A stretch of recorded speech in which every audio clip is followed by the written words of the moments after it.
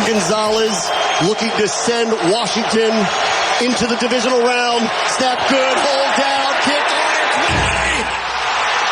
It is good! The Cardiac Commanders are the Clutch Commanders! They do it again! We'll see you in Detroit! Oh,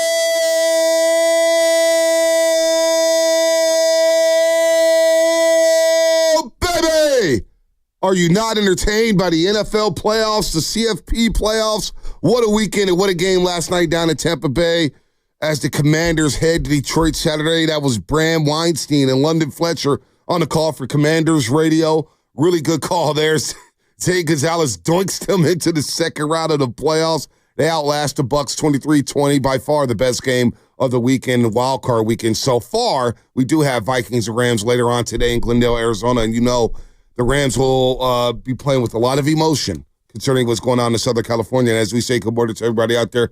Get after graveyard shift. Shout out to Craig, who I met at Molly Stone's yesterday, works for Muni at the Balboa Park Station. And he goes, "Odd blast." He goes, he's an OG, had his cigar, Shasky. Said, "I'm an OG roaster." I love it when you say good morning to the overnight dancer. So good morning to him. Special shout out to Craig, who's listening. And they were talking. It was funny. I was walking by Baby Chaz, and you could hear your eavesdropping. They're like, "Well, I don't know if Purdy's worth this, but you got to pay him this." And so Niner fans are still locked in what the Niners need to do. But what a game last night. Jaden Daniels stole the show.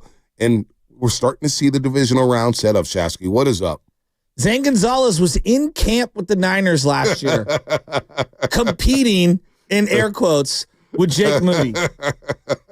Just want to put that out there. Also, Chase McLaughlin hit field goals yesterday. He's been balling ever since what happened in overtime. I mean, it's just like I can't escape the 49ers special teams. Packers, I thought they had the worst special teams unit of all time. And they pull a Niners and they fumble right off the rip. It was watching all those games. Not every moment of every game did I pivot back to the 49ers, but it's hard not to. And let's start with Washington. This is a team that had the number 2 overall pick. They've basically been dormant for about 25 years. You and I grew up in the Washington area, was a hotbed for professional football. And we know that baseball, they've been, pretty relevant in terms of winning the World Series a couple years ago and having some marquee youngsters in Bryce Harper, Strasburg, and things like that. But I grew up, that was a football market. And that organization was a powerhouse organization. And it's just crazy. The hope of a great quarterback and what it can do. You get a new coach in Dan Quinn who, I think most of us are like, Dan Quinn, But I'm probably higher on Dan Quinn than others. Okay, but nobody thought he was going to, reinvent the wheel. You thought he was stable, right? Like at minimum. And they take that kid number 2 overall, and it's the poise, it's the smarts, it's the moxie, it's the ability to, basically run no huddle. What felt like the entire game with Cliff Kingsbury. And I was just so impressed with him and how he played the game. And I just started thinking, like, man, football's better when a big-time region like Washington is now in the mix. Right. No, it just is. No, you get the nation's capital. They're going to start getting night games. Because even it goes back a couple weeks ago, we were off during the holidays, or maybe I was off that Monday or whatnot, but when Michael Penix Jr.'s dual league with Jaden Daniels, and you had big-time football in the nation's capital, a game that mattered, Commanders and Falcons, and I said, and you can see the camera shaking because old RFK Stadium, when it would rock, it would be like Doak Campbell Stadium where the camera's shaking. You're looking at the field. You're like, wow, it's going crazy in there with the Hogs and Charles Mann, Dexter Manley, Darryl Green in the back end. And so now you get this market. And I know they're fighting for RFK Stadium. I think they won that vote to bring the Commanders back downtown to Washington, D.C. So you get the owner of Josh Harris. You got Adam Peters there running the show. You got Dan Quinn there. Kingsbury. Bob Myers is chilling. Kingsbury is calling the plays. And you got a quarterback who's as calm as I've seen coming into this league. I cannot believe how much composure this young man has going toe-to-toe with Baker Mayfield. And it was Baker Mayfield who came up with the big turnover, and it wasn't Jaden Daniels who threw interceptable passes, and he made clutch throws on third down over and over and over again. They do have hope. And in that division, now you get the rivalries back. Cowboys, Commanders, Eagles, and then Commanders and Giants. So it is fun having DC. You're right.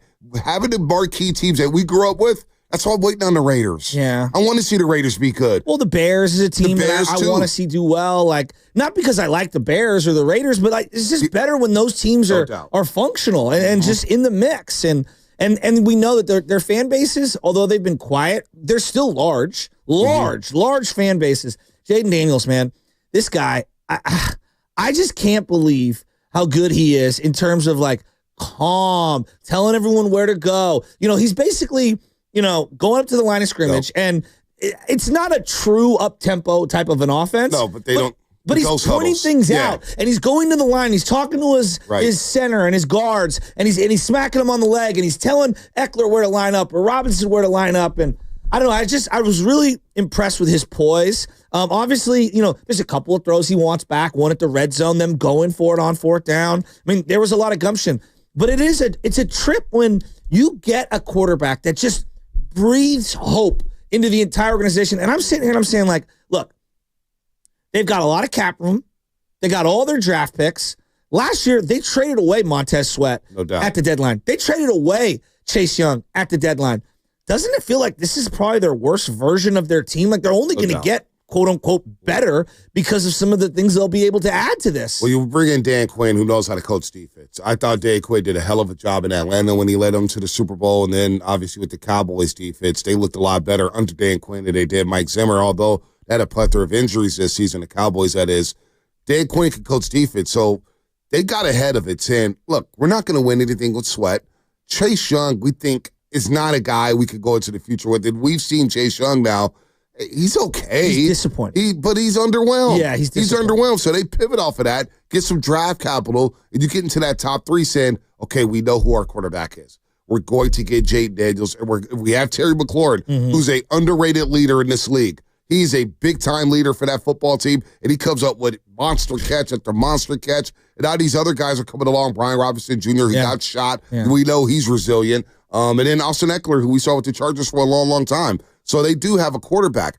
And it kind of reminded me, in a way, as I'm watching it, and I'm watching Jaden Daniels rally that team, in a way it was Brock Purdy-esque. I'm not saying Brock Purdy's Jaden Daniels. I'm not saying that at all before we all go crazy. But when Brock Purdy got inserted to the lineup, and he lit it up in that Miami game, and then he outduels Tom Brady at Levi Stadium, and he helped them go on that run, he galvanized that football team in that Niner locker room. So when you get a good quarterback play who is calm, cool, and collected, and they make big-time third down throw after third down throw or a scramble, or you get put up in third and short situations or fourth and short situations with this quarterback, and you don't, and you're like, you know what? I got a shot with this guy. I got a shot on every single play to make something happen. It does galvanize an organization. Yeah, and it feels like they're now a destination, doesn't it? Oh, absolutely. Like, if you're a playmaker, don't you want to play on that team? Well, you heard the rumors during the deadline that a lot of players wanted to get traded there because there's a lot of money. You got Josh Harris. You got Josh Harris running the show, and there is a vibe out there. They have you look at their locker room speeches, even early in the year, they had beat somebody. Oh, they beat Arizona. They blew out Arizona. And they gave the game ball to Cliff Kingsbury. But the way that locker room was in that, I watch all that nonsense, right? After the locker room, how's the team vibing? Are they feeling it? Like Jim Harbaugh days when who's got it better than us? You see all that Niner team. I was a sucker for that. Yeah, I was a sucker for that stuff. But you saw that Niner locker room starting to come together week by week by week. That's what the Commanders are. And you know what? They believe they got a shot Saturday night in Detroit. No, I have some overreaction statements that I want you to kind of react to. And I like them a lot against Detroit, but I still like Detroit.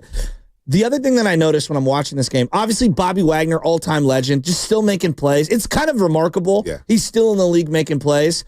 But when I watch Jalen Hurts, when I watch, obviously Lamar Jackson and Josh Allen on the other side of the bracket, but when I watch the NFC in particular with Jaden and with Jalen Hurts, I say to myself, the defensive linemen and the linebackers that I'm acquiring in this upcoming offseason and in this draft, and Bosa, they better be keen in on one element that is not going to go away, and that's the RPO stuff. Yep. How many times do we see these quarterbacks tuck it and either stuff it into the running backs, arms, or pull it out and go? If you are not instinctual on that play, I think your defensive line is completely outdated. Well, just think about what we saw over the weekend with the RPO, zone read, quarterback. Yeah, whatever you want to call it.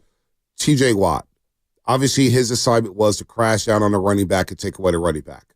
But that could be a mistake because Lamar Jackson pulled it and got outside all day long. So you got to make a choice. We saw Bosa in the Super Bowl. Maybe that was his assignment under Steve Wilkes. Go crash at the running back. Well, Kansas City took advantage of that. They got a first down on fourth down. We saw a keeper earlier in the fourth quarter. The rest is history. Now, I thought Tampa Bay, for the most part, did a good job on Jaden Daniels. There was a couple third and shorts where he couldn't get to, and he got blasted on the sidelines.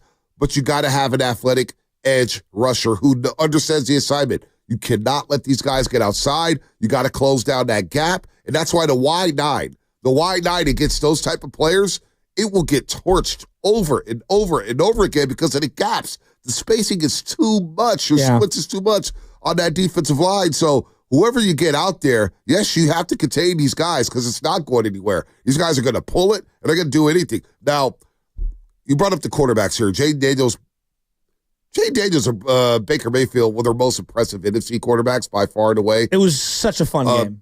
Lamar Jackson did what he had to do, and Josh Allen, we'll get to them. The whole Spider-Man meme. They're all-time legends, right? But I'm looking at Jordan Love, who I was high on, and this is a good litmus test. I don't. A lot of people say, boy, Jordan Love got all that money, right? It just proves that when you have different combinations on the offensive line and you have continuous injuries at the wide receiver position, and guys are jumping in and out of the lineup, whether it's Christian Watson, Romeo Doubs, Wicks, you're going to have issues at the quarterback spot. Listen to these numbers with Jordan Love. All right, Jordan Love's stats are true dropbacks. I got this from Brett Coleman last night. Jordan Love's stats are true dropbacks this season. And these are non-play action, non-RPO, non-screen pass attempts. This is just drop back, rip it, grip it, let's go. Jordan Love, 57% completion percentage, 15 touchdowns, 15 interceptions, 7.5 yards per attempt.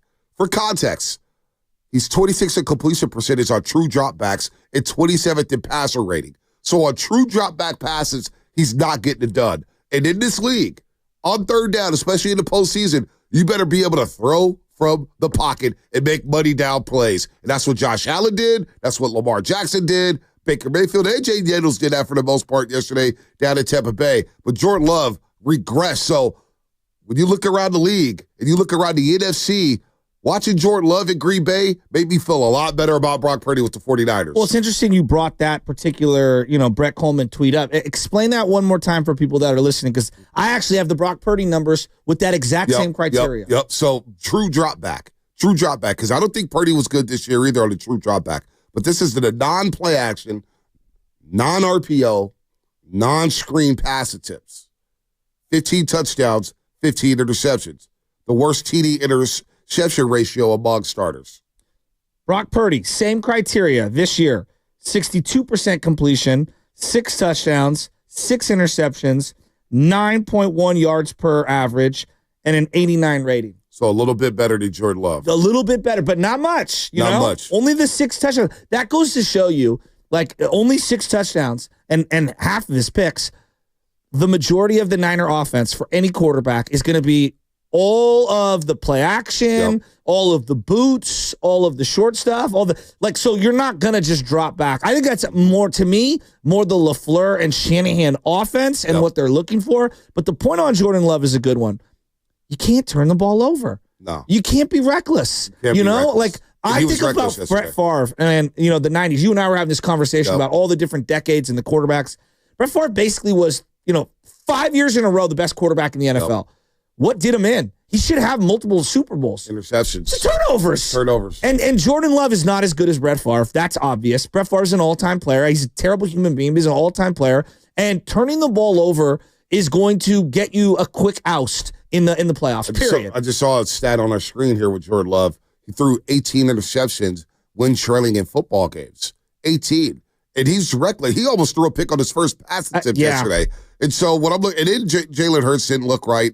Something's up with Philadelphia's passing game, which concerns me because they're my Super Bowl pick. But we'll see what happens tonight with Sam Darnold and Matthew Stafford. And boy, what a game for Sam Darnold. This is a monster game against a team that's going to be playing with a lot of emotion, fighting for their city in L.A. This game tonight in Glendale, Arizona is fascinating. But to your point about the drop back passing game, it could be size. It could be trust in your offensive line. It could be a number of things. Maybe not seeing it.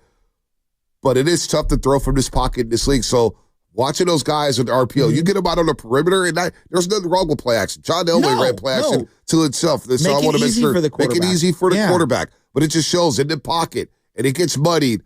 A lot of guys struggle, especially young guys. 100%. But I think the point on Jordan Love is a good one in that, we thought he was going to take a step forward. Development's not linear, and I think this year was a disappointing year for him on a variety of fronts. Himself, he got hurt. He was banged up. Players around, Christian Watson's hurt again, and obviously Dobbs came out of that game, and Reed came out of that game. But they had great run game this year, and he just didn't put it together, and it just goes to say that not every year is going to be your year. So I still have a lot of questions on him, no doubt. And then you get to the other side, Justin Herbert, C.J. Stroud, and that Chargers game. I'm saying to myself watching the first half, I'm saying they're leaving this game on the platter for Houston. All Houston needs is one play. And they got that one play from C.J. Stroud where he scrambled to the right, got to the sideline, and hits a dart 30 yards down the field. And it was like, yep, they're back because the Chargers are playing with their food over and over and over again. It doesn't fall on Justin Herbert. Look, I think they exceeded expectations. My personal expectations. I would agree. They had Ladd McConkey, I did not think would translate to this type of wide receiver in the league this fast. Quentin Johnson can't catch a cold. So they need a couple weapons. I think for them going to the playoffs is a big step in the right direction, as well as the Denver Broncos and Bo Nix. So I'm going to exonerate them a little bit here, but Justin Herbert definitely left a lot on the table throwing 4 picks. Well, I mean, he keeps getting put into the upper echelon of the quarterbacks, and to me, he's just a click below those guys. I mean, you've got to do it in the playoffs, number one, and number two, again, you can't turn the ball over. The same conversation we had with Jordan Love. To be fair, I thought they really overachieved this year. Yeah. And I don't think they have a true number one wide receiver. I like Ladd McConkey a lot. He's not a number one. Yeah, he's not a number one. And they don't have a tight end.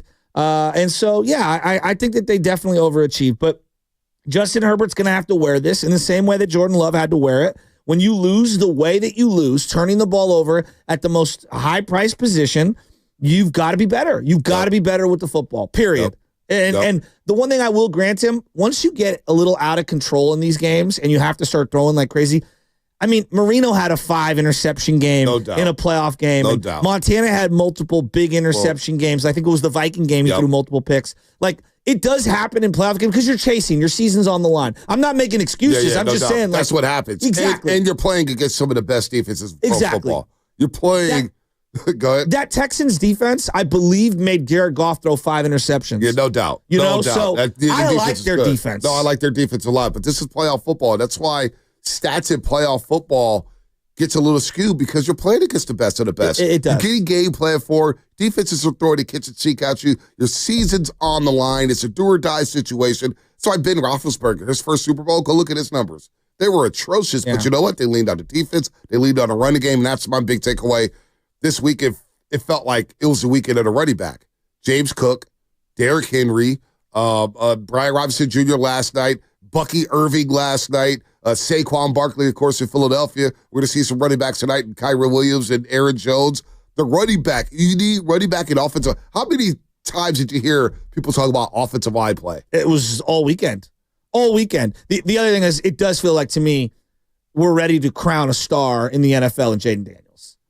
I'm not saying he's there yet, but I feel like the league is ready to propel him forward because of that franchise being so bad for so long. And in the NFC as well. Oh, no question. The NFC needs a top-flight quarterback because the Golden Four are all in the AFC. He's so fun. They're all in the AFC. Adam in the city, hang tight, because he wants to talk about quarterback play this weekend at Brock Purdy. We'll get to Adam. We'll continue to talk some playoff football here. Don't forget Warriors and Raptors, and boy, the Warriors need to win. This will not be an easy game north of the border against the Toronto Raptors, who basically win all their games at home. They only have one road win. So shout out to those watching on YouTube. Brought to you by Golden State, serving the Bay Area for 3 generations. When you succeed, we succeed. Visit GoldenStateLumber.com. We got a great announcement on the other side. Something's coming back, and you're going to want to be a part of it. So I'll let you know on the other side about that. And that's brought to you by Life Source Water Systems. New year, fresh start.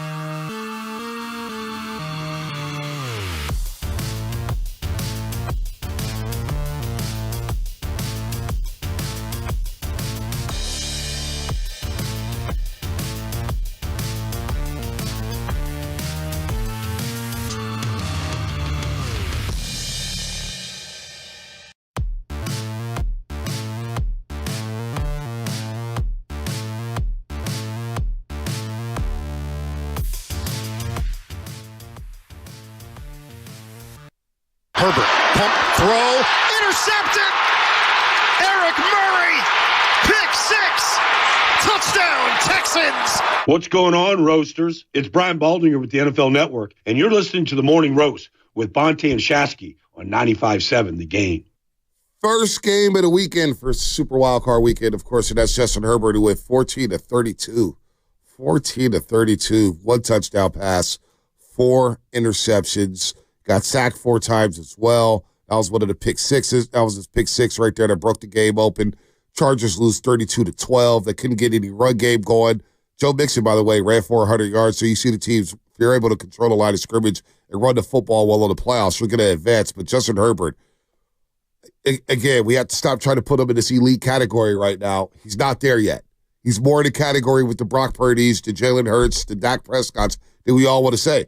He's 6'5", sure, he's got the rocket arm, he can make all the throws or whatnot, but it has to translate. Too many times in these big games, we see him come up a tad short. So 4 interceptions in the playoff game, and now he's 0 for 2 in playoff games, including that catastrophic comeback or collapse, I should say, against the Jacksonville Jaguars a few years ago. So it's like, I call it BOD, benefit of doubt, right?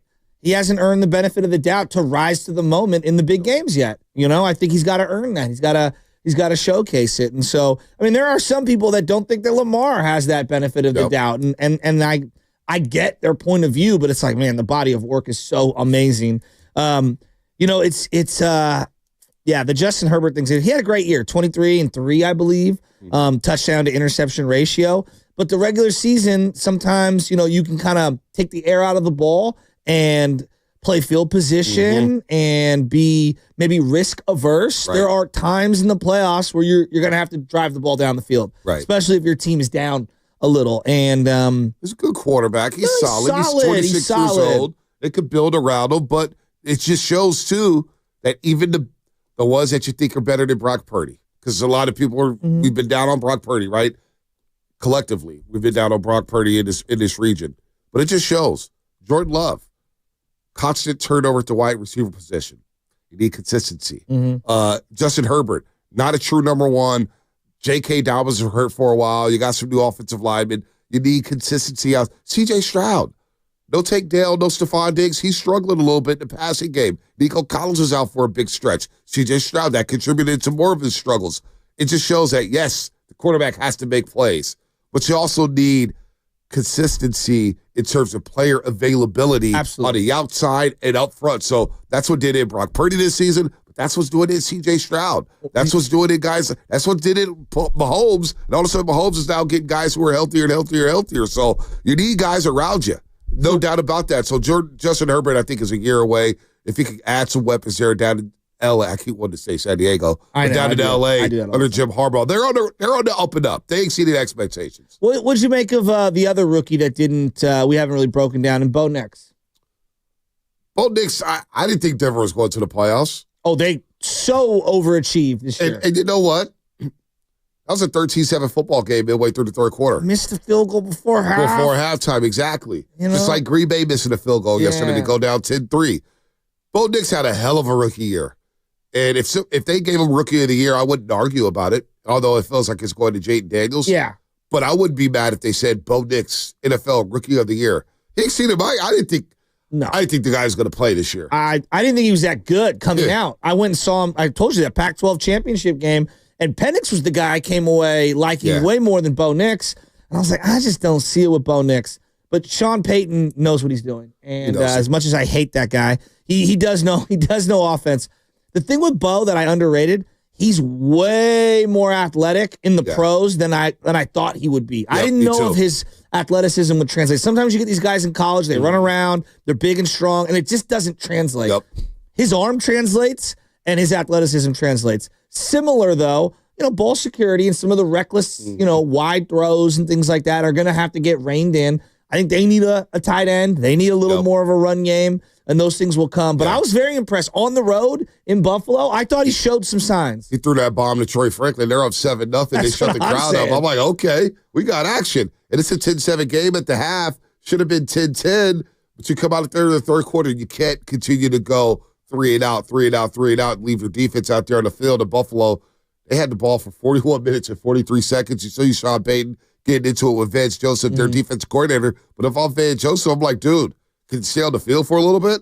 Can you stop going 3 and out? Don't yell at me. It was a 13-7 game midway through the third quarter. What else do you want from us? One of the things that I loved was Sean Payton after the halftime, comes out. He looks way older. I don't know what happened. I feel like he aged so much in the last couple of years. He's too old. He can still coach. And he goes, and he's great points. Like, obviously, ball security in the playoffs is extremely important, right? Red zone defense. Yep. And boy, is he right. And then, so conversely, it's red zone offense. I think about the Niners this year. Their turnover ratios were so bad, and their red zone offense was so bad. Well, and it's like you got to control the ball and you got to score when you get into the red area. Yeah, you do. And I think we make a lot. We talk about quarterback play and running back play. And do you score touchdowns? Well, Buffalo was 1-5 in the red zone yesterday. 1-5. It's going to haunt them if they play like that against Baltimore. No doubt about that. They're 1-5. I kind of leave Baltimore in this game, but it's in Buffalo and it scares me. But Baltimore's run game is no joke. And we saw Chris McCaffrey have success against that front in Buffalo early on in that football game. So, look, you got to – it's red zone, no doubt about it. Buffalo was 1-5 in the red zone. They were able to overcome that. Why? Third down efficiency. I mean, yeah. Buffalo was 8 of 15. Denver was 2 of 9. You have to be able to extend drives. That's one thing Jaden Daniels did yesterday in Washington. Third down after third down. I don't even have the numbers in front of me, but I can tell you they probably were over 50% on third down. Real quick, before we hit the break, because we do have an announcement. Let's get to Adam in the City. They will announce something special happening around this station. Adam in the City, good morning. What's up? Hey, good morning, guys. Thanks for having me on. Currently driving from Santa Barbara to San Diego, and I just wanted to shout out, LAPD, the LA Fire Department. It's really sad what's going down on there right now. And just wanted to give props to them and those people helping people try to get back to their lives. But I want to switch it over to football with the quarterback play we saw yesterday, and I wanted to highlight Herbert and Love. They got their contracts, didn't play up to it, and I'm just kind of curious, like, where, Purdy has looked way better in the playoffs than these guys. His record shows it, his stats show it, and I guess the question is just, like, how are we going to pay this guy? Because my thought is that if we give him the 50-plus million, whatever it is, you're not going to be able to build that team around him to make him competitive. But then if you come in too low at 25, 30 million, is he going to just be like, no, I need to get paid more? And after watching a lot of the quarterbacks this weekend, it's like Purdy is better than a lot of these guys that we see, but how are we going to pay this guy? I wouldn't worry about that. I think so. The Niners are going to come in with about $60 million in cap space. You do a couple of restructures, you may even be able to create another $10 million. There's a way to structure this contract to where the big money doesn't kick in until 2026, but we'll get there. I wouldn't freak out too much about that quite yet here, Shasky. The money aside, because to me, it's you have to draft better. Yeah. You have to draft and develop, and then you also have to hit in free agency what little money you have left over. You have to allocate it appropriately, right? You can't have another Javon Hargrave free agent signing ever. Like that, those can't happen. Yep. You're gonna miss. Like no one. Like I don't even think Leonard Floyd was that big of a hit, right? But you didn't spend a lot on him. Right. The Javon Hargrave, that really hurts you. You can't have those kinds of deals, and you can't whiff in the first, second, and third rounds. No doubt. We know you're great 4th through 7th, but you can't whiff. What I look at what Buffalo's done, they've hit in their drafts. Yep. Right? Around Josh Allen. So you have to surround that guy. Whether they're making $1 million or whether they're making $500 million, you have to develop properly around that quarterback. No doubt about that. All right, we got a big announcement coming up. Big announcement. The 95-7 game. Knockout tournament is back, folks. It's back. And we know who won it last year. The trophy stared at me right in the face. Mark Grandy won the knockout tournament last year. I did make the Final Four. I made the Final Four, so, nice. You look at all those Final Four pages, like, who's in the Final Four? Vontae Hill's in the Final Four. But win a chance to shoot hoops on the floor at Chase Center where Stephen Curry hits his threes and to throw the reigning champion Mark Grandy. The contest to qualify will start Monday, January 27th, and go for 3 weeks, so you will have plenty of chances to win. That is 2 weeks from today. 2 weeks from today, you'll have a chance to qualify for the 95-70 game knockout tournament. Listen to the 8 a.m. hour, 12 p.m. hour, 4 p.m. hour, starting Monday, January 27th, for your chance to participate in the 95-70 game knockout tournament. And each show will have a slot to give away each day for 3 weeks, and you have to be 18 to win and be a California resident. More details are still to come on how to win a spot in the 95-70 game knockout tournament. So this is an opportunity for you to shoot buckets on the Chase Center floor. Yep. Wow. And all you got to do is listen? All you got to do is listen. 2 weeks from now, we're going to start qualifying people. Now, my question is, are you gonna show up? I will be there. Because you flaked last time. I had stuff going on. You flaked, man. You didn't want to show your free throw shot, man. That's it. You made some excuses, man. You bowed out. I was looking for you. Shasky. I'll be at Chase Center tomorrow as well. Oh, for Bruce Mahoney. Yeah. I wanted to go, but you know what I have going on? 4:15. Maybe he has his dad's class. Oh, nice. Yeah. You're going to learn. Well, if you have a baby girl, things are a little different. Good. 4:15. What is she doing? Ballet, jazz? Well, she's doing ballet. She's in a theater class. Oh, cool. And they're getting ready for a Frozen performance in the summer. Very More cool. details on that. My sister danced forever. Yeah, she loves it. So it's Great always fun to go. And, they're doing a tap, tap, tap. And, Papa, are you coming to dance class? And I'm looking at the calendar like, I don't know if I'm going to Bruce Mahoney now because she has dance class. Anyway, 95-70 game knockout tournament. We're going to qualify starting in 2 weeks. 2 weeks. And we'll have more details on that next hour. And that's what's coming up, brought to you by Fremont Bake. Here for you, here for good. When selecting a financial institution, how do you know you're making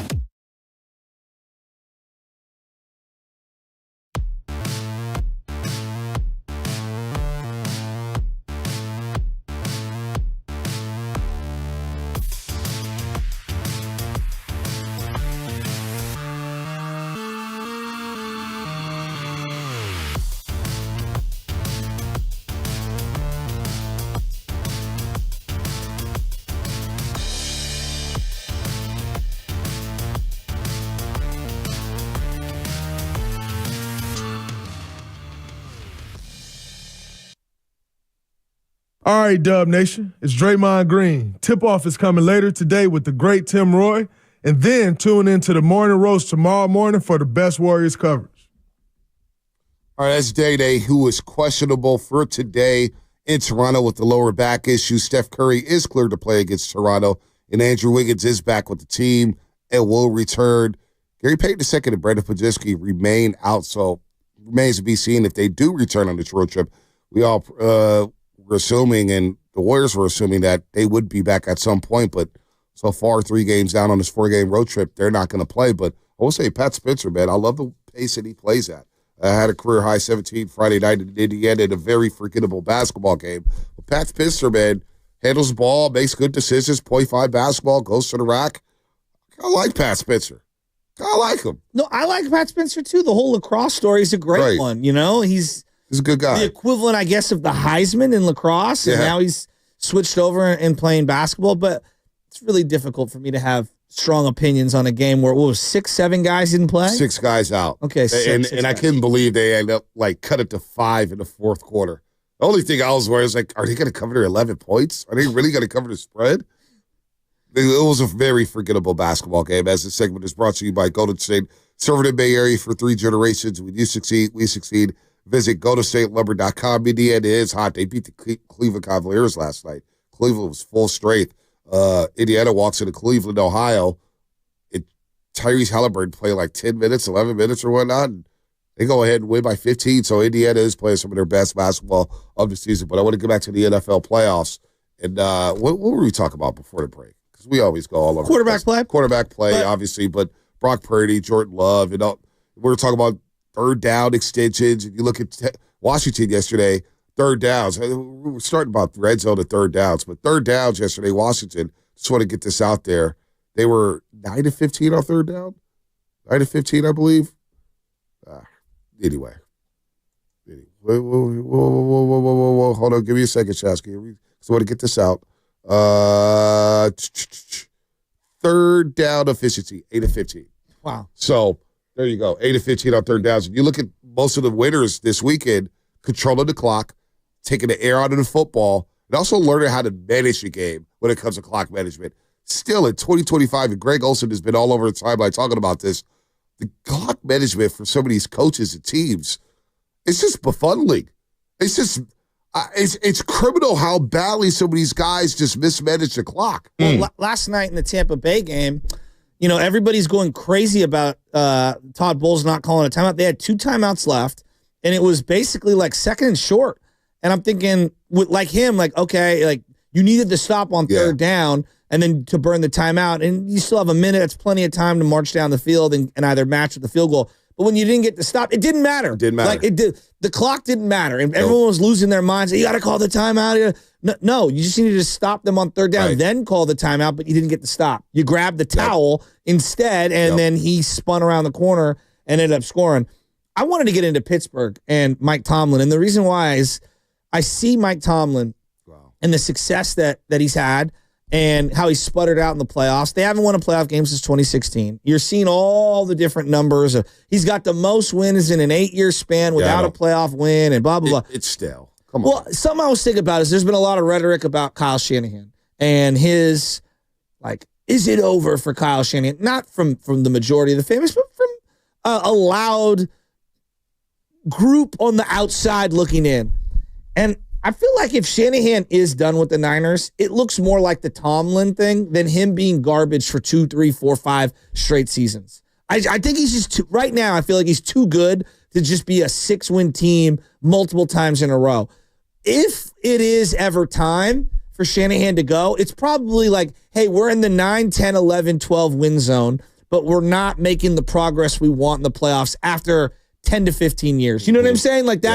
That's probably more what it looks like than him being inept for multiple seasons in a row. A lot of rhetoric about Tomlin staying there because of the losing seasons or the lack thereof of losing seasons, but you haven't won a playoff game since 16, 17. And so we look at their situation in Pittsburgh. I bet you Pittsburgh fans right now would be willing to trade Mike Tomlin straight up for Kyle Shanahan. Yeah, I wouldn't do that deal. I wouldn't do that deal. I would not do, but I Pittsburgh fans would do that deal. Yeah, they would. So that's why I think Niner fans need to sit back for a second and relax and say, you know what? We got a damn good head coach. We have a good head coach that's going to put this team in position to win. And you'll just look at their staleness on offense. Russell Wilson obviously is a quarterback who's lost a little bit of something. There's no doubt. They need another wide receiver. They need another weapon. But their offense just feels to be outdated. The way they play football seems to be outdated. They didn't get a third down. Baltimore, by the way, 10 to 15 on third downs Saturday night. Well, you got to be able to extend drives. But what Tomlin has done, a lot of people say, well, he hasn't got his quarterback. Well, he's been there forever.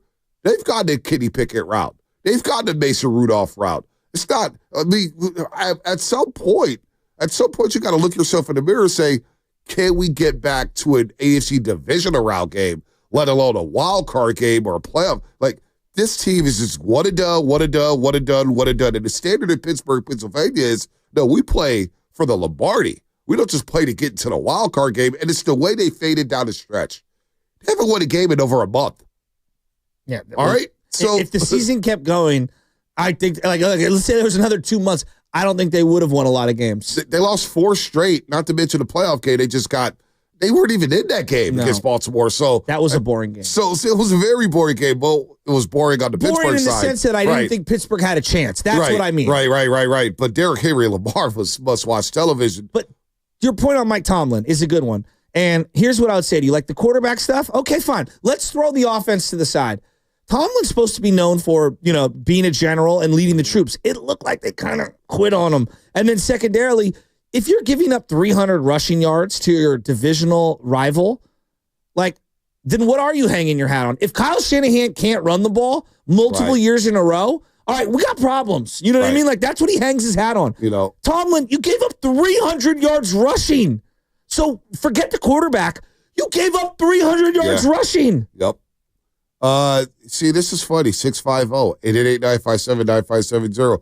You cannot compare Tomlin to Shanahan. Tomlin is levels above Kyle Shanahan. Well, last season, on opening day in Pittsburgh, Pennsylvania, Shanahan addressed Tomlin. The Niners went to Pittsburgh, Pennsylvania, what we thought would be a tough game, and smoked the Pittsburgh Steelers. It wasn't even close. Pittsburgh had one drive at the end of the first half where defense had a little bit of a meltdown, and after that, it was all Niners. Oh, that was Brock Purdy's first game back from the elbow injury, and he looked flawless in that game. So, I'm not taking Mike Tomlin at this stage. Last time he won a playoff game, I think Shanahan has 8 playoff wins. 8 playoff wins since Tomlin won a playoff game. So I'm not here for the Tomlin thing. And I like Tomlin, but at one point I did think he was overrated as a head coach. And I was like, you know what? He's winning 9 games with these guys. I'll give him a benefit of the doubt. But the way they faded, it couldn't correct their season. They had full control of the AFC North to win that division going away. And they didn't. Why? Because of the same things that's ailed him over the last 6 to 7 years. Well, Monte, look, he won a Super Bowl, all right? However many, 2007? Mm-hmm. Was that when it was? Okay, yep. And he went to another one and lost to Green Bay. And a lot of people could say you won that with Bill Cowher's team.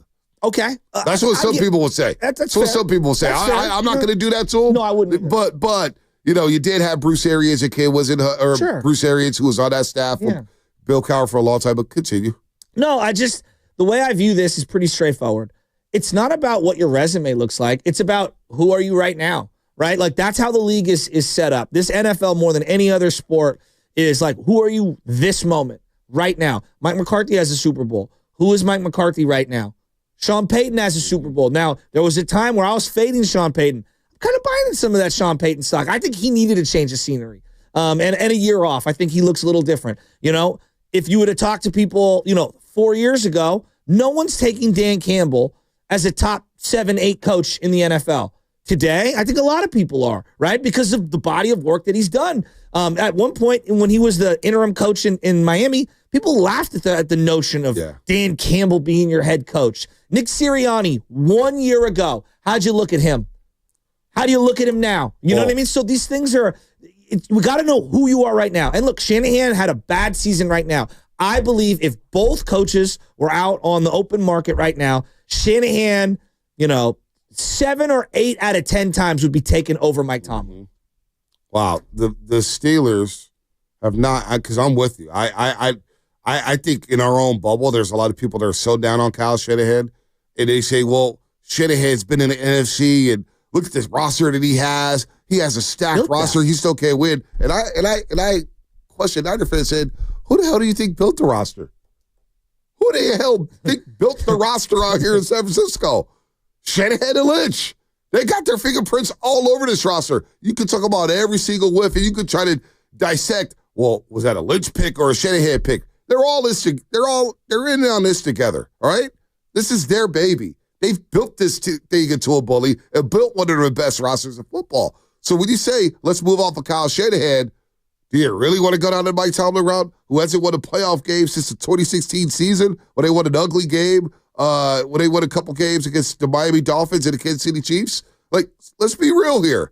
Let's be real about what's going on in San Francisco compared to Pittsburgh. Pittsburgh would die for Kyle Shanahan. I mean, it's just, I think it's foolish. I think Tomlin's a nice guy. I like him. I think he's, like, for example, if I'm the Chicago Bears and I've been dysfunctional forever, right, I could make an argument I would trade multiple picks for Mike Tomlin just to get stabilized. Like, I think you could do a lot worse than Mike Tomlin. But I think Shanahan's on a whole nother level than him. Yep. And it just is what it is. That's my personal belief. And, you know, if Shanahan puts together multiple 6-11 seasons back-to-back, well, then now we're going to have a different conversation. Right. But we're not there yet. But see, the same excuses that Tomlin gets from fans is not warranted to Kyle Shanahan. What's that? Well, Tomlin doesn't have the personnel. Tomlin this and that. Tomlin doesn't have the quarterback. Tomlin doesn't have this. And Tomlin doesn't have that. Well, Shanahan doesn't have it. What excuses are we making? We blame it all on the head coach. We go all to the coach. We don't blame it on the personnel. See, players play. Coaches coach. And so in one instance in Pittsburgh, Pennsylvania, we're going to blame it all on the players, right? Oh, it's Russ, it's Pickens, it's Watts not healthy, this and that. We come out here to San Francisco, it's Shanahan didn't do this, and Shanahan didn't do that. And I actually think this past season was more so on the players than it was on Shanahan. I mean, we read it off. I have all of the salary cap stuff right now. Name me one of the top paid players who had a great year. Exactly. On the Niners. George Kittle. Exactly, right? And look, I probably sounded like a hater at the end of last week, but I was just trying to give you my honest opinion.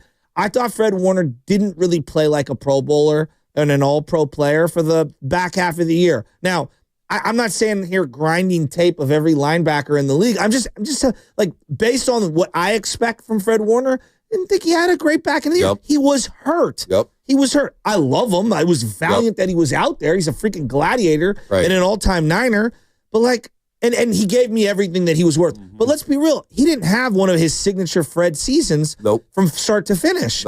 Kittle did, and that was about it. 650. Do I have to call in on this? You guys are homers. How many Super Bowls did Shanahan lose since Tomlin won? How many losing seasons? And who the hell did Tomlin have on this team? Shanahan has a full all-pro team. Well, again, Shanahan helped build the all-pro team. What has Tomlin done out there in Pittsburgh? He has a great relationship with the GM, Omar Khan, out there in Pittsburgh. They've been together for over 20 years. They draft well, right? Pittsburgh, everybody says Pittsburgh always drafts well. Oh, look at Pickens, look at Najee, look at Jalen Ward, look at all these guys they have. I mean, come on. Well, after one drive, watching that game, I think we all felt the same way. Pittsburgh's done. Right? Like, one drive. I saw one drive, and I was like, yeah, Pittsburgh has no chance. No chance. And maybe I'm just jumping the gun, but it's like, I've kind of watched this team for the last month or so, and there's not a whole lot there offensively. Whereas with the Niners, I've seen them come back multiple times during the Shanahan era in a playoff game. I mean, so I think that, and recent memory, so I think you got to be realistic with this. And think about those drives. The second drive, when they go up 14-0 in Baltimore, they were at 13 plays for 85 yards, all run plays.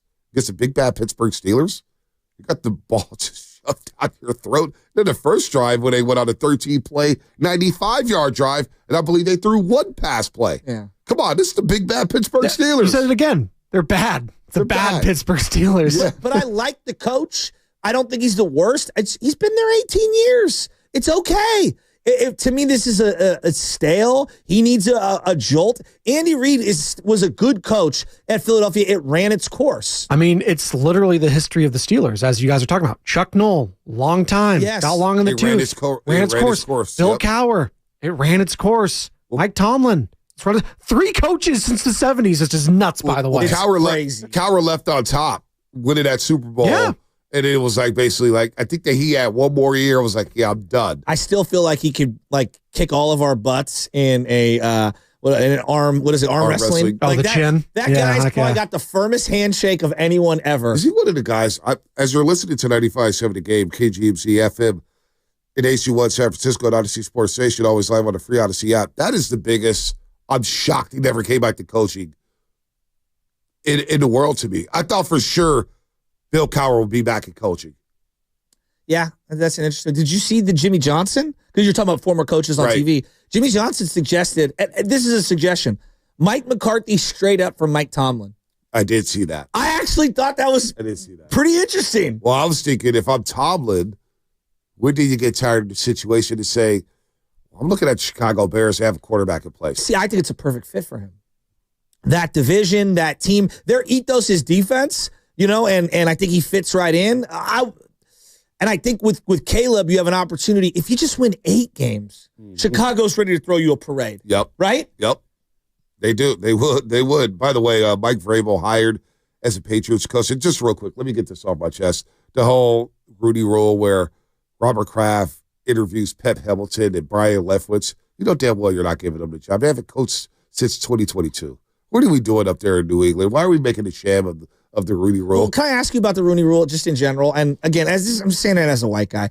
Like, if Aaron Glenn did refuse to interview too. What was that? Aaron Glenn refused an interview, knowing damn well he had no shot. Yeah, that it was like a farce. Right. I struggle with it in the sense of like I totally understand why the rule is in place. It is to give people opportunities that they would otherwise not get, because we know that people, are very closed-minded, let's just put it that way. Right? And it's about giving people opportunities. I am all about that.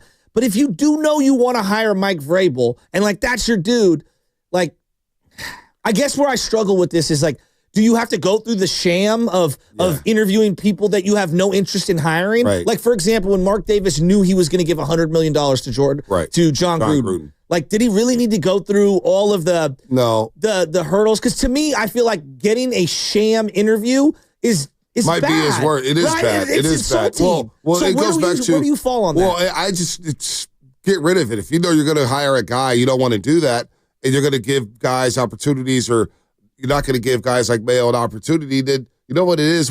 Then we have a deeper problem in the system. But to see Belichick walk away, you hired Jared Mayo, when I thought, why don't you just hire Mike Vrabel?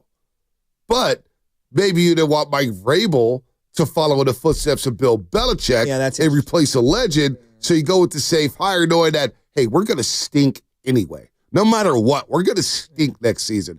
The way it looks, because I thought the Patriots played hard. I thought they lost a lot of close games. Got blown out in a couple, but you look at that talent, and Rob Gronkowski had a great bit on it, saying, what did you expect from the Patriots? What do you expect? And so now you fire man, you go one and done with New England, all right? And maybe you didn't like the way things were ran, but so whatever. You put that to the side. You knew Vrabel was your guy, and I am with you where you're really going to, what are you going to do, hire Pep Hamilton? You know damn well you're not hiring Pep Hamilton. But I also understand that you need to, like, I totally see both sides of this in the sense of like, you want to give people opportunities, but if I'm Aaron Glenn, that's insulting. Right. Like, and I understand that. I understand his point of view as well, because you're going with Vrabel. So this is where I'm very conflicted and I struggle with it. I don't know what the appropriate course of action is for the league. So I think it's just teams find loopholes. They interview these guys, and now if you want to give them mock interviews, do it in the offseason.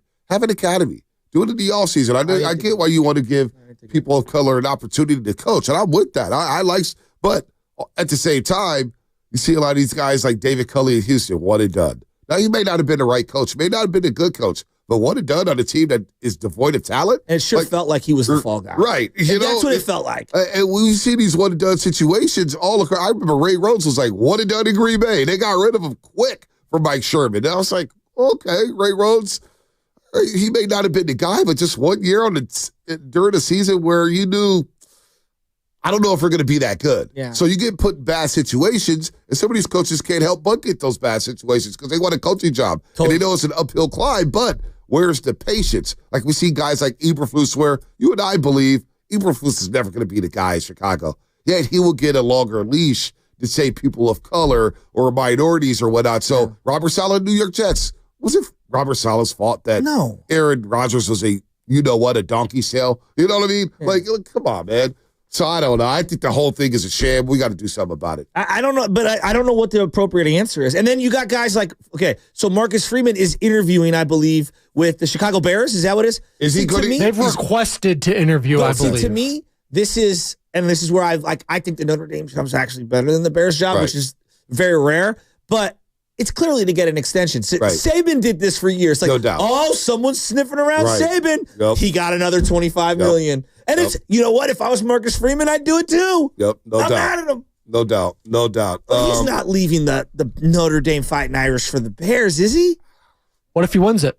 Says, hey, I got you your title, pulls a Harbaugh. It's Why like, would all you right. want to work for the McCaskies? He might never get another head coach. Like David Shaw for a long time was linked to NFL head coach. He's not getting that Well, opportunity he's getting anymore. interviews now. Well, he's that's getting crazy. He was getting interviews. He's getting the David Byron Shaw. Leftwich interviews now, Right. unfortunately. He's getting interviews, which is crazy. He may have missed his window too. David Shaw, that is. Yeah, I don't know. The Rudy Rule is just, it's a flawed system. They had the pictures back-to-back, a little 2-for-1 special. Byron Leftwich and Pep Helmets were interviewing him for head coaching jobs. And it was like, Kraft, what do we know Vrabel's their guy. The minute Vrabel decided to take interviews, they're like, he's going to New England. 100%. And you and I could name 1,000 coaches before we bring up Pep Hamilton as a head coach candidate. And I'm not trying to rip him. Right. No, not at Got all. some pep in his step. Oh, man. All right. What's coming up in the game brought to you by AC Transit, 888-957-9570. I do want to get to some 49ers, Shasky, and want to ask the audience, because draft season is coming up. It is coming up. Is there a player you would absolutely trade up for? Is there a player in this draft that you would say, no matter what, you would trade up for him? And we got more coming up on the other side. A lot of football, plus also in San Jose. It's all coming up, brought to you by AC Transit. Calling all journey-level mechanics. AC Transit is hiring. Join our crew and get on the job.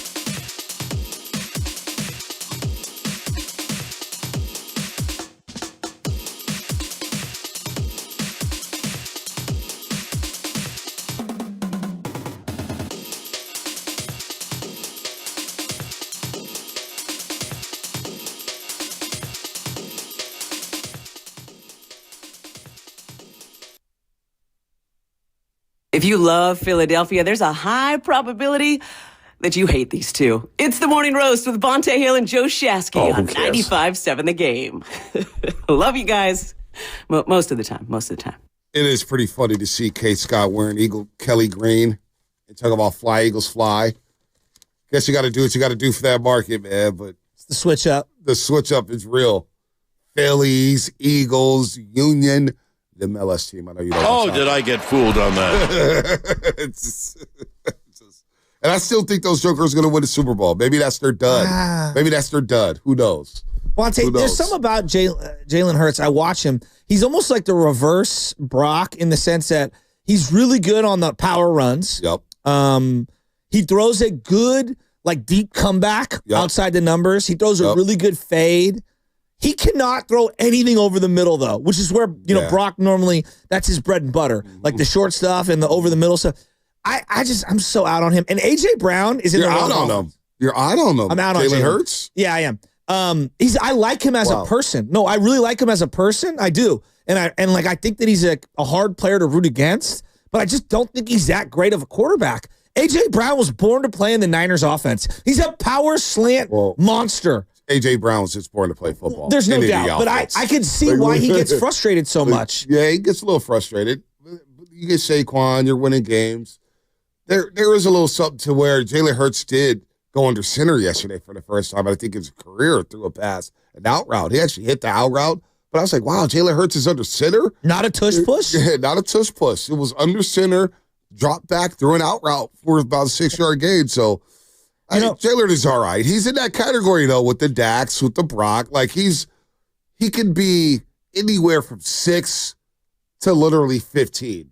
Yeah. In terms of that, it's a who's who. I agree. On any given week, sometimes he lights it up, and then sometimes it's like, Well, that's why I think this playoffs are very important for him. If they lose a game and he ends up coming up real short, they take a lot of heat. They're going to take a lot of heat. You know who's not going to take a lot of heat? A.J. Brown on the sidelines reading a book. Yeah. And the book was Inner Excellence by Jim Murphy about having a winning mindset. What'd you think of that? Middle of the game, sitting on the bench reading a book. If it keeps him calm, do what you got to do. And look, we're all trying to get... Was it fake hustle? No, well, maybe he's part of a book club trying to read his 4 books in a month. During the middle of a game? Hey, you got to do what you got to do. Your team's on defense. Maybe you look up. Hey, the defense is going to shut down Jordan Love. Nothing to watch here. Let's just get a few pages in. Remember when Colin Kaepernick wouldn't look at the iPad on the sidelines, and that was a big deal? Oh, we're like, Harbaugh and Kaepernick are not on the sidelines looking at the iPad. If he busted out a book, on the sidelines, just chilling, that would be just hilarious. Well, Philadelphia law, it's going to be interesting to see. They love it now, but that's also the same fan base that booed their team off the field in the first half. They were booing the Eagles in the first half. They were up 10-0. They're up 10-0, and their fans were booing their offense because they couldn't sustain drives. Only in Philadelphia, right? You're in a playoff game. Green Bay gets paid too. Come on, man. Unbelievable. That's Philadelphia, though. We'll see Hurts. That's why I want to see them play. Look. You're higher on Philly than me, but keep going. No, well, look. Here's because their offensive line. No doubt. He doesn't get touched. Yeah, I just don't trust Hurts. Yeah, I hear you. That's why tonight's game is fascinating. The Sam Darnold Bowl. And a lot of people. Sam Darnold. It's the same. This is obviously his first ever playoff start. It means nothing for McVay and Stafford. It means everything for everybody. And LA is going to be playing with heavy hearts. The emotion's going to be on their side. America's going to be ready for the Rams tonight. There's no doubt about that. It's a crazy line you just said, but you're right. No, I know, but if I had said it 6 months prior, America's rooting for the Rams because everything going on in Southern California. My condolences go out to everybody who's lost their homes, who's had to evacuate. My neighbor Janice, her family's down there in L.A. They've got 17 people living in one little Airbnb shack. I mean, it's real down there. It's not a laughing matter down there. The fires are getting closer to Brentwood. This is tragic. It really is. And so we're going to be looking at the Rams, and if the Rams win, everybody's going to be like, yeah, they had to do it for L.A. But as a football fan, just looking at the football teams and taking away the tragedies and whatnot, which is very, very difficult to do. The better game next Sunday would be Minnesota and Philadelphia. Now, with that said, who knows how that plays out? Philadelphia could blow them out. But I just want to see Brian Flores and that defense go up against Jalen Hurts and Kellen Moore. and see. So to your point about Jalen Hurts struggling, what happens if he sees Brian Flores and all those exotic looks? Where's his decision-making going to be at? And that's why I want to see Darnold go to Philadelphia. Now, on the flip side, he could go out there and turn the ball over too, and he could not see it. But I want to see Vikings-Eagles. And can he bounce back from what we all thought was probably his worst performance of the season? Yep. Right? Like he needs a big bounce back here. So, I think this is a big one. And I've been glued to my television all weekend, and I was sad heading into the weekend that the Niners weren't involved.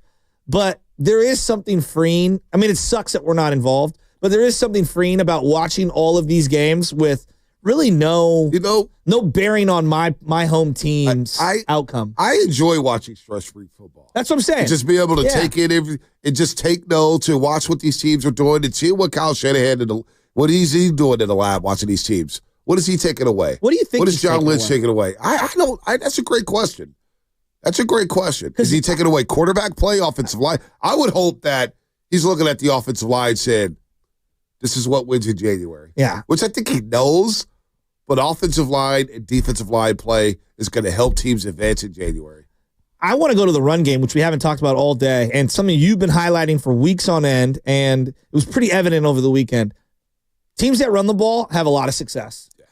Simultaneously, teams that can stop the run with their front seven, linebackers and D-line, those are the teams that are going to continue to advance. And, you're talking about Philadelphia, and one thing that Fangio did was switch a guy who had never played linebacker at any point in his life and turn him into a Pro Bowl linebacker. Van Ginkel had a monster season for Minnesota. You're going to see him tonight. You saw Tampa Bay's defense with those linebackers can hang with Jaden Daniels, even though he's so tricky to guard.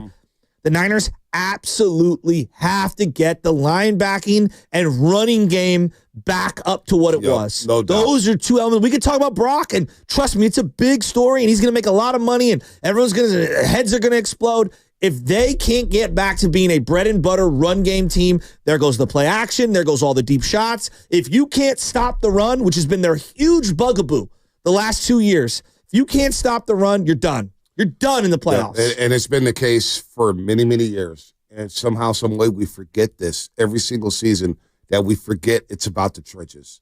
We ignore the trenches for 15 weeks in the regular season, and then it comes in December. It's like, well, what's going on with the trenches? Because all of a sudden the weather gets a little colder. You got to be able to, a little harder to throw. You look at these teams. I'm just looking around the league. All right, so the Ravens ran for 300 yards. They had the ball for Derrick Henry. They had the ball. They had the ball. Listen, they had the ball for 39 minutes. Just score around the league, right? Then you look at Houston. Quietly, Houston had the ball for 34 minutes and 25 seconds. And Joe Mixon ran hard. And Joe Mixon ran for over 100 yards. You go look at Buffalo. They ran the ball 44 times. Ran for 210 yards. James Cook, 23 carries, over over 100. They had the ball for 41 minutes and 43 seconds. With Josh Allen running behind the line, doing anything he wanted. Like a video game. Yep. Philadelphia. Now, Saquon ran the ball 25 times for 119 yards. Could have had a 60-yard run at the end, but he chose to go down. Which was so smart. Now, the only team that didn't really run the ball effectively was the Washington Commanders. 33 carries, 82 yards. However, their threat of the run game, their threat of the quarterback keepers, you kept hearing Chris Collinsworth. Tampa Bay's defense has a double spy on Jaden Daniels. I've never heard of that. They got a double spy on them. They don't just have a quarterback spy. They got the double spy on them. They got two guys looking at them from hash mark to hash mark saying, you're not getting past us. However, that opened up the deep middle passing game, the intermediate passing game where Terry McLaurin and De'Ami Brown started going crazy against Tampa Bay. Zach Ertz had 2 catches, 23 yards. Down. Yeah, no doubt. So the threat of the run game confused Tampa Bay and befuddled their defense. So, of course, you got to have a run game in the trenches. Philadelphia's offensive line, when we're talking about Jalen Hurts, he's going to have time to throw the ball. He's going to have time to throw the ball. Now, I'll give him the benefit of the doubt this week for coming back after a concussion. You haven't played in a few weeks. Okay. But next week, whoever it's against, the Rams or the Vikings, that BOD is out the window. Hurts has got to perform better, but at least he has Saquon Barkley and a great offensive line. And that's what I hope Shanahan is taking away from this first week and said, let me shore up my offensive line and let me shore up my defensive line and let me make sure I can stop the run and get back to running the football. Well, so that's like something that I've been really wrestling in my head. Like Jordan Mason was really good for 5 or 6 weeks, 7 weeks, whatever it was before the shoulder injury.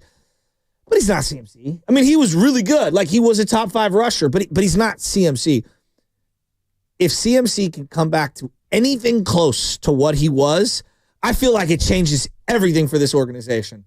Because I'm looking at Derrick Henry, and most people thought he was cooked. I didn't. You and I didn't. We were like, him in Baltimore? Wow, that's going to be wild. And this guy has made a career of, I have a 15-yard run, and I'm just going to run past everyone for 50 yards.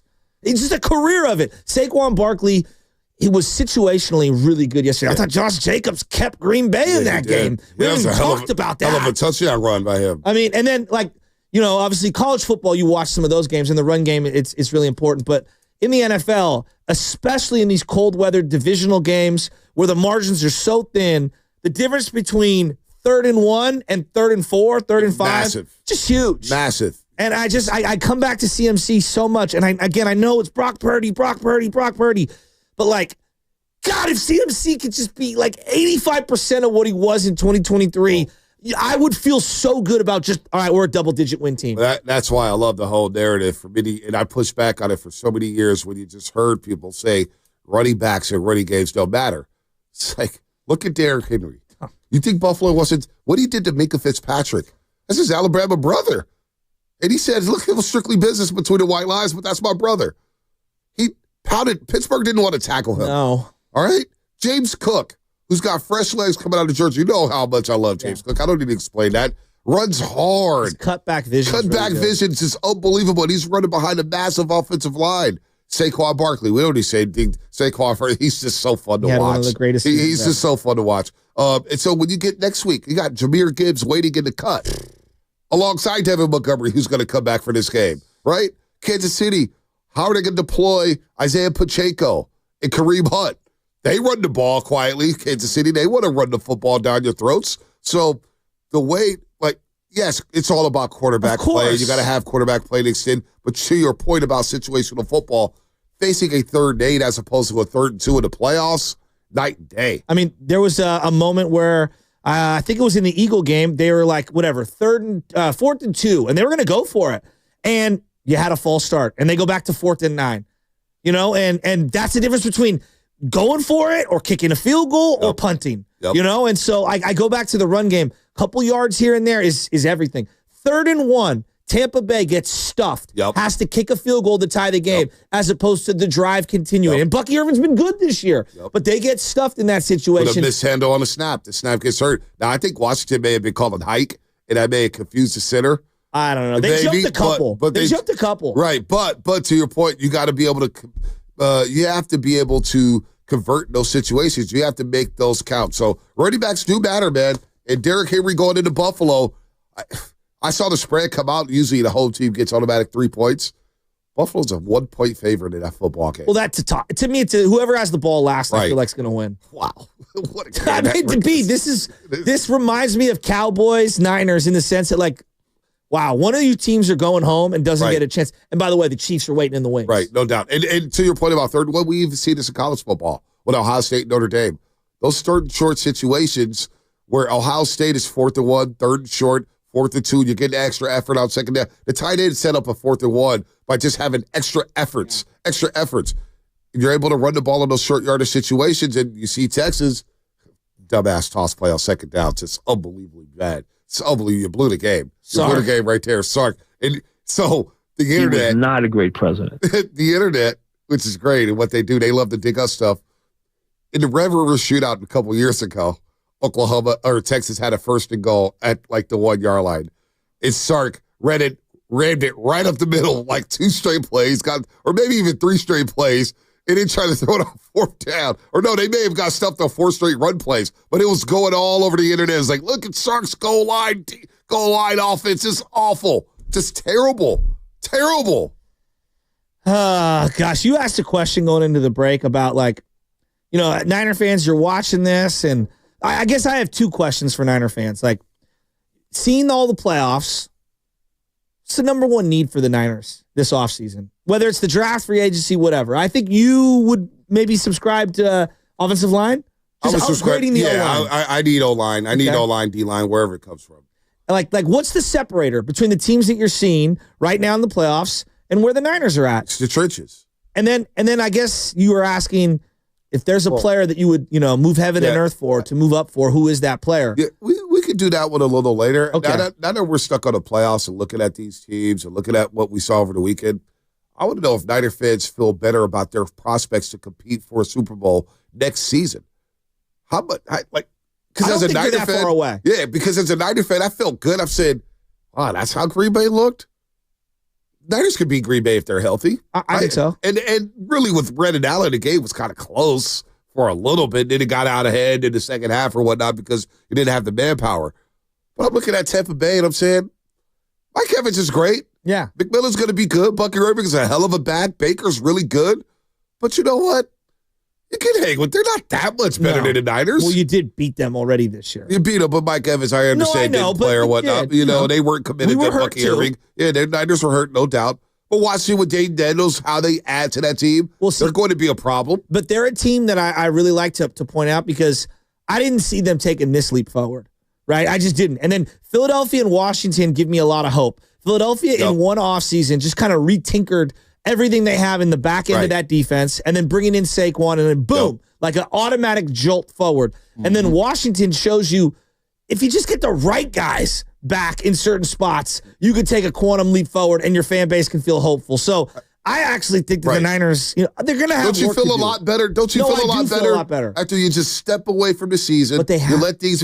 Yeah, of course they got to hit free agency. For me, if I just moved O-line to the side. Because I think you're on O-line. And I agree. No, O-line. I'm on. No, I need an opposite edge rusher, too. Well, that's my number one. In the scheme change.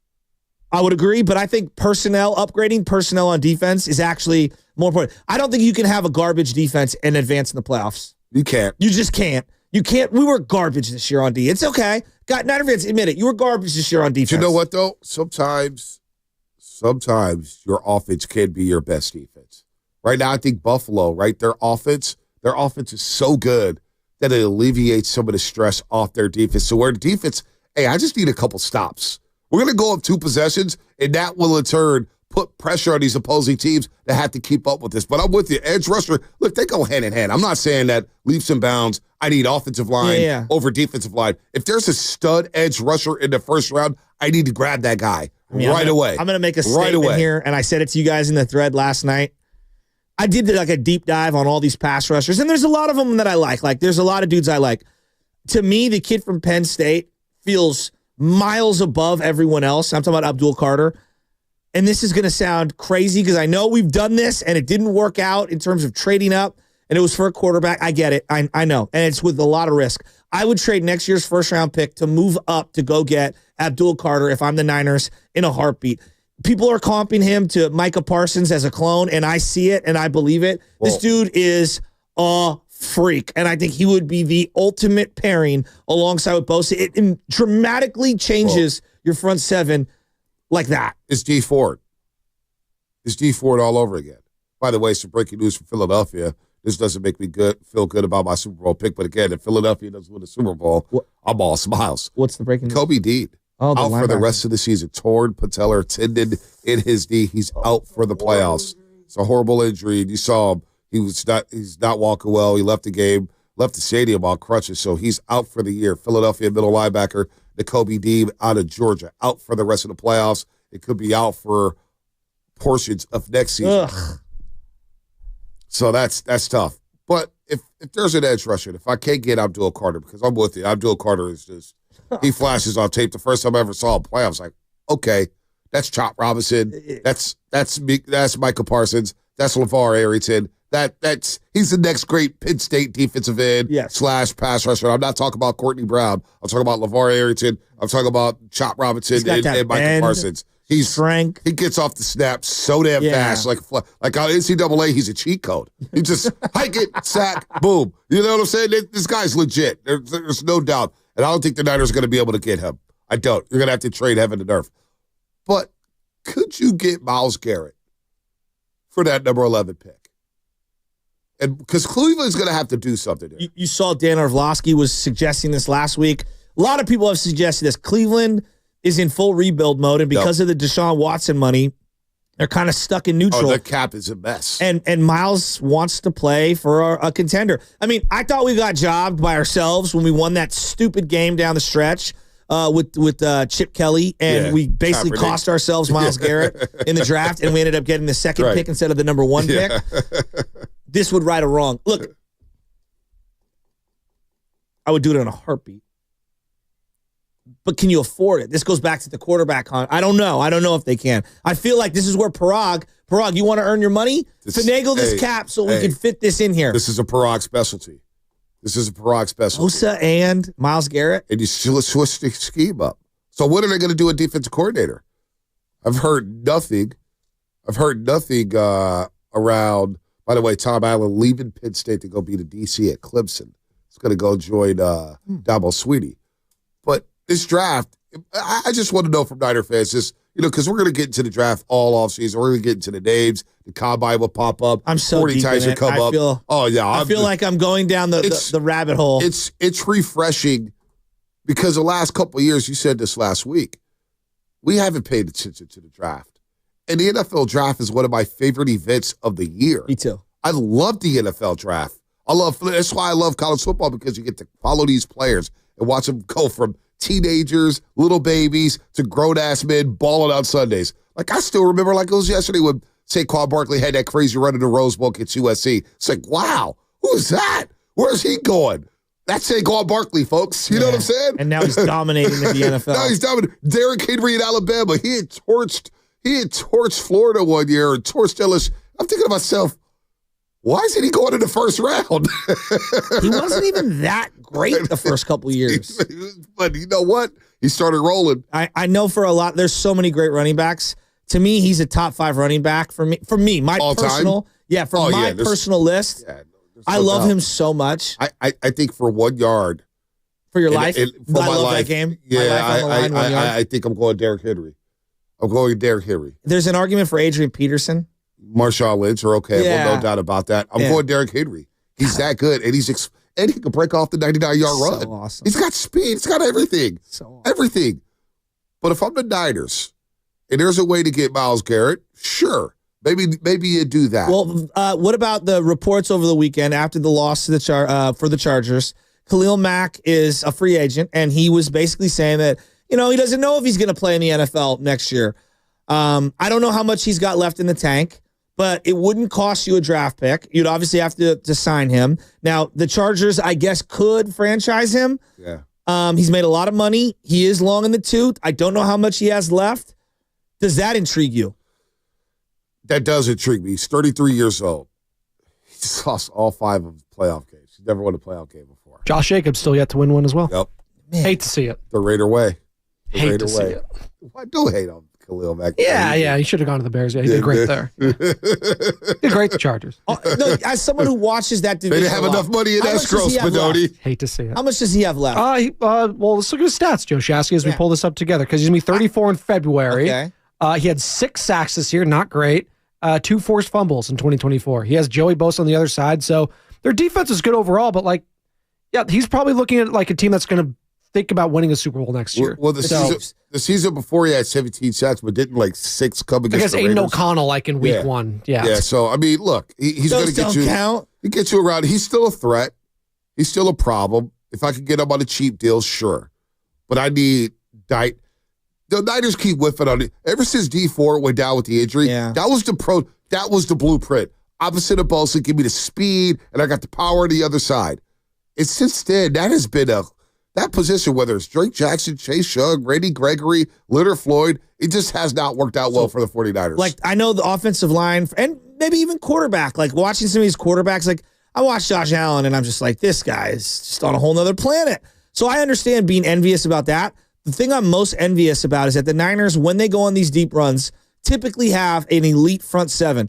That is no longer the case. And I think that as I look around the NFL over the weekend and I'm watching all these games, the thing I keep coming back to is that I don't think our front 7 is anywhere near good enough currently to be able to be a factor in the playoffs. Yeah. And that is the area I keep coming back to, and I go to edge rusher, I go to another linebacker, an off-ball linebacker.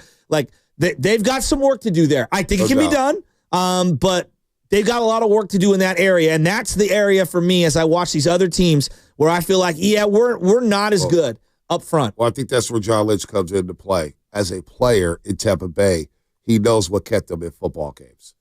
Their defense, their front seven, their defensive line, their linebackers, their secondary played so well off each other. And it's not like they need a massive overhaul defensively. I got some good corners in Diablo Lenore and Renardo Green. I got a safety in Malik Mustafa where I could plug and play somewhere. It's going to knock the living snot out of somebody. Yeah. I have Fred Warner, all right? I have Fred Warner.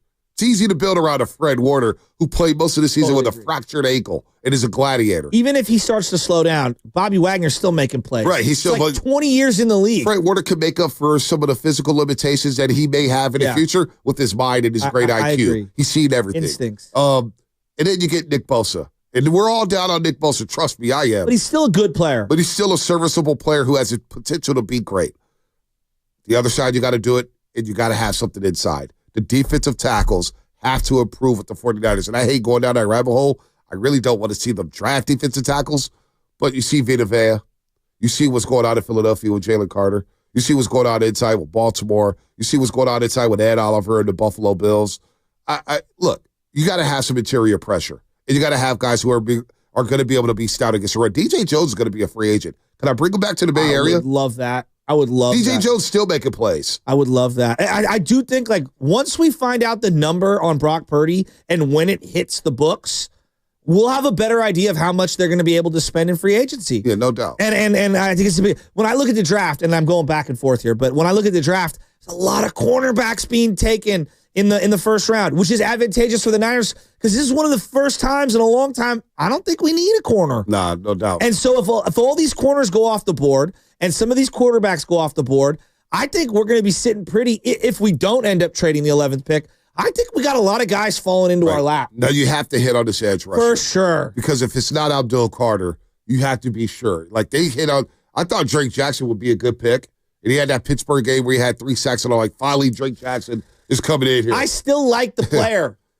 I know. I just, what it is sounds his, like I sound like a can you moron. pull up his status, Drake Jackson? Because we saw him in training camp and he goes, on the cart. he was on the cart. Shasky, I hear on the Drake Jackson, there was a lot to like about him physically and how he could play. He was athletic. He was. He's very bendy, very mobile, but he just can't get on the field. It 100%.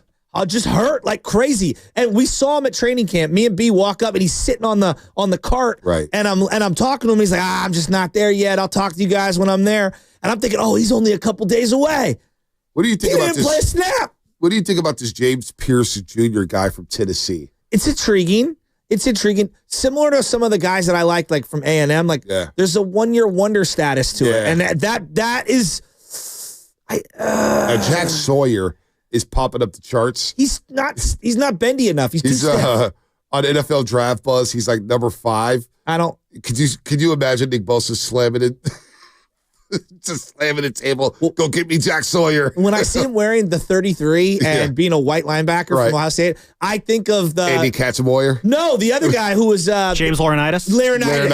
Who's Legion of Doom. His was dad he 33? What? James Laurinaitis was 33? He was on the Rams. So, but I just remember all those white guys. It was Vrabel. Yeah. Then it was A.J. Hawk. He had Andy Katzenmoyer. Remember him? Andy Katzenmoyer. Katzenmoyer was unbelievable. They had a bunch of dudes. It's not do or die, but it's close for yours. Pressure comes. Sawyer knocked it out and picks it up. Jack Sawyer headed down the sidelines. Ohio State scoop and score and dagger from 82 yards. Quinn Ewers. I saw that coming a mile away. Yeah, Laurinaitis also wore 33. Yeah, Laurinaitis wore 33. Yeah, in Ohio State. Yeah, he was. I love the Legion of Doom, so I rooted for him. No, I rooted for him too. But they've always had the white linebacker at Ohio State. Who's at number 44? JT from Ohio State, the defensive end. I'm intrigued with him as well as maybe a day 2 pick. He's rated 12th all overall on some of these prospects here. But let's go to Rob and San Bruno real quick because I don't think Rob is feeling better about the Niners. Rob, come on. I feel a lot better about the Niners moving forward. You watch these NFC teams, you watch these playoffs, a lot of mediocre football being played. Oh, who cares? Well, yeah. I mean, the whole NFC West was mediocre, but the Niners were 1-5 in the mediocre NFC West. So it just tells you they're not good enough. Look, I'm going to tell you this. I'm looking at these defenses and these quarterbacks who can the read pass run option. I don't think our defense line is athletic enough to even stop that. Be honest with you. We're not athletic. We're not big in the middle. People seem to forget. When Cal got here, Armstead and Buckner was already here. You had other guys that played roles in when we got to the end of the Super Bowl in 2019. A lot of them D-line was already drafted. It was already here. There was high picks. Buckner was a high pick. Armstead was a high pick. So if we want to get back to doing what got us here, we got to invest in the defensive line. Period. People say the offensive line. Me personally, I don't really care for the offensive line because they have shown you they're not going to draft a guard in the first round. No, it's not happening. I think they're going to go free agency on O-line. I think they're going to sign one of these guards. There's a lot of guards available. Yeah, I'm not mad at that either. But who's your draft guy? Who's the guy you want to see the Niners draft? Who do you want to see them go up for, move up for? Who's your draft crush right now, Rob? I don't really watch a lot of college football like I used to, but what I'm going to say, when we go off of need, I think if we don't do anything, I hate to say it, but we got to do what made us good. We got to go back and get a stout player who can play inside, or we got to get a pass rusher. Yep. If we can't get one of those guys the first few picks, I want Travis Hunter. I feel like with him, we put him at free safety. He can be the next Ed Reed, how we had. He can be a way better Jimmy Ward to where we had him playing either safety position. Well, he was very valuable. He can play the slot. Yeah. He can play the slot. He can play outside. So that's my opinion. I want Travis Hunter, but if we can't get him, I think we need to go interior line because we got to be able to stop the run, and then we got to get some athleticism. Let me give you. And Travis Hunter, his favorite team, his favorite team too is the 49ers. Travis Hunter. He said that. He goes, my favorite team, the 49ers. Well, the thing is there are going to be a lot of interior defensive linemen available in the 4th through 7th rounds. I'm telling you, like Notre Dame's got multiple guys that eat space that you could take in the mid to late rounds. I know it's not sexy, but that's where I would be targeting D tackles. But I hear you. They have to fix their front seven. And the point about the RPOs is exactly why when I'm looking at these edge rushers, what are your instincts on that play? Because Bosa's awful at that play. Oregon's got a couple D tackles. Ohio State's got the one, Talik Williams. Ohio State's making money. These prospects are making money during this playoff run. This guy, Talik Williams, is 6'3". He's making plays. He's 327, runs a 4.68 40 inside. 4.6 40 inside. I mean, wow. This guy's unbelievable. So, but how would Niner fans react to the Niners going defensive line? If they go D tackle, we're all going to go crazy. Yeah, exactly. Especially if it's a 2-down lineman who can't rush the passer. Exactly. You need a guy who's a 3-down player who can get to the quarterback. That's what the league is all about. Pressure on the quarterback. Now, Travis Hunter is going to go to top 3. If Caleb Downs could come out right now, that would be the guy I'd be targeting at 11. You love Caleb Downs. Well, because of a ball-hawking safety is the thing that they haven't had since Merton Hanks. Thank you. Now you're in my camp. Now you listen. Since Merton Hanks. Listen. He's not coming out. First thing I said after the Rose Bowl, I'm so mad that number 2 from Ohio State can't come out in the draft. Caleb Downs. That's all I've been talking about is Caleb Downs. How did he leave Alabama? Why did they let him walk out the door? I guess the coaching changed. He wanted to play for Saban, not DeBoer, so he goes with Ryan Day Company. I think he made the right decision. He is unbelievable. Sure, I would love a ball hockey free safety. But then I think about Travis Hunter and what you could do with him. He could play a slot corner. I'll play him on 3rd down in the nickel package. And then on offense, you're going to play the slot. And then, you know what? We're going to Shanahan scheme it up to where he's facing one-on-one against anybody. Because you know what he can't do? High point the football and beat guys deep. So now we're reinventing the sport and we're going to have a 2-way player. You know what? If Travis Hunter is available, I'm not at that. No, it's not even funny. Critique that he doesn't evolve to completely pushing the sport forward 20 years. Huh? Seriously. If Travis Hunter was there, he's not going to be there at 11. I think he's going to go top 5. Yeah. So do you want to move up? Is he worth moving into the top 5 for? I would rather have Abdul Carter personally. Okay. I do like him. I do, but I don't even know what position he is. That's the great part that's the beauty about it. He's a playmaker is what he is. Kind of like Deebo Samuel. But would you agree? Is he a running back? Is he a running back? Or is he a wide receiver? No, he's a playmaker. That's what we said for many, many years about Deebo. I don't even know who my defensive coordinator is, so I don't even know if I could trust that guy to put this play. I agree, he is a playmaker. But, like, you see where I'm going with this. Like, if you don't have a position, and I don't even have a DC, like, can I get some clarity on who my DC is? Brandon Staley will get it done, guys. Don't worry. If it was Vic Fangio, I would trust him to be able to figure out this conversion. We'll see what the defense. But I don't know who their DC is. What if it's Wink Martindale? I don't know. Lou Anarumo had an interview in Indianapolis. Now they're interviewing Vance. No, they're not. Dennis Allen. Dennis Allen is who but they're Vance interviewing. Joseph is getting the Raiders money. Yeah. Well, the after Raiders. Sean Payton and him had that spat on Right. the Well, sideline. Sean Payton, get your offense right. It's a 13-7 game midway through the third quarter. What else you want that defense to do? They're on the field for 41 minutes. 7 points only for the highly innovative Sean Payton. Yeah, it's never his fault. I don't know if you know this. He is It's never his fault. He is unbelievable, Sean Payton. No, I actually can't stand the Him guy. and Mock Rivers. Can I throw a name at Niner fans that someone suggested to me? What? What about bringing Greg Williams back into the NFL as a DC? I couldn't even say it without laughing. Who brought it up? Someone DM. JP Money? No. Oh. By the way, before the injury report, got to let everybody know the 95-70 game knockout tournament is back. You can shoot buckets on Chase Center's floor. Yep.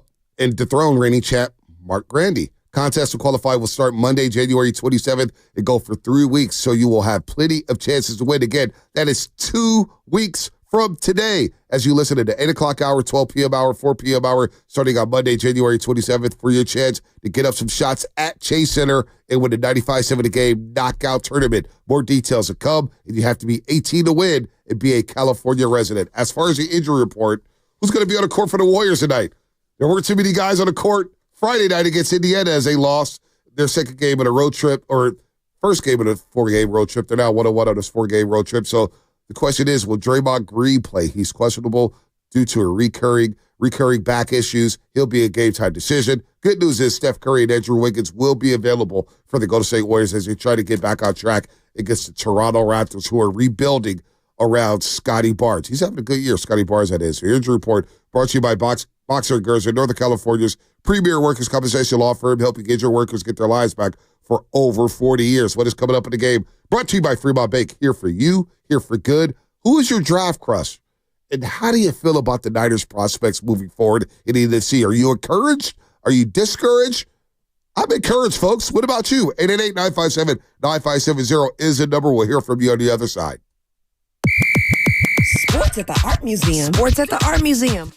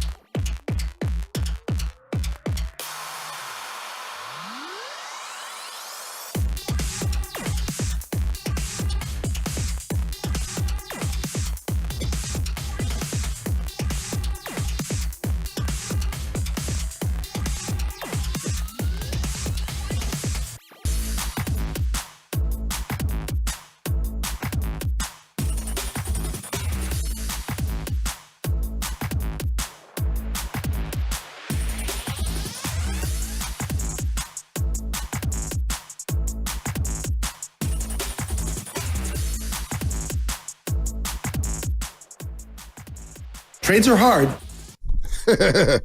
Oh, baby. Trades are hard. What are the Warriors going to do before February 6th? Trade season's coming up. It's a great time in the Bay Area.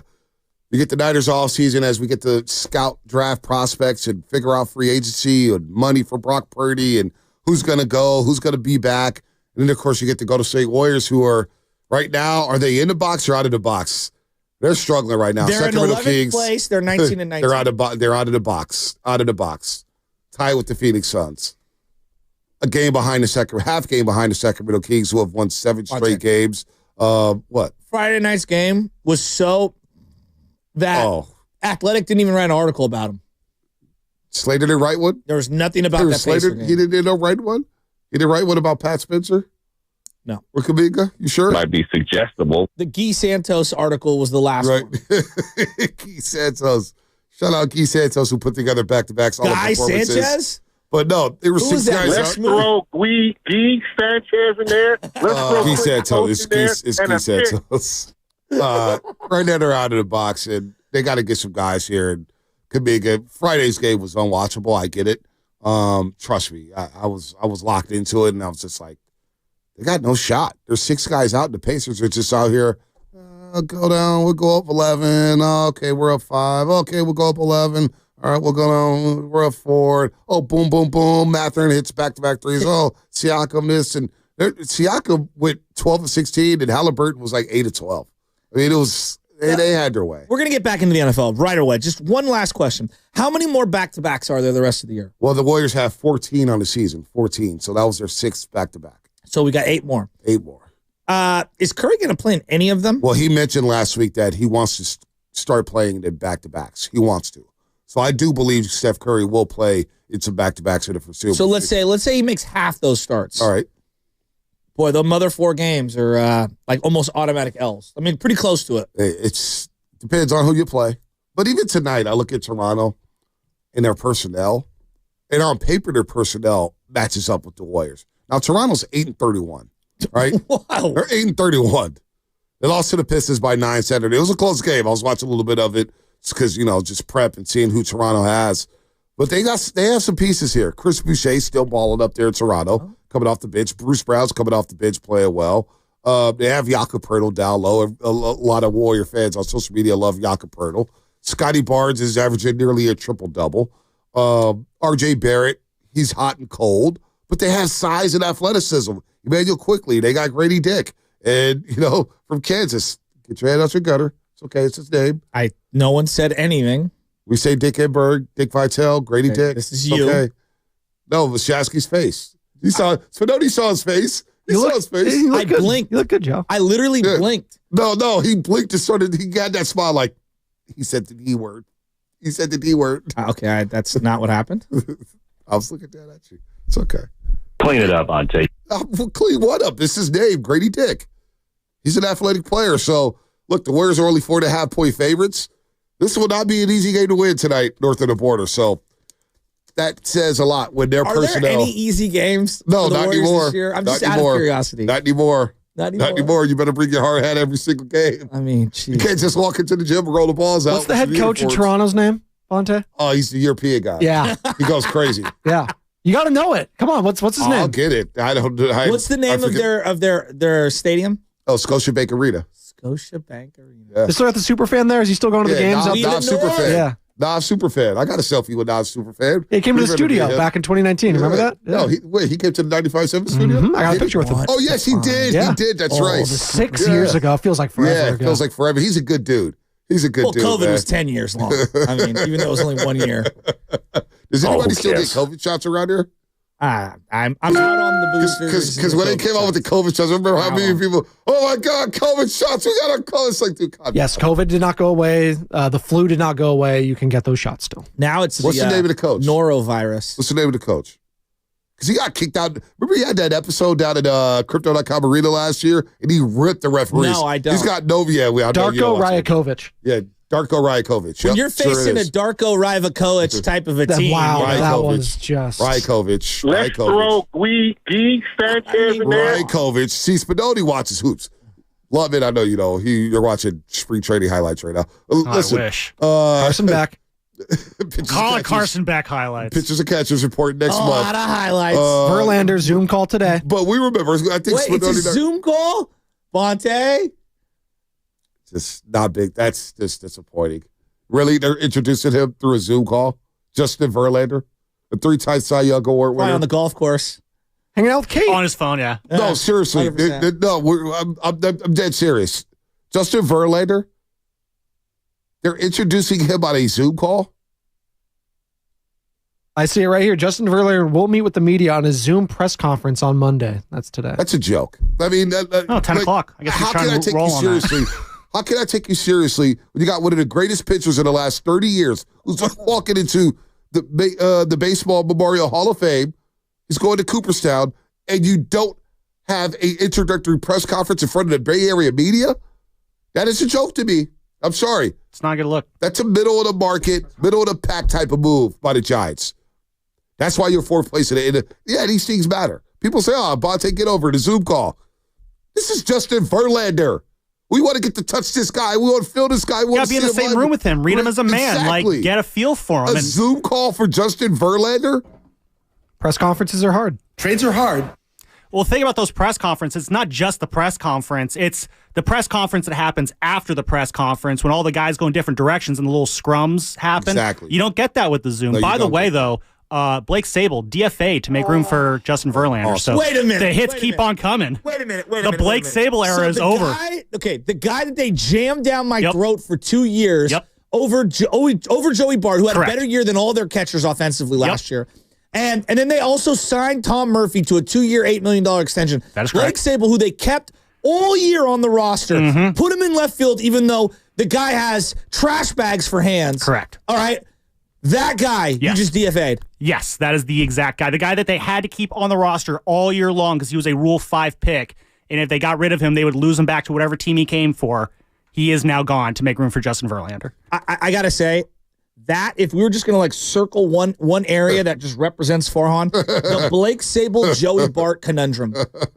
The minute Joey Bart got out of here, he was like, I'll hit 14 jacks and bat 260. Look like a major league player. Yeah, and just be fine. Well, your backup catcher situation is Jackson Reitz. Right.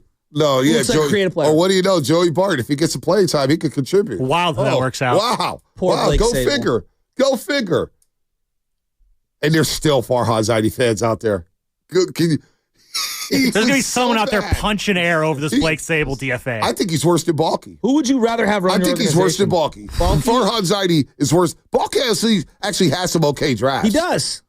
I mean, come on. He has some okay drafts. You can say what you want. Balky has some decent drafts. Well, you just wait till they trade away Marco Luciano. What did Farhan Zaidi do? Like, he's probably you know what? I'll die on this hill. He's the worst GM this market has ever seen, and we see some bad ones. I mean, I love him. We love him. Gary St. Jean.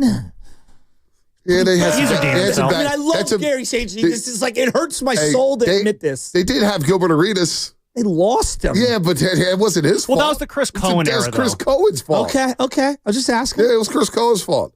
Dude. I think I would rather have Trent Baalke run my team than Farhan. Farhan had better ownership than Zane ever had. I mean, Terry Donahue, rest in peace, was pretty bad. I'll never forget calling into Dennis O'Donnell's show. What was the Bay TV? I called in and I said, the guy doesn't even live in the Bay Area, and he's running the San Francisco 49ers out of L.A. Out of L.A. He's full of baloney. Terry Donahue. Farhan Zaidi. Anybody else dying on that hill? Anyway, we get back to the NFL playoffs. Niner fans, 888-957-9570. Here's one highlight from the NFL playoffs over the weekend, and I wonder how the Buffalo Bills is going to stop this guy. They get the two big stars back. Meanwhile, there goes Henry. There goes Henry all the way for the touchdown. 44 yards. Derrick Henry hitting top speed, 21, 22 miles per hour. He ran for... This guy is going to be a problem next week in Buffalo. In that cold, it's going to be snow. I looked at the 7-day forecast. It should be snow flurries happening during that football game because it's going to kick off in Buffalo at 6:30 p.m. at night. So straight up night game. And in Philadelphia, it's going to kick off at 3:30 3 o'clock. 3 o'clock kickoff. So you may get the dust setting. you may get a little sunlight before turning into a night game. You know, we got a little setting game. Did you? I know you said you kind of fell asleep during the Eagle game. And I did. I went back in. I woke back up and rewinded. Packers fell asleep too. In that yeah, it was like, I was like, Chess is like, Papa, I want to watch Miraculous Ladybug on the TV. So I grabbed the iPad, put the iPad up, and so I was laying on the couch, and I'm like dozing off. I was dozing off. Like the crowd felt dead. Brady. Not good. Yeah, not good. Well, I mean, he's working on interviews. It's working very hard. It's working very hard for the silver and black. Love that guy. So I went back and I saw that. I was like, oh, how did the Green Bay get in this game? And I guess there was some drama for a little bit. Well, I'll give you one name that I didn't know was in the league. But when I saw Oren Burks playing base defense for the Philadelphia Eagles, I was like, yeah, I don't think this team can win a Super Bowl. Yeah, I'm just being real, B. No. And he had a big-time play. There's no way that Green Bay didn't pick up that ball. But Oren Burks on base defense? Yeah, that whole review where they didn't give the ball back to Green Bay was awful. But he did have the hit. And I was like, that was a huge when Kevin Burkhardt said, Oren Burks had a hit, I said, he's in the league? I was like, I recognize that name. Oh, yeah, that was the guy in the Super Bowl. And Fred Warner saying, get your ass over here. And I'm yelling at Shasky. He can't even line up. Oh, there's Kelsey wide open. Key third down. Over and over again. So, yes, if he's playing in place of Nakobe Dean, they better look at the free agent market, try to get one of these linebackers who's on the street. Anybody's better than Oren Burks. You will be in trouble. That's why I want to see Minnesota win. Go play Philadelphia and get these busters out of here. So you're all in on Minnesota, the experience, huh? I never would have thought that you were a, Kevin O'Connell, Sam Darnold guy. I like Kevin O'Connell. I didn't say I was a Sam Darnold guy. I like Kevin O'Connell. It's been a great story for Sam Darnold. I love Justin Jefferson. I'm happy with Sam Darnold. I love Van Ginkel. I'm happy with Cheddar. It's legit defense they got. That is true. This is a huge. Can you imagine? We come in tomorrow morning, and we'll see what the Warriors do, but we come in tomorrow morning, and Sam Darnold lights up the Rams. Well, do you look at Jaden Daniels? You imagine how Niner fans are going to be thinking? We put a lot of weight into these playoff games, and rightfully, like legacies are on line. The margins are so thin in all these games. Don't you wake up this morning and you look at Jaden Daniels a little different? Oh, I look Even at if you didn't watch all year. Let's say you didn't watch anything all year. Didn't you wake up and go, wow. Yeah. Pretty impressive. Well, I don't know if Niner fans really watched Jaden Daniels this year, but I think a lot of Niner fans maybe got a glimpse at him on Sunday Night Football a couple weeks ago in Atlanta. And I think maybe the shift happened there was like, oh, wait, Washington has something there. He looks like the closest thing to Lamar Jackson in the league. I don't even think it's fair. He's putting them in the same sentence, but I mean, you could see as Lamar Jackson wears the gold grills and the platinum grills during games. Jaden's incredible. He's incredible. No, there's no doubt about it. But he's incredible. No, but he's that threat where it's like if you don't pay attention to him, he will break off a big run. Exactly. And just the threat of him leaving the pocket scares the living daylights out of the team. So that's why I can't wait to see what Eric Lynn has cooked up for Jaden Daniels in Washington Saturday evening in Detroit. And so, like you're talking about Sam Darnold, I think with a big performance, we could wake up tomorrow morning, and I think a lot of people would feel similar to how, again, not exactly the same, but you'd feel, wow, like I'm really impressed with Sam Darnold. Or he goes out there and kind of stinks it up, and you're looking at him the way you look at Jordan Love and Justin Herbert this morning, which is it's not at that level yet. If Darnold goes out there, he goes like 22 of 29, 283, 3 touchdowns. You don't think we're going to get calls tomorrow saying the Niners should go all in on Sam Darnold and trade Brock Purdy for picks? I think there's going to be Minnesota Viking fans saying trade J.J. McCarthy and sign Sam Darnold long term. Now, these two teams faced each other earlier in the season on Thursday Night Football, and the Rams outlasted the Vikings 30-20, but you had that atrocious no call in the end zone where Darnold got the face mask pulled by Young, and they didn't call it. And the Rams basically got it. What did they get? A safety on that play, I want to say? And they ended the game there, and they were up 28-20. But they really ran the ball down the Vikings' throats in that football game. Stafford, 25-34, 279, 4 touchdowns. And again, they're going to be playing with heavy hearts. Heavy hearts down there in Glendale, Arizona. So I don't know where to go with this game. I really don't. But Niner fans, how closely will you be watching Sam Darnold, if any? 888-957-9570. How closely will you be watching Sam Darnold? Is there anything, do you feel better about your situation, 49er fans, after watching this weekend of Wild Card Weekend. You look around the league, like the Chargers, we'll see about them. The Denver Broncos, we'll see about them.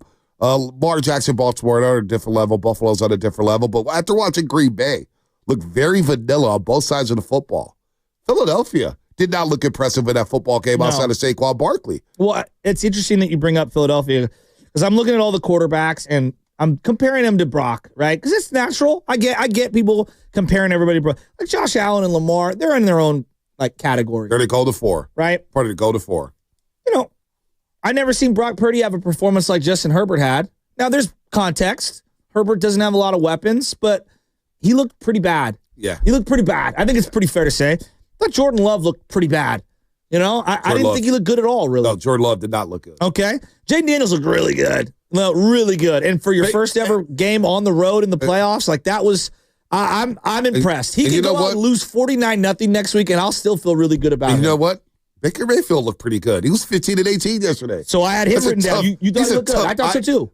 He's a tough SOB, man. That run, that fumble is he took the responsibility. So Baker Mayfield had an excellent season. And he had a great run, which galvanized them. Into the first half. Yeah, and then C.J. Stroud, I thought, we had talked about this going into the weekend. I thought C.J. Stroud had a really nice performance that kind of washes away some of the stuff from the regular season because we know the playoffs, everything's elevated.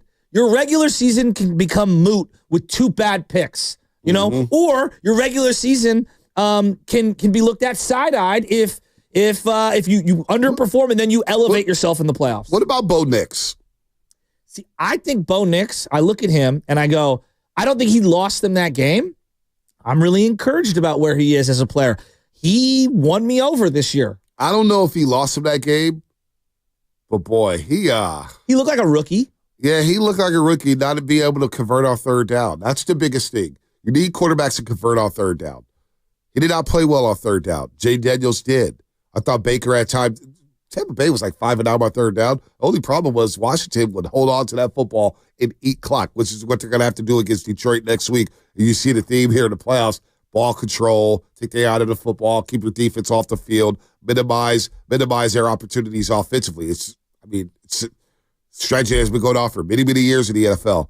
But Bo Nix only walking out of that game with 7 points. I thought they left a lot on the table. So I don't know about Bo. I'm very, Bo Nix in year 2 intrigues the living heck out of me. What do they add? Will they get a running back? Will they try to trade up for Ashton Jinty because they need a running back in Denver? They need a tight end. Their defense is pretty set. We'll see if they lose Vance Joseph. They have some key free agents, no doubt about that. But I feel after that weekend, do you feel better about having Brock Purdy as your quarterback, or do you feel worse about having Brock Purdy as your quarterback? 888-957-9570 is the number. Somebody on the text like, Brock Purdy ain't making that Bo Nix throw. Is he or is he not? I thought that Bo looked like a guy in his first start on the road in the playoffs. But I didn't think he played, so bad. I think that Buffalo's that good. That's kind of where I was going down. I looked at the Jalen Hurts performance, and it kind of reminded me of a few Brock playoff performances. Nothing egregious, right? I thought he managed the game really well. Missed some throws that could have put that game away, I feel like, a little earlier. But again, I'm iffy on Jalen Hurts, but I understand why they paid him. And I understand why he's a quarterback, and he might just be the right guy for that environment.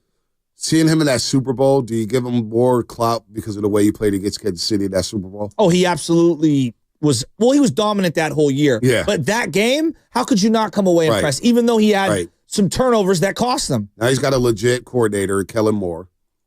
He's had a solid season. We know what he can do with his legs.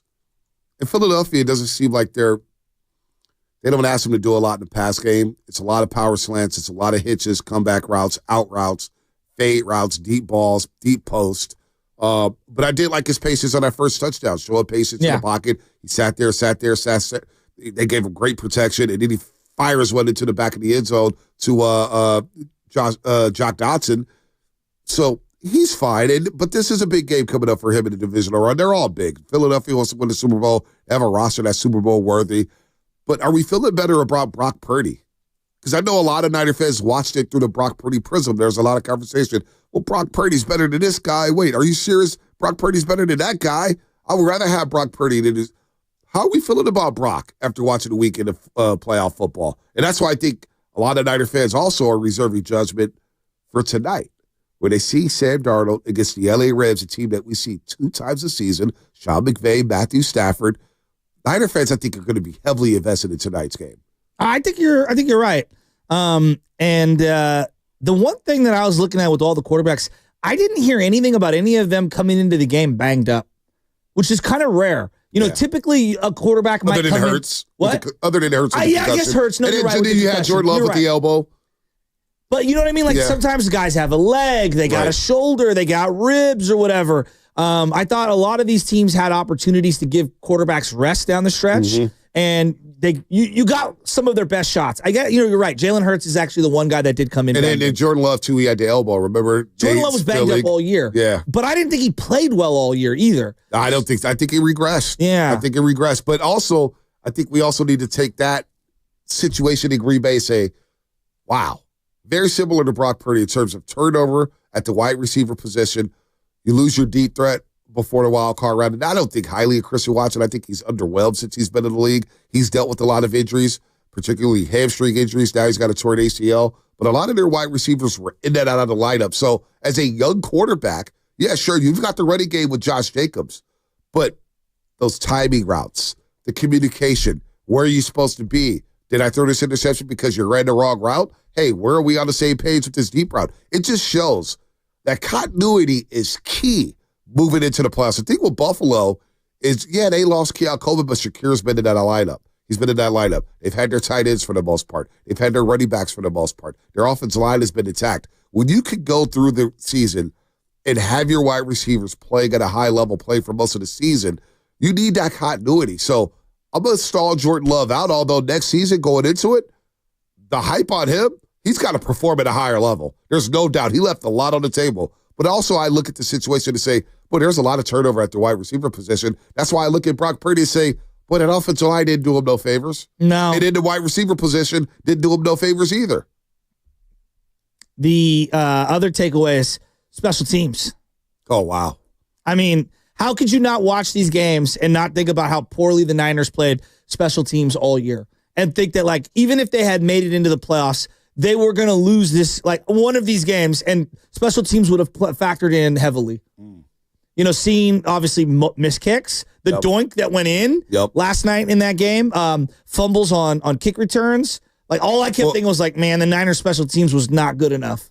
McManus missed the field goal. They could have made it 10-3 for right before half. Yeah. Misses a kick. Will Lutz missing that kick for Denver. And that doinker was loud. Huh. That doinker was loud in Orchard Park.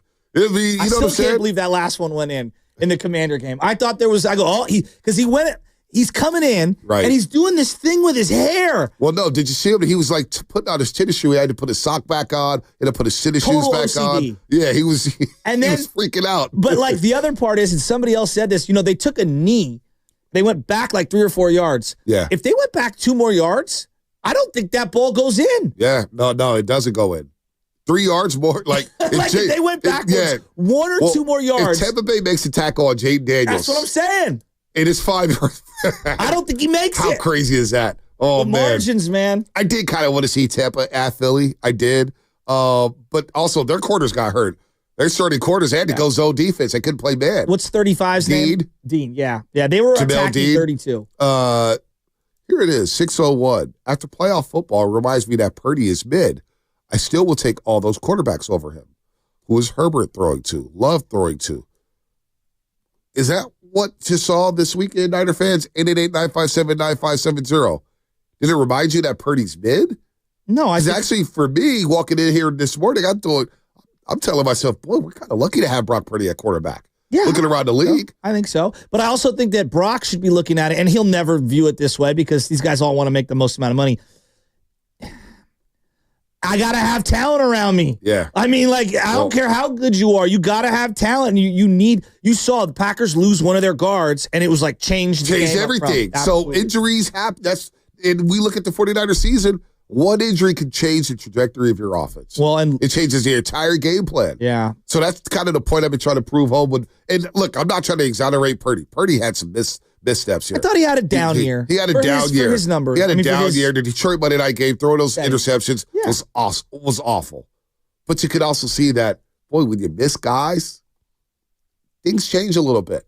Things change. So, by the way, some breaking news in the NFL. Mike McCarthy, eligible to talk to other teams after midnight Tuesday. There still haven't been any negotiation on a new deal with the Dallas Cowboys. It's now looking like Mike McCarthy will indeed become a coaching free agent, with Chicago and New Orleans both expected to be interested in sparking them. If I'm Mike McCarthy, I get to Chicago ASAP. I actually think he'd be good with Caleb. I think he goes to Chicago. He's not a top 6 or 7. He's a good coach, though. He's a good coach. I know. He's a knucklehead when it comes to playoff stuff, but he will right the ship in Chicago. He'll get you to the playoffs is what they're trying to do. Exactly. Yeah. He's got a little Dusty Baker in him. Dude, what? Oh, that's a good call, but he's got the ring already. No, I know, but He's got Dusty the would ring. lose in horrific fashion Yep. before the ring. And Dusty took every team he managed to the playoffs. He elevated them. Cincinnati, Chicago, Washington, The Nats, and then the yeah. Nats. Yep. So, Yep. Mike McCarthy. Who would take that Dallas job? Who'd want that Dallas job? Are we looking at Carroll? Are we looking at Coach Deion Prime? Sanders. Coach Prime? Coach Prime in Jerry's world? He'd be doing those chunky soup commercials, not Dak. Get to a little Warriors in a little bit here as we're talking playoff football. That's what's coming up, brought to you by Chilled Auto Body. Have you been in a car accident? Chilton Auto Body has 15 convenient Bay Area locations to help restore your vehicle.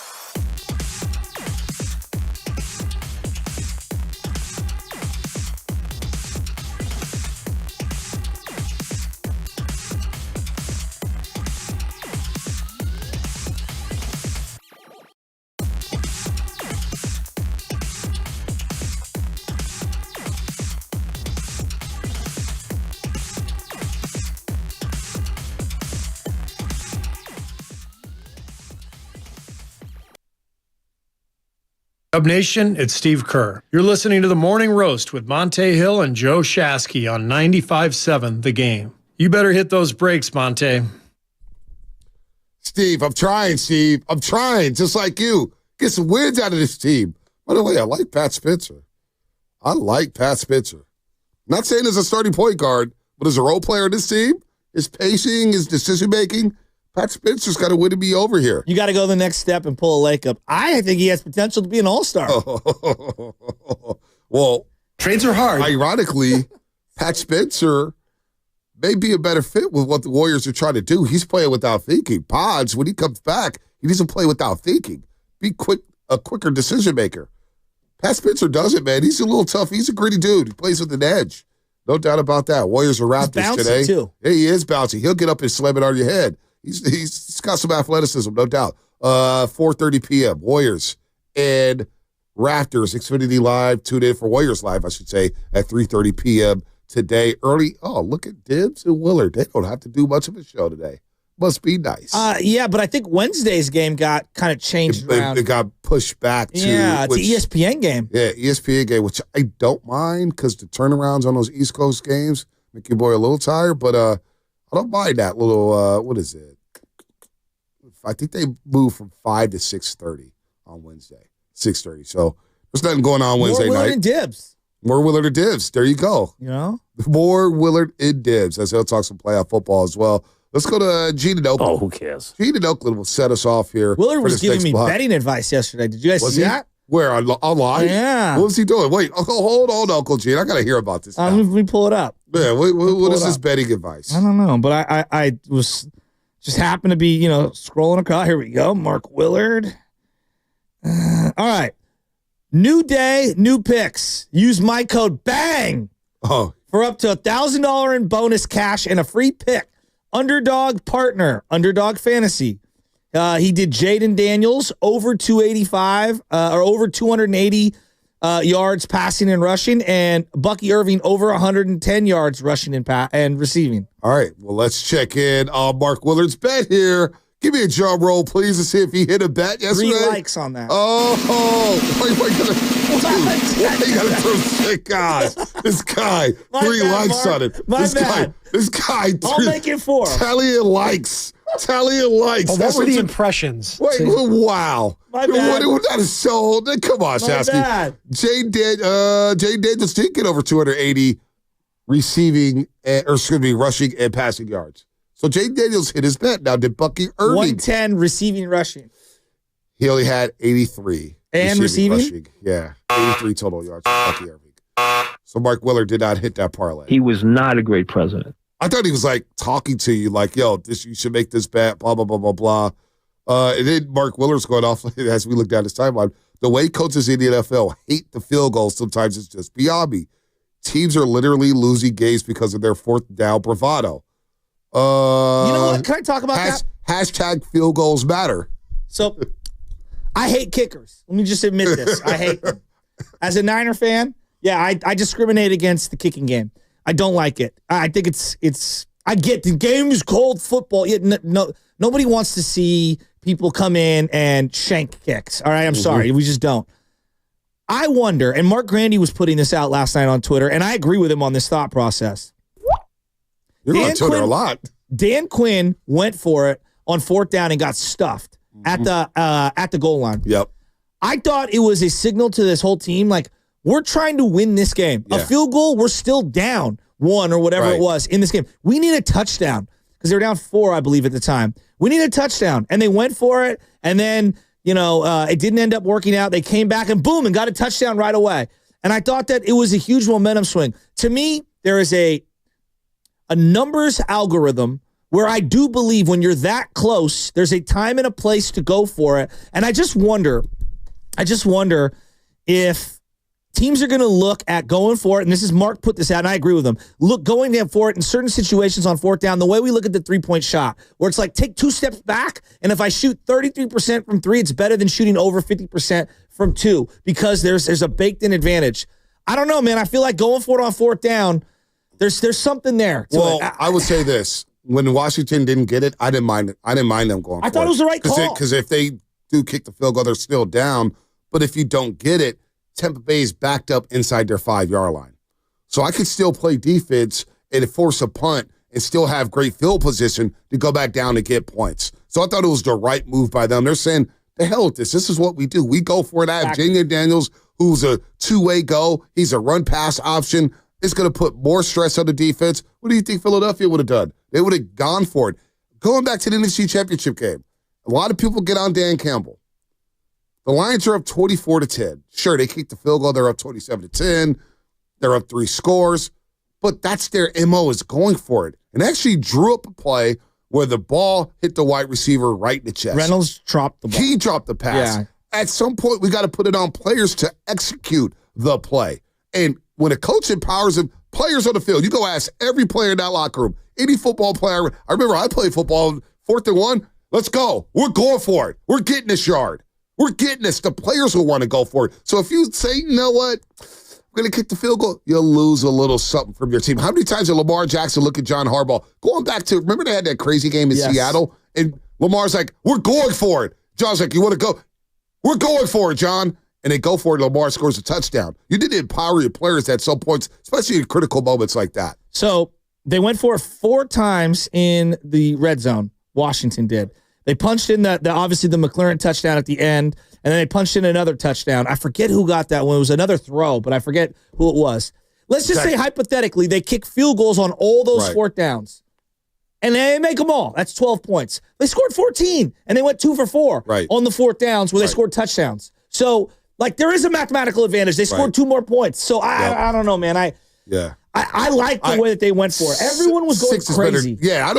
When I watched them go for it, I was like, this is absolutely the right call. Yes. There was not one. I swear to God, watching that live, there's not one.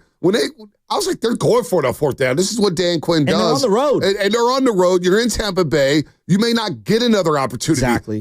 Tampa Bay has the momentum. It's about stealing momentum back as well. So steal that momentum back from Tampa Bay. And even again, if you don't get the touchdown, they had to start their drive inside the 5-yard line. What are the odds of them going 95 yards and scoring a touchdown? At worst, they're going to make a field goal and go up 6, and you still have an opportunity to score a touchdown and win the game anyway with an extra point. So I like the whole thing. Shasky, I swear to God, this is the first time I'm hearing about this.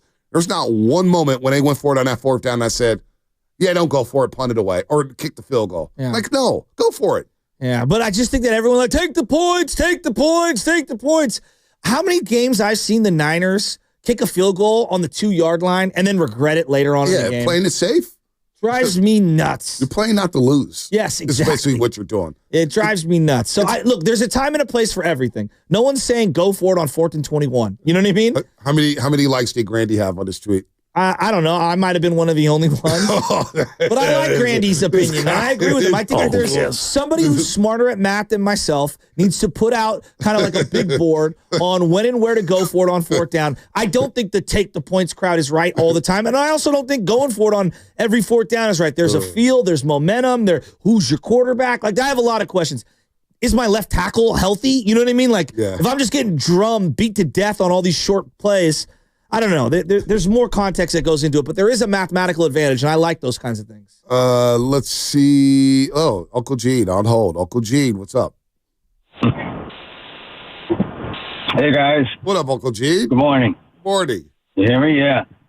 Yeah, hey, by the way, if for the Niners going for field goals anywhere in the field is not necessarily a safe bet anymore, right? Seriously. Right. Anyways, so I want to say something about your question. Am I going to watch Sam Darnold tonight? I am. As I've said before, I think we should still consider him.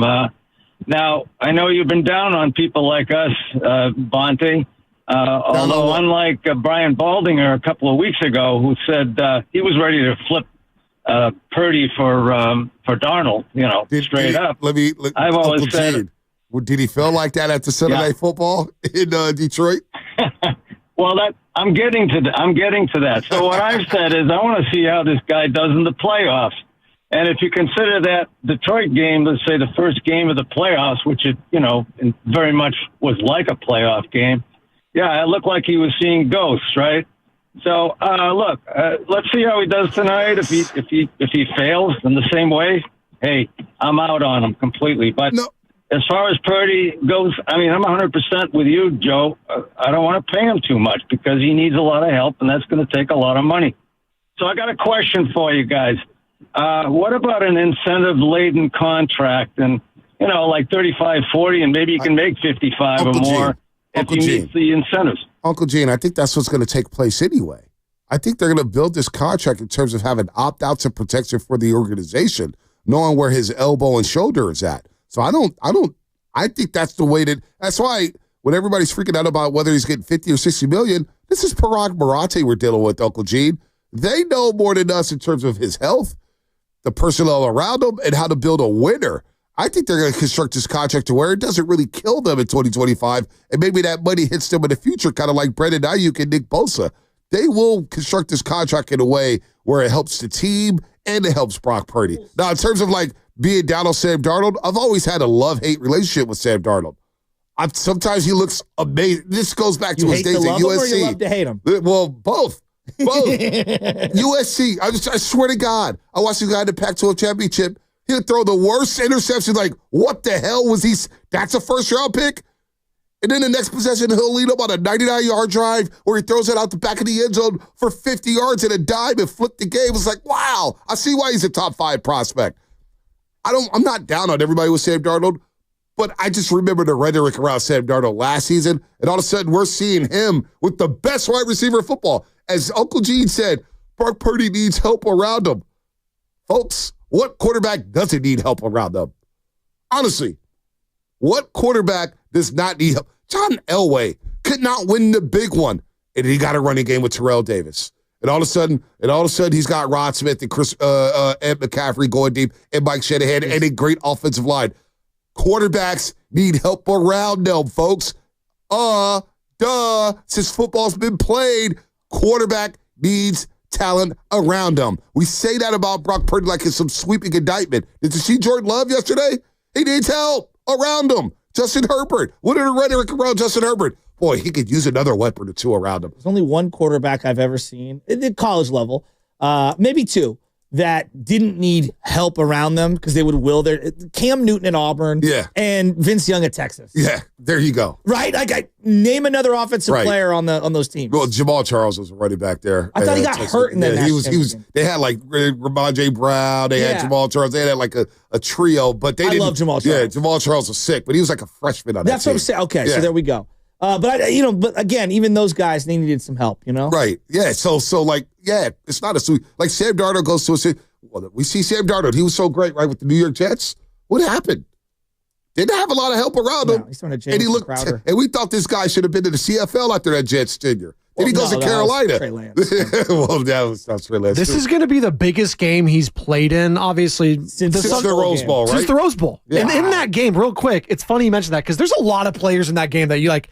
I completely forgot Chris Godwin went to Penn State. Gonna be honest. Yeah. He was in that game. He had 9 receptions for 187 yards. Wow. Yeah, you didn't know that, right? I didn't even know that. That was a sick-ass game. I didn't even know he went. Mike Gesicki was in that game for Penn State. Yeah, Gesicki. Mike Gesicki was the worst gritty possible. Penn State had Saquon Barkley, Chris Godwin, and Mike Gesicki. Who was there? The quarterback, Trace McSorley. No. Oh, my God. 4 touchdowns, 3 picks. But Sam Darnold in that game, 33 of 53, not very efficient, but he threw for 453 yards and 5 touchdowns. Ronald Jones was in that game. Juju Smith he was throwing to. Adoree Jackson was in that game as well. I thought Adoree was going to be so much better. I did too. He's basically a glorified punter. 52-49. It was a really fun game. I felt like the last kind of Rose Bowl that kind of like meant something without the college football playoff. Yeah, it's a fun game. Oh, you're right. Always a fun game. It's always a fun game.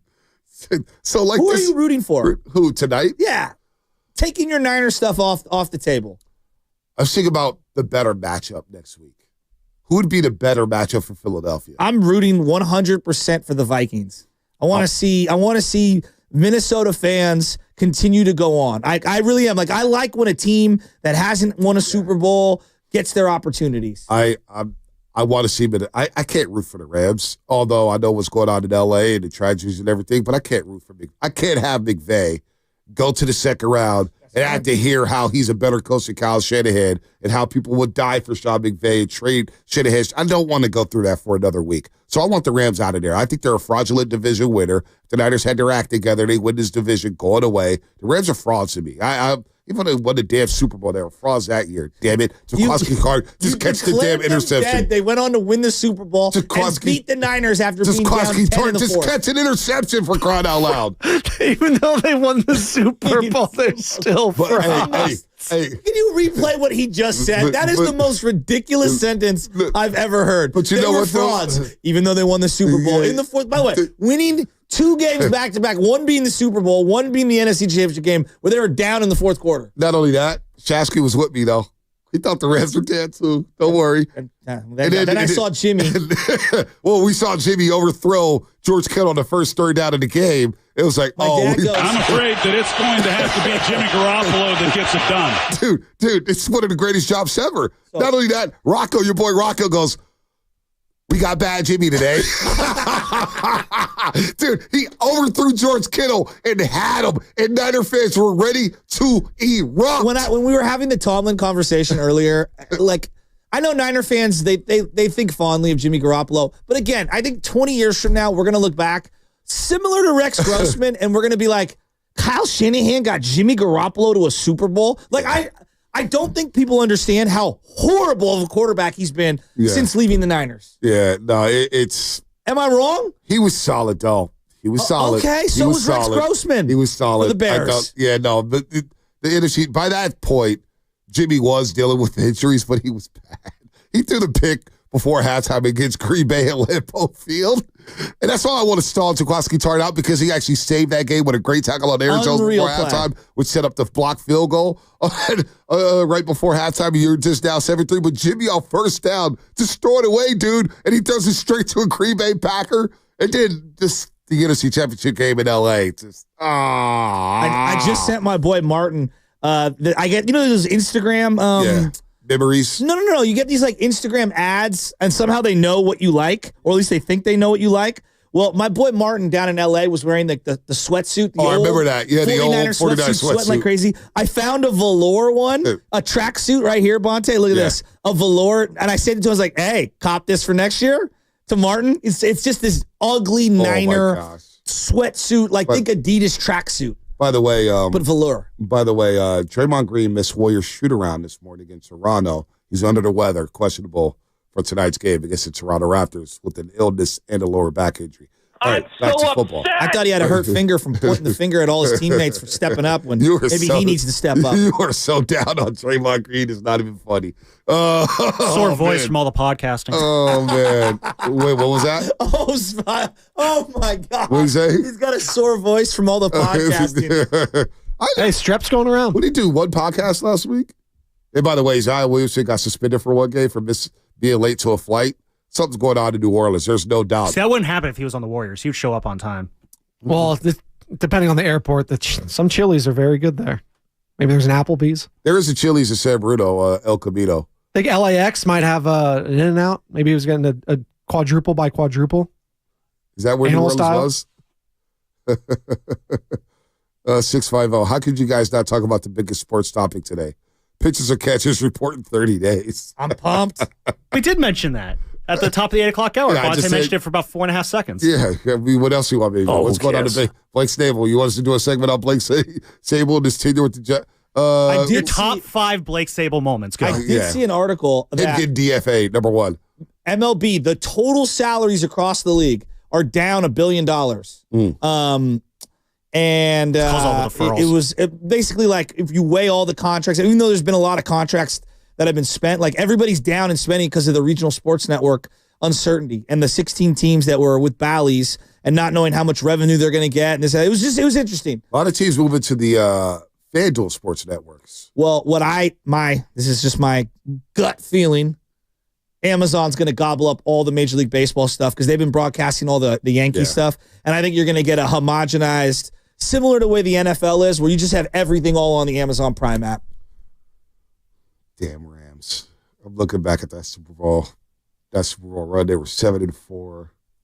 Beat the Jaguars. The Rams are frauds to me. Even though they won the damn Super Bowl, they were frauds that year. Damn it.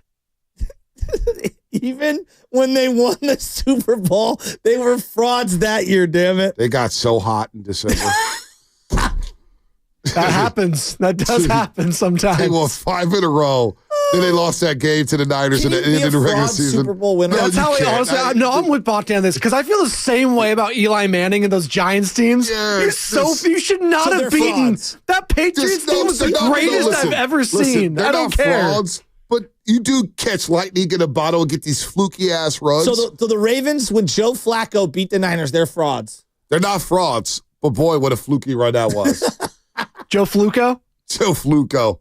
What a fluky run that was. I hate him so much. And you know what? I remember that game.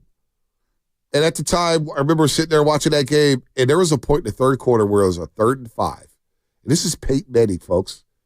And they decided to do a halfback draw, and they got stuff and punted. I'm going, 3rd and 5? Peyton Manning decided to run the football? Are they playing not to lose? And they just let Baltimore hang around. Raheem Morris. Raheem Morris. I think not Raheem Morris. Was it Moore? Moore. Who was his name? Number 26? Raheem Moore was his name for Denver? The Mile High Miracle. Threw the bomb over. It was the Mile High Miracle. The Mile High Miracle. He just chucked it. The Jacoby Jones, rest in peace. And they win in overtime. So, yeah, the Rams, they didn't get hot, though. They beat the Ravens down the stretch in Baltimore. They beat Minnesota in Minnesota. But it was fluky. They got hot. They looked so bad in Levi Stadium. Raheem Moore, Mike Adams, David Bruton. Raheem Moore, though. Raheem Moore. Then they went down to Tampa. Remember they beat Brady in Tampa. That blew that game. We thought the Niners were going to Tampa Bay to go Jimmy Garoppolo in Tampa against Brady. How would that have worked out? Oh, man. Oh, my God. Would we have taken that flight to Tampa? How would we have gotten to that game? Would Boxer Gerson have sponsored us? I don't know. Would have been on the Oregon Trail. Damn, Stafford in that game, 28 of 38, 366, 2 touchdowns. Cooper Kupp, 9 for 183. Brady, 30 of 54, 329. But Mike Evans started going crazy. Gronk. Oh, man, what a time to be alive. What a time to be alive. So, no, as G says, I'm down on all the people who are on us saying, no. Not down on you guys on Sam Darnold at all. But are you sure you want to give Sam Darnold long-term money? The same worries we have about Brock Purdy. How would that look with Sam Darnold? Would you want an incentive-based deal there with Sam Darnold? Would anybody be open to that? Or will the opinion change tonight if Sam Darnold lights it up? Can I just see it? And then I'll have more tonight, if Sam Darnold balls out, you know what's going to happen tomorrow. Yeah. You know what's happening as soon as that game's over. A couple deep balls. Oh, my God. By the way, can I just look at the Warriors and everything? Yeah. Online, there's like a war going on. There's a war on the radio when it comes to Brock Purdy, Kyle Shanahan, and all the quarterbacks. There's a war. There's a war when I'm going to get there. Okay. Just be patient, my young lad. There's a war going on when you walk the streets and people talk about Brock Purdy. I heard Craig from Beauty yesterday. Molly Sells just overheard him. He goes, "Is that Chester? Wait a minute, Bonte, I'm a roaster." He's an OG roaster. Had the big cigar. They're talking Purdy or whatnot. So the conversation's going on, and then you have online, where you get the all-eye guys, where the Purdy truthers, who are like, as soon as Herbert threw 4 picks, they couldn't wait to say, yeah, Brock Purdy's better than Justin Herbert. It's not even close. And then you get Jordan Love, and you got the other people who are saying, no, Brock Purdy's not in the same category. So there's this war going on online about who should be the quarterback for the 49ers and who's better than who. And it's quite ridiculous, to be honest with you. All these numbers, DVO. Like, there's a dude who threw up a graph. I swear to God, I had no idea what half the stuff meant. It was like CPOE, ROE, MTS. I'm just making up abbreviations now. But you get my point. I was like, what the hell does all this mean? You have to explain. You have to basically go through a science project to explain who's good at quarterback. No, just use your own 2 eyes. I mean, I see the way people talk about Josh Allen. Hey, he's a loser. He can't win anything. And I'm like, let me just read you his playoff stats. He's 6-5. That's what his record is. 3,600 yards passing in those 11 games, which means he's averaging over 300 total yards. 29 touchdowns, 7 turnovers. Oh, who cares? Lamar Jackson, in his 7 playoff games, only 2,000 yards, so 1,500 yards less games, though. 11 touchdowns, 9 turnovers. Again, Josh Allen, 29 touchdowns, 6 turnovers. So, SF Data Niners, because you're right, Josh Allen is not a loser. And I think he's made one of the sickest plays I've ever seen in my life. spun out, Right. like scrambled around, was looking downfield, threw off his back foot a frozen rope to a guy who made one of the sickest catches in the back of the end zone. Big play here. Trying to go up top for it. He wants to run for it, Jim. He wants to just go get it with his legs. He's trying to find It wasn't there, so now he's got to throw it deep to the end zone. And was that caught? Yes! Ty Johnson scrapes it off the ground, above the ground for the touchdown. That was one of the sickest plays I've ever seen. It's like a top 25 play for him. So, SF Data Niners, shout out to them because I'm sure they work hard. Yeah, Jim Dad CBS. So, Tony Romo, CBS, Jim Dad CBS. But SF Data Niners, I'm sure they work hard at this stuff, so I don't want to demean him and his account. I'm not doing that right now. But this is where I may need Kyle Batson to call in at some point because he knows all this stuff. Career stats, Purdy versus Love, and it has EPA/play. Now, I don't even know what the hell that stuff means. EPA/play. CPOE. A. Quarterback rating, TD interception ratio, bad throw percentage to sack or pressure to sack percentage. Yeah, like just all like we're breaking down What the hell is CPOE? What the hell is A. What the hell is EPA? Should I know this stuff? Like, is it criminal that I, Bonte Hill, on these airways, do not know what this stuff means? Let me ask you this. Like, honestly, CPOE. Do you need that data to tell you Patrick Mahomes is awesome? Yeah, I know. I don't care if Patrick Mahomes has thrown 700 interceptions in any given game. If he has the ball and he's down one score, he's winning. Yeah. Right? Yep. Right? Yep. Simultaneously, I'm watching Russell Wilson. You could throw all the data in the world, and I don't even know if this supports it, that says he's good. He's not good. He's not good. He's done. He's washed. He's finished. They're cooked. I don't need the numbers to tell me when my eyes or my gut are already telling me what I'm watching. It's just crazy that we're using all these, especially in the game of football. In the game of football, where if you look at all these teams in the playoffs, what do? They simplify everything. We're going to run the ball, stay ahead of the sticks, stay out of third long situations, and try to force punts. Yeah. Basically, they simplified everything. We don't need, what the hell, what is CPOE? Can somebody look that up? I truly believe, what is all this stuff? This is now we're opening another can of worms.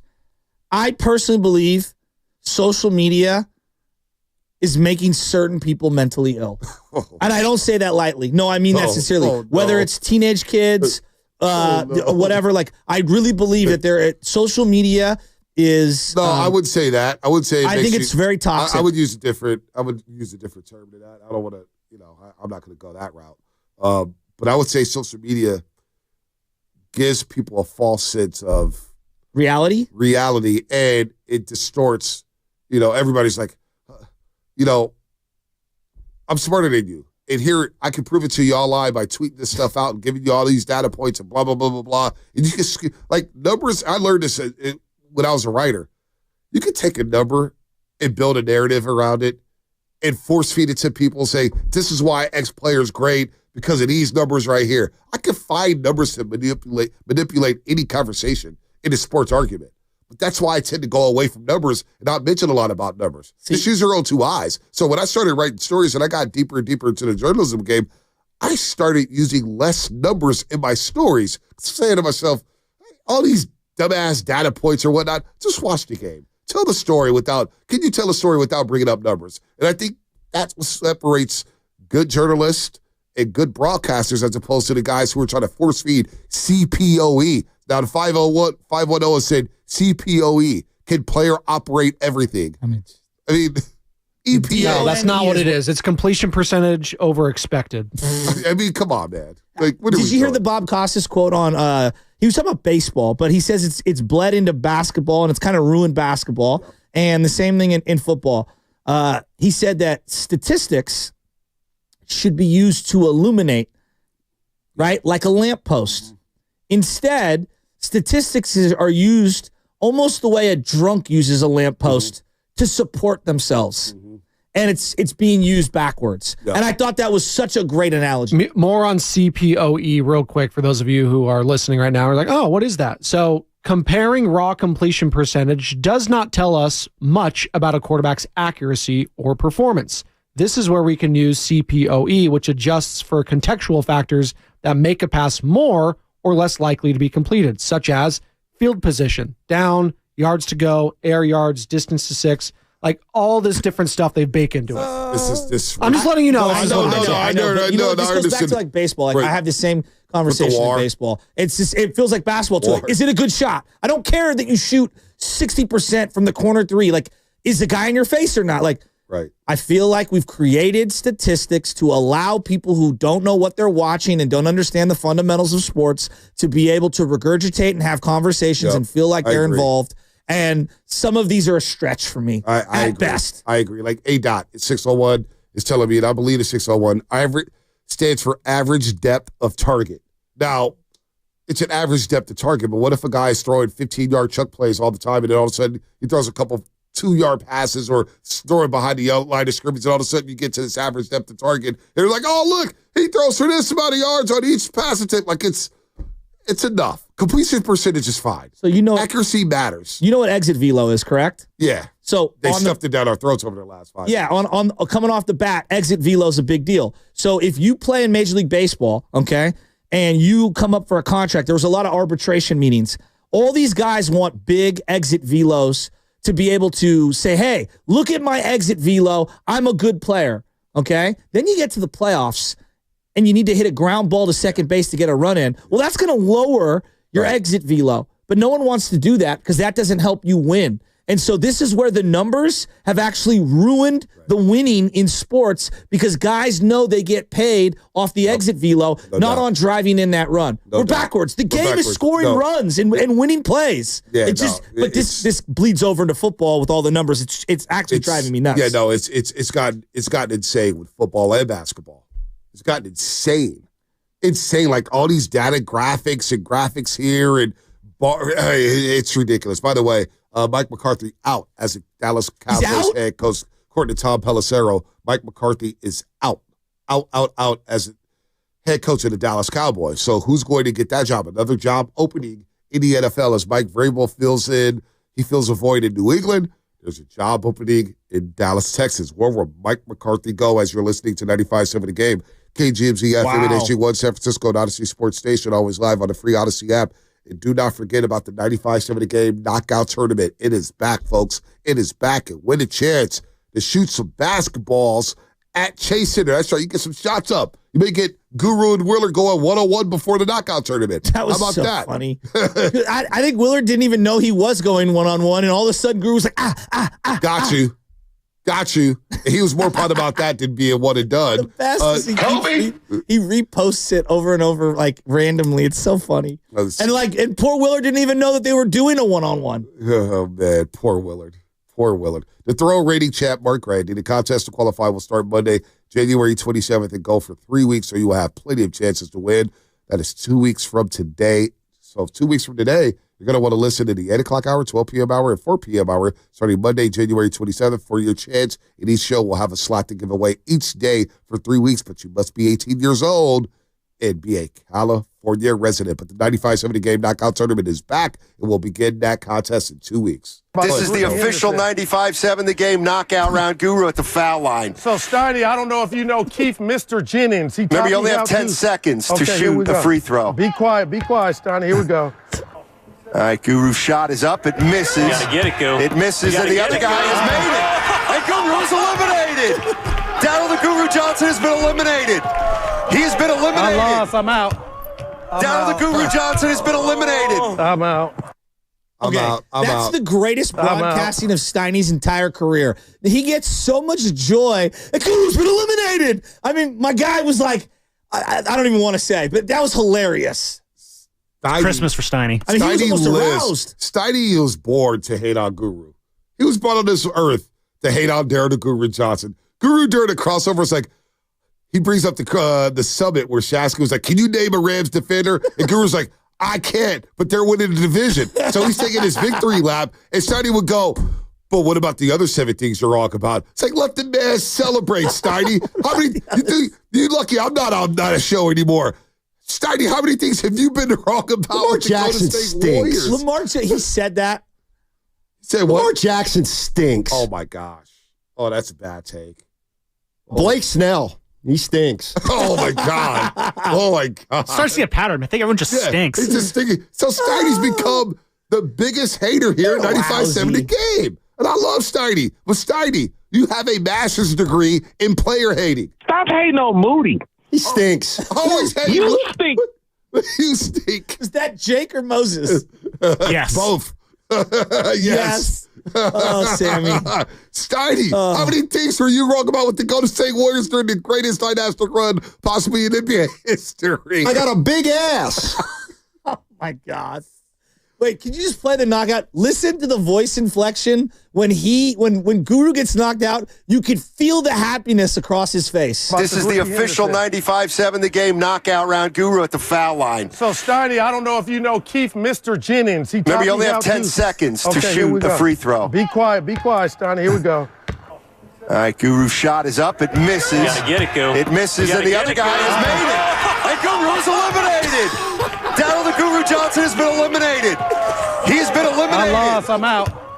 Down the Guru Johnson has been eliminated. I'm out. And then Evan quietly, gotta go get it. When you can hear the smile through the microphone. Like a dad watching their kid play basketball. Get that rebound. Man, you talk about having a master's in player hate, man. Oh, that's so funny. Unbelievable. He sounds so happy when Guru gets things wrong. But you know, we always talk about I shouldn't even say this, but I'm gonna do it anyway because we're going to break. It's a king's tale? It's not a king's tale. But you know how we always say, man, this young player can help extend a career, so and so. We talk about the Warriors all the time. Taka Miga can extend a career. So Guru's the Kawhi Leonard to his Tim Duncan. To Steiny, you better be lucky you were matched with Daryl the Guru Johnson. Because Steiny in 2016, he knows it. I know it, and the whole world knows it. Without Daryl the Guru Johnson, there's no Steiny in 2025 on 95.7 The Game. Blake Snell. Reinvented himself. He stinks. He would have been podcasting with Sal Castaneda every month. That was a good podcast. It was. For as long as it lasted. How many episodes they do? 13? I don't know. I was on about 3 of them. 13 episodes. It tells you a lot, right? Yeah. Could get a guest. I was a good guest. All right. Anyway.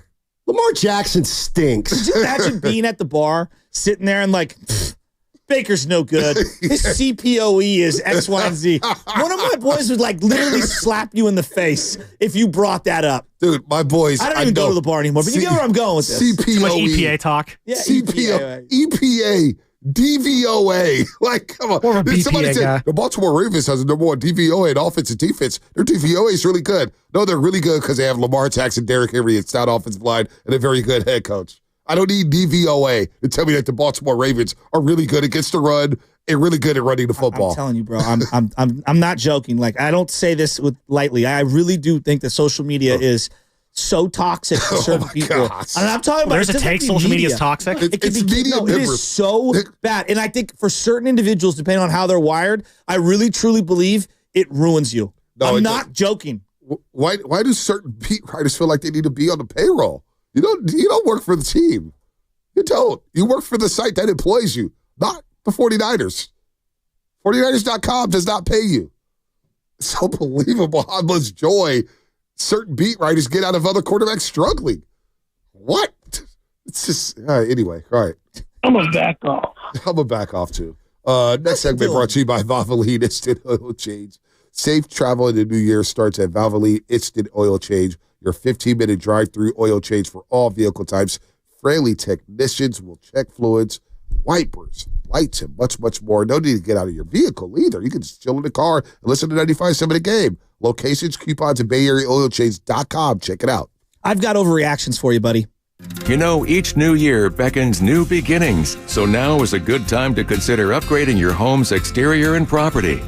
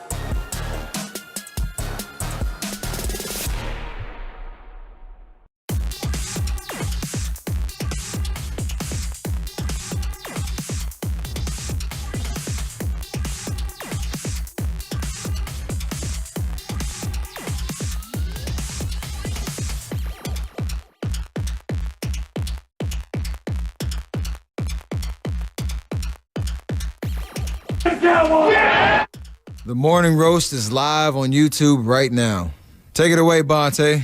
All right, Steph, see you tonight north of the border in Toronto, Canada, where Steph Curry and Andrew Wiggins are cleared to go. Good to have Wiggs back on the roster. JK shortly, hopefully in the next week or two, as the Warriors, they're out of the box right now. They're tied for 11th place or tied for 10th place in the Western Conference. They got to get rolling here. Are you serious? Time to get rolling before the All-Star break and before the trade deadline, February 6th. So critical games for the Golden State Warriors coming up. But good to have the chef back, who's going to see a lot of Scotty Barnes tonight. Scotty Barnes is going to be all over him. RJ Barrett, remember, he went crazy at Chase Center against the Dubs last season when they blew out the Golden State Warriors. So not going to be an easy game on this road trip. Warriors got to get rolling here, man. Let's go, Steph. Let's get this thing turned around. Him and I need some good basketball. How many more games do you need Draymond to not miss? Oh, boy. It's getting dicey. So the Warriors have played 38 games. Okay, 38. I said 65? What was the number? Yeah, 65. No, it was 60. So let's go over the parameters of the bet. It was 60 games, right? Or was it 55? 65. 55, right? 65 games. No, 60? 65. 65 games. I said that Draymond would not play 65 games this year because I was baking in that he's older and other things happen. And you said that he would. And then I said, okay, let's put money on it. And you said, okay, House of Prime Rib. And I said, sounds good. And then you turned it into, I'm treating everyone on House of Prime Rib. No. It's a show bet. So, yeah, both of you, one of you will be treating you the guys did show. that. And there was perimeters when it came to injuries, but you guys dismissed that because you guys want to charge me a pretty there penny. were no injury parameters. That was baked into my number. You guys just assume that I make big money. So you guys did that to me. Anyway, the Warriors have played 38 games. There's 44 games left. He's played at least 32 games. He's played 33 games. He's played 33. You sure? Yes, I'm How positive. many do you have on yours, Sam? 33 games. I have 33 games according to Basketball Reference. No, and they he's usually played get the stuff 33. right. He's played 33. So he needs to play at least 32 more games of the remaining. How many did you say, Bonte? 44. 44. So he can't miss more than 12 games. And he's probably missing tomorrow or tonight. Can't miss more than 12 game time games. decision. So I got some air. I got So you're a little down bit to of 11. margin. He can't miss any more than 11 more games. Well, if he misses tonight, he's questionable tonight. He's ill. Is it a push if he plays exactly 65? It is a push. Okay. No. So nobody. No, we flip a coin like the Raiders and Niners did a few years ago. No. Or we Rochambeau best out of 7. Well, Steiny flip a coin. I went to a junior warrior basketball game for Lake LaRocca at St. Mary's the other day, and one of the girls got hurt. It was like second grade. Yeah. One of the girls got hurt, and the coach said to the other two, Rochambeau to who goes in. Oh, my gosh. I thought it was great. That was great. So it was really cute. We're Rochambeau best out of 7 on who picks up the bill. Are both of you taking part in this knockout tournament? Yeah. Well, then whoever finishes better. That's the tiebreak right there. No. I made Final Four last year, so that doesn't matter. Then you should want to. No. But I talked a lot of trash, so the basketball gods will strike down on me and make sure that I'm early exit. You know how these teams work. But you know what? Knockout is random. It's random as hell. You miss off back iron, you're out. Yeah, no, I'm not doing that. DVOA really does not help. Yeah, I'm not doing that. No, it's Rochambeau. We could either do Rochambeau, flip a coin, or we could push it just Shaq and I just go by ourselves with the treat each other for dinner. And you know what? You guys got too much input on this bet. You guys didn't make the bet. You're producing you wanted nothing to do with this. No. We made the bet amongst ourselves here. Spadoni and Lubman, the hell with you guys getting some prime rib. You guys are out of the bet. Now I'm ready to kick you out of the bet and just make it between Shaska and I, and we'll take our significant others because they're going to give us grief about this anyway. I'm not taking my wife to house prime. She doesn't even eat meat. There you go. I'll go with you, Joe. Yes. I'll be your date. It sounds like we're more fun than that. Sam, just careful what you say. More action than I've gotten in months. No, I backed out of that halfway in the car through. right now. You better be cool. You're on the good side right now. They're listening and taking notes. So if it's 65, Hi, Anna. it's a push. It's a push. Hey, Brianna in Detroit, don't call right now. If it's a push, we will Rochambeau best of 7. So I'm basically down to about 10 games. He misses 10 games, essentially. I'm in the driver's seat. 44 left. It's going to come down to the last week, I bet. It might come down to the last week. Well, if the Warriors clinch early and they rest some guys at the end. Clinch the box? No. Early? What worries are you me? talking This about? is what's worrisome. Clinch early. If they fall 5 games. Don't worry about the nuances of that one. No. Not 2015, dog. Clinch out of the playoffs early. No, this is what worries me. San Clinch the Antonio's 12th spot. surging. Sacramento is surging. And if the Warriors fall 5 games behind the box, and there's 10 left. Oh, God, what has Draymond got to play? What is he? Well, what then do the Warriors have Rockets to are play coming for? out to play. Oh, boy. By the way, the Rockets number 2 in the Warriors Western might be playing hard Conference. for Steve Kerr at the end. Look at the season. No, you laughed at me about the Rockets. The Rockets are tough. Ime Udoka, man. He's no joke. Listen, Draymond, let's go. We got. I gotta say, I'm trying to save some cash here in 2025. Got to save some cash. Shasky's got 3 houses. He can afford a bill. Nonstop. It's nonstop. The jokes this place. I got 2, okay? And one of them is a family vacation spot. See? He's got a vacation home. It's a place where I love. Oh, man. Suchi, man, I am calm about the bet. It's fun. It's a fun bet. That's why I put it in play. It's perfect. Relax. Well stated. I'm relaxed. We're all getting the problem. Listen, at the end of the day, we all win. We get House of Prime Rib. Yeah. And we get the cream all spinach. 4 of us. I agree. We all 4 of us. There you go. Lock it in. And we get it. Boy, we're going to be fighting for airtime at that dinner table. Spinoni and I were too busy eating. You guys can talk. It brings me to another point. The amount of people how many times is Shaska at that dinner table going to say, dog, come up for air? Well, pass the rock. There's something great about going to a dinner with a bunch of men that are like your friends. No one talks. We just eat. It's great. It's incredible. No, everybody There's nothing talks. worse than me and my wife. We go out to eat, Yeah. and then I scarf my food, and she's looking at me like I'm a Neanderthal, which Yeah. I am, the entire time. And she's like, slow down. And then I sit there and I watch her pick at her plate. Oh, don't even get me started with that. I'm always crushing food. Yeah. But then, you know what I do? And then she looks at me like I'm crazy. And it's like, give me your phone. I'm like, no. She's like, I want to see your phone. I'm like, no, I'm watching the game. So you can go ahead and take your time. Fine, I'll just queue up YouTube TV. Yeah, I'm not allowed to have the phone at the table. Yeah.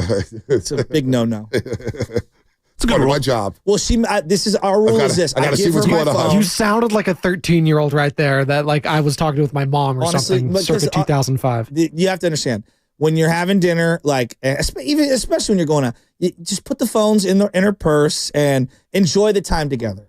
I know I sound. That's radical. That's your one thing. That's Thank your you. one thing. Yeah. Enjoy time with the family. No, if there's a good game going on in Ed, I'm like, put it up. We're still talking, but I'm glancing over at the play every now and then. No. You may get an important call for your mom or your dad, or somebody may call you and need something. It's okay to keep your phone. Maybe Shasky just ignores everything. I have very bad ADD Yeah, see, and OCD. that's and a so you thing. That's why I have to get my phone That is up. a you thing. I have to get my phone up. I'm glad you admitted here on these airways. All right, Andrew at Berkeley. He wants to educate us on advanced stats. And we're going to get to some random stuff over the weekend, overreaction stuff, and 60 seconds of celebrity. But Andrew at Berkeley wants to defend CPOE. What's up, Andrew? How's it going, fellas? I think you guys are sleeping on these statistics. And I want to make 2 arguments for why I think you ought to change your way of thinking about all of this. And I know this is a big issue for you guys, who's saying it, the personal credibility. So I just want to say, I played sports. I played basketball through high school. I played baseball through college. But I also like math. I like numbers. I like thinking about this stuff. And there's 2 main reasons I want to say this. Number one, you use statistics. You just use bad ones. If you're going to pay attention to batting average and not take into account all the context around that, you're going to be abusing it just like, some of these other people abuse statistics. I can make an argument to you that, like, baseball is about scoring runs, so the only thing that matters is runs. Give me a guy who scores runs. You know that's a bad argument, but because there's so many other details that you have to take into account. These statistics are a way to try to, make an earnest attempt to take all that other stuff into account. And the second reason I think you guys ought to be less hard on these statistics is that they're fun. They're a way to try to figure out what matters and what doesn't. And all of these statistics are flawed, but and people who pay most attention to that know that. But you have to, sort of help, try to help educate yourself about, like, why does this kind of player do better than that kind of player? What leads to winning? And I'm not denying that some of these front offices abuse these things, that many people will quote these things unknowingly. That's, these are tools and they can be abused. But overall, your eyes can deceive you. And it's important to be open to the arguments for why there's some context that aren't being captured by the bad statistics you might use otherwise. Well, would you agree? So that's my argument. I think one of the points that you said, which is a good one, is that they're being abused. It's dictating almost every decision in sports. And the problem I is, think if you're a front office who does that, if you're the kind of office who only cares about exit velo, you will lose and you will deserve to lose. Exactly. You need to have a well-rounded approach to this. Exactly. But the problem is that when you're compensating individuals when they hit arbitration based off, hey, this is my average exit velo. Why would anyone want to hit a ground ball to second base to drive in a run? You know what I mean? Like when they're literally financially being rewarded for having a higher exit velo and spin rate or whatever it is. You know what I mean? The problem is that it's dictated everything in sports. And I feel like our eyeballs have become secondary. It should be a supplementary tool. And that's the number one problem that I have with it. And I think, to your point, you obviously have some good balance here. And you're bringing good points. Too many people out there like Daryl Morey. We shoot threes and just take dunks. There is no mid-range. It's like, well, is it a good three? Is it a good dunk? Does it come in transition? Does it come within the flow of the offense? Or other people touching the ball? Because there's human elements that need to be factored in as well. Says Daryl Morey won. He's won a lot of regular season games, which kind of actually drives me nuts. No, my point is sports is about competition. People take different strategies, and the bad ones are going to lose, and the good ones are going to rise. Teams compensated guys for RBIs like crazy for decades. And then eventually those teams started getting beat and they changed their ways. I think teams that are single-minded about certain statistics are also going to get beat and people will figure it out. It's a competition. That's the whole point. That's what makes it fun. Andrew, my issue is not necessarily the advanced analytics. It's the way people use them to build their narrative. And they just feel like, oh, boy, these advanced analytics support what I'm arguing about, so therefore I'm right about everything. It's like, no, sometimes stats lie. Watch the game. Every game flows differently than the other game. Possessions are different. Down the distances are different. So that's why I think the eyeball test is the greatest test when it comes to sports teams. Your eyeballs can tell you. Like right now, my eyeballs can tell me the Boston Celtics are struggling. Why? Because they're using that Daryl Morey philosophy where it's nothing but threes, free throws, and dunks, right? You look at the Cleveland Cavaliers. There's a lot more balance to their basketball game right now. Denver, when they win a championship, there's a lot more balance to their game. Oklahoma City, there's a lot more balance in their game. But the analytics will tell you, ignore the mid-range jumper. Well, the Warriors won a lot of championships. Did they totally ignore the mid-range jumper? No. Carving out a Hall of Fame career on Klay Thompson, Steph Curry, mid-range jumpers. So I just think the advanced analytics gives people a false sense of bravado, and it makes it seem like they're right about everything. And they're just like, oh, you're simple. So we're the simple-minded ones. They have their place, but we're the simple-minded ones when it comes to these numbers. Well, somebody will clap back at me and say, well, the DVOA, blah, blah, blah, blah. By the way, some breaking news here. This is crazy. As Andrew was talking, this one popped up on my phone. Call Andrew. Call again. LiAngelo Ball, according to Sham Charania, has signed a deal with Def Jam and Universal Music Group. A representative from his label, Born to Ball Music Group, says sources said the deal is worth as much as $13 million with $8 million guaranteed. It gives Ball full ownership of music and his own record label.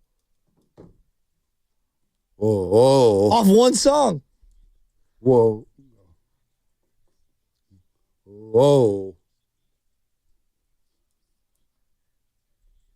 Hey. One song. Wow, good for him. Whoa. Hey, people have made whole careers off one song. Can I be real? LeVar Ball, I always had defended him. There's some things he did that I won't defend, but just in general, being in your kids' lives and being, he did some things that were AAU dad things that you don't do. That's fine. But in terms of everyone made him out to be the worst human being of all time. Not us. No. But a lot of people. And I'm like, you know what, man? This guy's winning at life. He's got 2 kids in the NBA. And his other son just signed a $13 million deal with Def Jam. Good for him. 8 guaranteed. And has full control. He's made more money. Full control. Pen to paper, he makes more money than Brock Purdy's made. Right. That's crazy. That is crazy. And he's going to get to own his masters. So LiAngelo Ball, NBA didn't call him. It didn't work out for him. But he's in that booth making hits. Can you give me that one time, that tweaking song? Boy, that thing is hitting. Oh, come on. You like that, Safety? Guaranteed you hear this at the Bruce Mahoney tomorrow. I told you I like this. The Bruce Mahoney will be slapping this at J Center. I told you I like this song. I can't believe it's such a hit. It is a hit. But again, you got to have more than one. You got to have more than one. Dido had one hit, and then we never heard from her again. Well, Hurricane Chris had the one, too. Hey, baby. Hey, man, she won't surrender. What was that? Hey, she was featured with Eminem, though. That's the one I'm talking about. No, but she had an actual solo career. No one knows about that. Yes, she does. I Will Go Down with the Ship.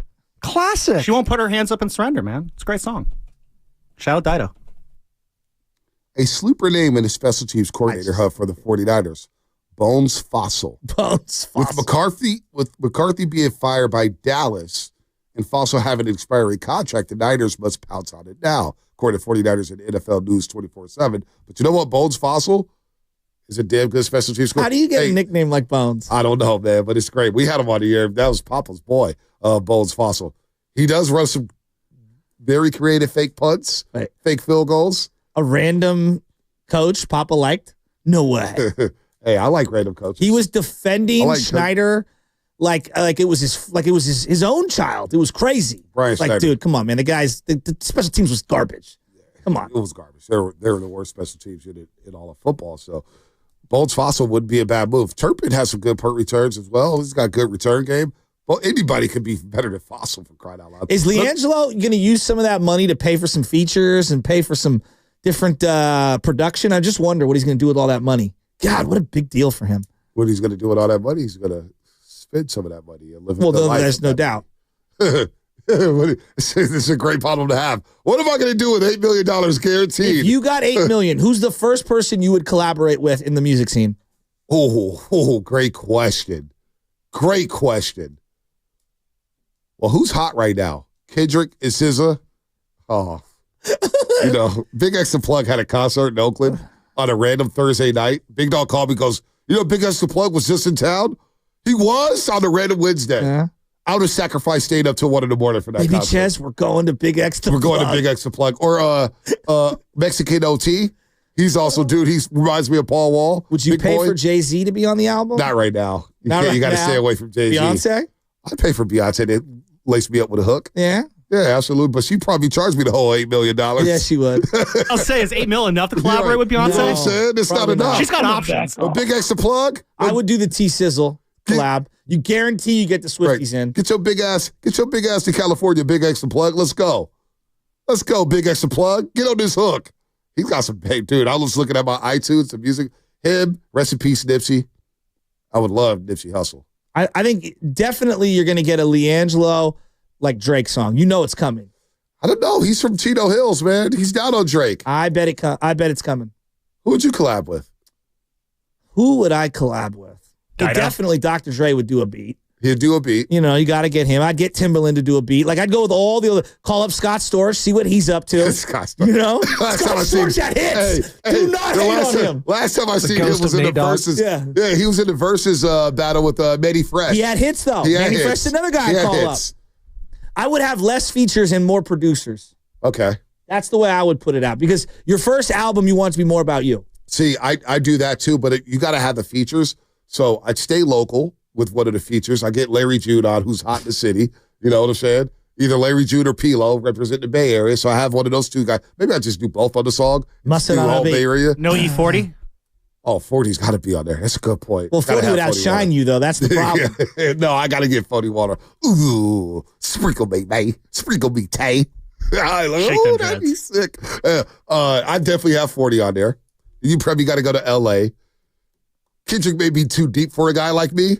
I love Kendrick, but on my song, got to have some catchy lines. Like when 2 Chainz said, horsepower. I'll just pull on, I got horsepower. Like, I need something like that.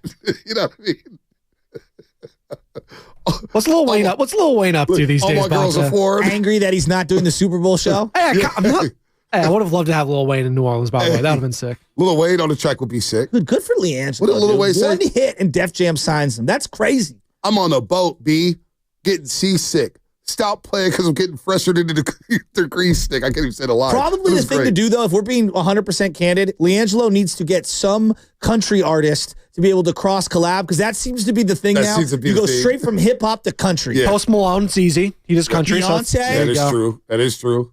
Who's my brother who's now doing country? He did Shabuzi. Shabuzi, yeah. He was at Thanksgiving. Sam couldn't wait to get in there. Stole Jaquan's song. He did. Oh, yeah. He did steal that song. Maybe would you want Killer Cam on the track? I mean, Cam would destroy you too on the track. That's why I'm telling you, you got to be careful. It's your first album. You don't want to be the weakest one on all the good songs. Like Future. He definitely has a ghostwriter, though, right? We're all in on that. Yeah, no doubt. I would have a ghostwriter. I would hire a ghostwriter.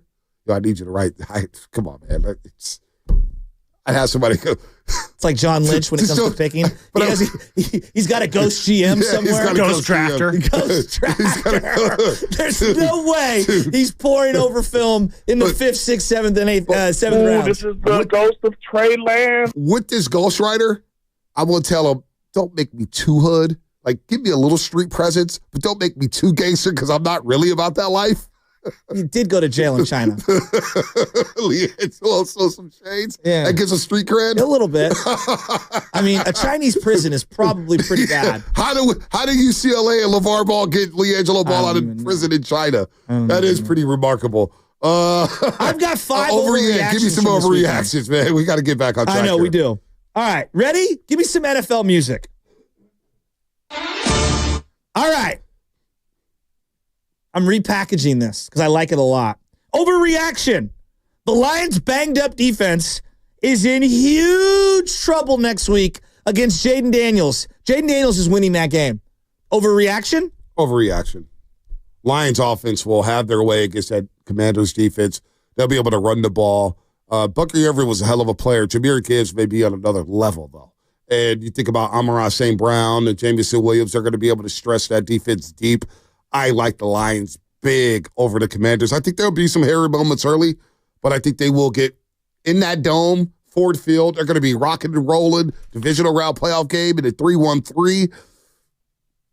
I like the Lions in this one. 8.5-point favorites, the Lions right now. 8.5? Yes, I can see them winning like 38-27, 38-24. They're going to put up some points on the Commanders. Real quick on that, because I know you have more, Joe. Lions, 8.5-point favorites, according to DraftKings right here. Chiefs, 7.5-point home favorites against the Texans.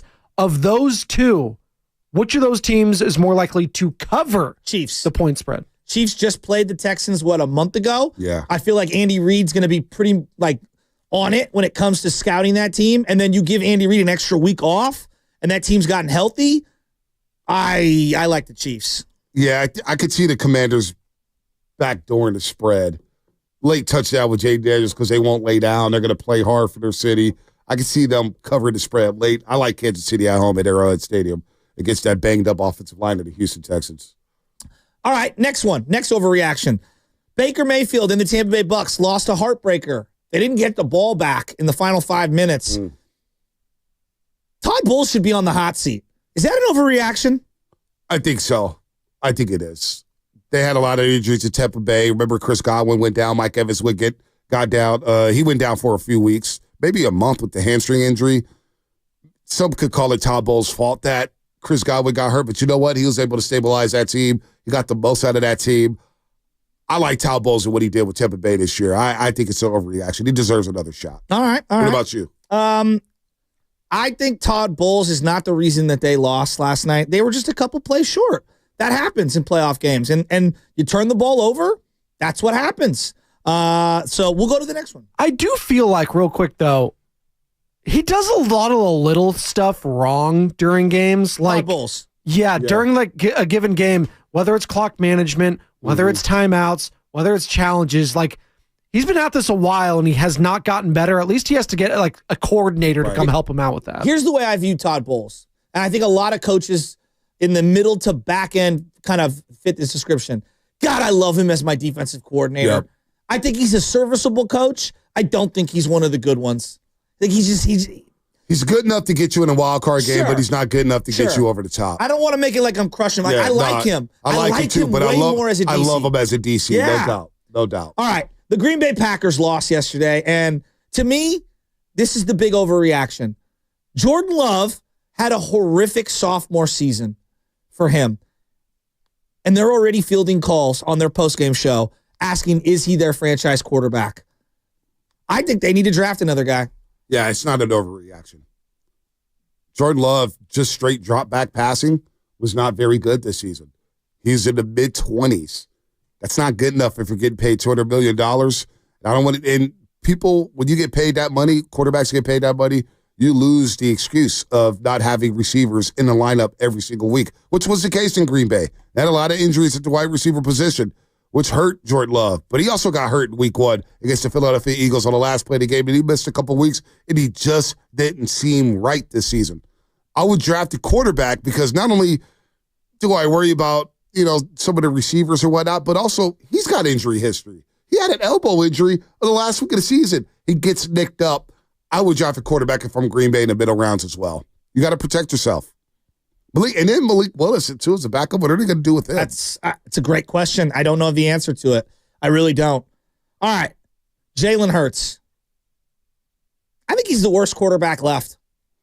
Of all the quarterbacks left, think about it. Texans, Chiefs, so you got Stroud, Mahomes. Commanders, Jaden Daniels. Lions, Jared Goff. Ravens, Bills, Josh Allen, Lamar. And then you've got Stafford and Darnold. I think if I was going to rank all these quarterbacks, he's the one I least trust, and I think he's the lowest rank as a quarterback that I would want left in these playoffs. And that I can't believe I'm saying that with Sam Darnold. I hear what you're saying. I'm taking Jalen Hurts over Sam Darnold and CJ Stroud right now. Okay. Even with the struggles yesterday, I'm still taking Jalen Hurts because of the way he can navigate with his legs and make plays with his legs. When a broken play and it becomes chaotic, he can make something happen. So I'm taking Hurts over Darnold and CJ Stroud right now. Okay. No matter what Darnold does today, I'm still leaning now. The great thing is if Sam Darnold does win today, we get to see those two go at it next Sunday in Philadelphia. Darnold and Jalen Hurts. I do like it's an overreaction, so that's why I'm just throwing things out there. No doubt. No, I'm just playing it out. Give it to me. I do think we sleep on, I get it. His fumble basically cost them the game of the Super Bowl. I still look at that performance as one of the greatest performances Jalen Hurts has ever had. And it was against I know it wasn't the best Kansas City defense, but Steve Spagnuolo was the DC there. They shredded them that day. And I've seen Jalen as good as that since, to your point. But I do think at their highest points, we got to give Jalen some love. What he's been able to do in the playoffs in his career is still pretty good. So let me ask you this way. He's been in the playoffs every year, yeah, right? He's had a pretty good career. Yeah, Jalen Hurts. Yeah, he had a really good. But I'm saying of the guy, look who's left. It's a lot of really good quarterbacks. But also he's coming out that concussion and he struggled yesterday. So I'll give him the benefit of the doubt. But the big game, are you really taking Darnold over Jalen Hurts? The game to win your life. Are you honestly right now? Forget the overreactions. I don't like either guy. But if you had to choose, I'm making you choose. I would lean Jalen Hurts. All right. I would. I just had to make sure you didn't lose all your marbles. Overreactions out there on purpose. I know. I just had to make sure you didn't lose all your marbles this weekend. I said this to you this morning, and I'm going to float it to you again right now. If I was saying the 80s, Elway, Montana, Marino, I'll throw in Jim Kelly. Throw in Boomer Esiason. In the 90s, you had Favre, Aikman, Steve Young. You want to throw in Randall Cunningham? Great. That's awesome. Throw that guy in there. I would even throw John Elway because he played into the 90s. Mark Brunell. Then the 00s, you had Kurt Warner, Tom Brady, Peyton Manning. I think this generation of quarterbacks, we're going to look back, and this is the highest level of quarterback play I've ever seen in my life. And I know, crazy overreaction. Josh Allen's 28. Lamar Jackson's 28. Patrick Mahomes is 29. Joe Burrow's 28. Jaden Daniels is 21 or 23 or whatever the heck it is. I mean, look at the quarterback play that you're watching right now. I think when it's all said and done, this might be the greatest era of quarterback play ever. I'm going to say that's an overreaction right now. I mean, think about the names you just mentioned. I know. Montana Elway in the 80s alone, alongside Phil Simms, Boomer Esiason, Jim Kelly, late 80s. The 90s, Young, Aikman, Favre, Cunningham, for that matter. Cunningham was pretty good. Then on the other side, you had Marino still rolling. You had Mark Brunell, who was a sleeper down in Jacksonville. Yes. Aaron McNair came around. Yeah, McNair was good, co-MVP. And then you get Manning and Brady and Breeze and Rivers and Roethlisberger. Favre was still ticking it out. Favre was still ticking during that era alongside Kurt Warner. So I do think because you have the Golden Four. Aaron Rodgers, we didn't even reference. Yeah, we didn't even reference Aaron Rodgers. We didn't even reference Aaron Rodgers. Right now you have the Golden Four, and now you're hoping that Jaden Daniels becomes one of those guys as well. So maybe you got to find some here with Jaden Daniels. But right now I say it's a little premature. It's an overreaction for sure. One guy's already got 3 Super Bowls. One guy's got 3. There's always in Montana during that era had 3 or 4. You had 4. Let's see what Lamar does, but it is. I think I can't wait for next Sunday at 3:30. It's a special era, no doubt about it. But is it the best era of quarterbacking? I'm a chill because I think everything around them. Text lines coming in. Warm Moon. You even bring up Warm Moon. Look, I could have named 100 guys. I know. But we got to see with some of these guys because I think the rest of the quarter, as we noticed, you got to go to 4, and then the rest is just you never know what you're going to get on a Sunday. Well, like Russell Wilson's a great example. I thought he was going straight to the Hall of Fame. Yeah, he played himself out of the Hall of Fame. I don't think he is a Hall of Famer. Yeah, I'm with you. I don't think he is. So I don't know. Like I watched Josh Allen the other day, and I was just like, I've never seen anyone like him. And I know we watched Elway. El was on. He's doing things, and then Lamar did a spin out play and threw a bomb, and I said, that's like the 52nd best play of the year, and it might have been the best play I've ever seen. Like, let me take a name because we could say, oh, you put Marino on this era, and he's an all-time great. Well, he did have unreal arm talent. Yeah, unreal. What about a guy like Donovan McNabb, who's not in the Hall of Fame? If McNabb played this era with all the RPO stuff and his own read stuff, Donovan McNabb, would he not be a top 5 quarterback in today's game? Probably. But I also think that like someone like Dante Culpepper would have been way sicker in this era. Oh my gosh. Good. We didn't even bring up Culpepper. Culpepper's one of my favorite woulda, coulda, shoulda. Think about that. We didn't even bring him up. I loved him. And Culpepper, we'd compare him to Josh Allen right now. He was so, when he used to get your roll on, oh my God, he was sick. He was sick. By the way, here's what I'm saying. It's like I watch these quarterbacks and I go, I'm clearly watching like the height of the way the position is being played. By the way, Shannon Sharp had this quote about Zion, because Zion may be on the block. This is such a cold quote. It's so wrong. Shannon Sharp says, Zion has spent a lot of time on the court. It just happens to be in the mall. It's the food court. He needs a change of eatery. Stop going and eating everything you're seeing, bro. That's embarrassing. Well, when you said that, when he's on the block, I was like, was it the cheddar block of cheese in his fridge? It's on that seafood diet. See, that's not wrong. And that's not right. And if he gets traded here to the Golden State Warriors, even I buy tail. Well, you know what? Change the scenery, man. You get he was a number 1 overall pick. SOTA. I could introduce him to that. Speaking of food, Fast 5 time.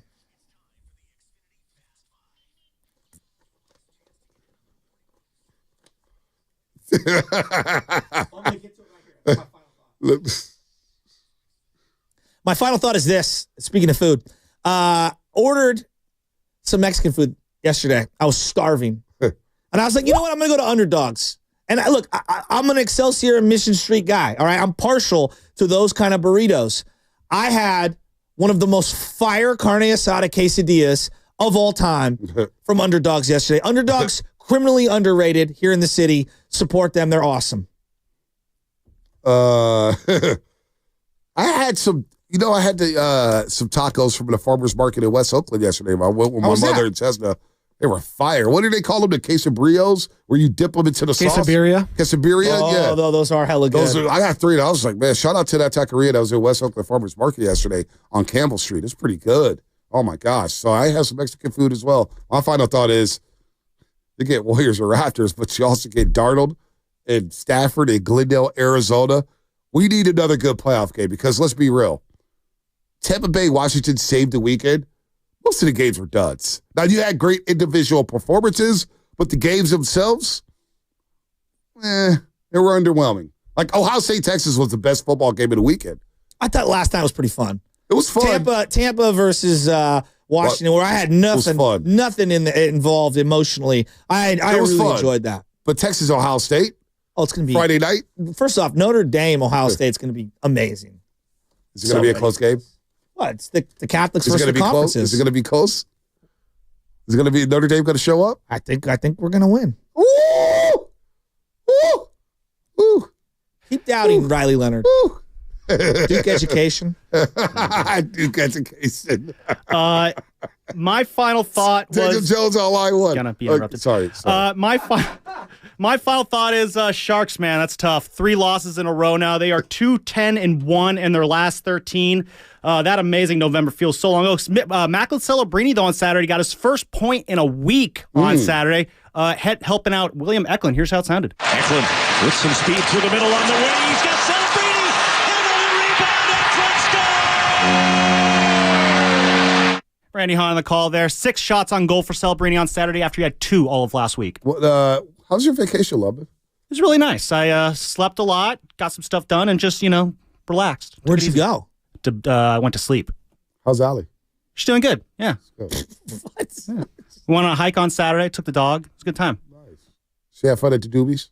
Oh, yeah, she loved the Doobies. You did an excellent job, dog. Yeah. I don't know if Thank I you, told you that before. Maybe I told you 5 times. You did an excellent job. I appreciate that. Yeah, well, do it all for the show, man. All right. There's a lot going on this weekend in regards to the Raiders coach search. Like Tom Brady's gonna be calling the game, and Ben Johnson's gonna be on the sideline, and Tom Brady is trying to hire this guy for the team that he owns. It's very odd. I don't think the Raiders are gonna get Ben Johnson. I think the guy that you got to circle right now, and he has an interview scheduled. Former Seattle Seahawks head coach, former USC head coach, Jim Zorn. Pete Carroll. Would that underwhelm Raider fans? Would that be underwhelming? Pete was I was actually hard pressed to find another guy that they had hired since young John Gruden that would have been a better fit than Pete Carroll. Right. Like Jack Del Rio's not better than Pete Carroll as a hire. John Gruden wasn't. I like Pete. Blackjack Del Rio. What about Ron Rivera? I heard he's interviewing for do jobs. not go Riverboat Ron. The Bears just interviewed Riverboat Ron, the former Chicago I'd rather Bear have player. 75-year-old Pete. You know what, Riverboat Ron? I'm with you. Riverboat Ron, Shasky's favorite head coach out there. By the way, just think of that, not to cut you off, Bonte. Think of that coaching division. Pete Carroll, Harbaugh. Sean Payton, Harbaugh, Andy Reid. Are we sure Pete's not long in the tooth? Oh, he is, but he's youthful. But that's why he chooses gum. Yeah. All right. That's why he chooses to go to stay young at heart. That was Fast 5, brought to you by Xfinity at home or on the go. You get the fastest internet to all of your devices. Evan Giddings and Daryl the Guru Johnson next, right here on 95.7 The Game. I have to confess,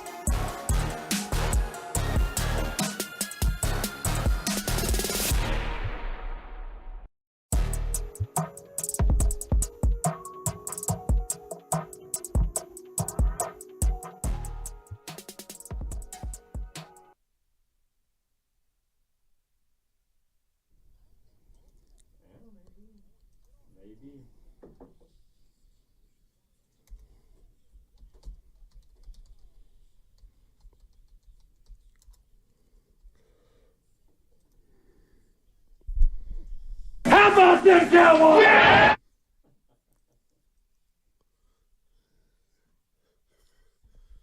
This sucker. Oh, I already know we're going to have some fun today. Yeah. I already know we're going to have some fun today. And yes, Steiny is out. Evan Giddings in. Get better, baby. Yeah, Steiny with a late scratch. Was flying too high off that Eagles win yesterday. Lamar Jackson stinks. That's a early. No, he no doesn't, doubt. Steiny. Yeah. Oh, my God. But that's the thing, though. It's all right. For whatever you believe about the greatest sports weekend, if it wasn't, this was a great weekend in sports. From Thursday with the college football playoff through wild card weekend, a lot of games to get into, a lot of things to take away from it. But first and foremost, I'm going to just hand the floor to you, Goo, because I don't know if it's an announcement that needs to be made, but you're walking around here like you're a brand new man. Yeah, I'm flying and floating right now, and I'll say this. We just had Christmas, but I had another Christmas, and it was the gift of getting the fat man out of there, and now we can get a real coach to turn things around in Dallas. But you're right, Evan, I just feel sorry. I really do for people that don't like ball. This weekend, starting from Thursday, Friday, another college football playoff game, and then just to sit back on the couch yesterday. How weird was it not having the Niners in it? And then I went in my Ron Jaworski mode. And Evan, you tell me if I'm wrong. I start critiquing all the quarterbacks, and I'm looking at you right now in your black shirt with your guns showing. I feel better about Brock Purdy and the fact that I'm looking at these other quarterbacks, and I know it's a team game, but I'm like, you got a guy that took you to the bowl, took you to OT, on the fly, took you to the NFC Championship game. And I say all that to say, partner, I'm not blaming all the quarterbacks because you can't and it wouldn't be fair, but the Niners got them one. And when I say one, a guy that showed you I damn near can take you to the promised land. No, they absolutely have a quarterback. And I don't know if I feel any better or worse after watching those games because I've been I feel like I've been consistent on Brock. I think he's really good. Okay. I think he's the quarterback for the future. We've heard all the messaging, and there was one more, by the way, not a nugget, but I think a pretty significant quote from Fred Warner, who was on ESPN's NFL Countdown doing pre- and post game. He was awesome, but he also threw something in about Purdy. My point is, when you're watching this week and you're watching quarterbacks, I don't care. Like, we talk about the physical traits and some of Brock's limitations versus all these big quarterbacks and the fast ones and guys who could throw the ball 90 yards. And at the end of the day, it doesn't matter if you don't go out and execute. It doesn't matter if you have a team that can't help you, if you have another team across from you that can do something that you can't stop. For example, Lamar Jackson, I didn't think he was incredible in that game. He didn't have to be because Derrick Henry ran the ball down the throat of what was supposed to be one of the better defenses in the NFL. But overall, it's me. This weekend's about how does it make you feel about Brock? Yes. How does it make you feel about Kyle? Because I also think, not just because McCarthy's gone, not just because Mike Tomlin's in rumor mills, it's also because how do you feel about the Niners when you're watching the rest of the postseason? I met a Niner fan on Friday after the show. I was talking to him. And he felt relieved that he could just be out of to whoever it is, Padoni. Yeah, if I threw a quarter down the street, I might find one. But the fact that they were relieved that they were not involved in all the different roller coaster ride of emotions that we dealt with for 48 hours across the weekend, it's like, I do think that people are taking stock of where the Niners are at. And I do think that this was a good weekend to measure yourself to where you want to get to, which is, of course, back to this position next season. No doubt. Well said, Evan. And the R word that you just said, the relief feeling, it's kind of crazy. And it's kind of the DNA of a sports fan. But, you know, I'm the same guy, and you know this because you're with me every day, and I told you and Steiny, I feel like this guy, Brock Purdy, could get $60 million. That was on his best day. Then I was nitpicking this year, and I feel like I'm not backtracking. There were some throws, and I'm scratching my head, but he was not the sole reason, Evan, this team went 6-11. But the bottom line is, when you step back and reflect on what this kid, Brock Purdy's already done, and I call it the Magic Johnson. That's what I call the NFL quarterback. Can you be a point guard? Can you run the offense? Can you distribute the ball to where it's supposed to go? And again, on the fly, year one, not even knowing that Sunday morning as he drove to Levi's, not knowing he was going to get inserted into the game, he's done that. And Evan, if we get news 2 or 3 weeks now or a month that Brock reset the market, I'm going all the way there. I'm telling you, I'm not going to come in here and be mad because the skin's on the wall that a Jordan Love, who was awful from the first pass. It was Cheech and Chong. It was a high throw. And I'm like, there's going to be 9 million other throws, but he never figured it out, right? He was just off. Now you could say, Goo, what about him in Dallas last year when they won 20, when they were up? Okay, but it wasn't that. We're talking about in the meantime and what we just saw. And your guy, Justin Herbert, who I can make in a Evan, I thought you guys were going to win that game 90-0, so neither here nor there. But he didn't have his best game. Brock Purdy, you know what you're getting? He's getting better. And I'll say this to Niner fans. This is what I really feel, Evan, just to put it all in the realm of this postseason. Either it's the end of a run, and that's bigger than Brock, or you guys get healthy, have a good draft, spend some of that chicken that you got on the black free agency credit card, and you guys could come right back. We'll find out that answer, but I'm telling you, I think the Niners got their quarterback. Good Lord. I think also. Shout out Flim. Yeah, exactly. Shout out Dave Fleming. Chargers asked. Yeah. It's easy, That's Spadone. a 9 early, boys. Spadone. No, honestly, I deserve all of it. I deserve all of it. Or the Chargers deserve all of it. You didn't do anything wrong. You just rooted. I believed is what I did wrong. I believed that they were going to win that football game, and for that, I will take all shots here today. Shout out Harbaugh. But I hate his glasses, by the way, too. They make his eyes look funny. It is funny how whenever you lose a big game or the game, because now the season's over for a lot of these teams, you start to look at everything and you're just like, you know what? That bugs me. You know what? I don't like this about that guy. Or some teams also get bailed out, or players specifically, like one who's reading a book on the sideline. What was a number one seller now of Amazon? He made it a number one seller. I mean, he might as well be Oprah Brown. What does that say about us? Well, it says that apparently A.J. Brown can make something popular if they win a football game because he wasn't getting the football. He was ready to explode. Thank God they won. But go ahead. Honestly, it doesn't matter. We'll get into that later because I got thoughts on A.J. Brown and reading page 2 of a self-help book on a sideline of a football game. But I do think it's interesting that taking the specimens, right? You mentioned Herbert, made in a lab. Yes. Jordan Love, could throw the ball off his back foot 80 yards. Again, it doesn't matter if you do not execute. And those quarterbacks, to me, whether they have it between the ears or not, I haven't seen it enough in the big games from those two guys. So the fact that Brock Purdy go ahead, man, is due the kind of cash that he is, and hey, if someone wants to throw Jaden Daniels in my face, go ahead and do it. This is incredible what he's doing, but I feel like I felt for Purdy when they were going to the Super Bowl, like this dude's passing the test like he has the answers. And Brock Purdy, look, he's passed the majority of tests. The fact is, you're not going to pass every single test. For example, this next weekend, Buffalo and Baltimore got to play. One of the two runner-ups or MVP candidates is got to lose. The narrative for one of them is going to continue. Exactly, but it doesn't mean that they're both not sensational. And the difference also in both of those games might not be the quarterbacks. It might be the running backs. It might be the defenses. It might be special teams, because that's the other thing that Green Bay doesn't have is apparently a special teams unit that's not going to hurt them. Miss field goals, drop the fumble on the opening kickoff. They're playing from behind with one hand tied behind their back because they don't have that phase of the game. So again, what are you taking away from Wild Card Weekend? And as a 49ers fan, does it make you feel better? Does it make you feel worse? That's what we're going to get into today. 888-957-9570 is the number. Evan in for Steiny alongside Goo. Because again, I think it does start with the quarterbacks, Goo, but there were so many varying levels of performances from a bunch of different talented guys that are considered top 5, guys that are considered bottom feeders, guys that are rookies that have never been in that situation before.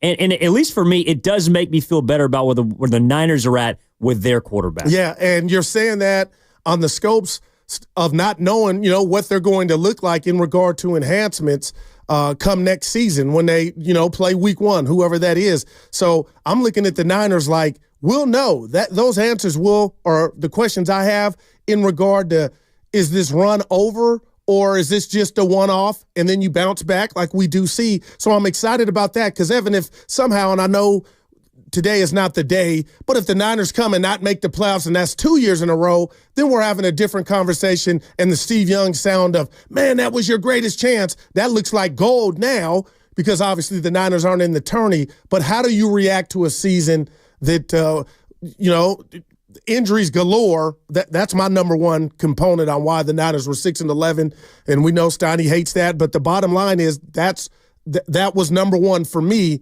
But now they got to answer, okay, how do you bounce back to let us know that not a fluke, but an anomaly?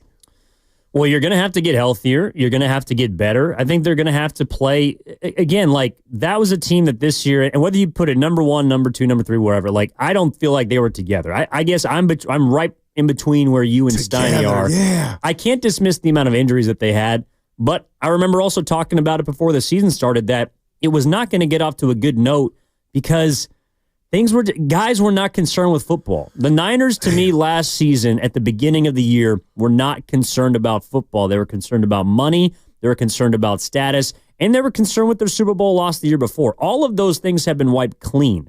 And so they have a brand new set of expectations that they have to set, and that will determine whether or not, of course, they are a team that can bounce back or not. But on the other side, again, I want to get people in here. 888-957-9570. Are we talking about what did you take away this weekend watching these football games? How do you think the Niners are close? Do you think they're far? Where do you think they're at with their quarterback? Giddings and Goo, back after this, 95.7 The Game. Head to Safeway this week for this amazing deal and more for members. Delicious Hass avocados.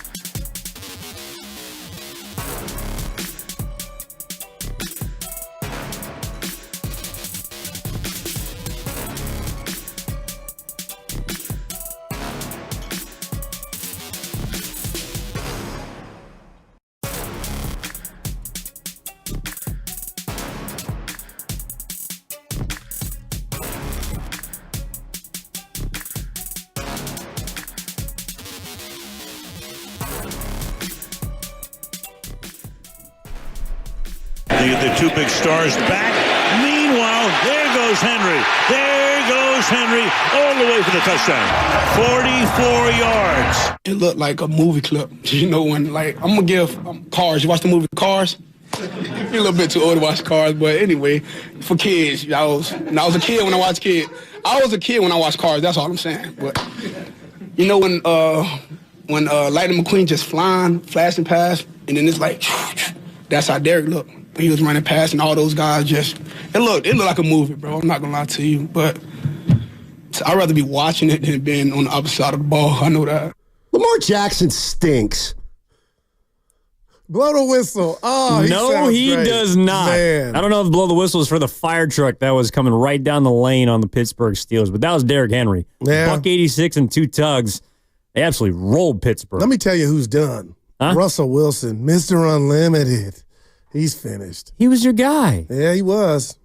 But time runs out, Talk man. about too short, Mike. I mean, no, Evan, this was too long. I had him going to the Super Bowl with Denver. He looks scared. He looks that's small, hard. and he looks old, and he looks like, honestly, he has Not for a the good last combo. 3 seasons. Yeah. He's too old. He hit a couple passes to Pickens, but man. Well, but that's part of it too. Okay, so they were 9.5-point favorites. Evan Giddings in for Matt Steinmetz, by the way. Daryl the Guru John's with us here as always. And we're talking about what you took away from Wild Card Weekend because, yeah, and to the text line, I hear you 5-0. We sound like losers, criticizing teams that lost in the playoffs. Well, I hate to break it to you, that's called the National Football League. We do it every single year, whether it's the Niners that lose in the Super Bowl or they lose in the NFC Championship. Right. When a team loses, we discuss why. And the Steelers are not a team that I expect. I don't know about you, but I expected to beat that Baltimore Ravens group. Now, did I expect them to get waxed the way they did? No. But Derrick Henry is the difference on that year's team. And you just heard Spadone come back with that highlight from the great Al Michaels. Derrick Henry is the difference in this year's team. That's why they might win the Super Bowl. They still have. But Evan, they were a number 1 seed last year without Derrick Henry to that point. Yeah, but clearly they were missing something in the biggest game, or their biggest game, I should say. And when did J.J. Watt turn into J.J. Not? I mean, this dude's doing, I'll give myself a 3. TJ? T.J. Watt. What's happened? It don't count now. But what happened to him? And they've lost to Pittsburgh before and got handled. That's why I'm a little nervous for Tomlin. And I got Steiny's face on your shoulders right now. I'm not lobbying for a guy that's been made like Tomlin. I'm just saying you lost. No other Super Bowl winning head coach has lost 6 straight playoff games, Evan. And sometimes you just need to move on or a change of scenery or the voice gets stale. But the bottom line is that Steeler team had that wasn't the Steelers black and yellow I was accustomed to. They just looked flat. Well, it's what they've looked like the last month. I mean, they've been, but that's actually, I think, a great place to start with the head coaching part of this, right? We got our quarterbacks. I mean, to me, watching the quarterbacks this weekend, everything's on the table for how you feel about Brock Purdy, who's obviously just been to a Super Bowl and has won 4 games already in his first 2 trips to the postseason. But did Mike Tomlin make you reconsider the way that we discuss Kyle Shanahan? Because let's just take the last 8 seasons when you're talking about him losing. Right. He's had 5-1 and done. Okay. 6 straight playoff losses. Got you. Last 8 years, Mike Tomlin has won 80 games regular season. That's 5th among all head coaches. He's won 62% of his games. But he's 0-5 in his last 5 postseason trips. Kyle Shanahan, meanwhile, since 2017, 8 seasons, he's got 70 wins, so 10 less than Tomlin. He's only won 53% of his games in the regular season. But he's 8-4 in the Yoffs. I mean, that's where it's just perplexing looking at these head coaches. I think Mike Tomlin's a damn good head coach. If the 49ers, in a hypothetical world, fired Kyle Shanahan, I would want Mike Tomlin in a heartbeat. But after that loss, and maybe it's because they've just continued to stack, even some of the bigwigs on ESPN or Fox. Alex Smith, former quarterback. Who has an appreciation for head coaches as many, said they got to figure out if this guy needs to go or not. And it sounds like he's going to be back, and I get it. But, I mean, Mike Tomlin he's been as stable of a head coach as any in the NFL, And it sounds like some people are out on him. Yeah, and I'll go Janet Jackson because I agree with 95 or 99% of what you said, Evan. But the bottom line is, it's what have you done for me lately? And as much as I criticize Kyle Shanahan for not winning the big one, I do give him credit and have called him a genius for being a big part of his team getting there. And it's like a loaf of Wonder Bread. It's fresh in regard to his skins on the wall of, I do give the losing head coach of a Super Bowl credit for getting to the Super Bowl. I'm not that guy. I'll criticize you if I feel like you were part of why you didn't win it, but I bring that up to compare it and contrast with Mike Tomlin. It's been a minute, Evan, since that Pittsburgh team has even got close. So all that I'm, asking myself and scratching the wig is, has the voice gotten stale? Because when you look at what the Steelers are doing, the dude's a man's man. He's a ball coach. He has some of the best press conferences in the world, all that bravado. But has that fallen on deaf ears? And I just starting to wonder. That's all. And with Dallas, I know we're not in Texas, the Lone Star State. If you were to tell me they could get Mike Tomlin now, Evan, I'd run in the street naked like, yes. But a lot of that is because I think Mike and the Steelers may need a change of scenery, just like whatever you deem went wrong in Philly under Andy Reid. He didn't have the Super Bowl ring that Tomlin has, but I am wondering, does Tomlin need a fresh start and maybe the team? It's just the natural psyche of a fan, Evan, or a human. Well, I get that. Like, Mike Tomlin he no longer is the head coach of the Dallas Cowboys, was fired like an hour ago, according to Tom Pelissero. Yeah, McCarthy, sorry. Is because they didn't win. No doubt. Mike Tomlin has literally never had a losing season. But that's almost just not good enough for people. Because the moment you lose, it's, well, you haven't done this and you haven't done that. Just like we did the same thing with Shanahan this year. The moment that they didn't make the playoffs, it was, well, now we're filing that under the you can't win the big one card. Or this is what let you down this season. The same thing that let you down in the big game last year. I don't like to do that because I think Mike Tomlin is a classic overachiever. Like, this Pittsburgh Steelers team, if you think about where they came into the year, they had two quarterbacks that neither of their previous teams wanted. Sean Payton said, get Russell Wilson out of here. We'll pay it. I'll take an unproven fifth selection of the quarterbacks. Bo Nix was actually, I think he was the last quarterback taken in the first round. They got to the playoffs. I like him. You like a lot of quarterbacks. Hey! I'm just saying. Turn it into starting. But Justin Fields was no longer wanted in Chicago. Right. They got him out of there. He took a two-quarterback team in which were basically both cast-offs, and they won 10 games. If I told you that is what he did, I don't know if we look at him as same as we're talking about him yesterday where his team just got rolled. Well, by the way, a better football team. Like, the only team in my mind, and actually I think on paper, actually Washington might have been an underdog on the road because Tampa Bay was there. But the Chargers were the only team that were road favorites and lost. But I don't hear people coming for Jim Harbaugh because they overachieved. That wasn't a team that was expected to be back in the big dance so quickly, so soon. And his quarterback let him down. Well, you know what? I'm not going to say I'm not mad at that. I understand that to a degree, Evan. But at the end of the day, I think of Baker Mayfield in Cleveland. He was a mess. When it was all said and done, Baker's found a home now. Played his ass off yesterday, bad fumble, they lost. But the bottom line is Cleveland rolled up in Pittsburgh, I think it was Big Ben's last year, and beat Mike Tomlin and the Steelers. So if we were to just go through revisionist history, even back then, that happened on Tomlin's watch. So, Evan, if you were running a business and you're Mr. Rooney or you're an owner, how long do you let a guy rest on his laurels? Because that's what seems like's happening with Mike Tomlin, regardless of what's not in the stew. If you're good enough to qualify for the offs and you got 5 one-and-dones, I think it's fair to just say, okay, are you evolving? Where are you at? It's not, I'm sitting here telling you I want to throw eggs at Tomlin in his coaching career, but I think it's fair to say, do we need a new voice? And, hey, Mike, you got that Super Bowl. You've been awesome. But what the hell's going on in this last decade? I think that's fair. And I think that's why Andy got ran in Philly without the Super Bowl victory. Well, but they also had 3 straight seasons of subpar football. Again, the Pittsburgh Steelers made the playoffs. And someone accused us of talking about the teams that have lost. Like, I'm kind of with them. It's, yes, Tomlin has gotten bounced, but his teams has been in the playoffs.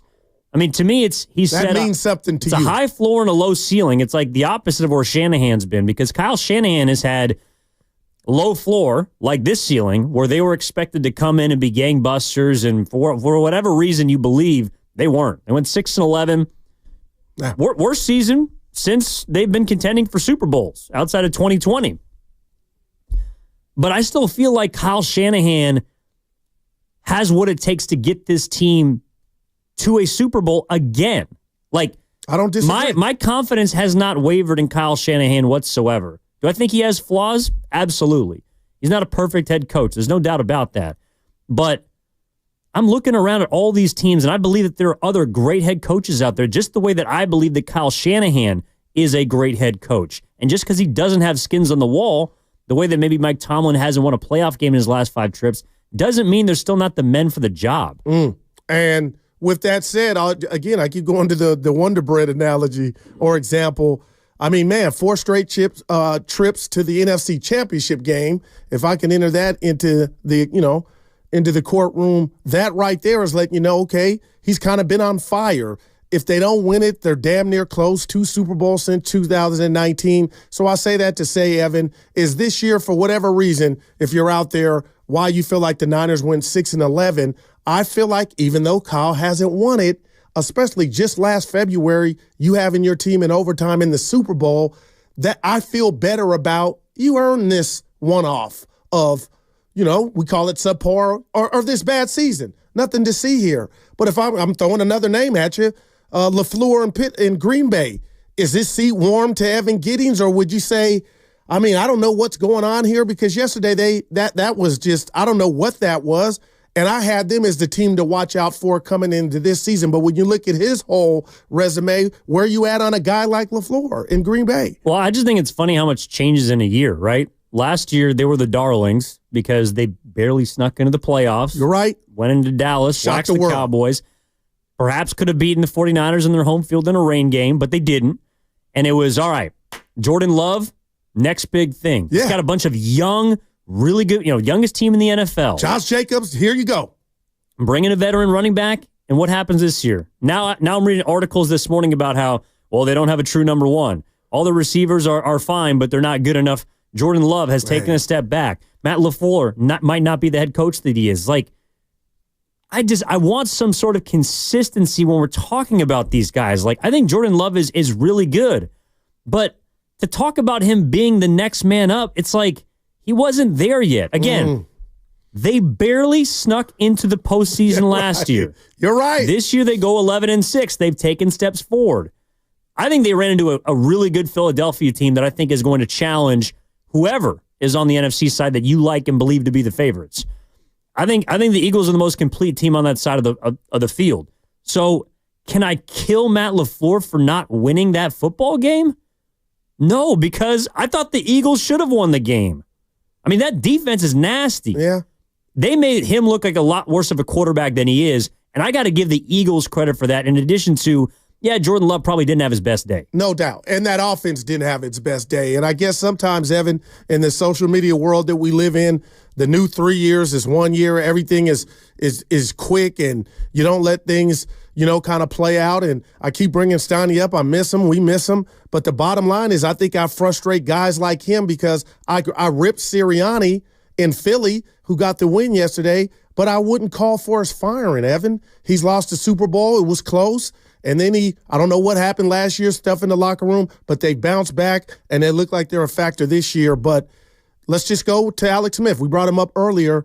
Do you think because we have so much, social media is everybody's platform, everybody's almost an equal, do you think the volume of get rid of Evan after 2 years is louder because of social media? Because Alex Smith went in on Tomlin. That shocked me. And I'm not saying he wasn't wrong, but I was like, okay, I totally get that. But, he's on a platform on a Monday, on the morning pregame show saying that with energy.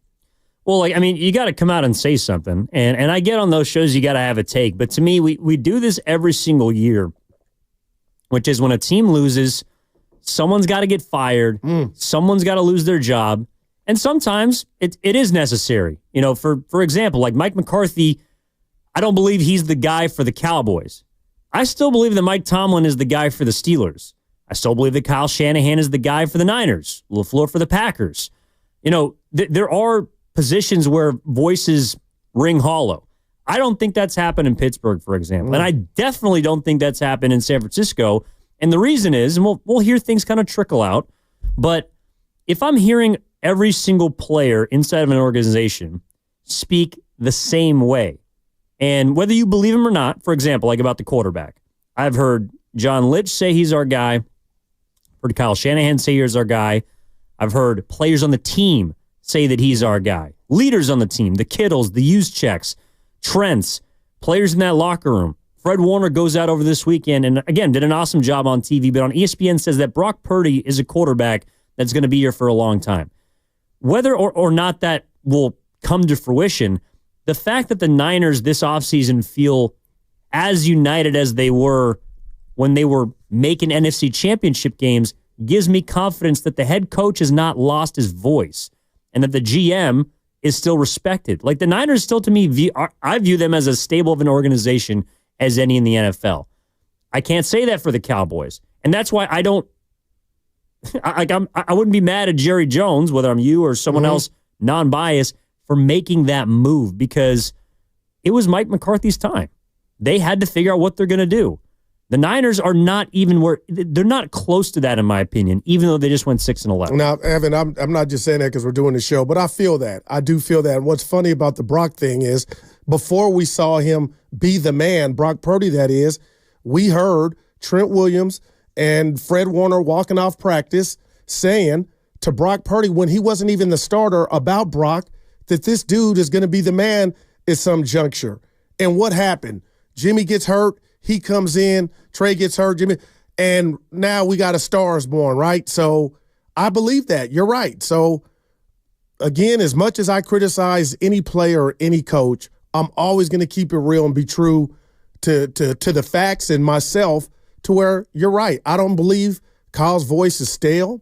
I think they got their guy, but let's just keep it real here, and you tell me if I'm wrong. The furnace has got a little hotter in regard to how this Niner team led by Kyle bounces back next season to where we say, you know what? Goo and Evan were right. This was a one-off. They were hurt. But, Evan, if they stink it up again, all I can tell you, regardless if you agree with it or not, the volume will get louder if you think right now he should be on the hot seat. Because then we got multiple seasons of head score. Like, what's going on? No, and look, it's a results-based business. There's no doubt about that. But what I believe is that, for example, if the Niners, if things go off the rails and next year they don't make the playoffs and something happens similar to this year, it's going to be because that voice that I'm talking about, which I believe is currently present and strong, is not going to be as impactful for Kyle Shanahan. Like, something's going to happen between now and then, which is the reason why they don't make the playoffs, which is the reason why it will confirm that this year was not just a fluke. At this point, it is.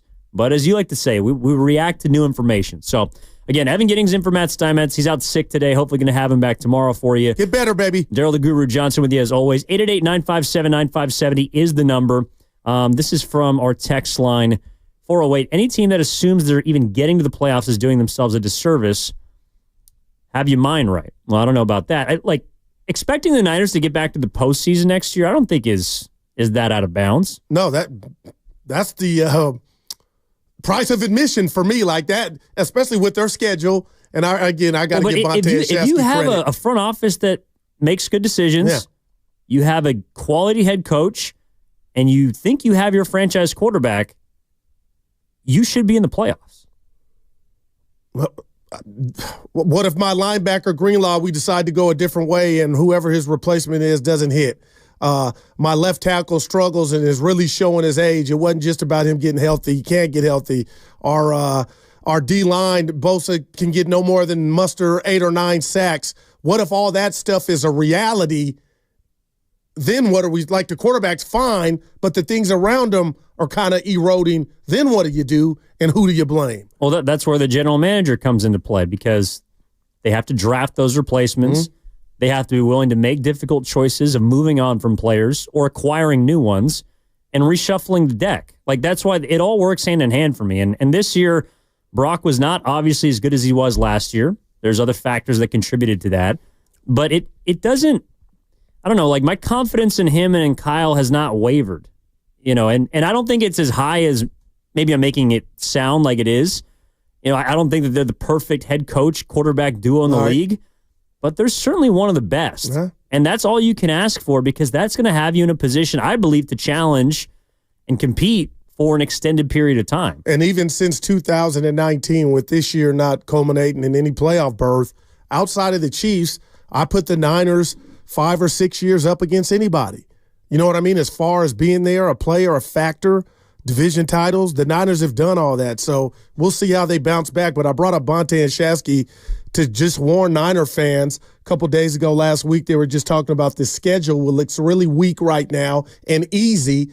But that's a dangerous game, to play when all these teams are going to, do something possibly in free agency. They have a draft. Things change. And we saw Minnesota and Washington, who weren't in the tournament last year, are now in the tournament. So we got to be careful.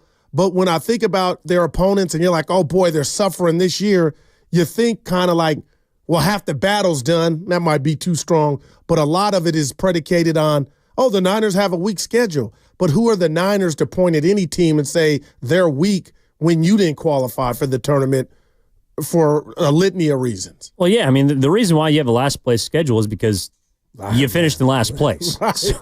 So their schedule should help them next year. But overall, that shouldn't matter. Like, for example, Baltimore, they won 12-5 this year. They played a first-place schedule because they won the division last year.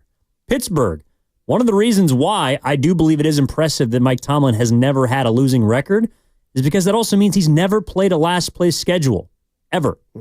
Now, some years you play weaker divisions and your strength of schedule works out all the rest, but he's never had that built-in, we're playing a weak schedule next year. That's never been the case. The Chiefs went 15-2 this year playing a first-place schedule. So who you play, good or bad, that doesn't matter to me. You should be able to go, and if you're the Niners next season, even if they're playing a first-place schedule, with the talent that I believe they have, if they have the quarterback they believe in, it doesn't matter. Like you got to go win football games. I'm feeling that. So 888-957-9570 is the number again. What did we learn from the wild card weekend in regards to the 49ers? I do want to get into Brock Purdy and these quarterbacks because I think it is interesting the way that, again, one game can change the narrative of a player. And one season, honestly, 365 days ago, we talked about a lot of these guys in different ways, including Brock Purdy. And I just think it's interesting how fast things move in the NFL. Not for long. All right, Evan Giddings in for Matt Steinmetz, Daryl the Guru Johnson. Guru and Giddings with you here on 95.7 The Game. A reminder to download the free Odyssey app and check us out on YouTube and Twitch, powered by First NorCal Credit Union.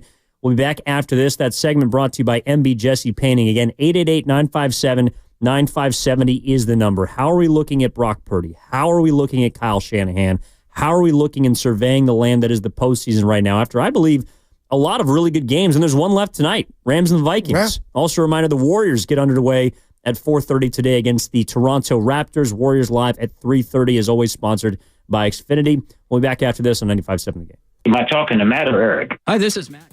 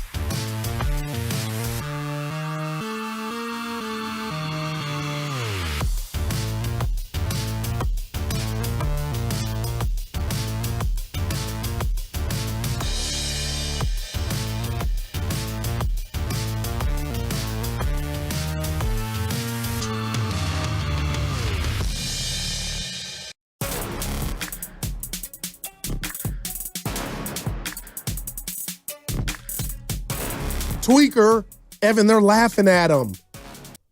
But They should he's be. famous. This is so 2000. Right there is the biggest problem with what we just came back with. For those on YouTube, Spadoni was playing tweaker, LiAngelo Ball. He just got an $8 million guaranteed deal from Def Jam. Wow, man. And he can't rap. Yeah, and the song, dude, at least Pat Bev did the Lord's work. He told him the song was trash, but how can it be if I just got 8 hymns and it's the number? The Lions were playing it last week after they had a big win, and somebody yesterday in the NFL team was playing, it's trash. The Cleveland Cavaliers have made that song popular by winning a ton of games and playing it post-game, and they just make fun of whoever sings the song. It's the price of fame, Ev. I know, and look, I'm happy for the kid. All his brothers are balling, no pun intended. That's the 4. And he's just the one who's stuck in the middle, and he's finding a new lane. But people who are mad at Brock Purdy or quarterbacks who make more money than they should, and I get it. All of them damn near except Mahomes and Burrow. That's LiAngelo Ball. Save that energy for LiAngelo Ball because he just got $8 million. I don't think he really does. Yeah. And that's our world, Evan. And I guess I asked you a question. You didn't ask me to answer it. But hell yeah, I would. You could laugh at me all day if I was getting $8 million. Dude, I'm paid. But the songs, it's 1999. Hey. A Band-Aid on his face like Nelly. Yeah. And that's who he stole, Nelly. Yeah, I mean, and I guess you just got to wait 20 years and then just take something back from the early 2000s or 1990s and make it popular again. And all the kids and everyone else is going to think that you're an original. All right, 888-957-9570 is the number. Evan in for Steiny with Goo. Giddings and Guru with you on 95.7 The Game. Let's kick things off. Get back into Purdy and Shanahan with Leroy in Oakland. Wants to talk about it. Leroy, good morning, man. What's going on? Hey, what's up, gentlemen? It's a pleasure to be on Giddings. Goo. What's up, baby? Man, I was watching, the playoffs, the past weekend. I was watching the playoffs. And I think what I learned about Purdy and Shanahan is this through these playoffs that I've been watching, is that I think they can be a great duo, but I just don't think that they'll be great enough to bring a chip home, to bring the Lombardi Trophy home. And I say that because Shanahan kind of reminds me, Goo, you'll appreciate this, of Keith Sweat, right? The R&B singer, right? Yeah. He had a great first album, Make It Last Forever. He came back with that second album, I'll Give All My Love to You. Came back with the third album, Keep It Coming. And he was just steady in the boat, right? Came back with the fourth album, Keith Sweat titled fourth album. Then after that, he started to get a little made a Christmas album, started to get in. But you still loved him. You still bought his stuff. You're like, he's still great, even though he's getting older, and even though he does not have a Grammy. He has American Music Awards. He's got a Soul Train Awards. But dang it, he doesn't have that Grammy. He doesn't have that Lombardi Trophy. And but we'll still like him. We still think Shanahan's great. We still think Purdy's great. But I just don't think that duo will be enough to bring us a chip. We'll make some playoff appearances like we've been doing. And yeah, I hate to say it, but them together. You look at, Buffalo quarterback and their coach. I mean, they are locked in, man. I mean, they just have this unique relationship, and I just don't think Shanahan will take himself down. Leroy, I'm shocked that this is coming from you, and the reason I say that is Buffalo has it. That combo, they haven't even sniffed what Kyle and Brock. 2 of the last 3 years, Evan, Brock Purdy and Kyle Shanahan were in an NFC championship game, and he got knocked out early. No excuses against Philly. They come back to go to the Super Bowl, and I sit here and tell you, Evan, to Leroy's point, they should have won the game. I know they didn't, and that's why I criticize Kyle, but I want to tell Leroy, since we're talking records and music, that was the #1 album last year, Lee. They went to the Super Bowl and represented the National Football Conference. Josh Allen hasn't come close a couple years ago, 13 seconds. You know what I mean? So I don't think we're at the Mike Tomlin juncture. That's what that call should have been for. It's been a little while. Kyle Shanahan just had his team in Nevada in overtime to win a bowl. They didn't, Evan. So I say that to say I just don't feel like that's enough for, and Leroy feels how he feels to say, oh, the number one hits are done coming. Help me. Well, it might be a number one hit in the court of public opinion, but it didn't win the Grammy. You know what I mean? Like you don't have the hardware to go along to affirm how great of a season it was. And it was. But that's the other part, too. It's like that team did have almost every single ingredient except for the one on the other side, which happens to be an awesome quarterback. Oh, my gosh. Because I think Mahomes was the difference in that game. But that's neither here nor there, because what I've also learned from this weekend, and really it just kind of confirms what I believe you need, is it isn't just only on the quarterback. Like Mahomes might have been the difference in the Super Bowl last year, but you need a good defense. You need a quality running game. You need a good offensive line. You need stability in the front office, a good head coach. I think the Niners have the majority of those ingredients, which is why I feel confident that watching this weekend lends me to believe they'll be back in this position 365 days from now. But the only quarterback that won a game yesterday, not by himself, but it was Jaden Daniels. Funny enough, as the rookie quarterback. Incredible, man. I mean, seriously. This dude is a wizard, man. He just...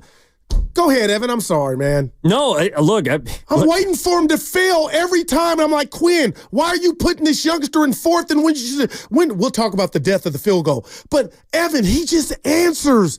But he played big-time college ball, too. Like, are you just born with any it? of the quarterbacks. Are you just born with it? Because it looks like this kid just has it, and it's just going to grow. This is year one. Well, it is, but again, I don't want to put the cart before the horse. Jaden Daniels is an amazing talent. He appears to be cool hand Luke in the clutch. He's got all these game-winning comebacks. You know who else I believe had 6 fourth-quarter comebacks their rookie season? Joe Flacco. Dak Prescott. Okay. Dak Prescott. I got you. Yeah. I got you. I don't mean to throw that in your face. No, that's real. But I'm saying, like, we got to give this guy some time. He looks awesome.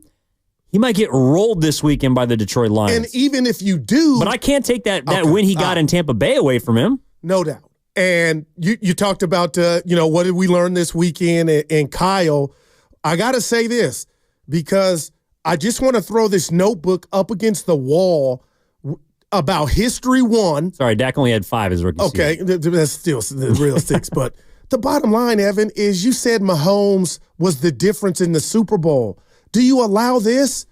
He was the difference because you guys allowed him to be the difference because of what you didn't do. Yeah. He came out, and I know we're not talking about last year's Super Bowl, and threw an interception the first possession of the second half. And if the Niners were on their game, they would have scored a touchdown and made them pay for it. History would have been rewritten in 19 and last year. But it's not. I get what you're saying. But damn, Ev, now I'm talking about Kyle. Evan, they're 0 for 2 and they're looking for defensive coordinators. What if that continues? Do you have that on your Niner bingo card? Like we're talking about they're going to snap back and bounce back, and I'm there. But what if they strike out again on the defensive coordinator? Or do we say, no, it's not who you hired. Look what's happening and what he doesn't have that Robert Saleh had at his disposal and D'Amico Ryans. We don't have Armstead. We don't have Greenlaw if he doesn't come back. I just don't know where you draw the line in the sand. But a team that's 0 for 2 in regard to their defensive coordinator, Evan, that's bigger a deal than a lot of people are making. Well, but I also think it's a result of how good some of the coordinators have been. Like I would say of the head coaches or coordinators to have the biggest impact on a game in Wild Card Weekend was D'Amico Ryans. Wow. D'Amico Ryans' defense absolutely flummoxed the Los Angeles Chargers and Justin Herbert. As the game went on, it just got worse. And there's been a stat that's been floating around there on social media. The quarterbacks that have had their worst performances, not just of the season, but in their careers, potentially, Josh Allen, he went 9 for 30. And I think he had 2 interceptions against the Houston Texans this year. Was terrible. Tua Tagovailoa, 3 interceptions, season high against the Texans. So DeMeco Ryans clearly knows what he's doing. The fact that Kyle Shanahan has had multiple coordinators is also because someone like that guy is brilliant, and he deserved to get a head coaching job. And I think he's the reason why they won that football game. C.J. Stroud made a couple of incredible plays. But before that, Evan, he was on my list. He still is Exactly. But they won. And he's got 2 playoff wins now because each of the first 2 times he's been to the postseason, he's got to win. I would say he was not as much of the reason in this one as he was last year. But again, with the conversation about Daniels and these quarterbacks, it's like you need more sometimes. I actually don't think it's a coincidence. This is something else I wrote down in regards to takeaways. And we're going to talk to Mike Yam in just a little bit here on 95.7 The Game as well. Veteran running backs matter. They do. Wow. Derrick Henry, Joe Mixon, even Josh Jacobs in a losing effort was good in this. Saquon Barkley, quietly 27 years old. You do need somebody to help alleviate pressure from your signal caller. Man. And I think the Niners have that. The question is that guy going to be healthy for them next? And that's it. I'm with you, Evan. It just seems like everything with the Niners is not a cop-out. It's just with the Red Cross sign. Can he be back to what he was? And that goes for a lot of guys, a lot of important guys with the Niners. It does. It does. And again, we're going to talk to Mike Yam of the NFL Network here in just a couple of minutes on 95.7 The Game. Evan Giddings in for Steiny along with Daryl the Guru Johnson as always. I mean, to me, there's a lot of stuff to look at from the weekend. It's about the quarterback. It's about how other quarterbacks are making you feel about Brock Purdy, the ones that have won, the ones that have lost. I think it's about the head coaches, one that was fired earlier today, Mike McCarthy. Bye-bye! One that's in the mill, of course, in Mike Tomlin. How do they make you feel about Kyle Shanahan, good or bad? And then also someone like Fred Warner saying, quote, Brock Purdy is the guy and the 49ers quarterback for a very long time with plenty of rings to come on his hand. That's the president in my mind, Fred Warner, speaking about his guy. And whether he can make that happen, that's a lofty expectation. But he's been there already. But the messaging around the Niners after Wild Card Weekend to me, and granted, we're up here and it's our job to kind of sift through everything. I don't think it's as doom and gloom as everybody was talking about the last couple of weeks of the season. I feel you. And the reason I feel you, again, I know I sound like a broken record, Evan, is I believe 70% or 75%. And you did a Steiny on me too, Evan, and it is okay. But I would love if I were to ask you to elaborate on when you say you just felt like there was a lack of togetherness. Like, I wish that was why they didn't stop Mahomes on 3rd and 8. And I'm not saying that stuff doesn't matter. It does. But I just feel like starting the season without arguably your best football player in McCaffrey, how realistic was it to say you could still attain your goals?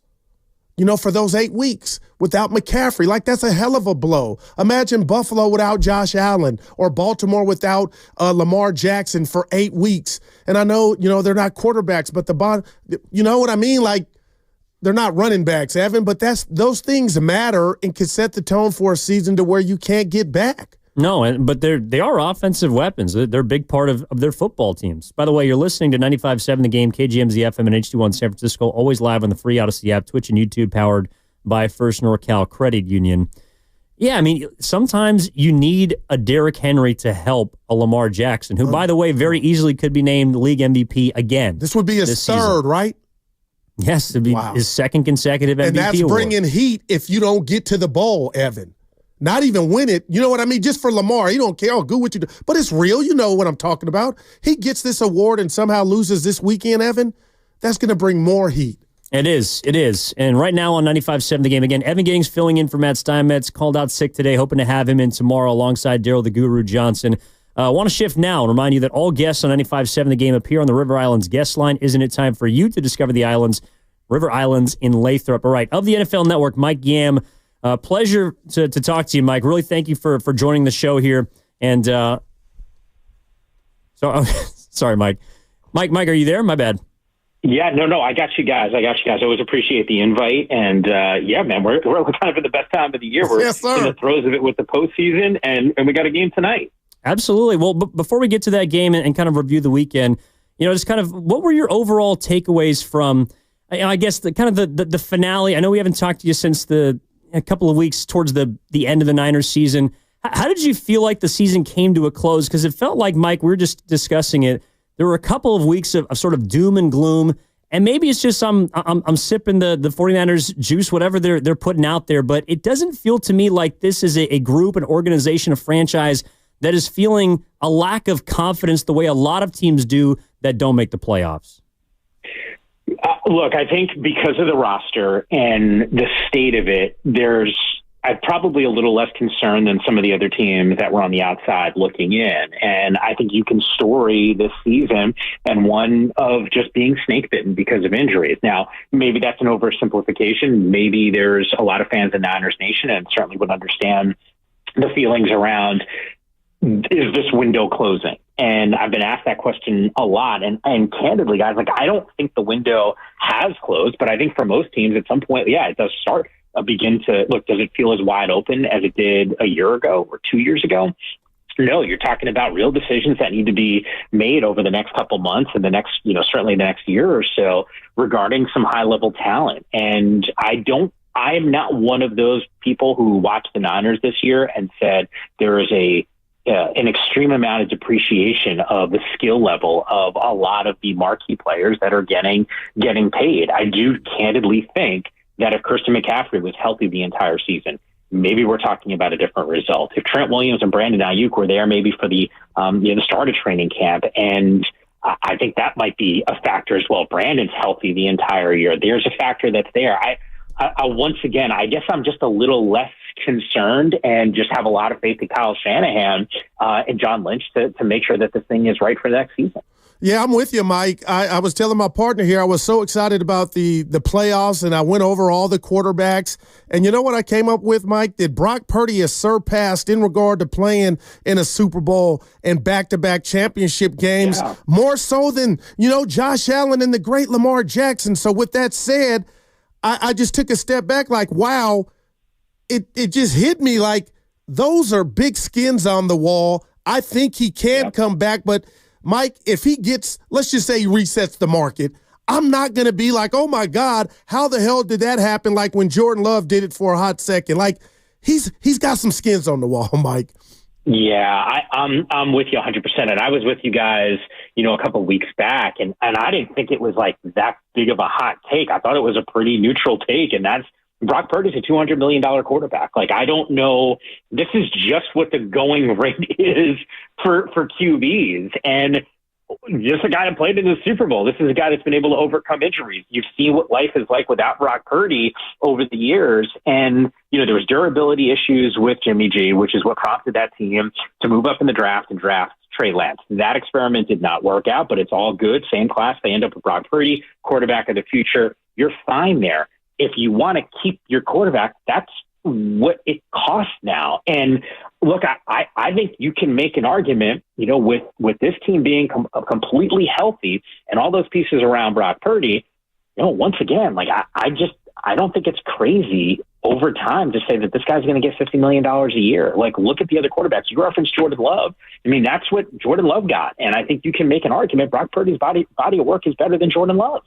So it's not crazy. And I don't know if he resets the market. Like, I don't think he tops, with Justin Herbert in terms of length and the amount of, maybe total money. But I think that average is going to be around $50 million. And it's probably a 4-year deal.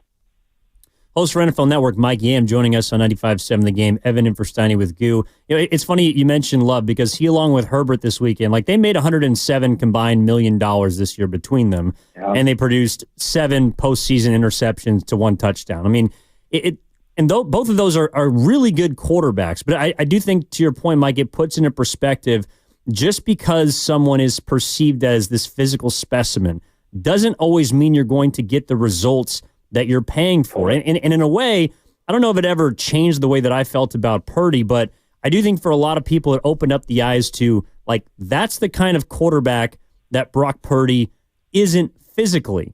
but he's given you results that those quarterbacks, who a lot of people might believe to be superior individually, have not. And that's where I come away from this weekend thinking that, like, Brock Purdy absolutely is the guy. And it's not just because of what he's done in the past, but because I believe he can also do for this franchise in the future.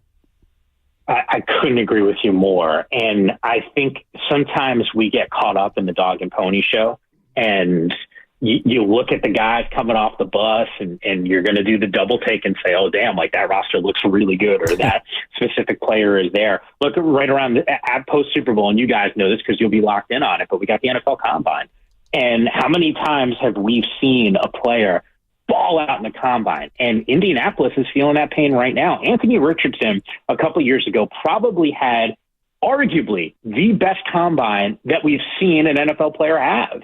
And look at the results and what we have. I mean, Brock Purdy and the Niners, like, they're in a much better place at the quarterback spot than the Colts are. So I agree with you. Sometimes the physical specimens that are out there don't always produce results, and Brock has. And that's why, to me, I don't think there's any question that Brock's going to be back. And I'm sure there's going to be some negotiating there, but it's the same thing that the Baltimore Ravens had to deal with Lamar Jackson. A couple of years ago, they didn't want to pony up. We're talking about a guy that could be this year's MVP, who's last year's MVP.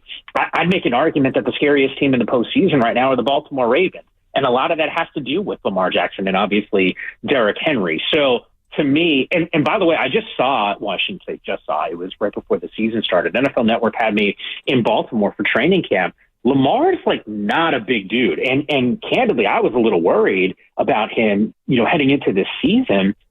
He looked like he had lost a little weight, a little bit more on the svelte side. I was surprised. It's the first time I saw him in person. He doesn't take big hits, though. If you watch him play, for all the running that he does, you generally don't see this big body blow that he takes, which is probably why he's had as much success. He's been able to stay on the field for a good stretch of his career. But I'm with you, man. Like, sometimes the physical gifted guys don't always produce, and Brock Purdy certainly has. Mike, I'm asking for your help. And the subject that I need help with is Mike Tomlin. I know he's been a Hall of Fame coach in Pittsburgh. He's won a Super Bowl, but 6 straight losses in the playoffs, 5 one-and-dones. I know we have social media now, and I'm telling my partner and the fans, I'm not saying he should be fired, but I think there's a question to be had in regard to maybe if it's time for another voice in Pittsburgh. I mean, T.J. Watt and that defense used to be Lamar's kryptonite. They looked listless Saturday. When I bring up that subject matter of the Tomlin and change in Pittsburgh, is that offensive to you? A little bit. I'm not going to lie to you. I'm feeling a certain way. Oh, I appreciate the honesty. Talk to him. Elaborate, yeah, if you can. So here's what I would say to you. And this is how I always judge coaching moves. And I think we can say the same thing about the Dallas Cowboys. I think there's going to be a lot of teams that would be thrilled to have Mike McCarthy on their sideline. And I think if the Steelers, and I don't think they go down this path. I mean, if you look at the history of that franchise and the lack of turnover at that spot, Tomlin's fine. I'm not one of those guys who's going to say that he should lose his job, and that team would look dramatically different, and that organization would look dramatically different without him. But you're talking about a dude who is going to the Hall of Fame as a head coach. Like, I am convinced of that. Mike Tomlin, I think you'd have almost every team in the NFL ready to back up the truck to get him there. I think, if he was available. I think the biggest issue right now is what's happening on the offensive side. Like, what is this team's identity? They did try to make some moves. You saw Arthur Blank come in to help run that team's offense this season. And we were singing Tomlin's praises. Justin Fields is playing pretty good football to start the year. Now, was he gangbusters? No, but he was pretty good for that team. And they made a move to go to Russ, and Russ started to cook. And I was surprised. I didn't think that was going to be the right call. And I think a lot of people nationally was like, yo, man, Tomlin's got the pulse on this team. Like, hey, that's kind of a ballsy move on his part, and it paid dividends. The problem is, down the stretch of the season, it certainly didn't. And I go back to week 18 in that game. I mean, George Pickens, I don't want to target one guy, and maybe this is not fair, but George is one of the elite wide receivers in the NFL.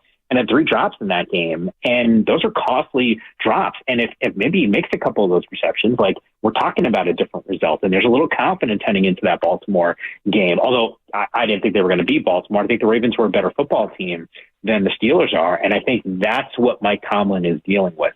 This is a good roster. It's not a great roster. And I do think the Tomlin pixie dust has got this team playing as well as it could. And I don't know if it would be a wise move to move away from him. Mike Yam joining us on the River Islands guest line here on 95.7 The Game.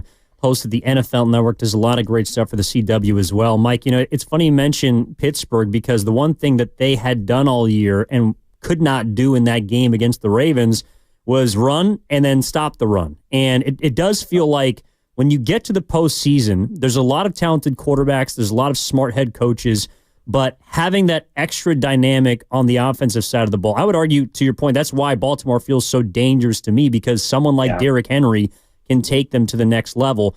Bringing it to the 49ers, how much does that make you focus in on what the health and future wealth of Christian McCaffrey could be? Because it's almost like he gets held against the Niners in a way, or people use that to kind of put down Purdy or put down Shanahan. But I think this weekend we saw, outside of Jaden Daniels, you need a great running back to be successful come January. It's an awesome point, because it's a topic that's bothered me now for a couple seasons. In the off season, we talk about the devalued position of the running back, and I don't think the elite guys are treated with enough respect compared to some of their teammates and colleagues that play at different positions. We started this conversation talking about Brock Purdy, and I'm saying he's a $200 million player because that's the going rate for quarterbacks. The growth and the amount of dollars that are associated with the quarterback position compared to the others is a little lopsided. And I think at some point we're going to have a conversation about other players, other positions, and the amount of percentage that they're going to take over a team's salary cap. And I think it's a little disjointed right now, the way teams are handling it. And I'm not saying, it's one team's fault per se. This is just kind of what the sport has become.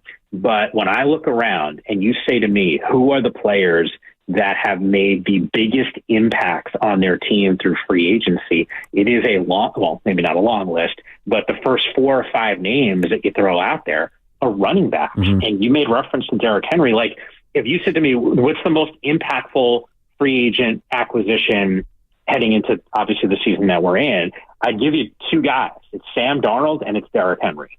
And for the regular season, it's probably Sam Darnold. But talk to me, after, a couple of weeks and see who's in the Super Bowl or who's in an NFC or an AFC championship game. If that team goes and wins, then I'd probably say, well, maybe, if the Ravens are in the Super Bowl, I'm like, hey, and they get over the hump and they beat the Kansas City Chiefs and Derrick Henry's going to be a huge part of that, I'd say, hey, Derrick Henry's probably the biggest reason why. But I think to your point, whether it's Josh Jacobs or Aaron Jones, I mean, there's a list of guys. Joe Mixon's another player that you can certainly throw into the mix. Like, this position should not be devalued at all. Wow. Mike, let me get your assessment on, a lot of talk when it comes to the Niners, and we've done it as the offensive side of the ball, rightfully so, with Brock Purdy and Kyle, but they're looking for a DC, and Nick Bosa had 9 sacks, and a lot of, Mondays I came in here after the Niner games thinking, you know what, I want to see a more disruptive Nick Bosa. But how much is it on who's not on the line, or how much help he doesn't have, as opposed to him just getting after? What did you make of his season? Yeah, look, I think statistically it's harder because you reference the sack total, and yet I look across the board and I just say, hey, where's that pressure coming from? And you guys know this last couple of years, to be frank, this team has had some issues getting to the quarterback. They've had to address that even midseason before the trade deadline. We've seen them in free agency try to solidify that defensive line, and he's certainly the anchor there. I think it's less of a story around Nick Bosa and more of a story on what are the pieces around him. And, not for nothing, but now this is an opportunity here. This was not a great season for San Francisco, and this is the type of year where we thought that, they could go back to the Super Bowl. I would have had them there just like anyone else.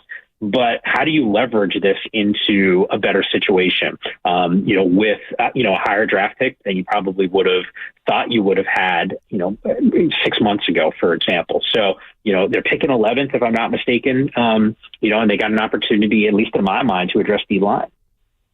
Really good stuff, Mike. Thank you so much for joining us. It is the best time of year, honestly. And although the Niners are not in it, appreciate you helping us kind of cope with that. And really appreciate your time. Hey, real quick, Evan. Yeah. Mike, give us a prediction for tonight. Who you got?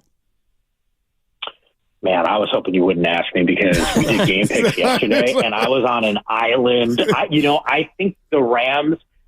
My problem is sometimes recency bias, and I was disappointed by what we saw from Minnesota. Losing is one thing to Detroit. The way that they had lost that game, I think, bothered me a little bit. The Rams, I don't know who the favorite is in this game. Like, I don't do the Vegas thing, but I felt better about the Rams at home. This game obviously had to move to Glendale because of the fires that we have here in Southern California. And for safety reasons, I get it. I mean, like I said, I lived in Los Angeles. This has not been fun. I lived in the Bay Area for 10 years. Your audience knows what this experience is like because I experienced it when I was up in San Francisco, unfortunately, a couple times. So there's a part of me that would have felt better if they were playing at SoFi Stadium. I still like the Rams, but I don't love my pick because I can see the thing going either way. Well, Mike, again, thank you so much. And we are thinking about you. We are thinking about LA. Yes. And a really good point to kind of finish up on. Yeah, appreciate you guys, and always thankful to get the invite. That's Mike Yam, NFL Network, joining us here on 95.7 The Game, courtesy of the River Islands guest line. Evan, I didn't mean to offend him, but I love the honesty. Oh, about Tomlin? That was great. He kept it real. He goes, yeah, I am a little bit. Wow, man. Well, but I don't think, I could be wrong. Yeah. I don't think you're considering firing him. No. But if there were, I think Bill Walsh said some players have a shelf life. He said it about coaching. And I'm wondering if that's happening in Pittsburgh. But I think you are responsible for the miss with Pickett. I don't think they wouldn't shoved him down your throat, Mike Tomlin. Like, you had a chance and then you chose Russ over Justin. And I thought that was the right move. But I'm asking you real quick here. Do you think the Steelers would be better or more lethal had they stayed with Justin Fields? No. I mean, I think they're both limited in their own. Well, Mr. Unlimited is back. Unlimited. They're both limited in their own ways. Fields, it's throwing the ball, and Russ, it's the fact that he's like one of the big reasons why I think he was so lethal when he played in Seattle is because he was mobile. He could extend plays and he could hit the home run ball whether it was in or out of structure. Man, his arm has also probably come down a little bit. Quietly had a really big arm when he was younger. And even though he wasn't a big quarterback, I felt like he was pretty tough back in the day. So he's in his mid-30s. Like that's just what kind of happens. But again, the fact that they had two cast-off quarterbacks, Russell Wilson's a future Hall of Famer, but two cast-off quarterbacks, and they won 10 games. Yeah. They were at 1.10-3. So in one breath, it's like he does have 5 one-and-dones on his resume. But this team was not expected to be as good as they ended up being. And that's where, if we're bringing Kyle into this, that to me is where they fell flat this year. We can look back and say, all right, these are all the reasons why they came up short. But they were second in Super Bowl odds this year. Yeah, they were. They had really high expectations. Yes, they did. They underachieved. Plain and simple. Next year, that's why if they don't achieve again, if they don't get back to the postseason, then it's time to have a big conversation. I guess I just don't believe it's going to get to that and point. we can get to it on the other side, but he brought up a rat on the table brought to you by Echo Pest Control about this Niner D-line, and that's why they were bringing in the likes of Chase Young and Randy Gregory. And again, no excuses for Bosa, but Evan, that's a big deal. And if Hargrave is going to be, not coming back, that's an area that they need to definitely improve. Well, I don't know how much they can improve it, but they're going to have to figure out how to do more with less. I think that's why the coordinator hire is important for the Niners. More because with less. Whether it's Saleh, and I personally think he's actually too good for that position, but whoever they get in as DC for the Niners, that person's going to have a really difficult job because even if it is, let's say, Saleh, the familiarity was there, but I think because of the players on that side of the ball, he's going to have to do something different than he used to. Again, he's not going to have that four-man front of Buckner, of Armstead, of Bosa. Man, when it was dominant, What about your guy I would Staley? argue when Bosa was also better. You give him slim pickings to try to Staley to get the job, defensive coordinator? Yeah, I mean, but I don't think, and nor should he be, the Niners' first choice. Yeah, I don't think he's the first choice. I think Saleh is. But either way, like it's going to be more difficult. Like this Niners team, to me, they've evolved into a group that is more offensively geared than defensive. The identity of this team lies on the offensive side of the ball. And defensively, it's about complementing them. I mean, the same way that, like we were bringing up Baltimore, and Mike was talking about how they're like his favorite to go on and make a run. Their defense is good, but they're driven by their offense, by Lamar Jackson and by Derrick Henry. If that offense doesn't have a good day, they're probably going to lose. If they don't show up against Buffalo, or maybe there's extra factors, snow, sleet, wind, all the rest, it's going to be really difficult to go in that place and win. Yeah, and I appreciate you and him too, Mike, giving running backs their love, because I've never once bought into, and I understand the money, Evan, and now you're hearing you don't draft a running back in the first round, but to hell with that. If you got a quarterback worth his salt, the best compliment is a running back, and the Niners have that and didn't have it for much of this season, but I never bought into a football game is decided any less because, everybody's pass happy. You need a running back, man. And you keep harping on Derrick Henry and what he's done for the Ravens, but that's a need, and I just hate how they've been treated, man.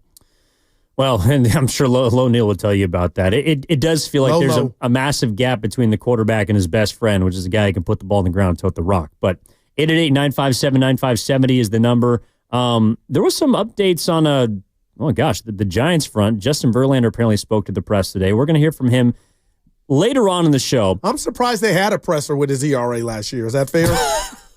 No, I'm just at Spadoni. I was like, wow. Come on, man. So He's too old. He might be, but it's still 5.48 ERA last year, and I like him coming. He's neither.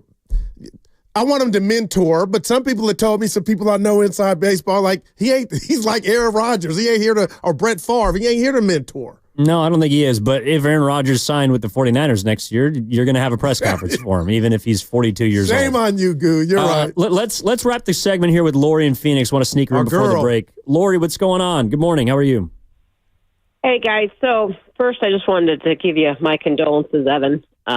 I was really for your Chargers yesterday. I feel really bad for you because you've waited so long. So Lori, I was going to respond on Twitter to tell you about Evan. I said, you know what? That's not fair. I saw you respond. I'm doing and okay, I was going to come for it, but I love you doing this right here. It's just tough. It's tough to finally get there and be so excited and then just go out like that. So, but what I kind of wanted, my point was, is for me watching all of these playoff games, we're so caught up in this quarterback has this physical characteristic, so this quarterback's got to be better than this quarterback. This quarterback can't do it.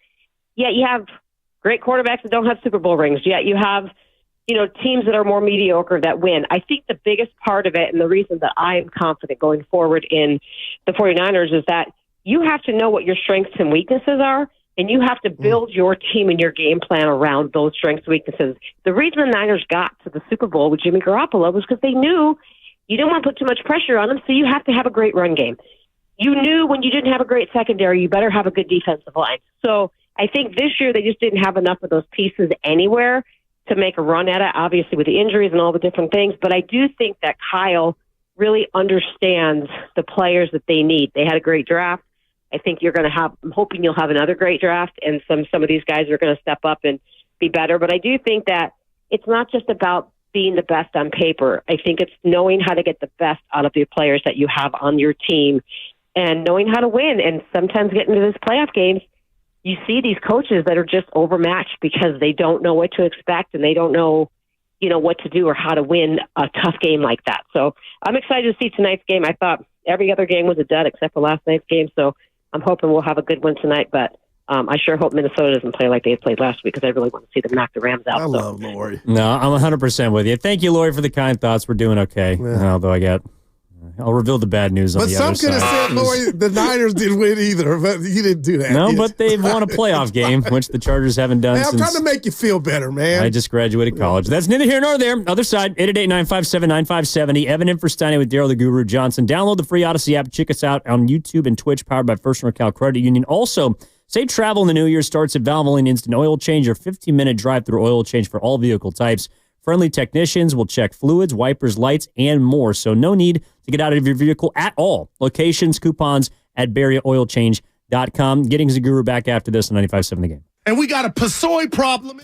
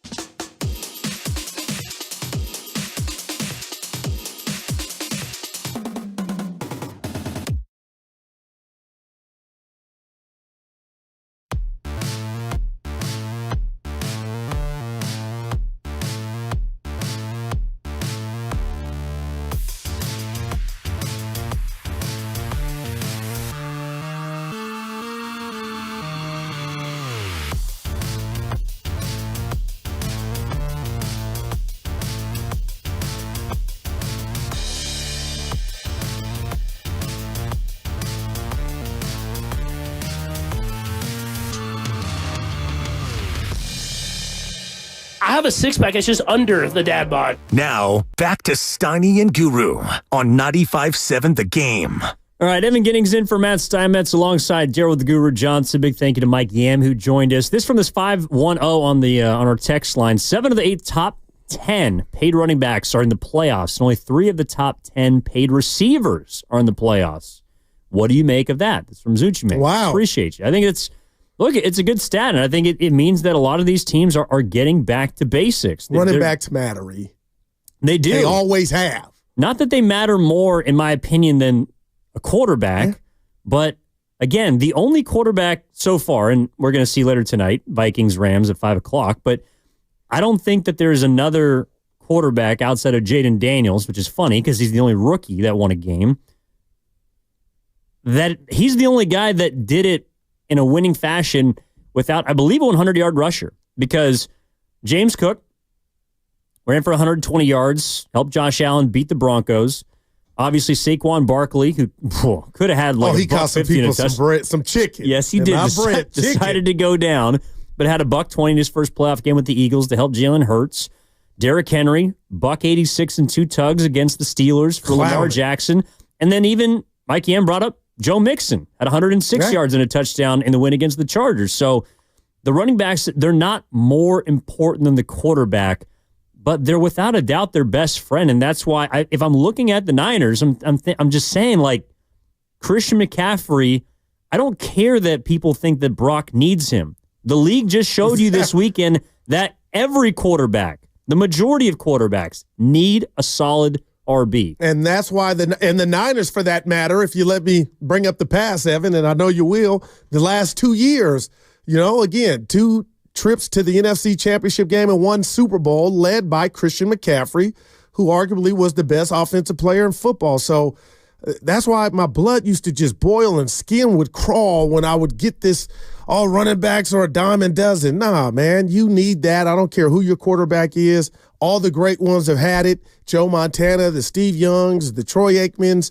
Terry Bradshaws. It's just a beautiful compliment, like peanut butter and jelly, man. It is. Again, 888-957-957, talking about wild card weekend takeaways. The other one for me, too, it's about, I don't know, just the kind of the unity that the Niners appear to have. And again, not all of this is going to get them back to the Super Bowl, but I think that when you go from being a runner-up to being a team that misses the playoffs completely, people think that all of a sudden, like, I don't know if it's a window that's closed, but it's just all of a sudden raining every single day on the parade that was. And I don't think that the Niners are in that bad of a position. Just the way that I don't necessarily feel like the Steelers are in that bad of a spot. I don't think that the Broncos are in that bad of a spot. And they got waxed outside of the first drive for Bo Nix and company. Like, the Niners should be looking around to me at the NFL and saying, we're not that far away. And I actually believe that inside that building, that's what they do believe, because all of the ingredients this weekend that have been displayed that have led to victory and that have led to it in the past too, they still possess a lot of those pieces. It's just about aligning them in the proper fashion now. I'm not mad at you, Evan, but I'll say this to that. There's a lot of uncertainty when it comes to some of your top dogs. Christian McCaffrey, that we just gave all accolades to and he deserves, is one of them. Missed 8 games this year. Missed more than 8 games. Brandon Ayuk on the shelf. We don't know when he's going to make his debut. Greenlaw, if you keep him or not. The bottom line is, Evan, this is why I'm passionate about it. You look at the Kansas City Chiefs. They got 3 rings and counting for their run. And Kyle Shanahan has built a monster, a Ferrari. And unfortunately, they have nothing to show for it, but they also have the pain of what we call Super Bowl hangovers, because they've had 2. They've bounced back, not so much this year. So, Evan, when you talk about, and I agree that they can come right back, they were the standard to me in the NFC. But now my questions are bigger than talent. Is my engine okay? Is my tranny blown? Those things, are my gaskets good? Those are the questions that I have now moving forward that the Niners had to endure because of great football and deep playoff runs, that it makes me get more upset for Niner fans that when you look at it in totality, woulda, coulda, shoulda, Steiny's not here, get better, we love you. But the bottom line, Evan, is could this possibly be, you let me know if I go Mike Yam on you and offend you, could this possibly just naturally be the end of a run? And it's okay if it is, because we do see teams have their window and then have to reopen it. So when I look at it through that prism, I don't know how to answer that. I want to say it's not over, but if you're telling me McCaffrey and this bilateral tendonitis is something that's going to be with them forever, and Ayuk might have a setback, and Trent Williams is really showing his age, then we can talk about there's nobody to be mad at, damn it. But we all got to look around and say this 5-6 year run we had, we wasted it because now we'll never be healthy like we were when we were at our highest power. That's all. Well, I think we need to get to the point where you do not expect 2023 to come around again. Like, all the stars aligned. That's why that Super Bowl is going to hurt, because you lost. Right. But that is one of the most, if not the most talented offenses I've seen in the last, 10 years. I mean, they rolled teams. They went up and down fields with ease. Clowning. They dominated teams, and Christian McCaffrey might be the best he will ever be. Well, can he get? I don't know. We need to free ourselves from the idea that that's going to happen again, though. It doesn't mean they can't be successful, but having that kind of offense that just dog walks teams the way that they did, that doesn't come. If it happens next year, ball power, I'll take it. But we need to stop thinking that you have to be 2023 to win a Super Bowl or to get to a Super Bowl. You don't. That's why they have to figure out how to reinvent themselves. Wow. And also, yeah, the Niners have an aging roster. You're totally right. And there's reason for concern. Buffalo Bills have a very old roster. I'm just looking at it right now. The oldest teams going into next season will be the Buffalo Bills, number 5, the Minnesota Vikings. The Niners come in at number 7, just behind the Dolphins, and just ahead of the Washington Commanders. Pittsburgh Steelers are up there. Where are the Houston Rams Texans at? are up there. The Rams are pretty low. Okay. The Rams are low. Feels like they're old. No, they're very young. Man. Their quarterback is very old. The Niners quarterback is very young, even though the rest of their roster is old. And I don't know if that makes people feel better or worse, but again, that's why I think, for example, signing Ayuk isn't just about what you're going to get in the year. Unfortunately, he got hurt. Yeah. It's about signing a guy that's entering his age 26, 27 season and securing him for a long time. I mean, the fact that Brock Purdy and Ricky Pearsall looked like they were creating chemistry at the end of the season. They were. Is something you can build on for next year. So the Niners have a lot of aging players, but I don't think it's as, I don't know, in my mind, it's not as dire as people are making it out to be. That's the way that I read it. We're going to continue the conversation on the other side. If you want to get in on it, 888-957-9570. I have kind of an overarching thought about Brock as I'm watching the games this weekend that I want to tell you about on the other side. And, of course, my name is Evan Giddings, filling in for Matt Steinmetz or Daryl the Guru Johnson. We will be back after this. What's coming up in the game is brought to you by Fremont Bank. Here for you, here for good. Make sure also to tune in to Warriors Live today. It begins at 3:30 before the Warriors take on the Raptors at 4:30, all right here on 95.7 The Game. Presented by Xfinity. Stream sports from the best seat in the house with Xfinity. Bring on the good stuff. This game day traffic report is brought to you by Crystal Geyser Alpine Spring Water. Bay Bridge heading towards the Chase Center is looking good from the toll plaza, but it starts to bog down right before you reach the Folsom Street exit. And north.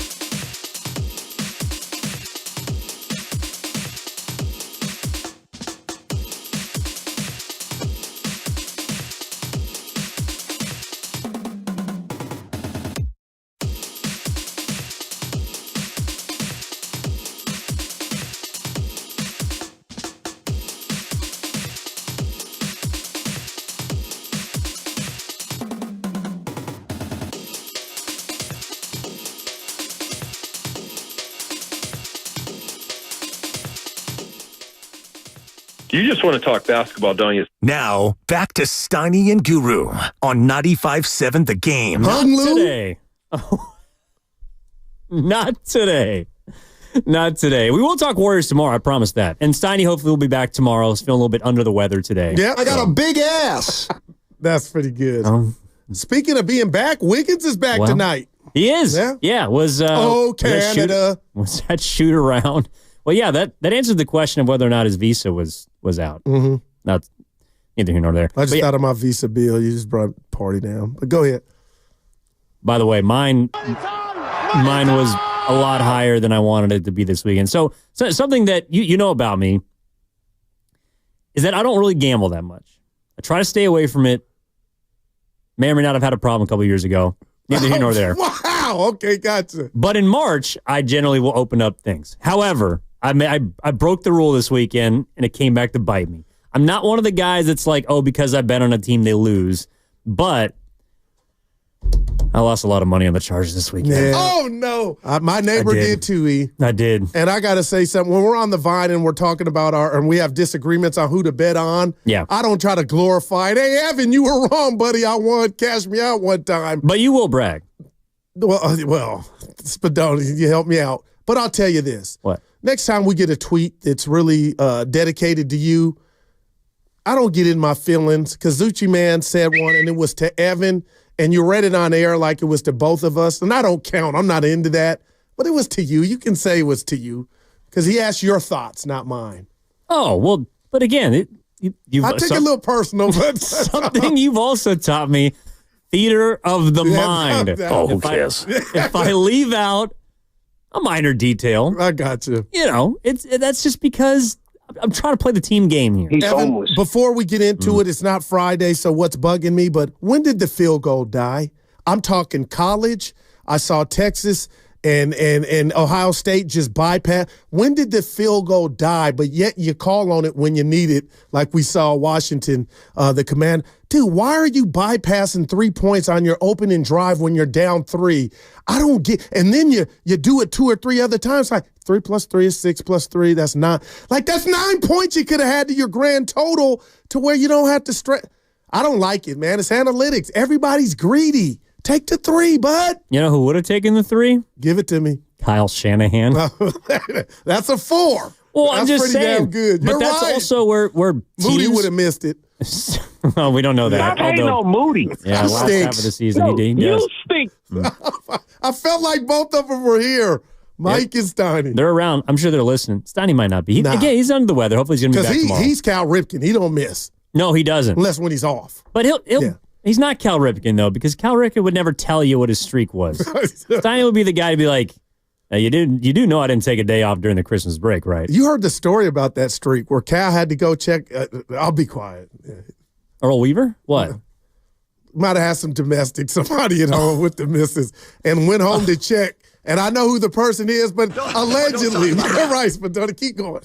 We might talk some more baseball later in the show. It's probably not going to be about spousal affairs. Although there was a funny story from the Verlander press conference earlier today, which involved his significant other. That was great. We'll talk about that in a little bit. But again, we are talking about the San Francisco 49ers in reference to what happened during Wild Card Weekend. Evan Infrastani, Daryl the Guru Johnson, 888-957-9570 is the number. And this is, I know it's, doing my Steiny impression. It's taken me a while to get there, but I finally do feel strongly about this, and that is having a quarterback with the biggest name doesn't always get you to the biggest game, all right? Brock Purdy is not either big name, big frame, and yet he's played in the biggest game. And watching Wild Card Weekend as a 49ers fan or in that building, like, that should make them more confident in Brock Purdy. I know he didn't have a great season. I know that he's got limitations. He's not the perfect quarterback. He wasn't made in a lab. But I saw multiple guys this weekend that are made in labs, and they fell flat because they didn't have it. You talked about it, and it's unquantifiable, but like Jaden Daniels is somebody that appears to have it. The last 2 postseasons, I felt like Brock had more of it than, say, Justin Herbert or Jordan Love watching them this weekend. There's no doubt, E, and that's why when I do what you just talked about, you take a step back and you think about the game that we'll see. I don't know, Evan, you told me this morning. Is it Saturday or Sunday? Josh Allen, Lamar Jackson. I think that's next Sunday or Saturday.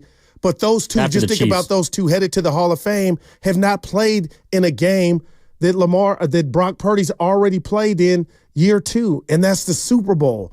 And on the fly again, Brock Purdy took this team, this great offense, to the NFC Championship game. I don't omit that. And that's already proof enough. Not just one. You could say it's a fluke or, anything could happen, catch lightning in a bottle. But the bottom line is the dude wrecked his elbow, came back, and took his team to the Super Bowl. And I'm looking at all these other teams, guys that have gotten paid. Dak Prescott has not sniffed the NFC Championship game. So I do give Brock Purdy, not the team, even if you want to divvy that up, well, how much of it is the team? And no, he showed you he could play in a game too, the big game, the Super Bowl last year, and take you into overtime. So, Evan, that does not get lost on me. And if I'm Kyle and John Lynch, I do understand that they might identify or already have, obviously, that this guy can take him to the next level. If everything else holds up around him, you're golden. And then what I talked about where you said, you know what, Goo, in regard to if attrition is kicking in other areas, you talked about it. We love the running back, but we do both know it's a quarterback league. Brock's a puppy. So even if a soft reset, Apple update, you still got your quarterback moving forward to build around him, Evan. You have your quarterback, you have your head coach, you have your general manager. You have all three things necessary to be successful in the NFL. And the added bonus is you've seen it already work. It isn't like, for example, and I know I'm a Chargers fan, but it's like watching them this weekend, I think they have a pretty damn good head coach. I think that the quarterback's pretty good, though he didn't show up. I think the front office knows what they're doing. But I haven't seen that work yet. Even some teams, it was funny. So when you were out during Christmas break, Steiny brought up this list of the best front offices in football. Baltimore was up there. Kansas City was up there. The Niners are just behind. Okay, I agree. Baltimore, I think, has, again, a great head coach, really good quarterback, competent front office. They haven't been to a Super Bowl. They've been to one AFC championship game. Even a team like the Packers, I think that they have a good head coach, stable front office, solid quarterback, but they haven't proven it yet. Like the Niners have, at the very least, seen what that triumvirate has done in the past and what I believe they can do in the future. Does that mean they're going to win a Super Bowl? Not necessarily. But again, it's like, I don't know. Sometimes it feels like teams would almost rather their team not get into the playoffs at all than get to the biggest game. Oh, man. No, see that. And in 365 days, I have learned how rare what the Niners did last year even is. That is the beverage that I was drinking this weekend, and I had a double shot. So Mike Yam joined us from the NFL Network, and Evan, he talked about, just what you asked him in regard to the Niners and the front office and Vegas. I couldn't believe it. He said, he ain't into the gambling, and I get it. Yeah, but Evan, not anymore. As shocked as I am about 6-11 and the world betting on the Niners, I believe, getting to the Super Bowl, let's just put another rat on the table brought to you by Atco Pest Control. I don't care what happens, I'm just telling you this. If they somehow don't go deep in the playoffs next year, then I think I'm going to be more shocked than I am of 6-11. Because 6-11, you can go to a whiteboard and tell me injuries were a big part of that.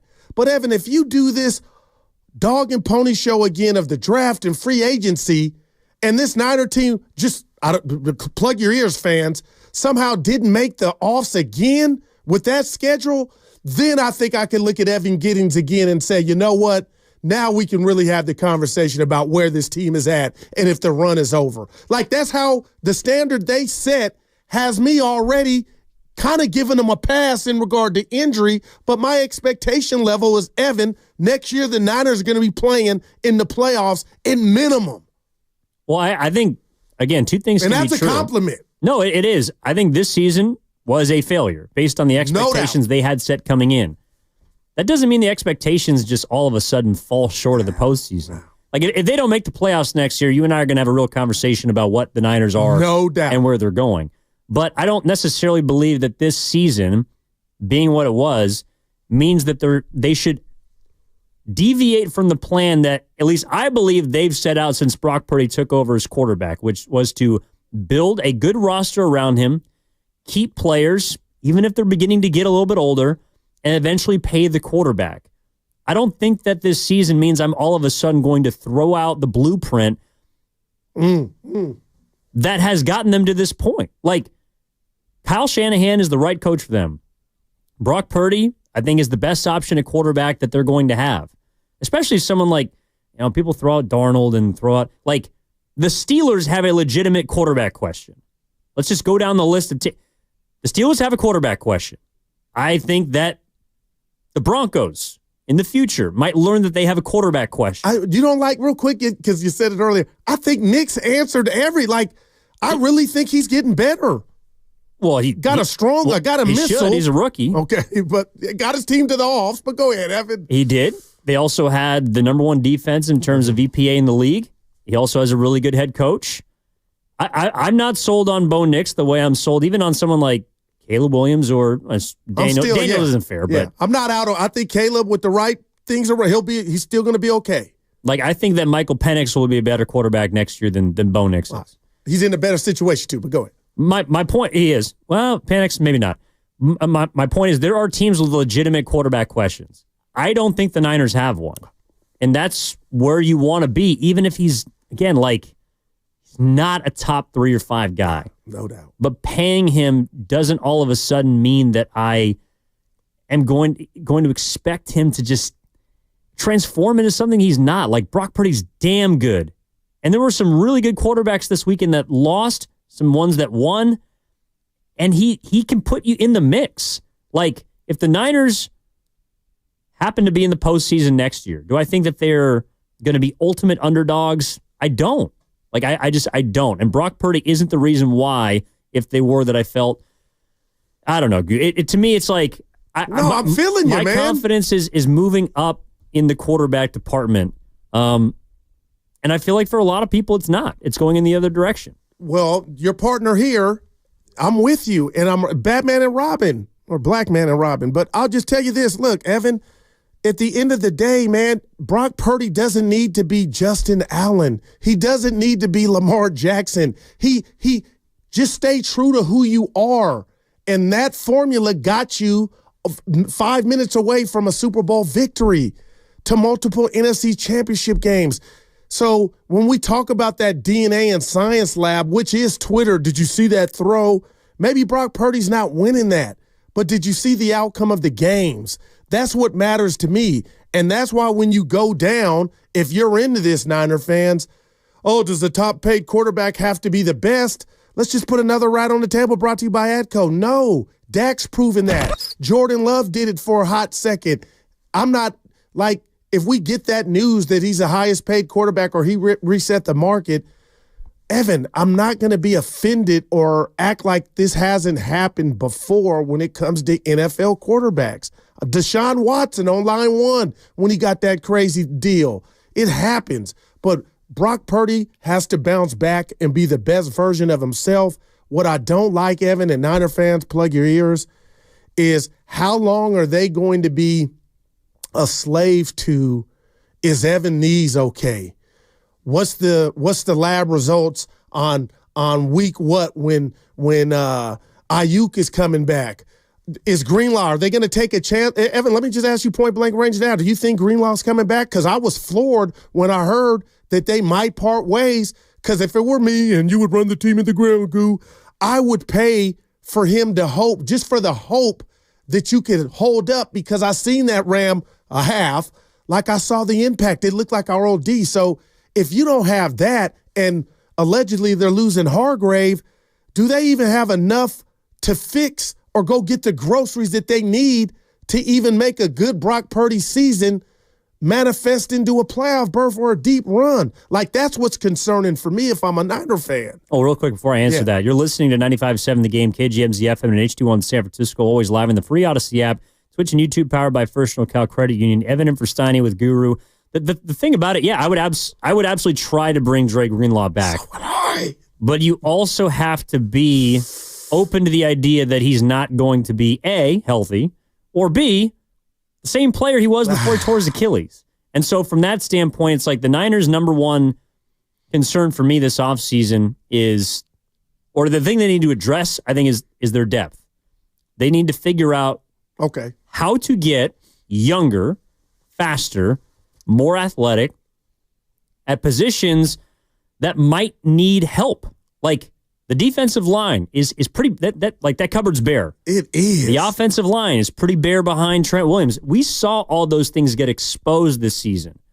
And it was because of injury. I think it was because of some off-season stuff, lack of productivity, Super Bowl hangover, whatever you want to make it out to be. But that part, to me, those last two things are now off the board. Injury is still a concern for the Niners, as it is for any football team, but age, to your point, makes that more viable. But I don't think that they're going to be, unless Brock Purdy's contract lingers into the summer, I don't think there's going to be off-season distractions. I don't think that there's going to be a lack of unity the way we saw this season. And they obviously don't have to deal with the fact that they missed the biggest championship of them all in the Super Bowl. So, to me, the injury and the age is still there. But all those other things that plague, I think that like Steiny would tell you mattered more. Yeah. I'm not quite with him, but I hear him. Those things to me don't exist anymore. Wow. And I'll tell you what, because if he's listening, he'll probably, like I tell him I understand what he's saying, but he gives me that look, that Steiny look, like, no, you don't. But the bottom line is that stuff matters, Evan. I just don't believe like it mattered to the point to where it was number one or superseded any other injury reason on why they were 6-11. But the bottom line is, so with that said, do you take a chance on drafting another left tackle, or do you feel like you got Trent's replacement, if need be, on the roster already? Because I'm reading the 510, Ricky Pearsall pick really made no sense. And before IU got hurt, it's just me, Evan, I second-guessed it. I just thought that was an area that the team was already rich in. I was looking at Debo as a plus, and even Jennings, like you had three guys. I didn't understand that Pearsall. But they said there was no lineman, Darryl, worthy of getting drafted in the first round. And I'm like, can you really take that thinking into this draft, knowing Bosa needs help? Again, whatever happens with Greenlaw, and I know Green answered to Bell, you got Lenore, but Evan, there's so many areas that this team needs that influx of youth and depth that you can't waste it.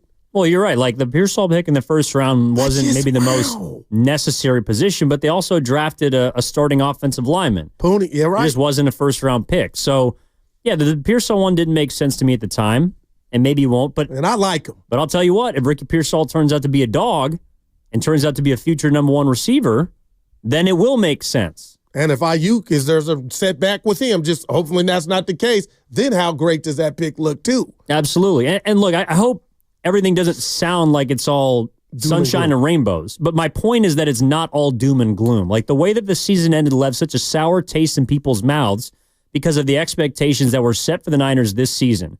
And those were fair. They made the Super Bowl. They had most of their pieces coming back. But this year now, to me, it's like just because they went 6-11 doesn't mean that the Niners are done, that their window is closed, and that they can never get back to the heights that they previously had. It's going to be a lot tougher, but as you've seen, again, in just one weekend, just because you have pieces, just because you have certain things in place, it doesn't guarantee I'm with you. that you're going to be in the mix the way the Niners have been and how I believe that they can be in the future. 888-957-9570 is the number. Steiny and Guru, Evan in for Steiny. Let's go out to Palo Alto and talk to the other side of the coin, because it sounds like Chris thinks that the Niners might be in some trouble. Chris, what's going on, man? How are you doing? What's going on, guys? Thanks for taking my call. Evan, I'm baffled with what you're telling me right now. Oh, no.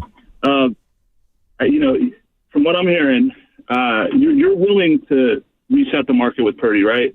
I am. And 20 touchdowns, 12 interceptions this season, severe underthrows, and now there's questions about his durability. All 6 foot, 210 pounds of him is going to reset the market. And Goo, you're co-signing it. I'm baffled with what I'm hearing right now. But listen, real quick before you finish, and my whole line is not to cut you off. I'm not telling you he's worthy of that. I'm telling you he's worthy of that to the team he plays for. I wouldn't dare, and Evan, you don't need me to speak for him. You have that energy like I'm telling you he's more talented than some of these other guys. Just look around. He's won more than half of these dudes, more than half. And what do the Niners have after him? Nothing. So just get ready for the Niners probably to make him the highest paid quarterback or somewhere close. That's not me telling you he's better or supersedes these other quarterbacks. Goo, the Niners had the best roster in football the last 4 seasons, right? Facts. An all-star cast. Okay. And so I wouldn't necessarily say he led them to. So I mean, we got a taste of reality of what life is going to be like without this all-star cast. And he still had Debo and Kittle and Jawan, and he still had playmakers. And we've seen what's going to happen, because they're going to, if they go on and pay him $60 million, whatever they're going to pay him, there goes a lot of that supporting cast that got you to those NFC championships and Super Bowls. That's all I'm saying. I mean, he's a mid-tier quarterback. What's so wrong with saying that? He is. There's nothing wrong. And I just, Evan, real quick, let me just ask him this. Yeah. You're coming at Evan and I get it, and I love the call. But if you had to bet your life right now, because it sounds like you're fearful, wouldn't you say the Niners are about to give him the bag? Like, that's obvious. So it's not us making the decision. It's the Niners. And I'm just reading the tea leaves. This guy's taking them to a Super Bowl and championship game. He's going to get it, man. Regardless. Jimmy G, though. Phil, okay. Jimmy G did too. Okay, I got you, and you're right. I got you.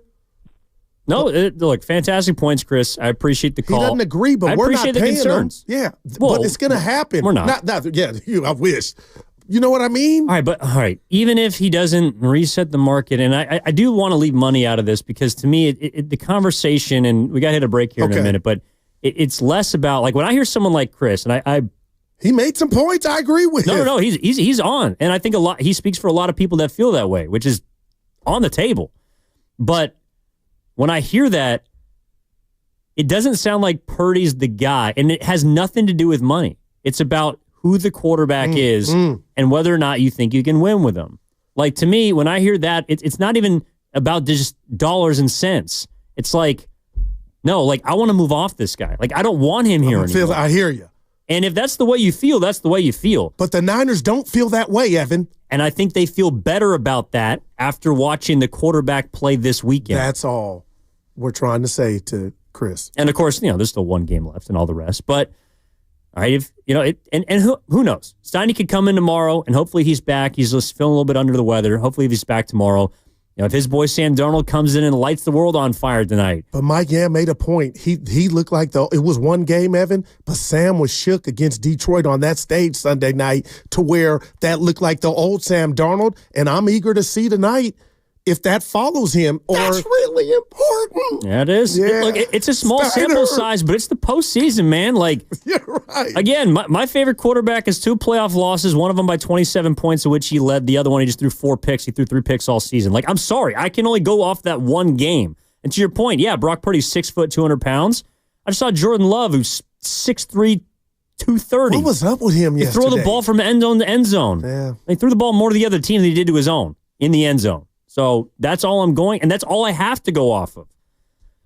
Whew. All right. What's coming up next on The Game is brought to you by Fremont Bank. Here for you, here for good. Evan Giddings in for Matt Steinmetz, for Joe the Guru Johnson. Giddings the Guru back after this. That segment was brought to you by MB Jesse Penney. Hi, this is Matt Jesse with MB Jesse Painting. Put your painting project in good hands. Residential, commercial.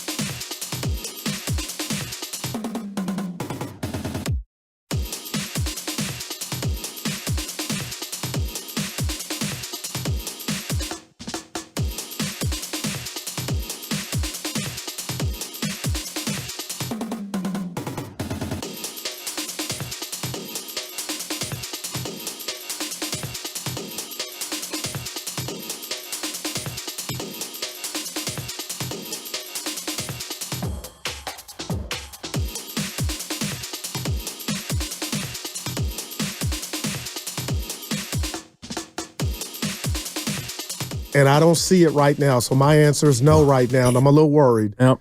knock off the fat man and Patrick Mahomes.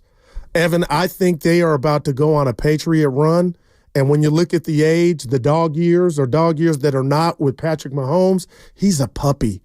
And they just know. And the one thing about this year and their stinky wins, because they're always pulling it out, Evan, now I'm looking at it like they're learning how to win. They are. They've learned how to.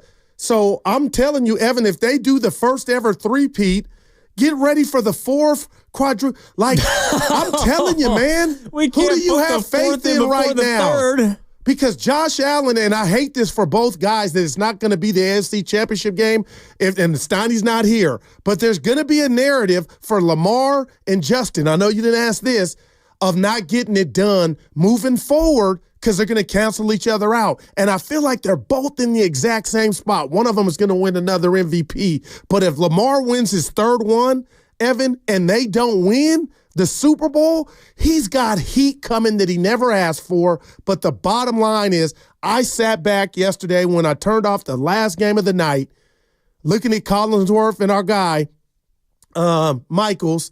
I said, Evan, the field ain't ready for Mahomes and Reed.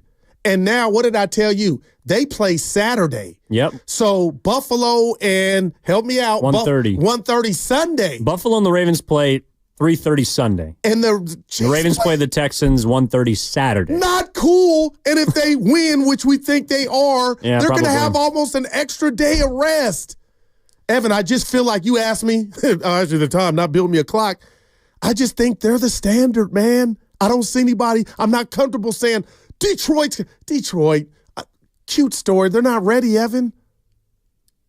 Well, they're going to have to be, because I think whether the Lions or, I don't know, Niners fans might not like it, but the Eagles, I think those are the two best teams, at least on the NFC side, to knock off Kansas City. I don't think the Texans I think can do it. Minnesota or Rams could beat Philly. Hurts was awful.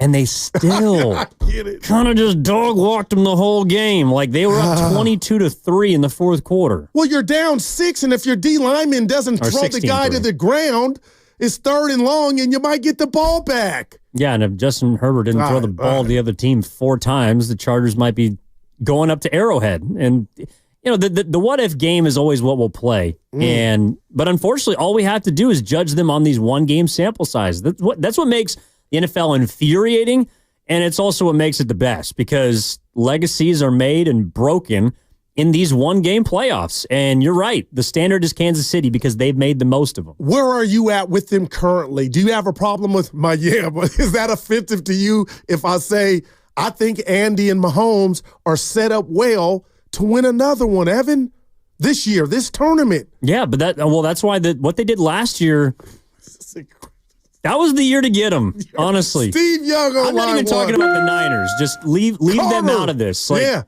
that was the year. If you're an AFC team, you had them to get the Chiefs, and you still couldn't.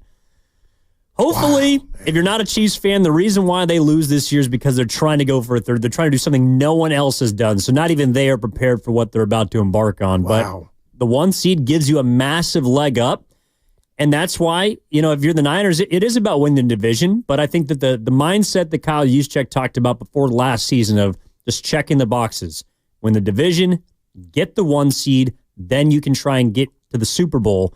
It is a massive advantage, and the Chiefs have that built in for them this year. Wow, Evan, great call, great question, but I'm just telling you how I feel. I hope I'm wrong, but I remember us a couple years ago at Willard's house watching the Super Bowl, Philadelphia and Kansas City.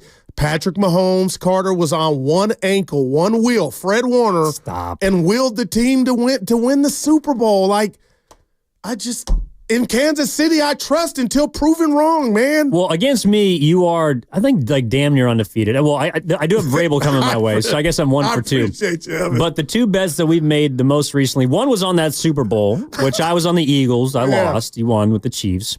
I paid up. And the one on Friday, which I got to take an L for, our UCLA Maryland bet. Mick Cronin's officially dead to me. I've never been more wrong about something in my life. He got thrown out the game, He got ejected from the game. Not only did they lose, but he got tossed, and he meant to. and I will never bet another college basketball game I played by left the UCLA. cafeteria about 8 o'clock. My boy Squirt texts me, and he's always critical of something I say. You sound like a fanboy out there. You were on it last week. And I go, here I go. And he goes, good call on UCLA and Maryland. I said, there you go. He's 100%. Evan, real quick, I'm a little disappointed in you, kid. Normally, when we do radio, you're a laundry list of reasons. No, you're stellar at this, and nobody cares, but I'm making it about me. You always say, Goo, when we get out on Mondays, how was the weekend? None of that today, and I'm say that to say is we got a text from the 510. Guru, I saw you and your family at Yoshi's. I wanted to say hi, but you were with your family. Happy New Year. I went and saw the R&B singer Raheem Devon at Yoshi's. It was awesome. But, Evan, there is a thing about men going to see other R&B singers with women. He was passing out roses. I was uncomfortable. It should just be an all lady. The guys don't need to go see the other guys sing. It's just, I was looking at the other guys like, this ain't for us. No, but when you said that you were going to Yoshi's, I didn't need to know who the artist was. I'm not going to lie, I didn't know who it was. But if you're performing at Yoshi's, that means you got game. Yeah, no doubt about it. Dude, I'm took sure it his was shirt great. off. Oh, he did? Well. Passing out roses. I'm like, maybe I need to go see what's going on in the other room. It's not about me, I thought it was a jazz club, not a romance night. It was, man. Well, I'm glad you had a good time. And so did you. Your weekend. Can't bury the lead. Did you see Evan on TV on Cron Friday night? Yeah. You did great, man. Hair was on point.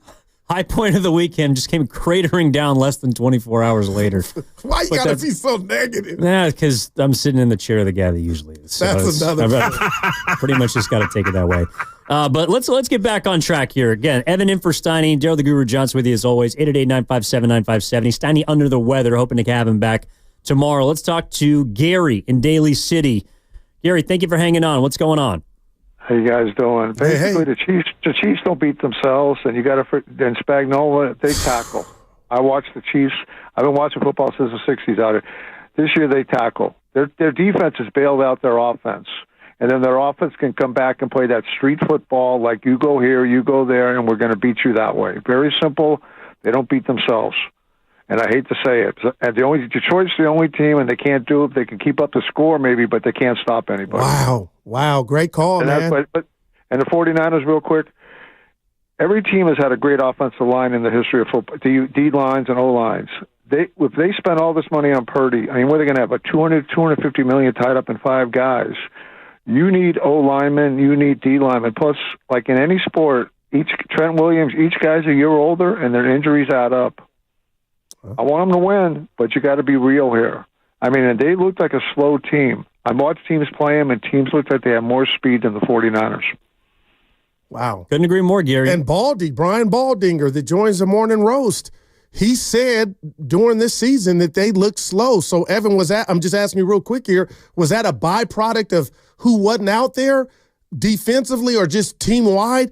Like, how can we be so sure, the both of us, because we expect a bounce back, when team speed wasn't apparent to the naked eye from guys that know the game and played it? But again, it wasn't an issue the year before. Speed wasn't a problem. We didn't discuss the lack of a deep threat because Ayuk was at least good enough of a deep threat to stretch defenses. To me, they have work to do, and I agree. They need to get younger. They need to get more athletic. They need to get faster. But it's on both sides of the ball. I think one of the reasons why that speed is not as apparent is because they get freaking bullied, or they had this season gotten bullied in the trenches. And so that to me is also where a lack of depth shows up, because when one of your big boys gets injured, there's not someone that can come in and even be half as good as him. It's like you're watching practice squad players at this point, and that's not the Niners that I'm used to. The 49ers, when Kyle Shanahan got here, I thought, maybe not the first couple seasons, but very quickly when they began to look like contenders, they established a level of physicality, and played smash mouth football, even when a Garoppolo would have a good passing game or Purdy would be able to air it out. They still always beat you in the mouth at the line of scrimmage. And that's something they didn't do often enough for me, even when they played well this season. Wow, Evan, that's a great call. And I'll say this. This could be the worst analogy you've ever heard, but just bear with me. Why do you always... Because if you do it that way... Don't set yourself back. Don't set people up to expect a poor analogy. It's called lowering the bar. That nobody's disappointed. Well, that was 2024. All right, because I learned... Listen, Evan, Draymond Green has finally come out and said, after, the great run, hopefully it's not over, I don't want to play 5. It's caught up to me. That's what I take when I hear him say, and they're concerned about him playing the 5. Are the Niners as a whole, when it comes to being that dog and that muscle and that ferociousness, are they at the Draymond Green standpoint of, I just ain't got it in me anymore, or we don't have the plethora of guys that Evan's talking about, and now that's why we're getting pushed around? That's my concern. Are they at that juncture? Has the run taken that out of them? I do think we're getting to the point where some of their best players might need to be load managed, if that's what you're kind of getting at. But overall, I think that someone like Trent might be, someone like McCaffrey might even be. But Ayuk, even when he comes back from injury, he's still young. Fred Warner's still young. Kittle showed you that he can turn back the clock. I ain't worried about him. Yeah. Deebo Samuel might be a question, but that's where the emergence of a Pearsall or having other players come in and help. On the defensive side of the ball, it's like, I think they're going to be able to strip themselves of some players that were hurting them this season. But if you're Charvarius Ward dealt with tragedy more so than I hope to ever imagine. But he wasn't that great this season. And but a lot he of was in the past. He was.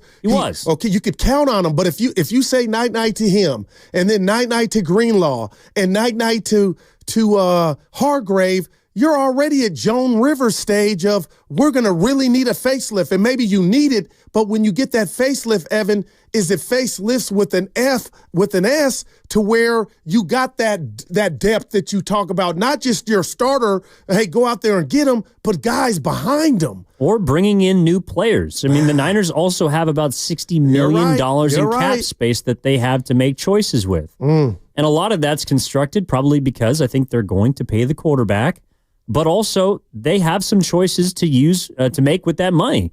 And so, yes, Greenlaw in 2023, Charvarius Ward in 2023. Both all pros. One of them was, and I'm not sure if Greenlaw was, but he played like it. Hargrave, the year before he got to San Francisco, was awesome with Philly. That's not who we're talking about. I'm talking about Hargrave, Ward, and Greenlaw in 2024 going on 2025. So if they bring back a guy or two, well, let's hope we can get him back. But if not, maybe the player you bring in is a cheaper alternative, a cheaper version of what that player used to be. So to me, again, it's like we're so concerned with the names on the jerseys that sometimes it blinds us to how far they've actually fallen off. No doubt. And again, a lot of what Fred Warner has earned and gets and the accolades and the sweet nothings that are thrown his way and the all-pros, he's earned it, no doubt. He's on one wheel. He's earned it. But, Evan, I think I forgot in real time how much of a compliment Greenlaw was. So you're talking to me. I was fixated on the Draymond Green linebacker version because that's what Greenlaw is to me. And, Evan, we saw them, Devondre Campbell, kind of didn't work out. So I guess it's glass half full or glass half empty, right, in regard to if you go out and you say night to Greenlaw, what you bring in or who you bring in, maybe it's an upgrade. But I'm just thinking because it's so new that the guys that you tried to bring in, it kind of didn't work out. I could say it didn't work out, and that's why teams like Tampa Bay, even that game, it was a 15-round fight. I think about it that Sunday in Tampa. Yeah, you won the game, Evan, but they were running the ball. They were the more physical team. You won, but those were signs man, there's some stuff going on to where this team may not be the Muhammad Ali that they were years past. So now it's about how do you fix that? And you're right. They got the black card. They got cap room. Now you got to hit John and Kyle on who you go if you decide to say night to some guys to replace them. 888-957-9570 is the number. Evan in for Steiny with Guru. Let's go down to San Jose and talk to Austin, who wants to get into the Niners conversation. Austin, what's going on? He's on a high. His Commanders won. Austin, I know you're feeling good. You can gloat. Hey, man. Hey, it was my birthday yesterday, Guru, and my happy commander birthday. won, man. So, come on, man. I mean, it couldn't be any better, man. My house, people were going crazy. But listen, I think there's a lot of lessons to be learned, guys. And I just wanted to say, listen, real quick on Brock Purdy, man. I've always said, and no disrespect to Brock, because I think he's earned everything he's gotten, and whether he gets $50 million or $30, it doesn't matter.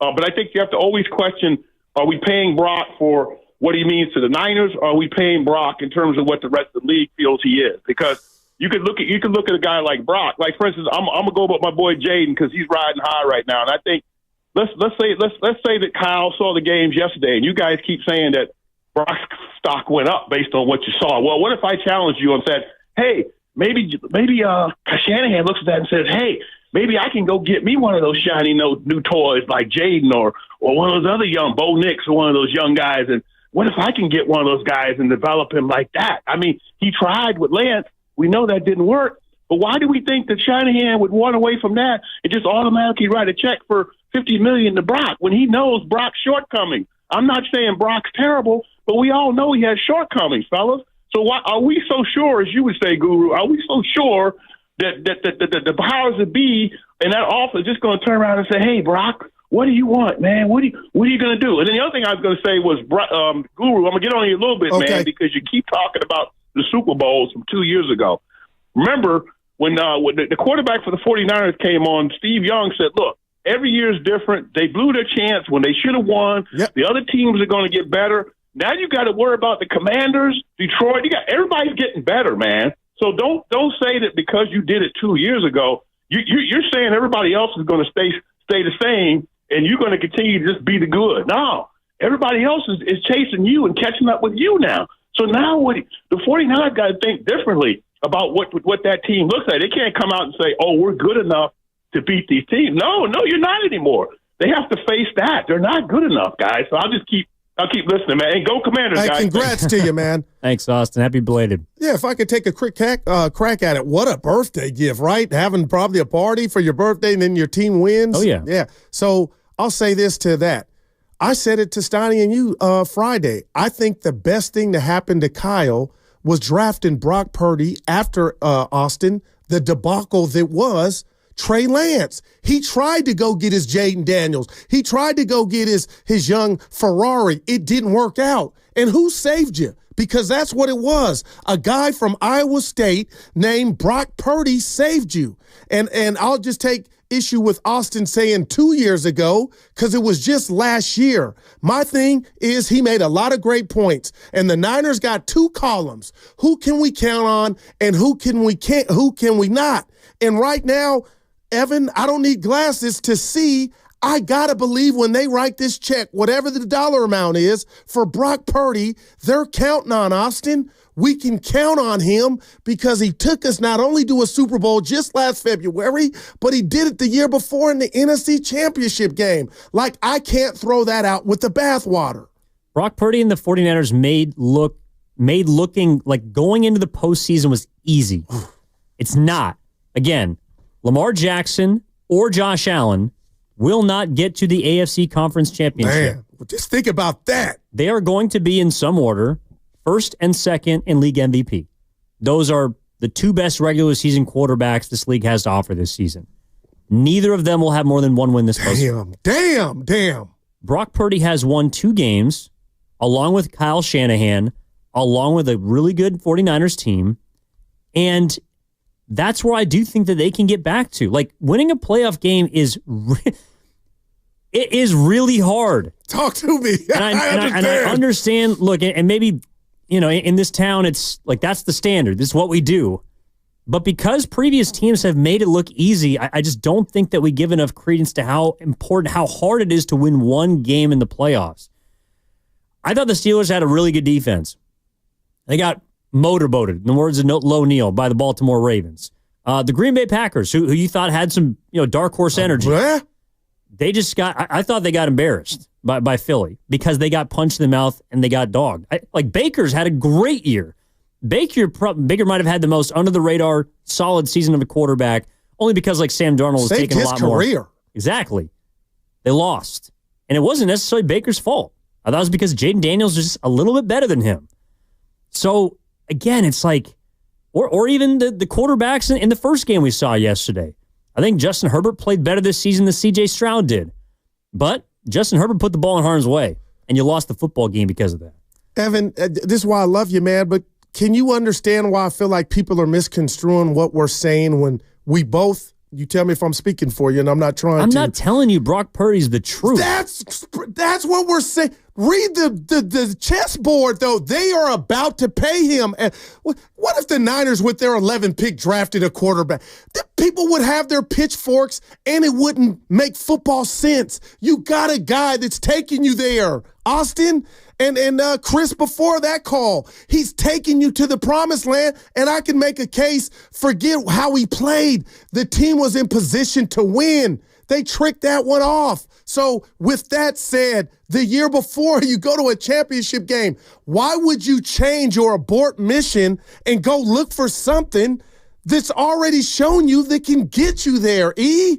What? And you got more pressing issues on your team than a quarterback that's on the fly, 2 out of 3 at bat, taking you to at least a championship game. So that's why I think the team is going to pay them. Why are people calling them going Spider-Man with venom towards us? Like I'm telling you Brock Purdy is Dan Marino. We're not. And I'm not telling you that Mike Tomlin is Bill Belichick, but my point in that is he has set a floor for that franchise. Wow. A floor of not losing more than he wins. Brock Purdy, I think, has a floor. Might also have a ceiling, but that's a pretty high floor. Along with Kyle, along with John, along with, I don't know, Parag, whoever else you want to throw in there, this franchise in the Bay Area has a high floor. And that's why I'm willing to bet on Purdy, because I believe that this year was more of a fluke than what we're going to see in the future. I might be wrong about that. People are probably, could be screaming, well, if you pay him, it's going to be like that. I might be wrong, and I'm willing to admit that. But I just believe with what Purdy has shown, and also the fact that he's 25 years old, he is a young quarterback. You're not betting on paying a Matthew Stafford, who might be more talented but is aging. You're betting on a young quarterback, I think, that can help the 49ers down the line. 888-957-9570 is the number. Evan Giddings in for Matt Steinmetz with Daryl the Guru Johnson. Stein and Guru, Giddings and Guru today.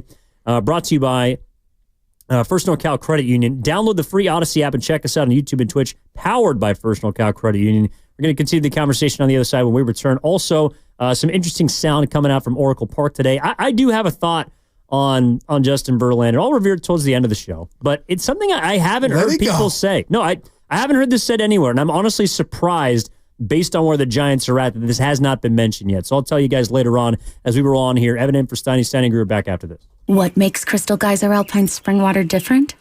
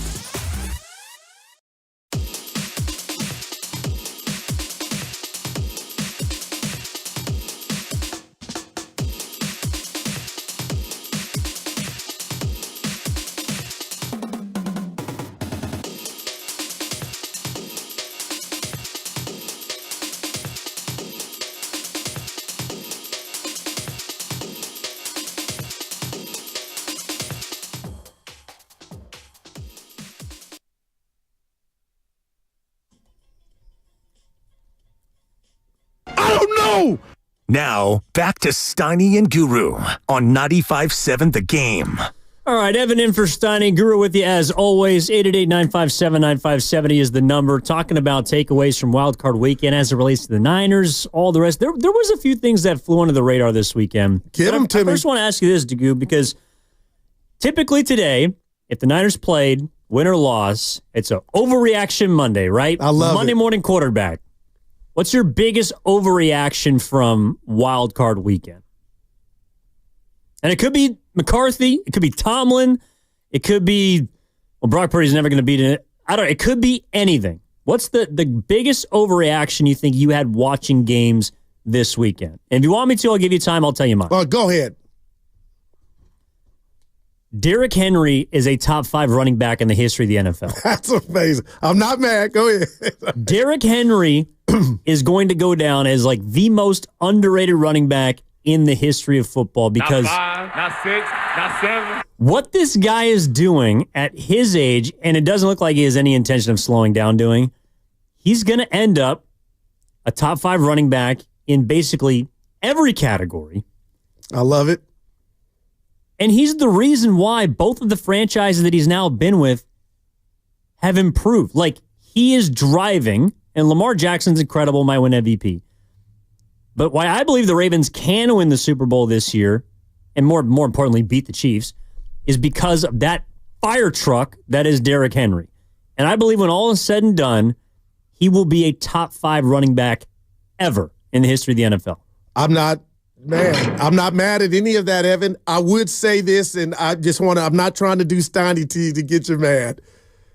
They've had failures when he was a Titan, and the offense pretty much was just him, and he didn't have much at the quarterback position.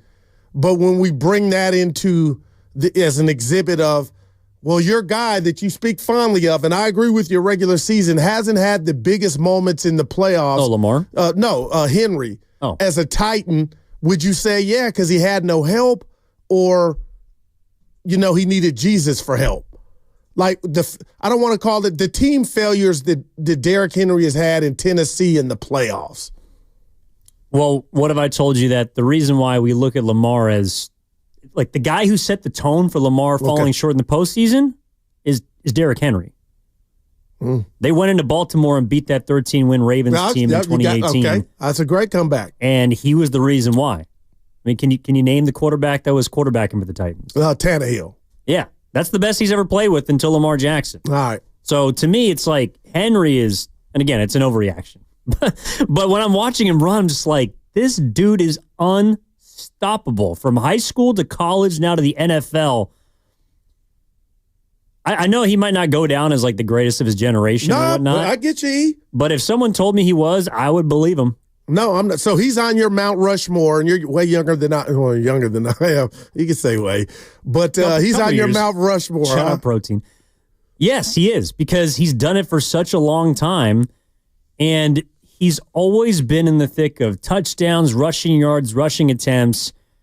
And that's just a dude that nobody wants to hit. I'm picturing him running right now Saturday. It was like business decisions left and right. He's 6'3", 250. Oh, man. That's a good one. I got one for you. All right. What do you got? NFL needs to do – where's Dibs at? They need to do something with the officiating in the review. I saw a play that I feel like changed the outcome of the game early in Green Bay and Philly. Guy fumbled the ball and got it back. And I believe they wanted the Eagles to win. Thank God Steiny's not here. But, Evan, how do you get that wrong? The guy that fumbled got the ball back, and yet you awarded the Eagles their ball. Like, that bothers me. And there are all kind of these calls that replay are supposed to be the voice of the eyes of reason, and they still get it wrong. And I'm feeling some type of way. Just like that play, that one play set the tone for the game. Okay, douche. But, Evan, you couldn't tell me Ray Charles and Helen Keller couldn't see that the guy got it back. You went to review, but no, we can't stop the momentum in Rocky World. Shout out Rocky Balboa. It's Eagle ball. Like, there's nothing on that tape or film that showed you the Eagles got the ball. The play was blown dead, and my man got it back. And I felt like a Packer fan. Like, I can't lie to myself like that was the right call, and I'm seeing it too much in sports. But we're always talking about how we need more replays and we need more reviews. And then the moment that they happen, we're like, why is there a 10-minute break in this game? Just get the call right and move on. So who are the people and what's their vision, Evan? Reviewing the stuff wherever they're at. Give us the 30 for 30. Hi, my name's Evan Giddings. I'm on the call today. I'm the eyes in New York. It just feels like Tony Soprano and something's going on to where Philly needed that. Of course, they needed it, but Evan, it didn't sit well with me. And that was a killer of a turnover to start the game. But, Evan, he got it back. Well, what I hate is that eventually, when the game gets kicked off at 1:30 on Saturday for the Chiefs, there's going to be something that happens that goes their way along those lines. Now you're bothering me. It frustrates me because it happened to Brady. It happens to Mahomes. In this case, it happened to the Eagles. Here we go. Wow. And it always seems to happen to the team that goes on and wins. I don't know what it is, man, but you're right. It's not fair. But neither is sports, and that's kind of why we love it. No doubt about it. It's not so that's fair. my overreaction. Okay. But you really, I know we're going to get back into it, but people are a little hot about this. You really believe or don't understand or give credence to the people like myself that my yam scarred me. They kind of, not saying Tomlin's a bum, but maybe it's just time for a new voice, being that you've lost your last 6 playoff games, 5 of them, Evan, one and done. And you hit me before you answer earlier with, well, he's not working with much. Okay, so when is he great? And then he's not great because what he's working with was good enough to get you to that game. He lost to Baker Mayfield at home in Pittsburgh. That wasn't supposed to happen. Yes, but I believe the first play of that game was the Steelers hiking it through the back of the end zone for a safety. So that happened. Those are things that he can't control. And yeah, they got blown out by them, and that game happened. And I get it. And again, like they lost to, and some people are agreeing with me on the Derrick Henry take, but they weren't going to stop him. Like whether they were down 21-0 or not, they were not going to stop him. The only hope that they had was Lamar Jackson turning the ball over, putting it on the ground, throwing it to the other team like he has in previous regular season meetings. To me, Mike Tomlin has overachieved even in this period where he hasn't won a playoff game because some of those teams have had no business being even in the playoffs. I got something for you, I think. Who's better this year? Let me put it this way. Who has a better chance to win a Super Bowl this season? Pittsburgh Steelers or the Cincinnati Bengals? I would have said the Bengals coming into this season. I agree. Who's in the playoffs? Okay, yeah. I got you, Evan. But where do we something? I'm going dibs. Where do we draw the line in the sand? Okay, I'll give you that one. But since he didn't make it, let's talk about how the Steelers performed. And defense was supposed to be his baby and his being, but they used to be Lamar's kryptonite. You got TJ Watt. He's done nothing, not just Saturday. He's done nothing in like 4 of their defense. They don't look like the Steelers under Mike Tomlin defensively. And if you tell me he's not the architect of the drafts and all this and that, you got to say, so to me, all that, he's a part of all of it, Evan. And they didn't even show up as great as you're right. I got to say this. Baltimore was playing Saturday. They didn't have the 1 seed like they did the year. Like that didn't. The Steelers looked like they were lacking something, and it was tenacity and nastiness. That's all. And I got some good friends, Phil Stark, that are diehard Steeler fans. And fair or not, Evan, and I'm not saying I'm taking this take because of them, but I hear it all the time. They're questioning Tomlin. Well, and that's fair. Look, anytime you lose 5 playoff games, you're going to wonder what's going wrong. Wow, man. But again, if I'm watching that game yesterday, and maybe I got to You're outclassed is what you're saying. They lost to a significantly better football team. There's a reason why the Ravens were 9.5-point favorites in that game. That game was not supposed to be close. If the Steelers, let's say the Steelers had lost, but they lost by 7, backdoor cover. They still lost the game. Respectable. You still lost. Mike Tomlin still has the 5 one-and-dones on his ledger, even though they covered the spread. He still lost the game. If he had pulled that off, we're not even talking about Tomlin today. You know what we're talking about? No, we're talking about Lamar Jackson. But that's funny you say that because I would be talking about, because you couldn't forget, that's the standard Tomlin has set to where before that game kicked off, Evan, and even with the line where it was, thought they had no chance. There was a part of me that thought, Mike Tomlin, he doesn't play, but he's the coach. He's slain the dragon before. Evan, I was thinking he was going to have Pittsburgh come as close as possible, and they just kind of went down in embarrassing fashion. Well, they were trying to tackle a fire-breathing dragon in King Henry, and they couldn't do it. 888-957-9570 is the number. Evan in for Steiny. Steiny's feeling a little bit under the weather. Get better, baby. Tomorrow. To react also to the Warriors game. They played 4:30 against the Raptors. Warriors live at 3:30 right here on 95.7 The Game. You're listening to 95.7 The Game, KGMZ FM, and HD1 San Francisco. Always live in the free Odyssey app, Twitch and YouTube, powered by First NorCal Credit Union. Let's get into, Anthony and Brentwood's got a message for you, Goo. Okay. Anthony, what's going on? Goo's all yours. What's up? All right, great. Appreciate it. Hey. What's up, fellas? So first of all, Guru, me and the wife went to that show on Saturday, as a matter of fact, and I had no problem with homeboy giving my wife a rose. As a matter of fact, when he came by, I told him to give her a rose. I wasn't tripping, but I will agree with you here. When he did the towel thing, I'm not sure if he did that. I don't want to tell the listeners. Yes, it's bothering me right now. So listen, I'm going to tell you like this. He did the towel thing, and I was like, wait a minute, man, because we've seen him before a few years ago in Oakland Hills, and I was like, man, he didn't do that stuff before, but all in all, we did enjoy the show. Yeah, he's got a great voice, too.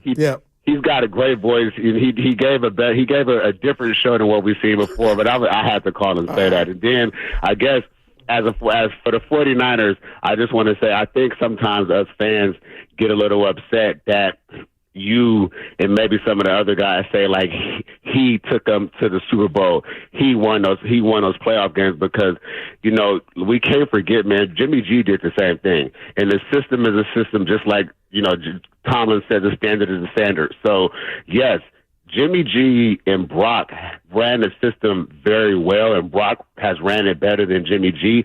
But let's not forget, Jimmy G looked just as good as Brock when C-Mac got here. And so I just want to remind you guys that, but I feel like as a fan, that's what I kind of like quiver about. It's like, we got to remember, man, this roster was stacked. And then I will say this about your Tomlin take. I do think that it might be time for just a change because it's been so long and sometimes players get tired of hearing the same voice. But I also want to say we can't scoff at the fact that he did get to the playoffs last season with Mason Rudolph, and he made the decision to go with Russell, and that was kind of smart. But at the end of the day, like, they were totally overmatched, and they really had no business being there. So I want to give him credit for that. But I do believe, just as a fan, it's probably time for him to maybe even take a little hiatus and then come back, because I think he's a great leader of men, but he doesn't have enough to get over the hump, and I do think that gets old. Okay, good stuff, man. And, Evan, I got something for you. And Carter, chime in if you can. If Carter's listening, I want you to chime in here. I've never tooted my horn for what I'm about to say when I think I say something profound. Here it comes. But I feel like a relationship god because I've been through a lot. Evan, if I hear somebody tell me the reason they don't want to make a change with the partner because the line for their partner will be around the corner, it's not about that. That's being selfish. Mike Tomlin would have people lined up to get his services. Cowboys. But that doesn't, supersede what's not happening at his current home. So sometimes, guys, change for the greater good of what's going on under your roof and with your mental mind, with your psyche, is what it's about. It's not about the person that you leave and how attractive they'll be. Leave that to the side. What about change for us? And that's what I'm thinking, guys, that might benefit the Steelers if somehow Mike Tomlin's voice or message and the bravado, I'm the dude, maybe that's just got a little thin. Can it be both of those things to where, he'll have people lined up to get him, but that's not why you hang on to ignore what's not happening with Mike. In 6 straight losses in the playoffs, Evan and Carter, I believe constitutes a discussion of maybe we might need change and we're going to lose a good coach, but is he really been good here lately? Is that fair? Well, he just went 10-7. Yeah, I would just say that the Rudy family's owned the team since 1933. They've only hired a new head coach 3 times since 1970. Gotcha. And I think that there's probably some fear factor in that they've held on to coaches. They've shown that now for 50-plus years, and he hasn't done poorly enough to warrant them firing him and changing what they've been doing. He also won a Super Bowl. So he used the word, go ahead, Evan, poorly, but I think Saturday was poorly. They performed poorly Saturday. They did in one game, but to his point, Chuck Noll, Bill Cowher, and Mike Tomlin, I think the three coaches he's talking about in Pittsburgh, they've all won consistently in the regular season and, up until recently, in the postseason.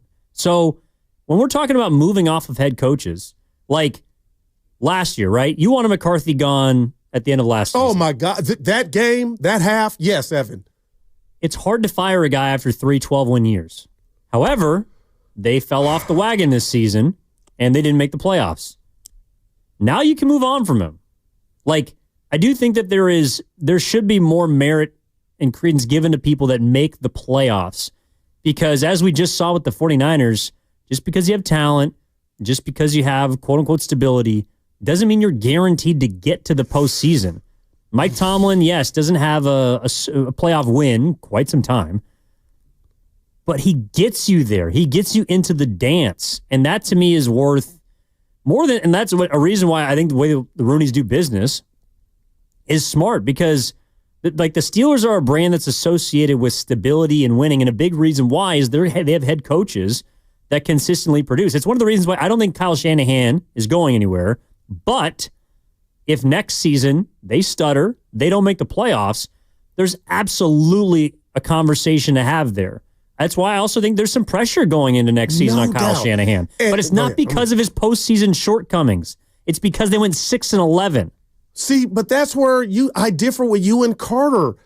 And you talk about the storied franchise that the Steelers are in Dallas and the Niners. There's a standard. He met that standard and went far and above and beyond when he won that Super Bowl, I believe, in 2008. But damn it, Evan, we can't lower the standard by saying, oh, we got to the playoffs, let's throw a parade, when it used to be Chuck Noll. It used to be Cowher. That's very harsh if we just hone in and take Mike Tomlin's name away and say Steeler head coach has lost his last 6 playoff games. That's scary in itself.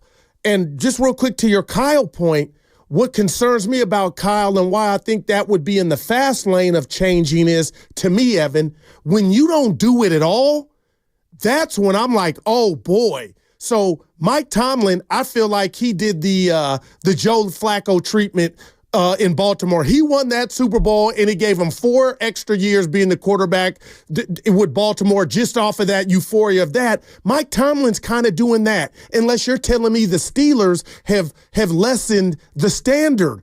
To get into the playoffs now all of a sudden is a feat when we're losing and we haven't won one in 6 years, and you got radio guys at our sister station like you and I, Evan, that are calling for his head. But Kyle Shanahan, another year of futility of not making it when you've never, ever hoisted up the Lombardi trophy. To me, this just me, it's easier to say deuces, Chris Brown, because you've never got to the mountaintop.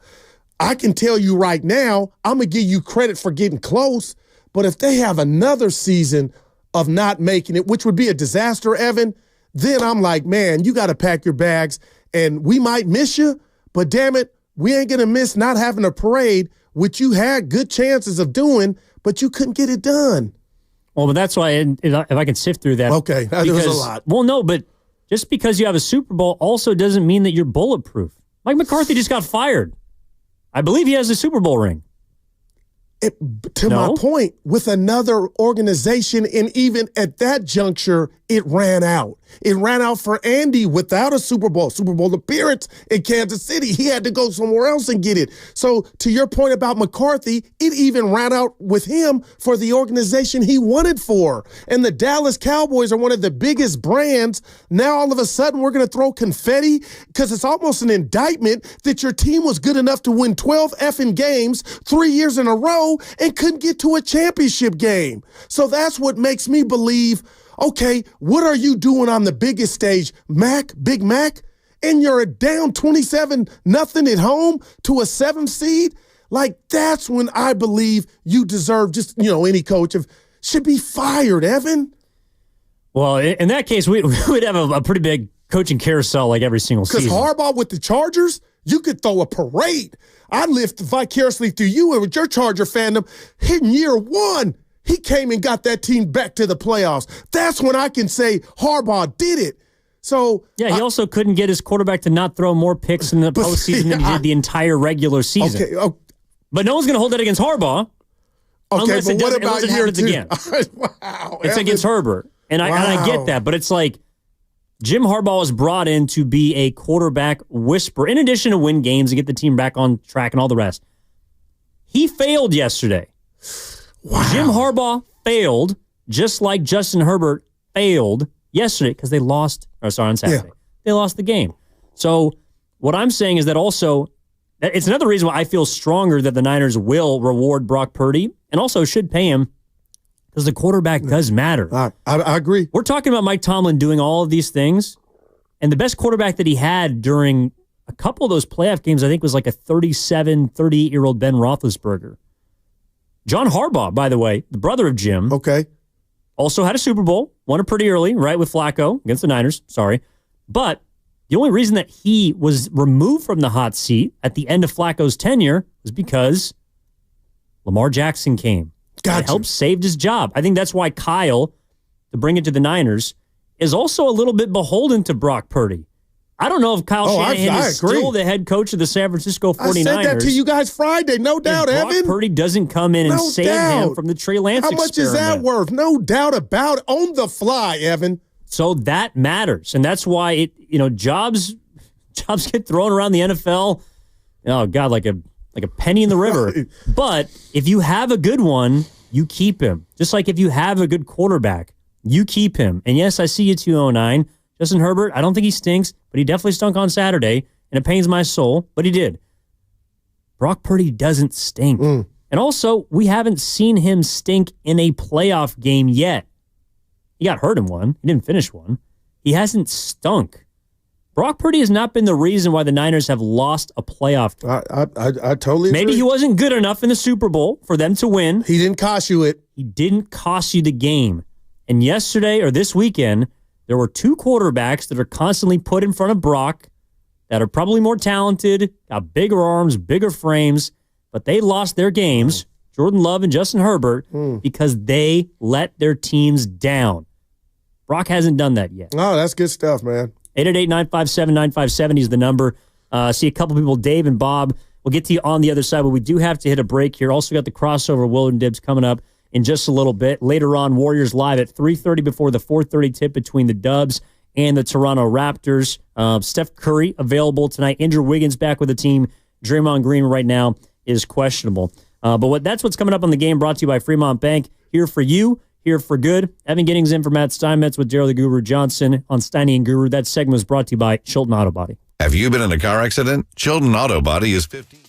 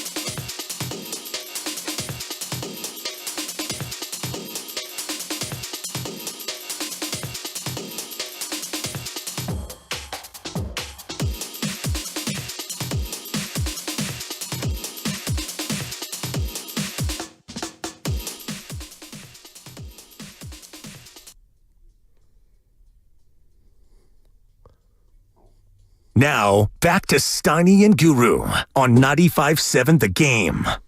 Evan Giddings in for Matt Steinmetz, Daryl the Guru Johnson. Goo, I'm going to say this quote. Okay. And you can tell me who you think it is. Brock Purdy, he's the man. He will be with the 49ers. He will be the 49ers quarterback for a very, very long time with plenty of Super Bowl rings on his hand. That sounds like number 54, the All-Pro Fred Warner. And yes, he's his teammate. And also, if Fred's going to win a few Super Bowls, he is going to need Brock Purdy to play very well. But that's, I don't know. Maybe it's just because I love Fred and everything that he says, I take as like he's thought about it and he's considered it. I don't think that he would just say that willy-nilly because Fred has also been the guy that called his own team last year front runners. I believed him when he said that. I believed him this season. There's a quote that flew under the radar, but was the reason why I didn't believe in the Niners after the Cowboys game on Sunday Night Football before the bye week. Fred Warner said, "We make games closer than they have to be." And that's something I've never felt before. And it's a reason why I don't feel like the Niners had that killer instinct this season because Fred Warner said it. He's telling you now he thinks that Brock Purdy is a Super Bowl caliber quarterback. And while I have my doubts, I got to give Fred Warner the benefit of the doubt. No, I love it, Evan. And let's just do some backtracking if you allow me. So he's played in the Super Bowl on that stage with one Brock Purdy, got ready for an NFC Championship game the year before in Philadelphia before Brock got knocked out. So there was success during that season. So he's seen Brock the arrow just stay pointed up. But what about him coming off the field a couple summers ago, OTAs or whatever it was, and he said, and Fred Warner's on record as saying not only him, Trent Williams, Brock Purdy wasn't even starting. This was summer ball, and said this dude's going to be a problem moving forward one day. And who knew it would be so fast? So I bring up that example to kind of just, Evan, I believe he believes that. I think he does, I believe he believes that. I don't think that kind of phrase was ever uttered about Jimmy Garoppolo. Like, players believed him. They supported him. But that's where someone called in earlier and said, well, Jimmy G's done that. I think it was Anthony and Brentwood. Evan, I'm very, not to cut you off, I'm very passionate about that. I got to be careful here. People whip Jimmy, but Evan, finish. But you're right. Jimmy has got the same accolades under Kyle that Purdy does, and Jimmy never got the benefit to play with Christian McCaffrey. That's all. Well, he did, and he looked good. But Jimmy Garoppolo never put together a fourth quarter drive like Brock Purdy did against the Packers. No, never. He never had to have a second half comeback against the Lions the way that Brock Purdy did. He didn't throw 3 touchdowns in his first ever playoff game and didn't blink the way that Brock Purdy did. They have been to the same place. Their records are still good. But we need to throw that whole, I don't know, in my mind, and it's not just you, it's a lot of people, but the idea that Jimmy Garoppolo got them to the same place to me is completely unfair because it didn't look the same. Like the Niners ran Jimmy Garoppolo on the backs of Raheem Mostert and Tevin Coleman. But see, are we not being fair to Jimmy in this exercise when we do that? Or is the win-loss record a thing we used to go back and forth with? How fair is it? But Evan, are we being unfair? Again, I'm not caping for Jimmy. If we're going to really do that, when do we stop? You know what I mean? Like, what if Brock, they go 3 years and not making the playoffs, and then we double back and revisit this conversation about the compare and contrast with Jimmy? And you know what I mean? Like, then it would be, would you understand it more? Or is it because we know Brock's at a different place in his career and it's about to take off? He's still a rookie. But the bottom line is, because they didn't get it done, I'm like, I do wonder if I had a beer with Garoppolo, like, hey, Goo, wake me up when they win the Super Bowl. I did those same things. No, you're right. It's on his resume. But these quotes from Fred Warners right, none of that. are why I also look at them as being different, in addition to the play that I saw. So that's to me where I'm coming from. Like, I'm not telling you that Brock Purdy is surefire, to Warner's point, going to have plenty of Super Bowl rings. That's a big statement, and he's going to probably have to walk that back because even winning one, as we found out, is an incredibly difficult task. But the way that the team is galvanized around this guy, he's going to be here for a long time. And I think people need to prepare for that. But I also don't think it needs to be a preparation of, well, we're going to be mid and we're going to be mediocre. No, you're going to be competitive and you're going to be in the mix. That I do believe. And that's why I think Fred Warner is uttering those words of plenty Super Bowl rings, or Brock Purdy's our guy, because he believes he gives them the best chance. You got me on that. You knocked that out the park, and you're right. And you and I, tell me if I'm wrong, Evan, about an hour ago, both expect the Niners to bounce back and be players in regard to going deep next year in the NFC. Like, we're assuming the bounce back. So I'm with you, and you're right. The score sheet to that right there in regard to this dude can take us to the promised land, it feels like it's 100 to 0, because I can't remember another player, not saying anything nice about Jimmy, but putting in their name on it about his future. Well, these people inside the building. All right, 888-957-9570. Evan in for Steiny with Guru. Guru and Giddings with you on 95.7 The Game. David in Fresno has been hanging on patiently, wants to talk about Purdy. Dave, what's going on? How we doing? I'm doing good, guys. Great discussion. This one brings something to the conversation. But, you know, this whole weekend, you know, people want to use this weekend to kind of prop up Purdy a little bit. And, you know, I just think it's pretty lazy and irresponsible to say, oh, Brock needs to be paid because this guy got paid this much and this guy got paid that much. You know, that's not a good negotiation tactic, in my opinion. Pay the player based on his individual talent, his skill set, and what he brings to a team. I think if Brock and Love and Herbert hit the open market, I think more teams will clamor towards Love and Herbert based off, you know, their physical ability. Because say what you want about Brock and his success, I guess, compared to them, it's mostly tied to the team. Because if you put him in the open market, I don't know what kind of market he would have, to be honest. You know, he's limited with his obviously his physical aspect of the game. He's on the shorter side, can't really play in the cold, you know, and he had a chance to go out and show a lot of people what he was made of this year. He blew it. And I don't want to hear injuries, because even with the injuries, he had a lot more to work with a lot of other QBs have with a full team.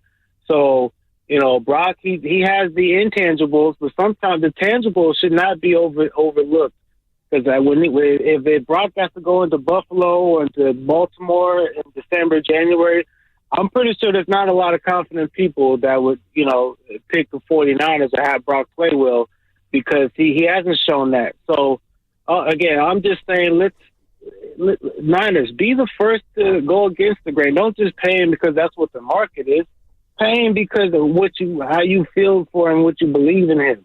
Like, don't be like all these other teams stuck with a QB because a QB had a solid season, you know? So just be smart about it. That's I got to give this to you before you go. Just real quick, what about the last 2 years, man? And I'm not caping for Brock. So you give him no credit for taking him to the Super Bowl and then year one taking you to the NFC Championship game? Does he get any credit for that? I'm just asking, because it sounds like you're not.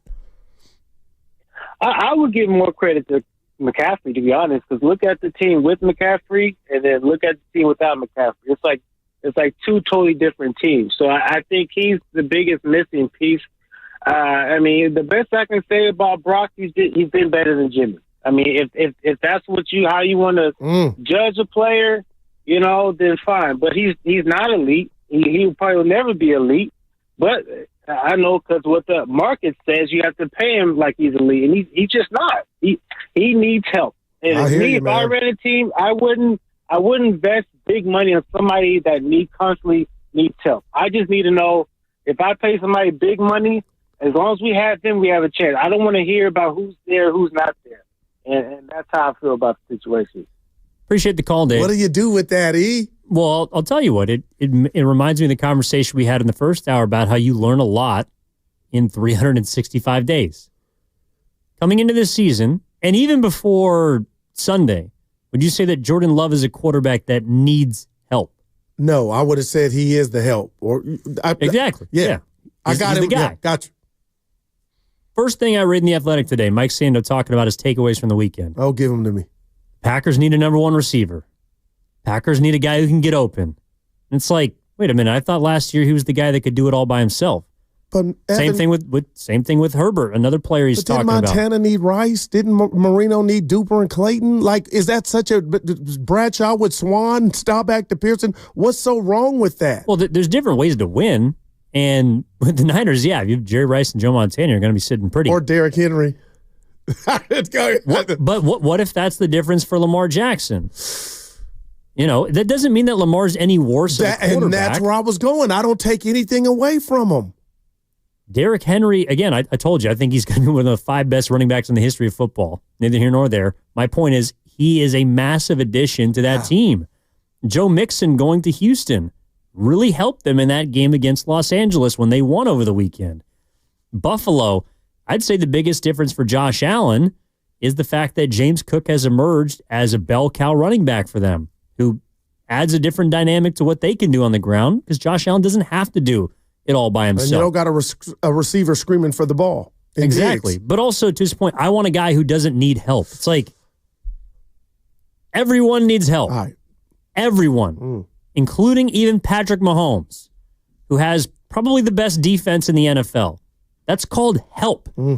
Like, just because it doesn't play on his side of the ball doesn't mean it doesn't complement what he does. Now, I think Mahomes is the best in the NFL at being able to read a game, of understanding what he needs to do to win a game, which could be throw for 400 yards. It also could be just don't turn over the ball and hand it off 30 times. Like Brady always used to do that. I was just going there. There were some games where they would run it 50 times. There were some games where they'd throw it 50 times. But those elite quarterbacks, and this is where I still don't know yet about Brock, if he knows how to read a game to figure out what to do to win. But again, he's in year 3. I think that he can get better at that because I saw him do things necessary to try and win this year, like use his legs more, having to rely on receivers that weren't as good as past years. In my opinion, that's going to help him moving forward, and that's why I think the Niners can stay at top. Yeah, Evan, I'm not mad at you, and I'll say this too, and this is a beautiful thing about sports, again, is it's all going to come out in the wash, regardless of what his number is on this new contract, which I believe Brock Purdy's going to get and he's earned.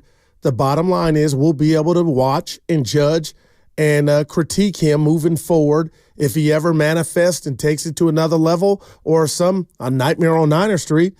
If somehow he were going to regress, we'll get on the mic, crack him open, and we'll talk about that. Hey, the Niners got it wrong. They got a dilemma on their hands. They got to replace Brock. I don't expect that, but we're going to find out. And it's just funny that we take calls like that on, and I'm going to just call it nitpicking, on what got the Niners to the dance. Yeah. Was it Kyle? Was it the running back, the defense? But your Mahomes take was excellent because he's proven to me I can do it with Tyreek Hill. I can do it without Tyreek Hill. I can do it with guys banged up, and even me being as one of the guys. Like, he's answered and he's Patrick Mahomes, every question I believe on the quarterback menu of, as long as you got me, I can get it done, Evan. And I'm going to lead today's show with help is not bad. No. Magic Johnson needed help. Shaq needed help. Like, Steph needed help. Steph currently does need help. No doubt. At 4:30 against the Raptors. He'll play in Toronto. Good call. Let's go to Bob in San Francisco. Wants to get into the conversation. Bob, how we doing, man? Hey, man, love the show. You guys are really, it's really entertaining today. It's always entertaining. But thank you, Bob. Anyway, I just, that other guy's like, what good is elite if you can't get to the Super Bowl, right? Let's use that argument, right? You could be as elite as you want. Look at Marino. He only got there once. So, he was about as elite as you could get.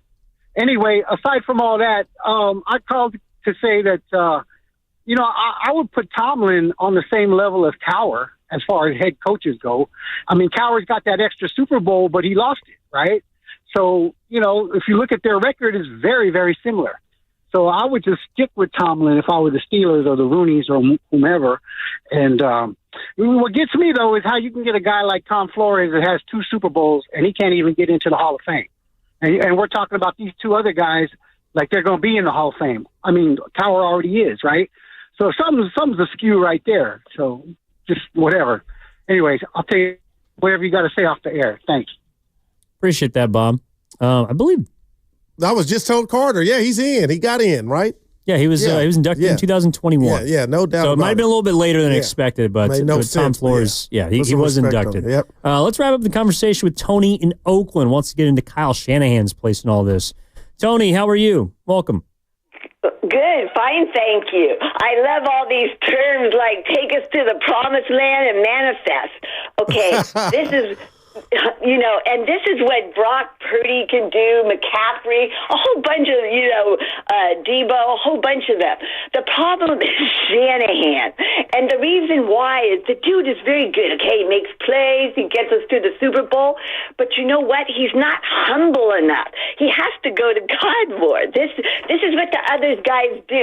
They're all pointing up toward God. They got their crosses on, however you want to manifest it, right? But the problem with Shanahan is he thinks he's superhuman. That's why he wants to call everything, even what the DC should be calling and whatever. He takes over the whole thing. And, of course, he's good, but God gets even in this way. When you come down to the end, you got to be humble. And if you think you're a Superman, that's in the way, and you won't be able to read the field. And the problem with Shanahan is he gets fearful. If you have the X factor, and if you're of God, you do not become fearful. You receive intuition and wisdom on the fly, and you know what to do. Shanahan's letting the team down because he's got to get down on his knees or do whatever he wants, and he's got to go to it because at the end of the day, you can tell when he's out there at the end, he gets us there, but he's fearful. He's never going to get over that hump because he ain't humble. I got you, Tony. Appreciate the call. Kendrick Lamar.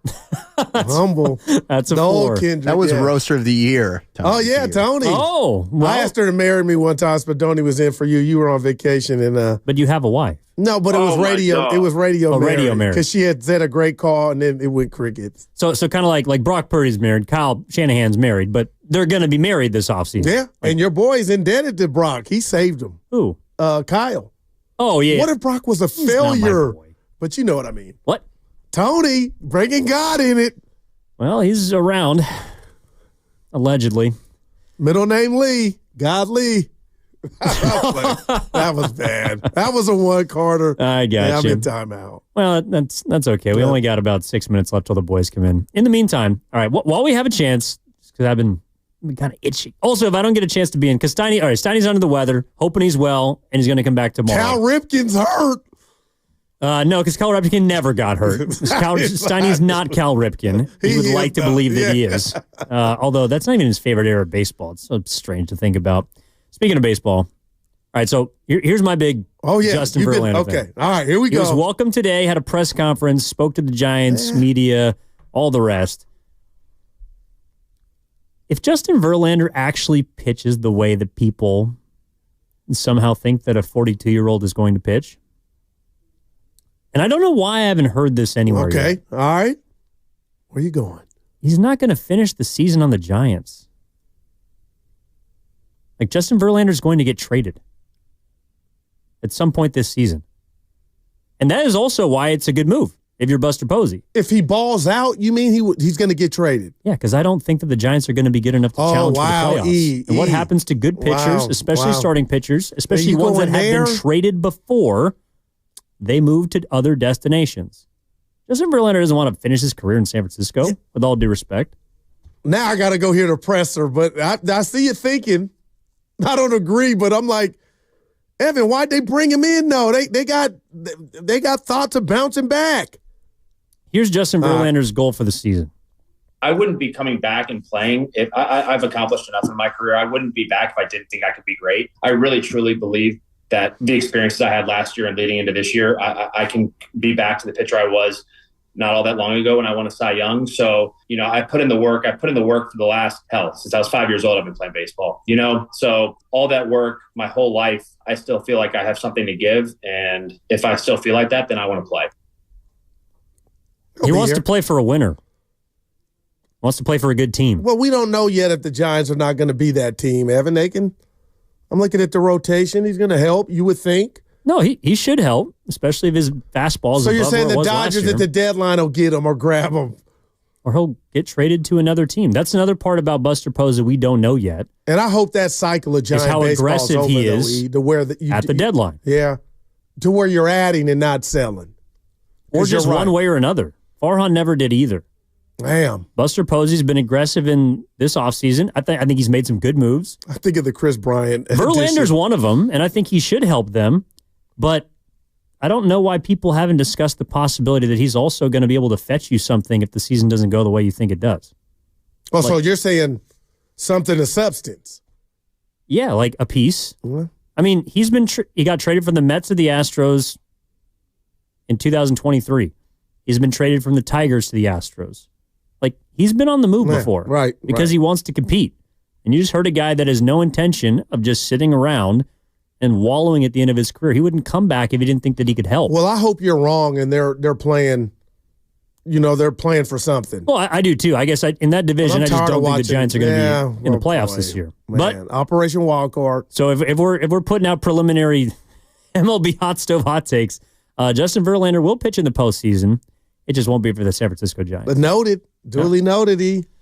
I don't know. Is there anything else you wanted to get off your chest? No, you said you were tucking some. Oh, you did. That was it. Remember that was it. Yeah, that was it. The field goal died. Oh, we got that. We went through that. And then, did you like A.J. Brown reading on the sideline? He's almost a genius for showing out and doing the anti-TO and Michael Irvin and Keyshawn Johnson throw me the ball. But that book was worth 1,000 words, Evan. He was not happy, and he knew they were winning, and he couldn't do it.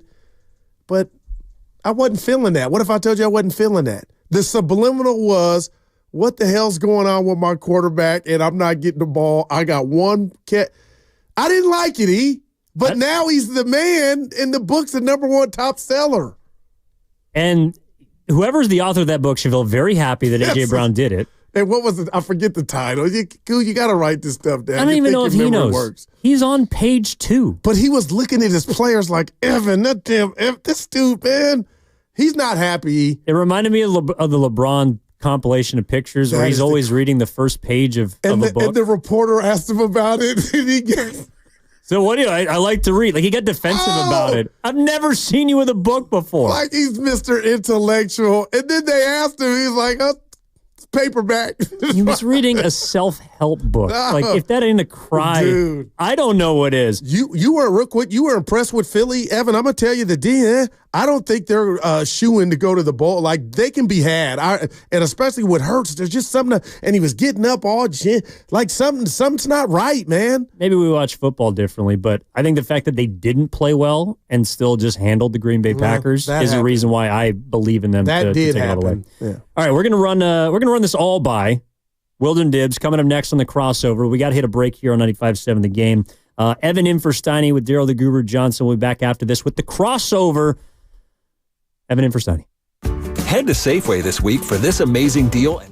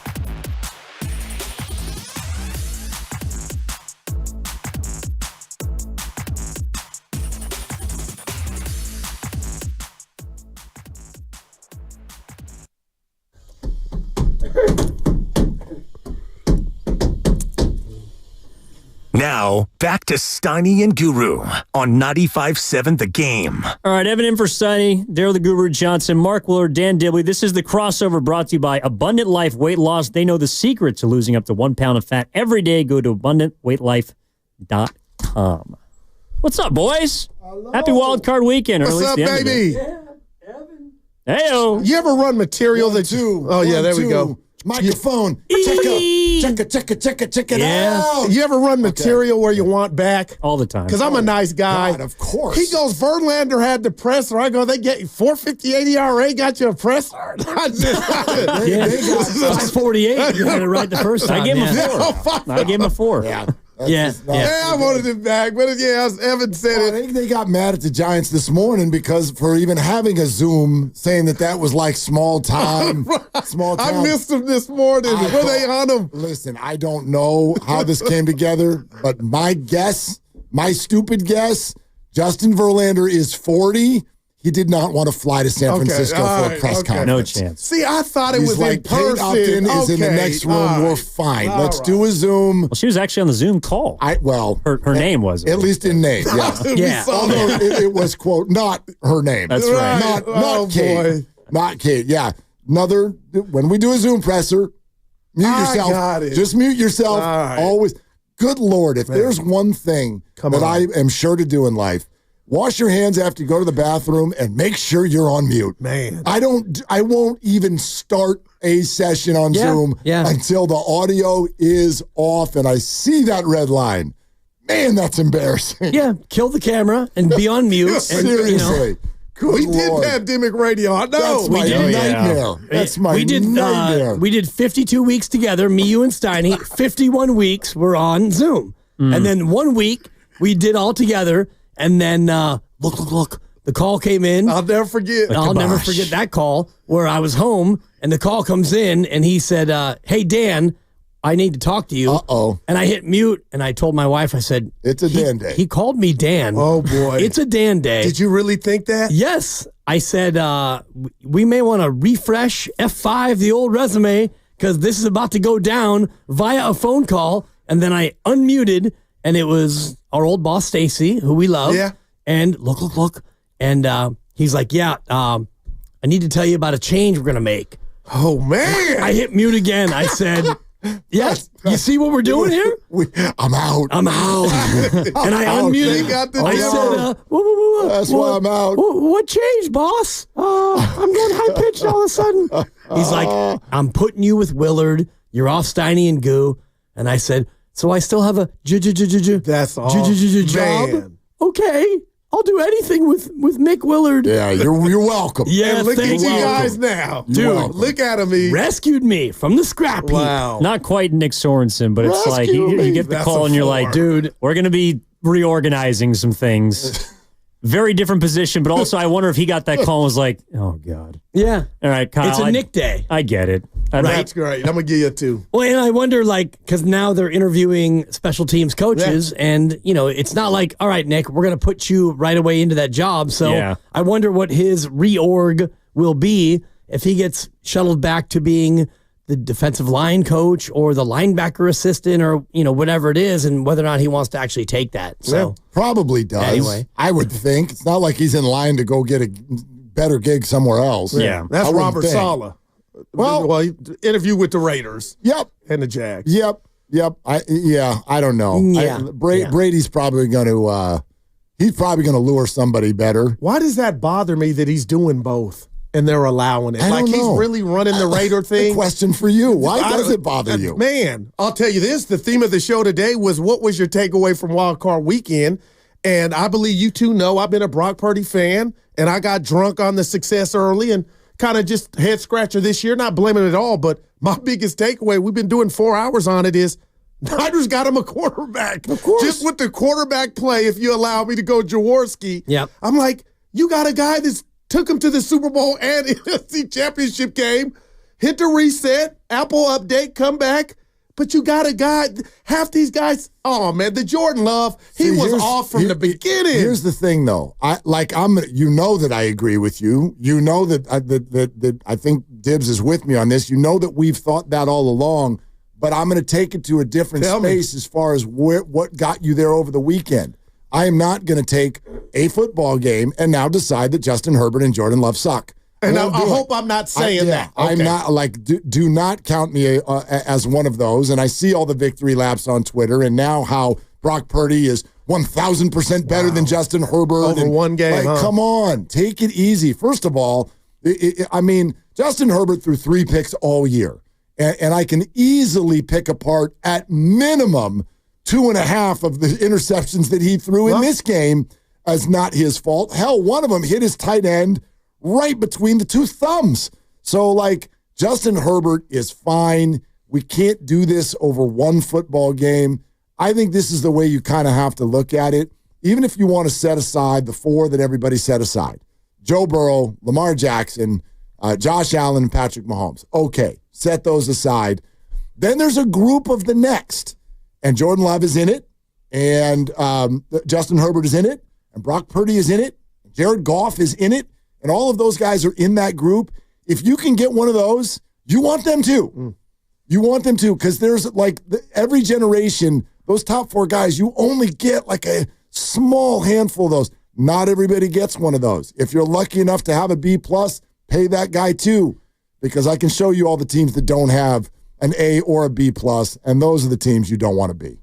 It's complimentary football. And look at Philadelphia, where Jalen Hurts was not great on his own. Yes. But they won comfortably because their defense was good, their special teams were good, and you have an amazing running back. And so Jalen Hurts was good enough. And this is where all of us, the 4 of us, and everyone in the media, and all the fans, and all of the non-experts, this is where we get so fixated on fantasy football, and we also get fixated on quarterback rankings and all the rest of it, because Brock was not as good this year as he was last year. Fact. But it's because of complimentary football. His defense wasn't as good. His running game wasn't as good. His O-line wasn't as good. He wasn't as good.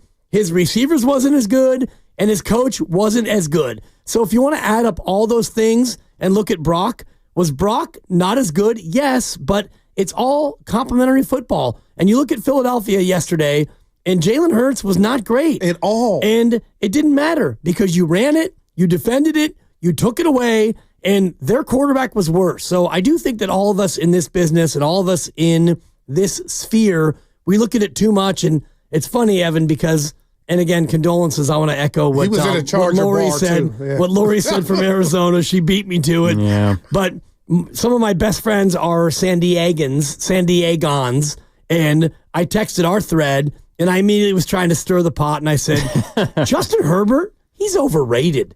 And my buddy, who's a high school football coach and has been for 25 years, he came back and said the routes they ran and what the defense did and kind of what Mark was saying of the 4 picks, 2.5 were not his fault. Yeah. And when you look at that game in totality, what happened was Houston said, okay, we're going to go ahead and put 8 in the box, and we're going to dare you to beat us, everyone. And Ladd McConkey beat them, but nobody else could. And so if you're Houston, you did that, and you took away everybody except for Ladd McConkey, which good player, great game, and all the rest of it. But a really good game. No, an elite game, an epic game. But at the end of it, Houston kind of dared somebody else to beat them, and nobody else could. So is that on Justin Herbert? Well, yeah, it is, but it's not on him the way we all want to make it be on him. And that's kind of my big takeaway. And they couldn't block for him, Dibs. It was over. And they couldn't run the ball either because Houston came up and put 8 in the box and said, all right, Justin, you've got one receiver who can get open, and the rest of these bums, apologies, Evan, because I know it's still too soon, but we dare the rest of you bums to try and beat us, and they couldn't. And not every interception ends up it was also circumstantial of where they got the picks. They turned into 6 every single time. You had a pick 6. You had another one that went, I think, down to the 5-yard line. You punch that thing in. Now you're playing a completely different game. The Chargers, we know this. We've watched Harbaugh before. You're not built for that. You're not built to come back from 2 touchdowns down in the second half. That's just not who they are. It was a good first year for Harbaugh. And Justin Herbert with the Chargers. That's a good first year. Differing opinions there. I think. Well, first, well, you're a fan though. You're a fan though. And he lost a bundle. Reportedly.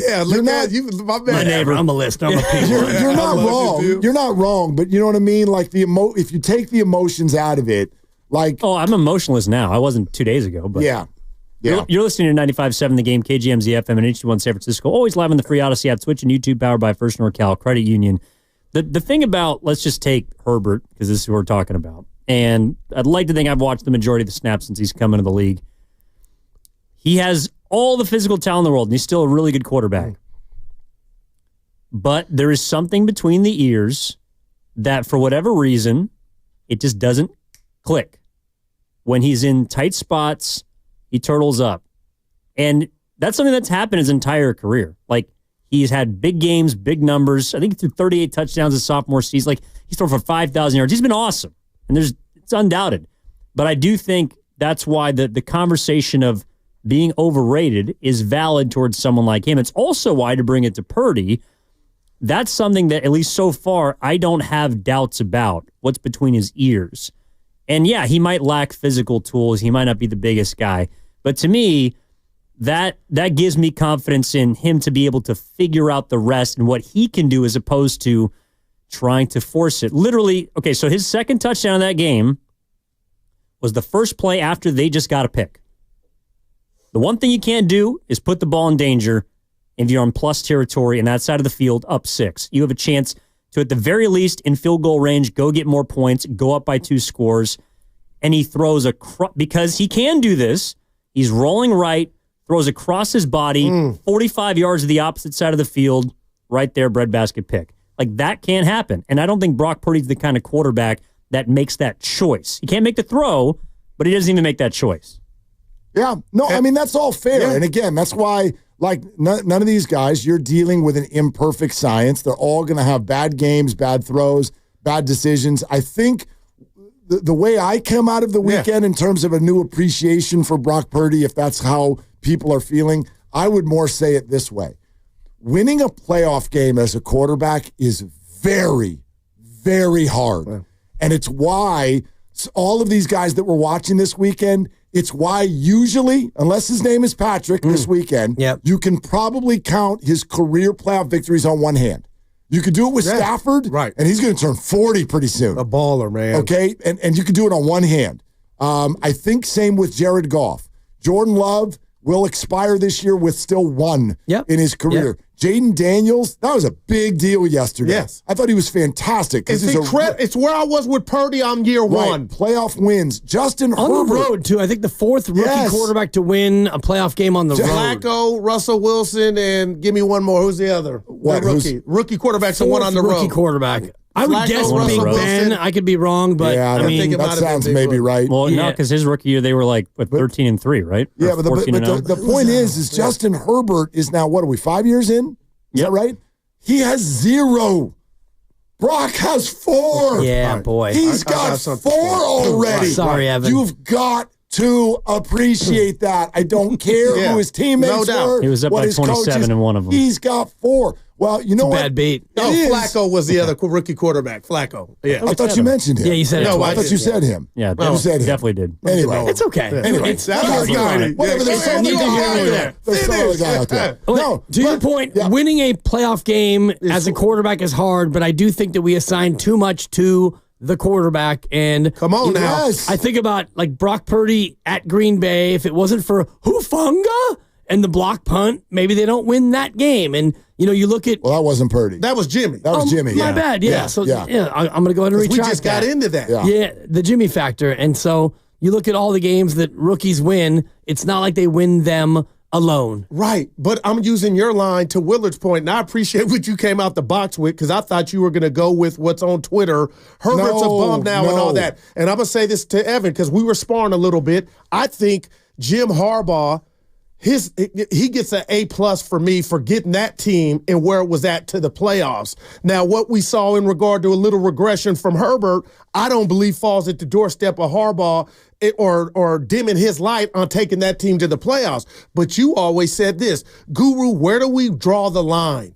And my line is I root for a team where the quarterback is getting paid $60 million and he's 2-5 in the playoffs. Is Dak their sole reason they're 2-5? But I saw you get lemon booty in the most inopportune times. So my takeaway yesterday was the distance. How far have some of these guys gone? And there's a showdown next week between Lamar and Justin Allen, and the loser is going to be on the continuance of you've never gotten there. Yep. So for Brock to already have 4, and we've taken calls, he had this, he had that. Well, if we're doing that, I can do the Jimmy thing with, okay, he was the quarterback, but he's got a great record. Like, where does it stop? So for Brock, already in what I deem embryo stages of his career, to have 4 wins, that was my takeaway. Like, it's not about you're not Justin Allen. It's not about you're tall as Justin Herbert. You know how to run your team when it's clicking to get the W. It's the weirdest thing that this and so many of people in this fan base will scream and yell about, but he had help. And then the next breath, you'll call and say, somebody needs to get Steph Curry some help. Well, wait a minute. Yeah. Which one are we doing here? Do you need to have teammates or not?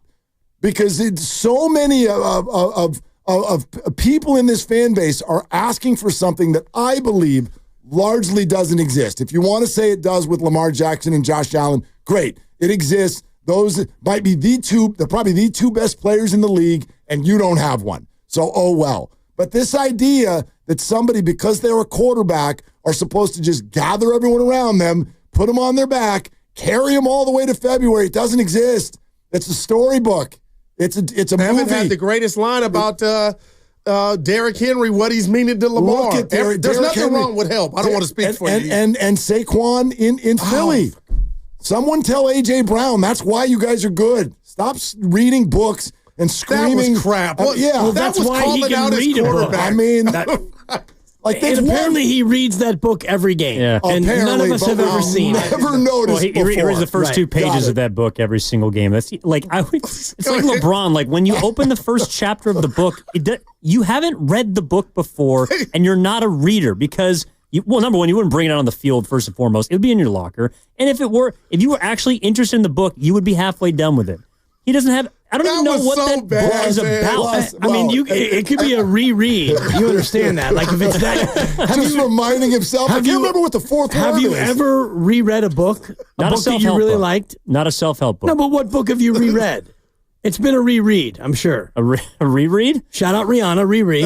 My girl. I mean, literally, the books I read to my kids every single night was probably like Goodnight Moon. Dude. There you go. That's the book that I've reread. I can recite Goodnight Moon to you. And don't forget Goodnight Soccer, which was a little bit of a one-off that also gets read. And we've watched Sam Jackson go the bleep to sleep multiple times. Yes, we have. We're not quite ready for that with my 2-year-old, but maybe tonight. Yeah. But anyway, I mean, they're able to clearly put it behind them because I don't think they played their best game, and they still were able to pretty much just take care of Green Bay with relative ease. I mean, and the first play of the game obviously didn't help, but they capitalized on it, and that's what good teams do. They're the better team. They're the healthier team. It was a better spot. It was all of those things. I don't know, man. I get it. We live at a time where social media does not have any patience for context. Nobody wants context. If you called your buddies and went, Justin Herbert, 4 picks, huh? Well, then you didn't watch the game. And you didn't watch the game. Well, before we get out of here, why are you doing that? Why are you putting on Justin Herbert that he hit his tight end in between the thumbs? The game was already over, but sure. All that too. Right. But it looked like they were going to boat race. Let's not act like it didn't look like the Chargers were about to boat race them. It was a cherry pick. I'm not saying he played well. I'm here for they got 3 points off 3 turnovers. The other team got 16 off theirs. Like, that's the difference in the game. This really means a lot to me because I feel like I'm the captain of the black head coach and delegation. Not today. And Evans helped me. But I can't wait for this diagnosis from you two because I know where Evans come from. So, listen, this is bigger than social media. And Steiny and I had a provocative over the weekend just about the volume. Mike Tomlin's, he's headed to the Hall of Fame. He's a stud. He's won a Super Bowl. But Willard and Dibbs, in life, in sports, I feel like you create this standard that you set and built. But I'm sorry, I watched Pittsburgh look lifeless on what I did. Okay, lose the game, but they look lifeless Saturday. And now this is 6 playoff games in a row that you've lost.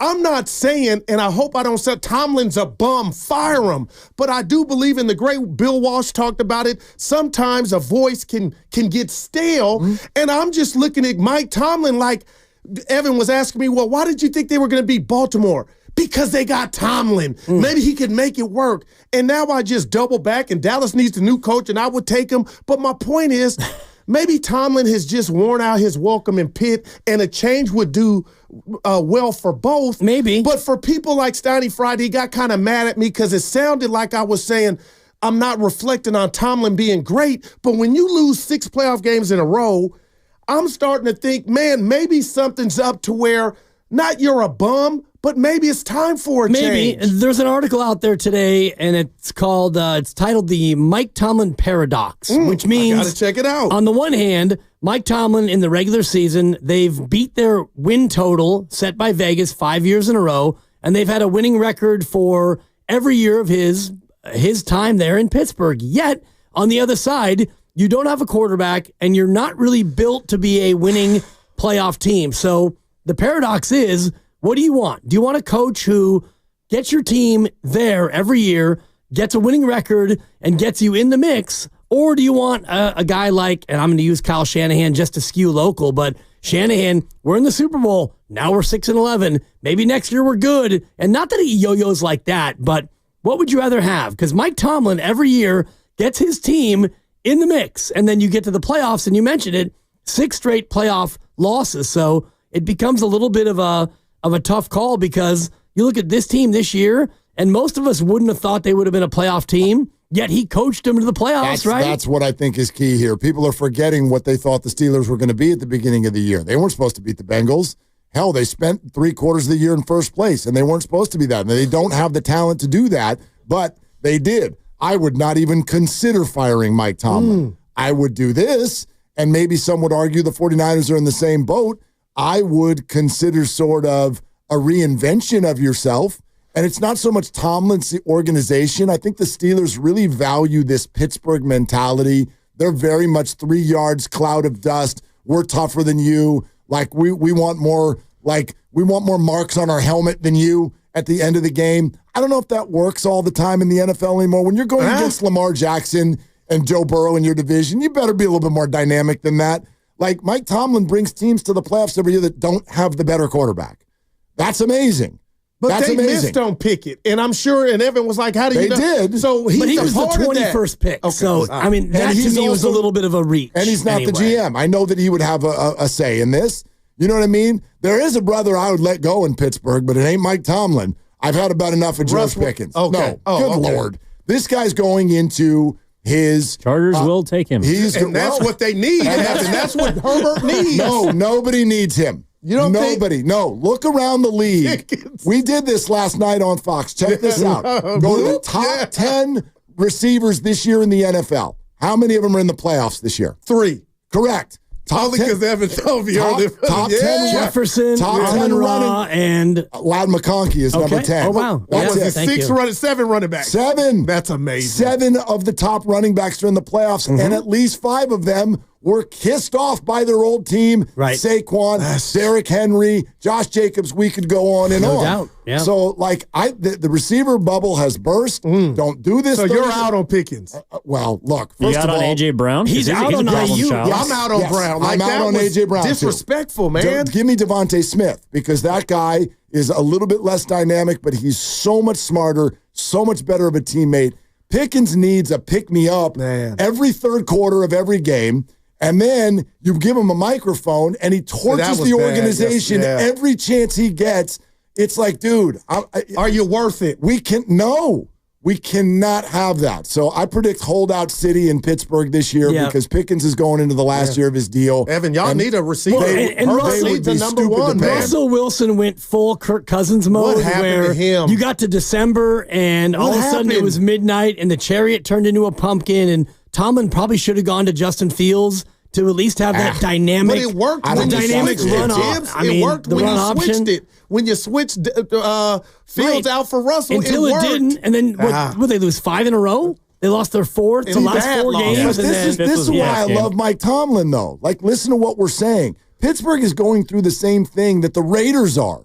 They're looking for their QB. Yeah. Meantime, they go to the playoffs every year. Well, how the hell do you do that? Well, the Raiders have done. Yeah. No, the Steelers do. Okay, yeah, gotcha. My point is they're the Bears, they're the Raiders, they're the Giants. They're looking for their QB. They've been doing it for 4 years. You know who has the longest drought, right? Without a playoff win. And I looked this up earlier today. The team with the longest drought without a playoff win. You won't get this if you guess 10 times. And they have their quarterback. They paid their quarterback, but they have not won a playoff game. I'm going to go Arizona Cardinals. That's a good guess, but it's not true. The last time they won a playoff game, Evan was not shaving. Evan was probably in this is incredible. Second grade. That's I know who it is I just started shaving a couple years ago. I know who it is. Dude, you had a beard in 4th grade. No, my brother did. I was a late bloomer, but I came around. I appreciate it. Well, the Raiders is 22 years, right? I got it. Raiders I know where number it's at. 2 on the list. What do you got? New York, the Jets. No, they have the longest drought.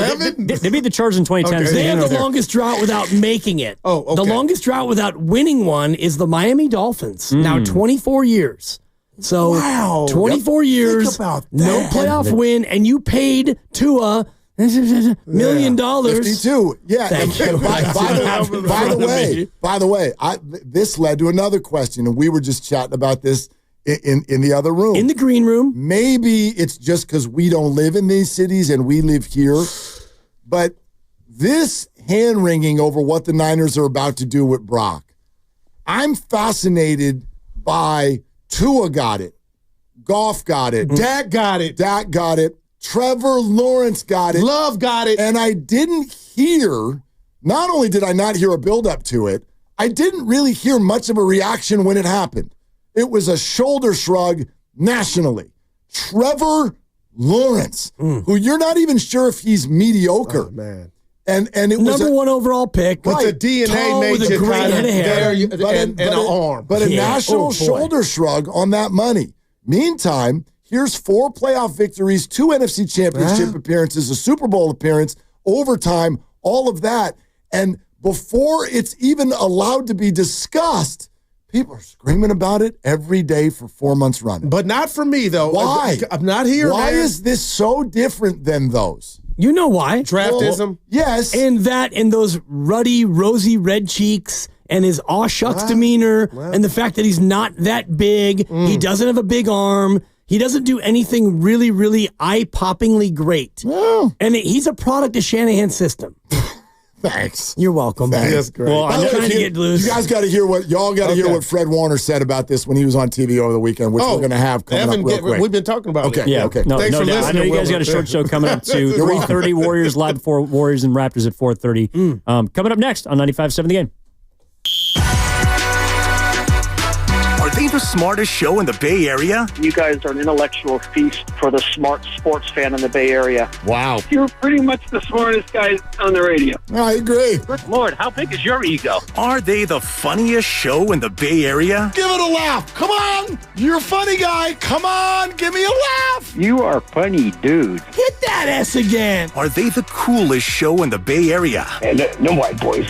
Hey, cool. That's what people are saying. You guys are phenomenal. This is one of the most perfect ways that I could end my day, getting a chance to talk to Mr. Mark and Dan, you know? We'll let you be the judge. Oh.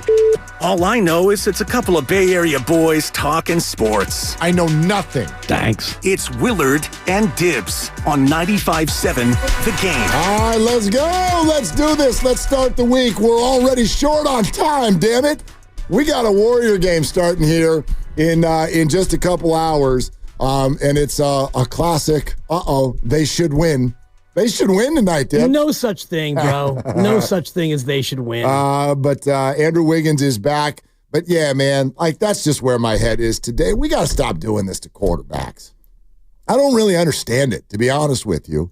I know they're the most important position in sports and all of that, but and I say this in both directions. Like, they absolutely get too much credit when they win. And too much blame when they lose. Yeah, Agreed. unless you're Lamar or Josh, like they actually deserve it. They truly are when you watch. And I shouldn't even say this. I don't want to say they're the whole team because that's disrespectful to Derrick Henry and James Cook, who are both fantastic. But those two guys are so transformational. This playoff game that's coming up on Sunday night, I don't care who you root for. This is about as good as sports theater gets when these two teams play coming up late Sunday afternoon this week. But outside of that, I mean, is that really what we're going to do? Justin Herbert throws 3 interceptions all year, makes the playoffs in the AFC, which is stacked.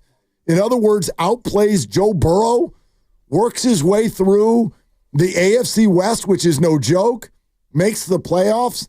Then he gets to a January Saturday, balls start bouncing off the tight end's hands, and now we've decided he sucks? Right. Is that really, that's how we're going to do this? I don't know, man. And so, yes, for a lot of us, I think what we saw this weekend, our minds do go to how do you apply this to Brock Purdy? And for a lot of people, they thought that Brock made a bunch of money over the weekend.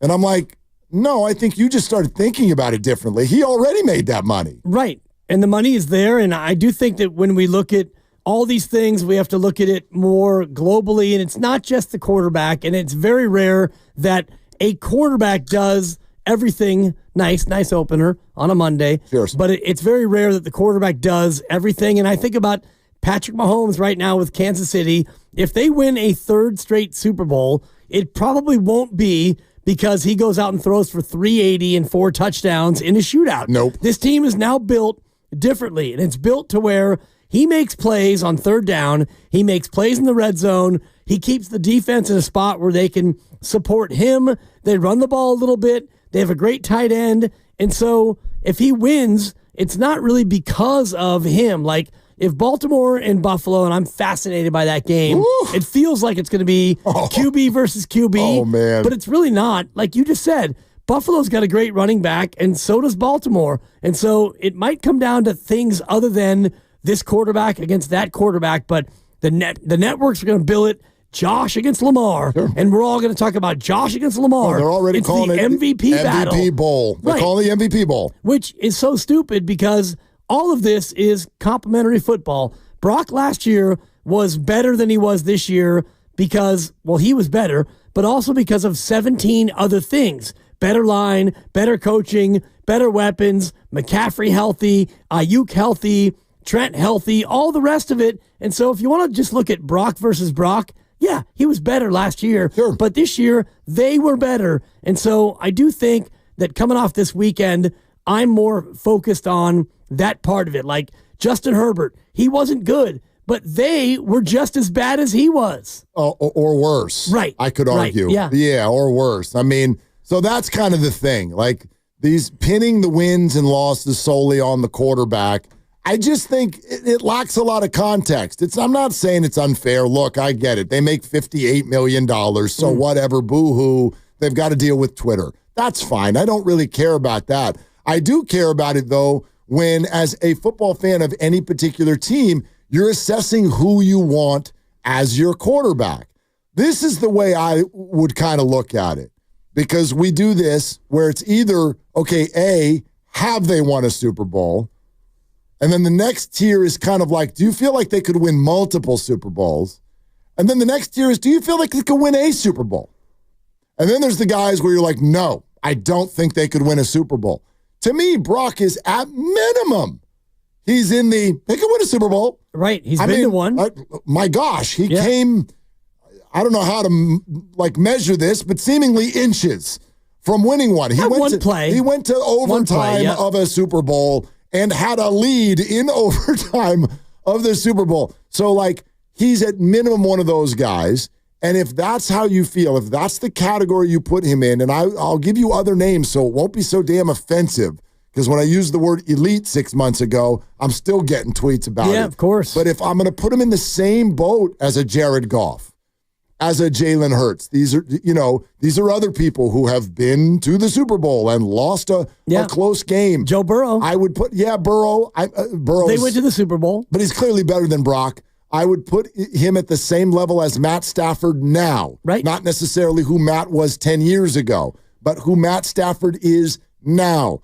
I put him a tick above the Baker Mayfields of the world, who he's just too careless with the ball. We saw it again last night. Sam Darnold's an interesting one because they might make it to the Super Bowl. Like if they win tonight and they have a good enough team to where Sam Darnold might ultimately go down among the Nick Foles, Brad Johnson, and Trent Dilfer category. If Minnesota wins a Super Bowl, I would argue it's going to be because of a defense, a running game, a wide receiver. I don't think that he's going to be a guy who goes out there and throws for 370 and wins the MVP. Yeah, I don't either. He's allowed to. Yeah, and maybe. But he's done that some this year. If they win it, it's going to go more in that category than it will in the category of, Mahomes or Allen or Lamar, these guys who are in the MVP race. He's hard to assess because I actually think that the likelihood is he's not going to win the Super Bowl or even go to the Super Bowl. I think he's got a good shot to win the game tonight. And we'll get to that. Fade the Dibbers, we can't wait. But I'm hot. No, you're not. I won the last two. That's true because I lost the first three. You lost the first three. Whatever. I'm 1 win away from being hot. Scheduling. You've only won 2 in a row because of scheduling. Yeah, heat them up, dog. You picked 5. You lost 3. But anyway, couple of 2 games under 500. Yeah, a couple of not bad beats, bad picks. I think I'll wear it. The NFC has the look in the moment. It has the look of Philadelphia at Detroit in a couple of weeks. We'll see if it happens. But it has that look and that feel. And we'll be able to assess after that. But I just think in general, this is the way I come out of the playoff weekend. And we wonder how did this weekend maybe reassess or change your thought on Brock Purdy and the 49ers? 888-957-9570. You can weigh in on that. For me, it's this. You've got to expand your view on who you want as your quarterback. I don't think you can function in the NFL. I know you're supposed to strive for greatness and you're going for the Super Bowl. That's all true. But if you're only satisfied with Lamar or Josh, then I'd argue you're likely to spend the next 100 years looking for a good quarterback. It's okay to have one of the next guys. That is a good thing. That's not a bad thing. You don't have to have the best guy in the world at the position. You can have one of the top 12 guys at that position, and I'd argue that's a good thing. It is therefore worth the money that it costs, and we all know what it costs. It's on the Niners to structure it in a way so it doesn't hamper what they're doing long term, and it doesn't hamper their ability to put people around them. And I believe they can do that because that's what they do. They do it very well. They always have. Yeah. But you want one of those guys. You're lucky to have one of those guys. One of those guys, a guy who can go out there and play well enough in the playoffs to win you the Super Bowl. And Matthew Stafford's a great example where he was good in Detroit for a long time, and he was probably a top 8 or a top 10 guy. He put up good numbers, and they weren't usually very good. And then he went to L.A., and he had a great team around him, and he was experienced, and he won the Super Bowl. And that's okay to have that guy. And you look at the other Super Bowls around him, and it's Mahomes, Brady, Mahomes, Brady. It went Mahomes, Brady, Stafford, Mahomes. That's your last 5. That's it. So Brady is number 1 all time. Mahomes is number 5 or 6. I don't know. Some people think he's number 2. Okay, wherever he is, he's top 5. That dude. And then outside of that, you had Matthew Stafford. Matt Stafford got in for one. And Matt Stafford is probably all time. He's probably top 30, maybe top 25, so. right? Sure. He's Matt Ryan with a ring. So if you think that Brock Purdy can be a guy good enough to win in that spot, and he was, as you mentioned, an inch away, a play away, an overtime period away, a coin toss handled correctly away, whatever that was, he's that close. We're going to tell you about our knockout tournament, which you may have heard earlier today, is back, and that's a big deal. For those of you who were there last year, this is top-notch, man. This is great stuff. We'll tell you about that coming up in a little bit. We're also sponsored by Crystal Geyser. Short show today because Warriors Live starts in an hour. So if you want to get in on this, how did the weekend sort of change or not change your thought on Brock. 888-957-9570 is the number. Sponsored by Crystal Geyser, and this is Willard and Dibs. What makes Crystal Geyser Alpine Spring Water different? We always bottle our Alpine Spring Water less than 1.5 miles from the spring source.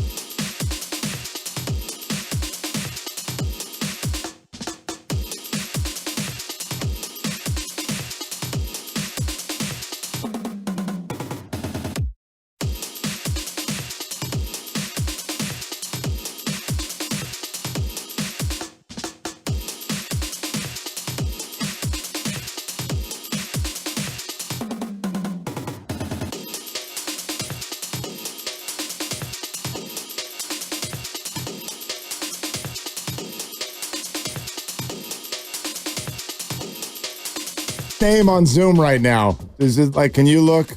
Like on the Zoom, does it have, you have a little name there in the bottom right corner? Host 1, I believe. Host 1, and what's his host 2? Host 2. Host. Okay. Will you change it to not Kate?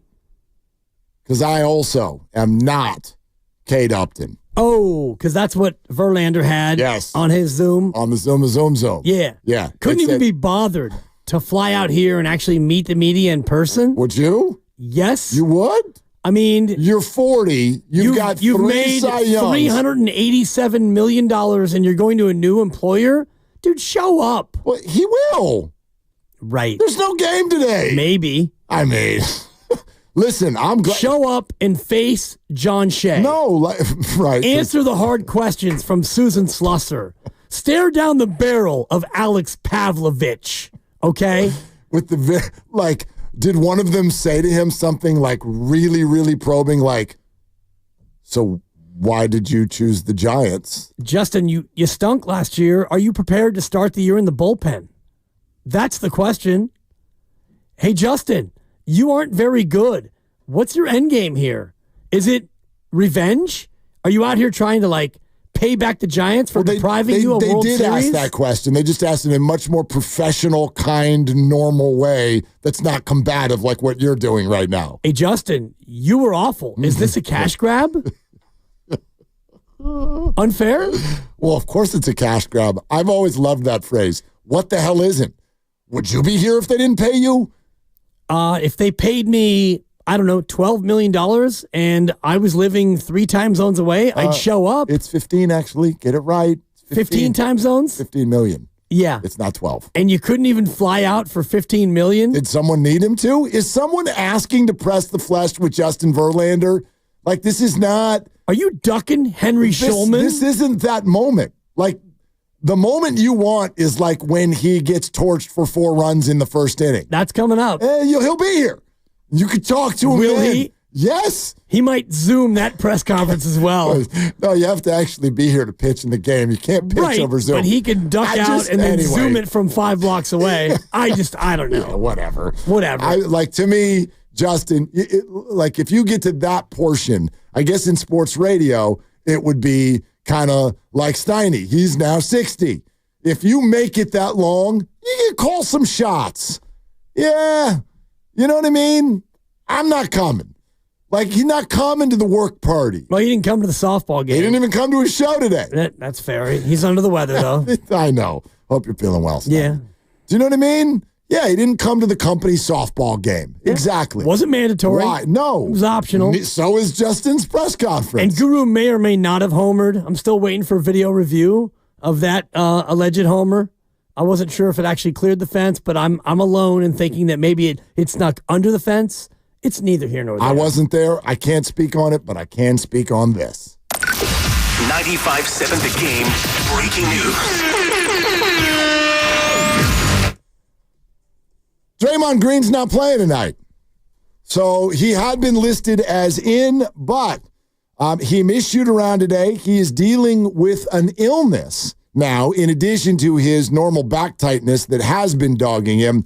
So the Warriors have done an about face, and they will sit Draymond Green in Toronto tonight. Steph is in, Wiggins is back, but no Draymond tonight in Toronto. Yeah, with an illness. Man, that's it's terrible. And the more you think about life on the road as an NBA team and you're on a private plane and you know that planes are one of the number one incubators for illness. And so you hope that nobody else can pick up what he has because the recycled air and then you're in hotel rooms, not together, but you're in hotel ballrooms having breakfast and practice in the locker room. And so this stuff spreads fast. What's worse, an airplane or a 2-year-old?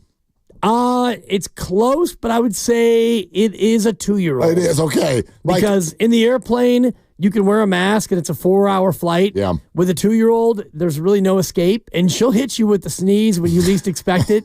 And, the cough. And I love my 2-year-old. She's unbelievable. You know how much I love my 2-year-old. But, you could be holding her or picking her up or carrying her here or there, and she might hit you with a 2-piece. Just might fire it right at your face. Dude, and it's, and she hasn't yet learned about coughing the elbow. Of course not. Well, and then you tell her, cover your cough, and then she fake coughs. It's like, that's not what I mean. You're faking it. You're putting on a show. The surprise sneeze is the funniest thing in the world, unless it's at you. Yes. It's like watching a little baby just like, holy crap, Dude. where the Yeah. And there's no holding back. There's no like turning of the head or in the elbow. It's like she doesn't yet understand what she's doing to everyone around him. So it's close, but I'm going to lean toward the 2-year-old, more volatile than the airplane. I tell you what. But the airplane is a cesspool. Yeah, watch yourselves out there. I was on a plane this weekend, as you know, and we knocked had a nice time. I think Wonderful we made trip. It. Yeah, it was great. So, by the way, speaking of a great time, hey, the knockout tournament is back. Holy hell. First of all, we got the knockout tournament champion on this show. Okay? That's right. Grandy is right now pumping his fist in the air, almost like he's an Oregon quarterback. Except without the interceptions. Yeah, he's different. Anyway, but Marcus Mariota got a win last night. Yes, he did, and played. He got himself a big QB big sneak. QB sneak from Mariota. Way to be a team guy, Marcus. Get in there and contribute. So anyway, he was the only Oregon quarterback who won this weekend. But anyway, happy trails to Bo Nix and Justin Herbert. You're all wonderful players. Back to the knockout tournament. I can't wait. He's the champ, and he's putting it on the line. But more importantly, for everybody listening, this is your chance to do something that, come on, you don't get to do. You get to play ball on the court at Chase Center. And we don't just play knockout. You get to come in and warm up and just shoot threes. Guru will try to take you to the rack when you don't even know that you're being filmed and then put it on social media for a whole year. Dude, you got served. I did. If only I had known that it was happening. But whatever. I got my shot to come back at him coming up soon. So this is how it's going to work. The contest, which is to claim a spot in the tournament for yourself, is going to start on Monday, January 27th. That's 2 weeks from today. So it's going to go for 3 weeks every day, all shows. So you're going to have plenty of chances to qualify every day starting 2 weeks from today. You listen in the 8 a.m. hour, the noon hour, the 4 p.m. hour, and you'll have another chance each time. So each show gives away a slot every day for 3 weeks. You have to be at least 18 in order to win, also be a California resident. More details on the way on how you can win your way in to play ball and shoot with all of us over at Chase Center in a game of knockout and try to take Mark Grandy, the great Mark Grandy, down. No chance. I mean, there's a chance. There's a chance. I'll take the field against Grandy. Can I do that on Underdog? You can try, and I love the fact that Grandy will go first as the defending champ. Because last time he kind of laid in the weeds and he was deep in the line. Well, and that's the hack. Right, but credit to Grandy for knocking down shots. Yes. And I do believe the order will be Grandy 1, Guru right behind him, and then we're going to go everyone else behind that. Then I'll be safe. Yeah, why does Guru have to go second? He did that last year, and that's what led to his demise. Because the whole bit is for Guru to be the marquee guy, marquee out there. He won't go first. He has a chance to knock out Grandy. He's got one shot to beat Grandy. No. You only get one shot. Do not miss your chance to blow. Unless I make the first one. Exactly. Like, the way to do this is to tell Guru, we're sorry for putting you so far up last year. Let's make you go last. And then hope that he doesn't realize that means that when he gets finally to the free throw line, Mark Grandy, defending please champ, let Guru go last. will be standing right behind him with the ball set in the hands, ready to release and fire splash. That's assuming that Grandy survives Kurt in Hayward Hills. He's a little runt. I'm going to hit the shot, the little runt. Dude, if Kurt gets in. This guy's a little runt. Jonathan in San Francisco, Jose in Oakland, Brian in Palo Alto, your various Drew Downs, and all the rest of y'all. Get in there. Get in there. Let's go. It's a who's who. And I'm hoping to broadcast with Steiny courtside. I do want to be a part of the broadcast. So that's your way of saying you're not shooting again? Why? Nobody wants me out there on the floor. Yes, we do. No, you don't. No, you don't. You can go second, Dibs. At minimum, put on the stripes and call a foul if somebody, because sometimes people do start throwing balls down there. Over the line, and somebody goes over the line. Yeah. Maybe that's my calling. And by the way, if somebody does that cockamamie, like they grab their ball and pound someone else's ball so it flies down the other end of the court. You're out. Like we're kindergartners. You should be there with a whistle. Okay. That's what should happen. Yeah, maybe. We'll see if Odyssey San Francisco can afford me. Because, your boy don't ref for free now. Oh, it's a cash grab. Yeah. Anyway. Of course. Listen to this, y'all. I got two things to say about this. This is Fred Warner, who did a guest spot over the weekend, which hurts because it means the Niners aren't in the playoffs. But he did a guest spot on NFL Countdown on ESPN over the weekend. Reaction one, Fred is phenomenal on TV. Not surprising, though. We've seen him at a press conference and in a podcast. But take a listen to what he had to say when that dude, Brock Purdy's name came up. Brock Purdy, I love you, man. Thank you for being my quarterback. Last pick in the draft, nobody even knew who this kid was, is our scout team quarterback in 2022 when we had probably the best defense in the league. And he's in there in practice with the no-look passes, dicing our defense up every single week. And I'm back there just pissed off. I'm giving it to him. Like and he's giving it back to me with the trash talk. I mean, when you talk about a guy who has the it factor, Brock Purdy has had the it factor all along. And it was only a matter of time when he got his moment, he was going to be prepared for it coming in against Miami in 22. And, we haven't looked back since. Brock Purdy's made of the right stuff, being able to create with his legs. I think it all, with a quarterback, the thing that's the biggest, deciding factor in elite quarterbacks or not, is the processing speed. How do you process the game when bullets are flying, everything's on the line, and being able to read coverages, diagnose, deliver the football, extend plays, and Brock Purdy does it all at a high level. And so he's about to be a very rich man soon. I can't wait to see it. Yeah, obviously walked off the field with a lead in overtime in the Super Bowl, which is something no one has ever done before and lost. So that was going to be my next question. Is there any doubt in your mind that he is the 49ers franchise quarterback going forward? Not at all. I mean, Brock Purdy, he's the man. He will be the 49ers quarterback for a very, very, very long time. Super Bowl is with plenty of Super Bowl rings on his finger. Okay, so he's getting interrupted a little bit there at the end, but I want to make sure the quote was clear. He's going to be the 49ers quarterback for a very, very long time with many Super Bowl rings. Yeah, many. That's Fred. That's exciting. And if you want to talk about all the quarterbacks in the history of the NFL who have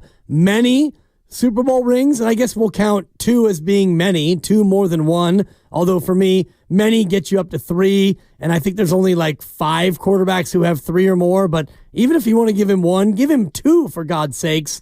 Wow, Fred, that's exciting. And I do think that he has the ability to be a guy who wins a Super Bowl. But, going back to our earlier conversation, it goes to what you have around you. Last year, you had all your big name guys, all your first name players, none of them whom got hurt. And this year, among your first name guys, Brandon hurt, Christian hurt, Trent hurt. And so, yeah, if Brock's going to win 1, let alone many, you need to have a year where you have the talent and the health. I think we spend way too much time talking about weapons when it's the quarterback. You've used the phrase already today, complementary football, and we forget that defense is part of that too. Right. Like a major part of that. You want to look at why the Chiefs are the 1 seed? That's your answer. Patrick Mahomes and his low quarterback rating, the reason he hasn't taken any hits through the media or through fans is because they keep winning games. And if you look at the scores, the final scores of their games, they win their games because their defense is awesome. And Patrick is much better in the fourth quarter than Brock has been. I see that. We get that. But again, the larger point to this whole thing to me, even those of you who are now suddenly down on Jordan Love or Justin Herbert, I firmly believe that those two guys, they are part of the group. They're part of the group that we're talking about. I mean, I should come up with the official list. Goff is a member of the group. Brock Purdy is a member of the group. I think Baker Mayfield is a member of the group. Justin Herbert, you're in the group for sure. Matt Stafford, you're in the group. I think that Jalen Hurts is in the group. Okay. I'm already going to put Jaden Daniels in that group. Say. Jaden has a look of him where he could end up in the other group. He might end up in the A+ line. Not yet. He's played 1 playoff game, held up pretty well. I think Bo Nix may end up being in the group, but it's still too early. C.J. Stroud is another really interesting one. I don't know. Now, what's your thought on him? Because, see, here's the dynamic that I'm sort of tired of. C.J. Stroud played Justin Herbert this weekend. C.J. won. Justin had a way better year. Mm-hmm. He played way better football. But Justin's getting torched today. C.J. all of a sudden is like, oh, well, now we like C.J. Stroud again. If I asked you which quarterback you'd rather have between those two right now, who would you take? Probably Justin Herbert. I say the same thing. I mean, if you're looking at all things considered equal, and this is where I do think that we in the media and we as fans really fall short of a fair bar, because Justin Herbert, he threw 4 picks, and if you want to look at what he had a running game that was completely stopped by D'Amico Ryans and company, and he had wide receivers and tight ends who struggled to catch the ball outside of Ladd McConkey. And on the other side, C.J. Stroud benefited by short fields, and once they got the lead, that game was over because the Chargers don't come from behind. The Chargers are built like the Niners are, and no coincidence, Harbaugh is kind of cut from the same cloth as Shanahan, where you fall behind and your team is not built to come from behind. So did C.J. Stroud outplay Justin Herbert? Well, yeah, for sure. But his team did, and it's complementary football. Right. And the fact that Houston was able to turn Justin over and they stopped the run, that made life a lot easier on CJ. I just can't take 60 minutes and make that my final end-all, be-all on my opinion on a player who we've already seen. You can see it. I just think you can see this stuff. Jordan Love had a day where if you'd never watched him before and you just landed on earth, and you watched Jordan Love yesterday, you're like, pass, never mind. But we've watched him. Yep. And he's still very young, by the way. Brock Purdy has started way more games than Jordan Love. I know that he's longer in the league and an older person, but he has less experience than even Brock Purdy. That's a young player.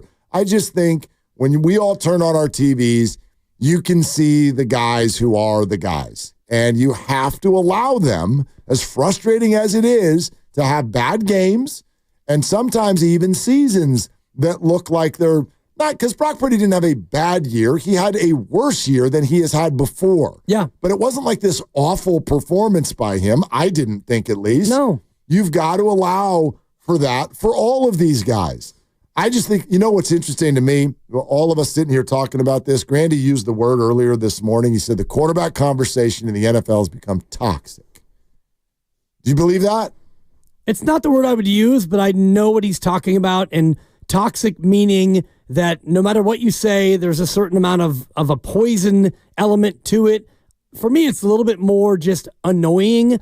And I think Jordan Love's a good example where they come out and they get the opening kickoff and they fumble and Philadelphia scores. So now Green Bay, they're kind of up against it, not right away, but it does change the way you go about playing football. You're down 10-0 at the half, and then you get to the second half and you lose at least 2 offensive linemen. You already were down your deep threat, and now your offense is completely, kind of decimated, right? You lost 2 more receivers in the game. They had already lost Watson to the torn ACL. Romeo Doubs got a concussion. And Wicks, right? And then, Jaden Reed got left in the third quarter. Yep. Yeah, and Jordan, let's not forget the last time we watched him just a week ago, he got hurt too.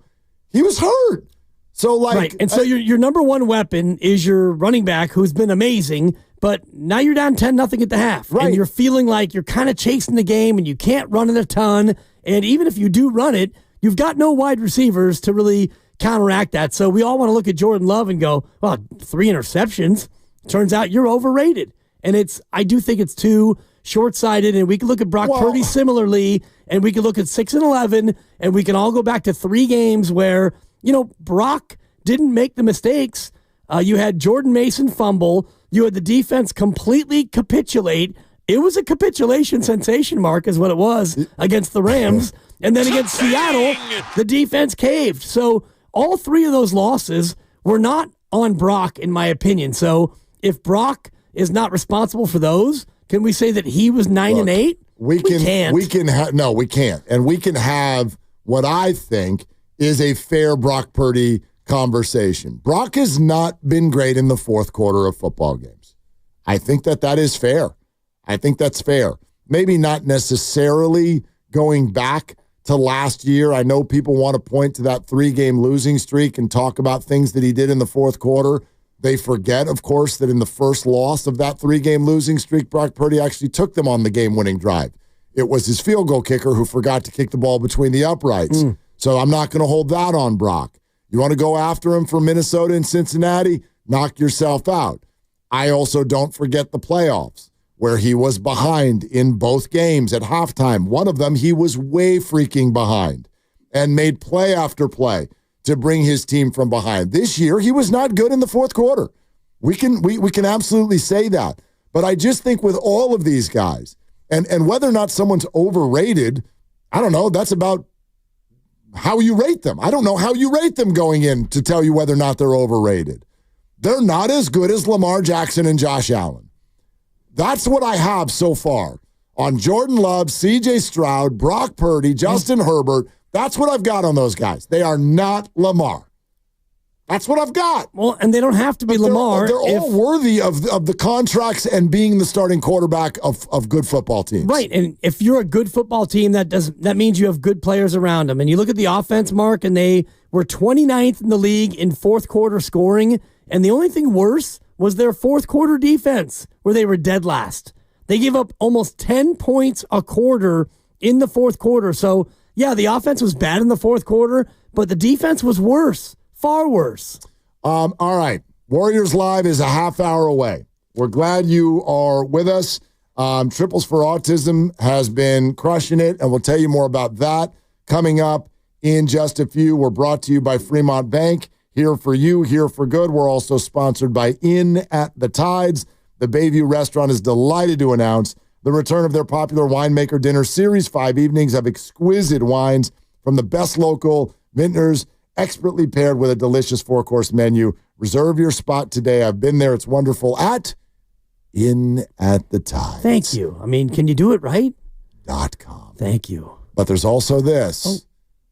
We got some developing Roki Sasaki information. Oh, boy. That we will break to you next on Willard and Dibbs. Meantime, it's Fremont Bank, and I'm titillating with excitement over that, but I'm even more excited about Fremont Bank because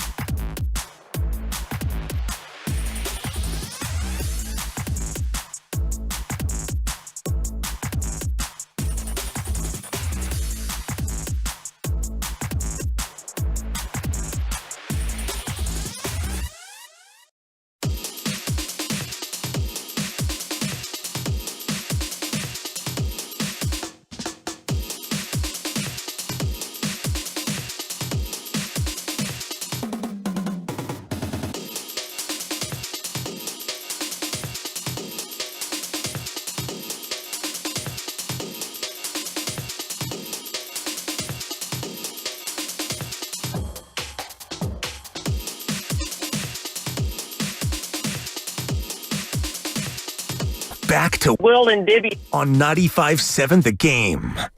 All right, if you're a tapped in sports fan in the Bay, and you already know that the Giants announced on their Justin Verlander Zoom that they are out on Roki Sasaki. That's not the news that we have. Oh. We have new news. Okay. In a moment. Okay?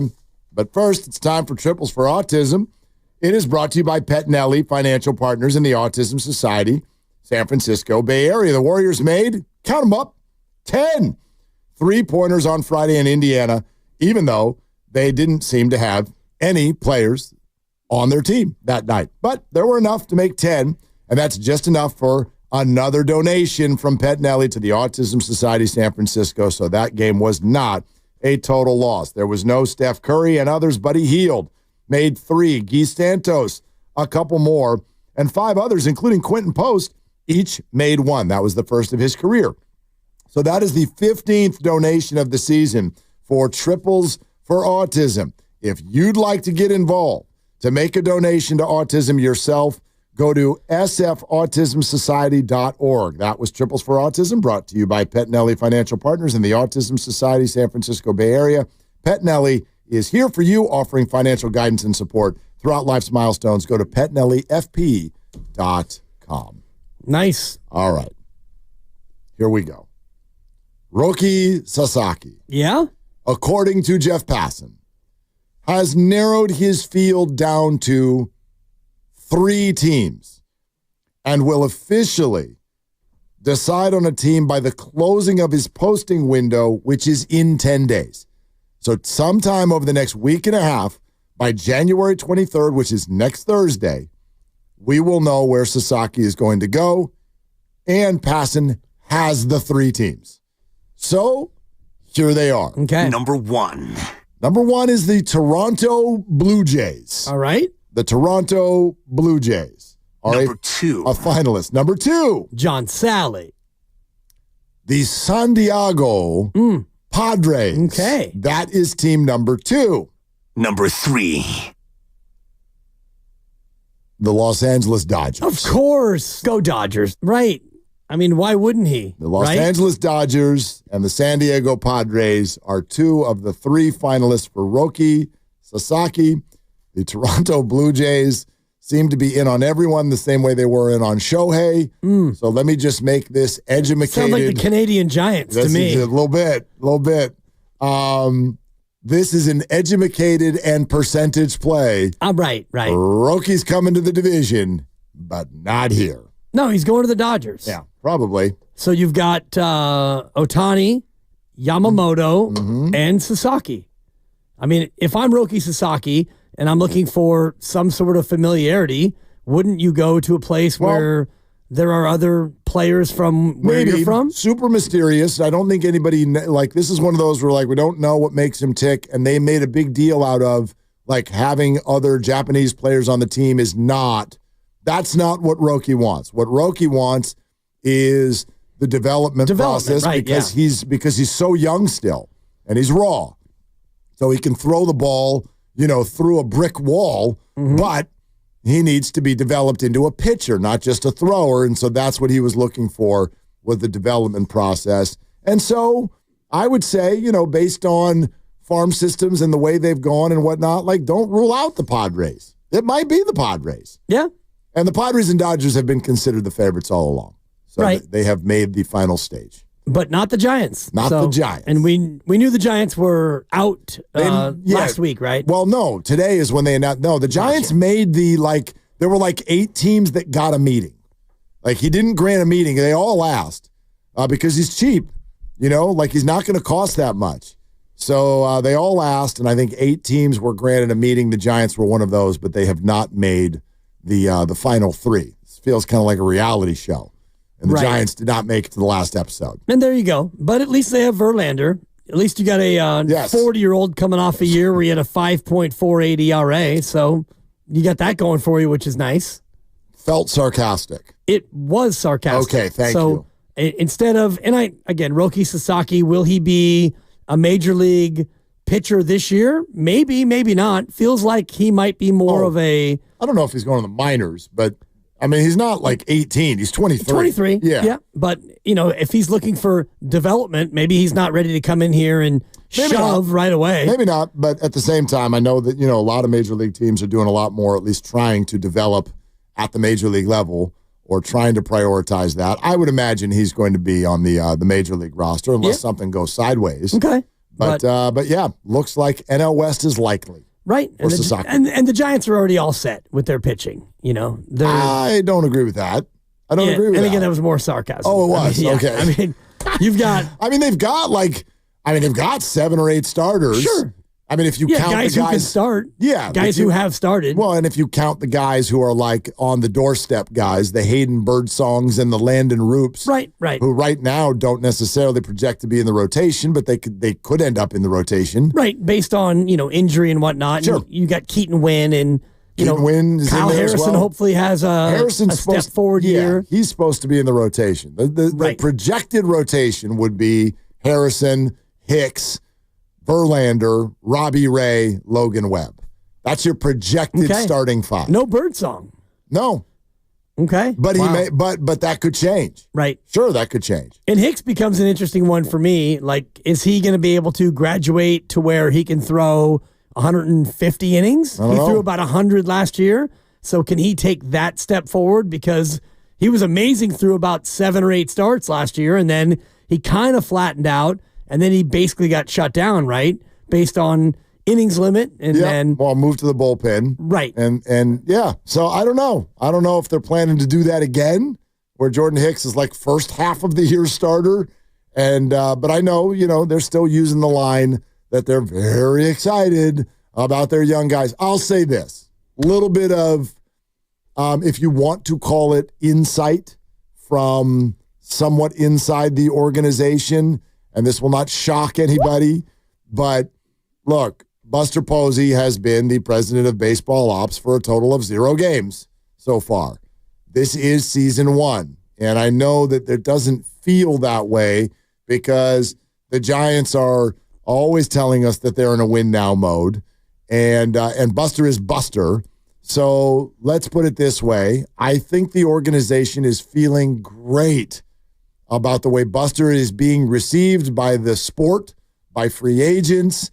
Philosophically, I think they feel phenomenal about everything Buster-wise. Might take a minute, though.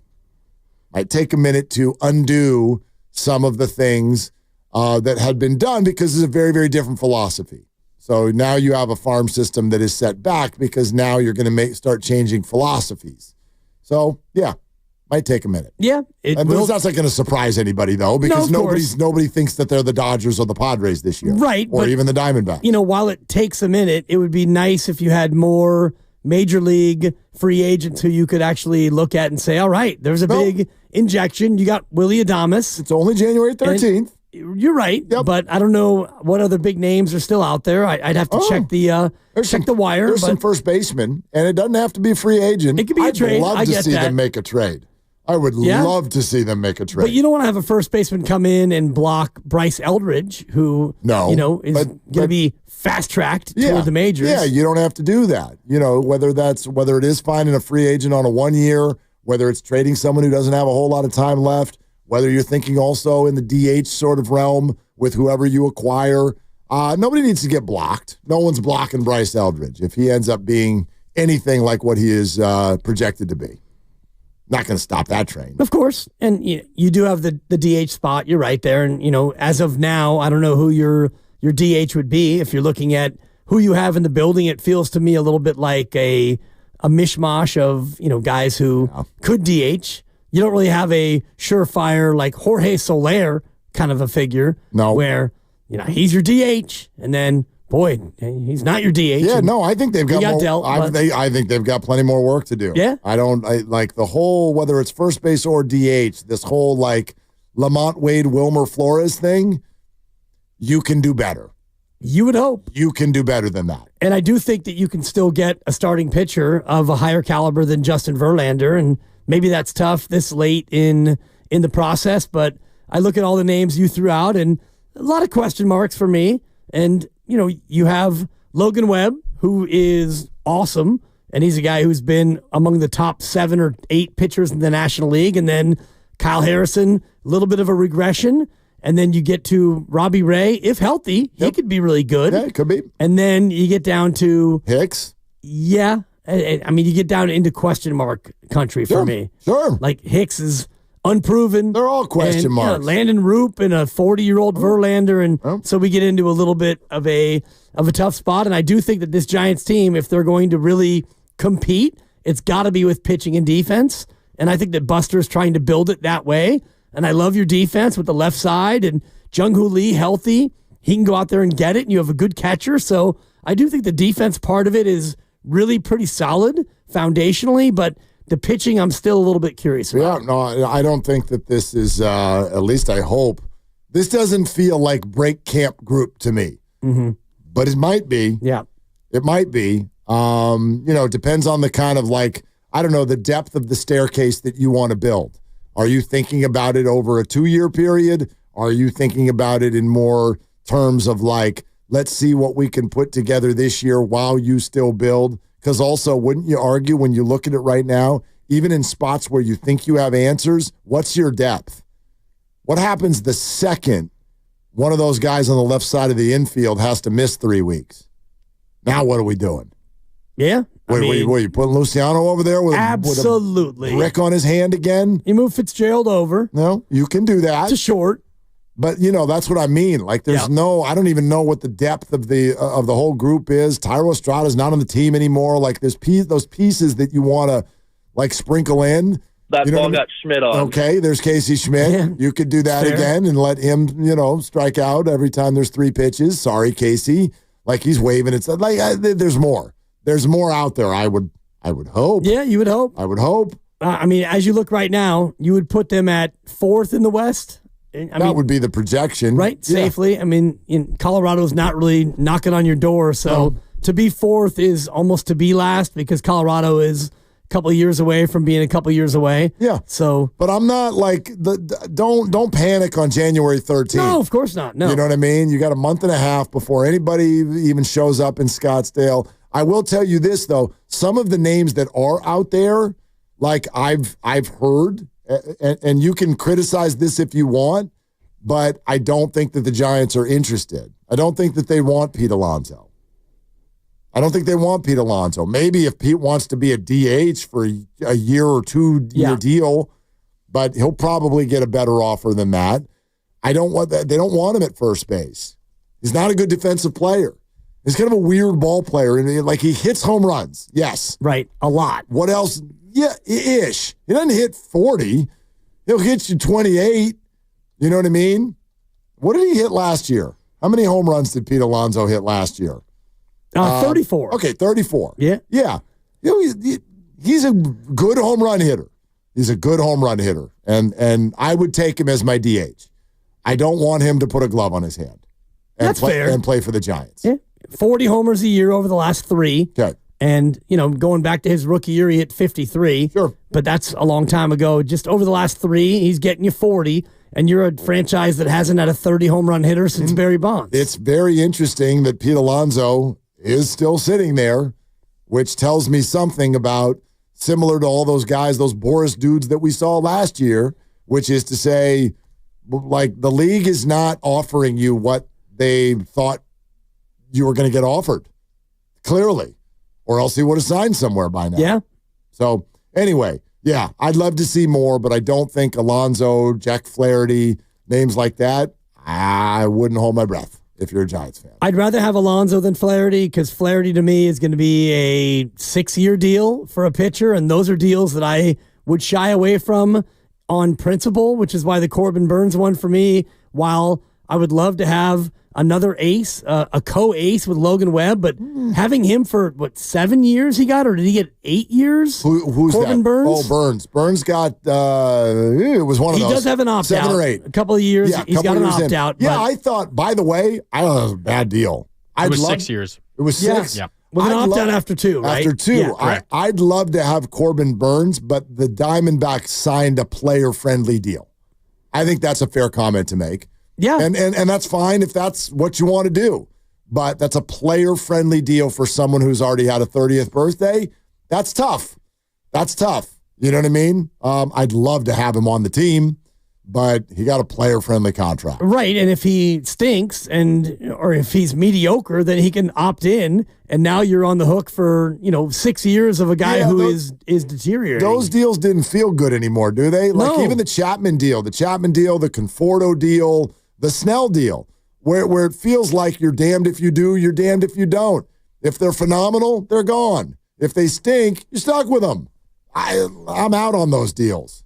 And you've noticed the Giants have not signed any of those deals. Yeah, and that's the nature of the deals, though. When the player has a little bit of leverage, they want to have that two-way option where you can opt in if things aren't going great and you get your money, and if things are going really well and you're outperforming your contract, then you opt out and you're able to go out there and get more money. You know what we should do? Because we got in addition to a Warrior game that starts in an hour and 11 minutes. Yeah, what else? About a half hour after that, we've got a playoff football game.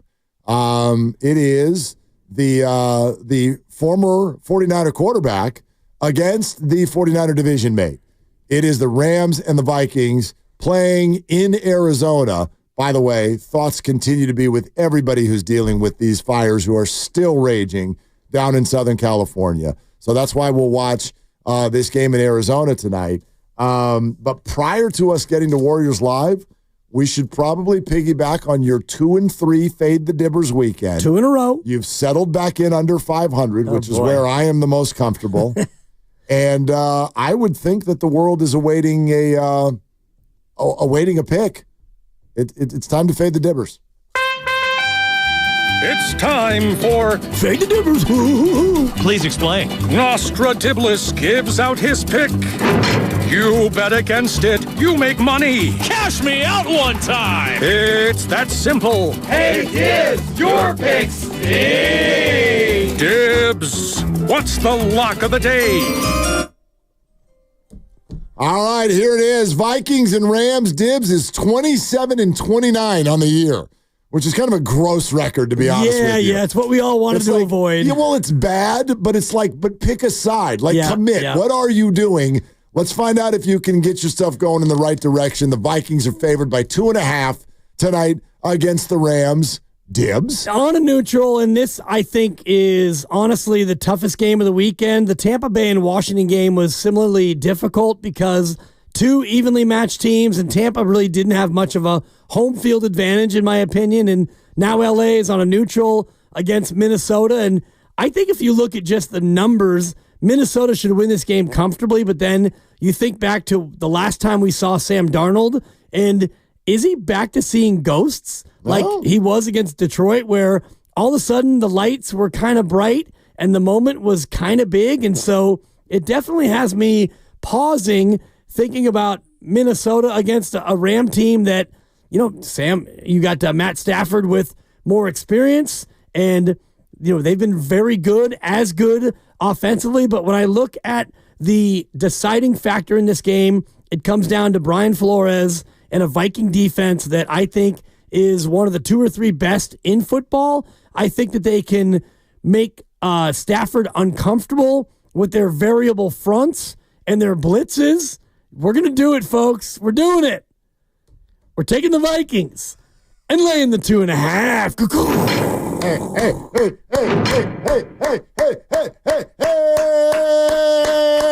Lucas?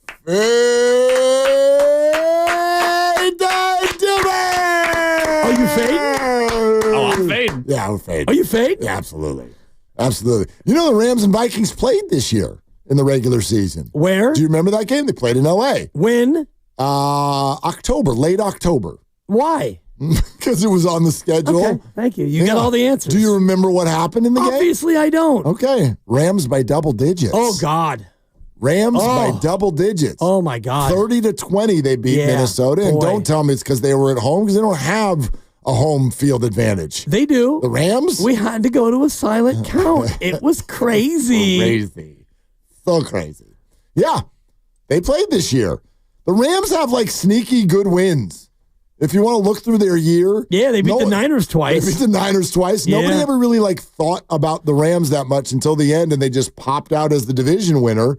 But they beat the Vikings by double digits. They beat the Buffalo Bills this year. Do you remember that? The Rams beat the Buffalo Bills. Yeah, 12-6. Oh, no, that was the Niners. 44-42. Holy cow. Yeah. Oh, I want to get my pick back.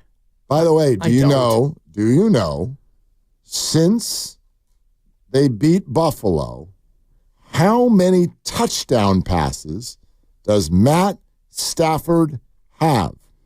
How many touchdown passes does Matt Stafford have since they beat the Buffalo Bills? No game show music? Okay, that's fine. Whatever. No, it's all good. How many touchdown passes? Feels like this is a setup. Like they beat the Bills 44 it's gotta be 42. A small number. They had 4 more games on their schedule. 4 more. They had 4 more games on their schedule, did the Rams. How many touchdown passes did Matt Stafford have after December 8th? Well, I know that he didn't have one against the Niners, which was the next week, so that's going to be a 0. And I can't remember who else they played, but it feels like this is a setup to a low number, so I'm going to say 2, Mark. 2 touchdown passes. You know what? 2. You are too high. Too high? 1. Hit 1. Add touchdown pass. Singular touchdown? Now, he did not play in the final game of the year. Oh, well, Remember, there you is go. The Jimmy Garoppolo special. Bunch of crap. But he did not have one in the 13-9 win over the Cardinals. He had one in the 19-9 win over the Jets. The 12-6 win over the 49ers. Of course, nobody used the end zones at all. So the Rams offense, this is an interesting one to fade, by the way, because the Rams offense has been cold. They won all those games. They finished the year, I mean, forget the Garoppolo game. They had won 5 Stafford starts in a row on the way out. But they did not score a lot of points in doing that, except for that Bills game. So I don't know, man. Maybe you made a good pick. Yeah, we'll find out. I mean, that's how it works. After Saturday, boy, was I cold. And that Charger pick was that's the one that hurt because that game was going exactly the way I thought early. 6-0, Chargers in couple control, of field goal drives right with away. the ball, possessing, maintaining, and then, my God, that thing just fell apart in a hurry. Yeah. I was waiting to pick up a pizza, listening to that, and it's like, then the ball is on the field. You know, it was wild because, as you know, we went down to celebrate Callie's 18th birthday, and I was walking around in San Diego while the Chargers were in a playoff game. Those bars were full now. Those Charger fans. Oh, yeah. They're like, ooh, wait, playoffs? I didn't know we were allowed in this little dance. And it's funny because all my San Diego homies who were like, never again, you're dead to me, they came out of the woodwork. Those people are just like the people who are like drunk and then hung over the next day. They're like, I'm never drinking again. That's a good call. Hard next weekend. Stop it. Warriors are north of the border in Toronto today. Tip-off 4:30. Warriors Live starts in 4 minutes, presented by Xfinity. Stream sports from the best seat in the house with Xfinity. Bring on the good stuff. Knockout tournament is back. Your chance to play basketball on the Chase Center floor. How cool is that?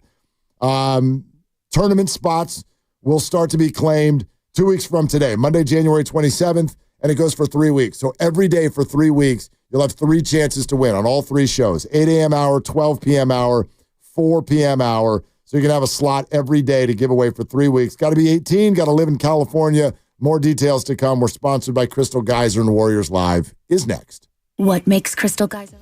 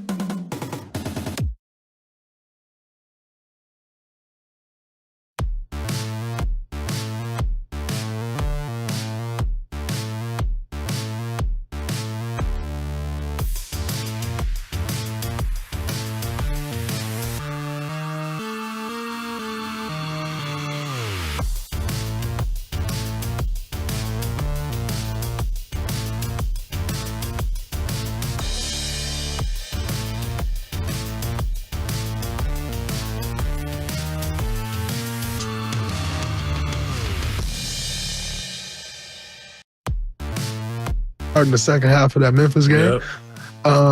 When JK went out, Wiggs picked it up, and we're going to need him to be really aggressive. I mean, when you start saying we need Andrew to be aggressive, I don't know, man. Again, doesn't mean he can't do it. Doesn't mean he won't do it. I just hate the spot. I hate the spot that the Warriors are in, approaching the trade deadline, struggling, and hoping that Andrew is aggressive on this particular night. Right. It's like me saying, I really need to win the lottery this week, Mark, because, I'd really like to. And, asking Andrew Wiggins to play up to his potential and play with that force and that emphasis, it becomes just the definition of insanity, because at times he does. And I did this last week. If you look at Andrew Wiggins and his plus minus, when he is a plus, a profound plus in your game, you win. You win about 85% of the time when Andrew Wiggins is a positive. And I'm looking just at his game log. Minus 23, you lose by 30 to Sacramento. Minus 7, you lose by 16 to Miami. Plus 20, you hammer Philly. Plus 10, you hammer Memphis. Minus 20, Cleveland boat raced you. So it's almost as simple as that, Mark. Like what Draymond is saying, Andrew, you play well, we win your minutes, we win the game. It's easy. Right. It's easy. It's just that easy. Right. It's just that easy. But it's just that hard. But for a decade, the league has been waiting for him to sort of take those cues, and it doesn't always happen. Maybe it will. Maybe it won't. The last time it did happen, Steve Kerr sort of pointed to the fact that Desmond Bane of Memphis had to run through Andrew Wiggins, and that woke him up. And then from that point forward, he sort of played with that streak in him. I don't know. I don't know if that's what we're going to see with Andrew Wiggins tonight. Difficult to ever predict what you're going to see there. All right, it's time for the Take It to the Bank prediction, brought to you by Fremont Bank. Full service banking, no compromises.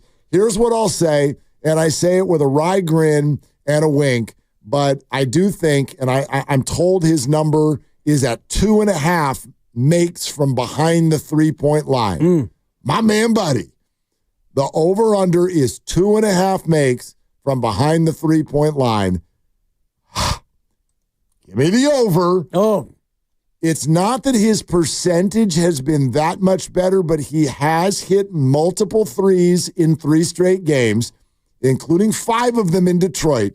Now, I understand in Indiana, he shot like 158 times. Only 12. And made 3. Yep. But the point is if you're just looking at the number to be north of 2.5, as long as Kuminga's out, Buddy Hield's shots are going to be higher.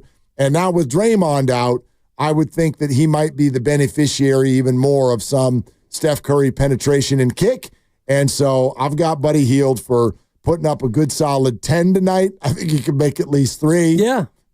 Well, and he's been, actually, to your point, shooting it a little bit better from 3. A little bit. I'm looking at his last 10 games, and he's shooting 26% from 3. And over the last 10 games, he's averaging 1.8 makes and 7 attempts. But that's 10 games. And if you look at the recency, he is 10 of 32 in his last 3, which is 3.3 threes per game that he made. So I actually like your play.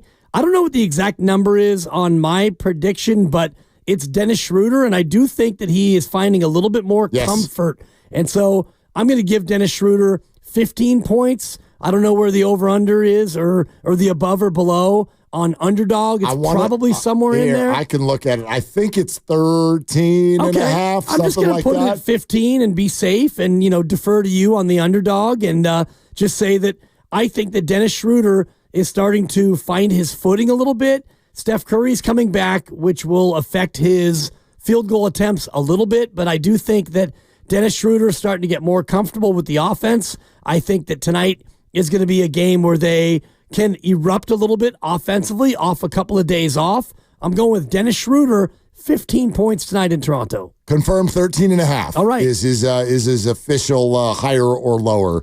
I'll take the higher, and even if it's 14, I'll take the L because I think he's going to go much higher than the Underdog number. Look at you giving the people an extra point. Sure, that's nice of you. That's what I do. It's nice of you. But anyway, I do, you look at what's coming up here for the remainder of January, and you want the Warriors, obviously, to keep their grips on at least the sight lines of the 6th seed. Because right now, in the standings, they're bouncing around right at actually the back end of the play-in tournament. 10 seed, 11 seed.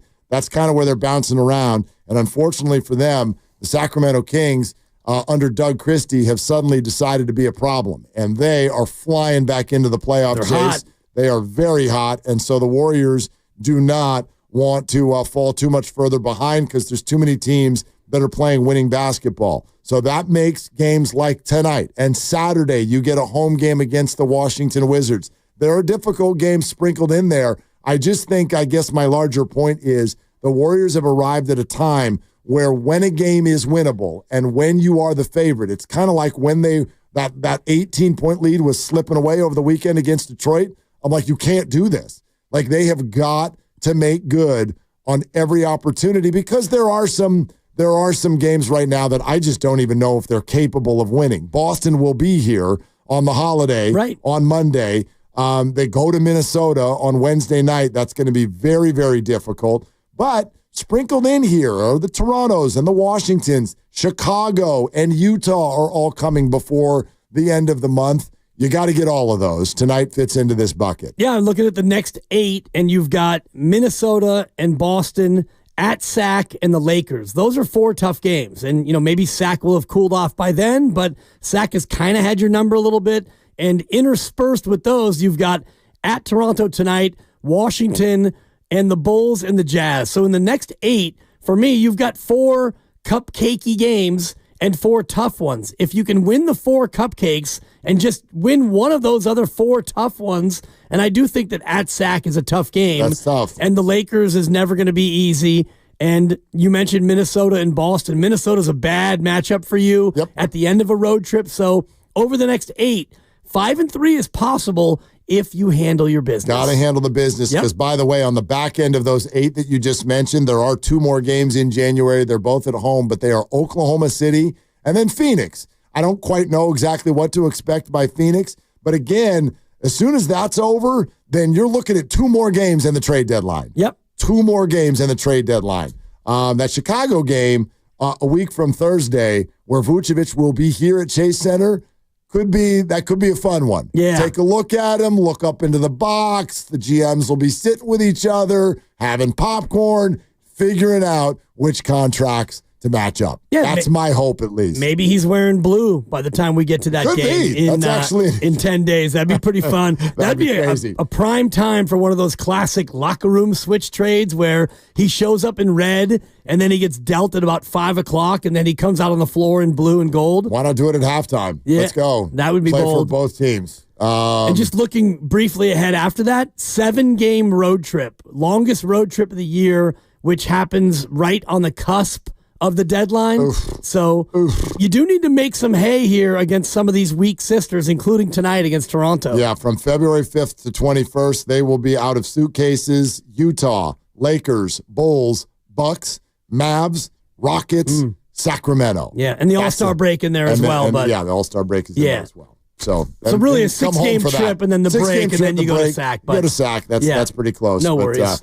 Anyway, speaking of all of the out-of-townness of their upcoming schedule, the out-of-town NBA game of the night is sponsored by San Francisco International Airport. Wherever your team goes, you can get there from SFO. There are only 6 games around the league tonight, including the Grizzlies and Rockets from Houston. This is a good matchup atop the Western Conference. Houston is number 2 right now at 25-12. The Grizzlies just a game behind, 3rd in the West at 25-14. Game tips off at 5 o'clock tonight in Houston, so you can't go. It's too late to get there, but just know that SFO can help you get to Houston if you need to, or anywhere else that an NBA game is played whenever you need. And maybe you want to plan a trip down there when the Warriors are in town. They've already been in Houston twice this season, an OT win in November, a 1-point loss in December. So those matchups are almost always good ones. They have been that matchup in the past, and the Warriors have owned it, and they will be in Houston, as we just mentioned, for the last time this regular season, the night before Valentine's Day. Take your honey and go to Houston and watch the Dubs. SFO can help you get there for that matchup, no problem. That is the out-of-town game of the night, sponsored by San Francisco International Airport. Wherever your team goes, you can get there from SFO. All right, so here we go. Warriors and Raptors tonight, and hopefully a good mood Steve Kerr tomorrow on Willard and Dip. Should be. And honestly, this one is kind of reality check game for me. You did have rest, and you're getting Steph back and Wiggins back cross country. Even though you don't have Draymond, you're playing against a team that is 1-16 in their last 17. You're rested. You're at 500. You are the 11 seed right now. Who are you? Who are you? Who are you? Are you real? If you're a real team that we should be trying to add to, if you're a real team that can handle business when you need to handle it, you go out to Toronto and you hammer this Raptor team that is not very good. I'm with you. And I guess the message behind that is sometimes when you look at a schedule, you'll see a game like this and you're like, well, that's not a big game.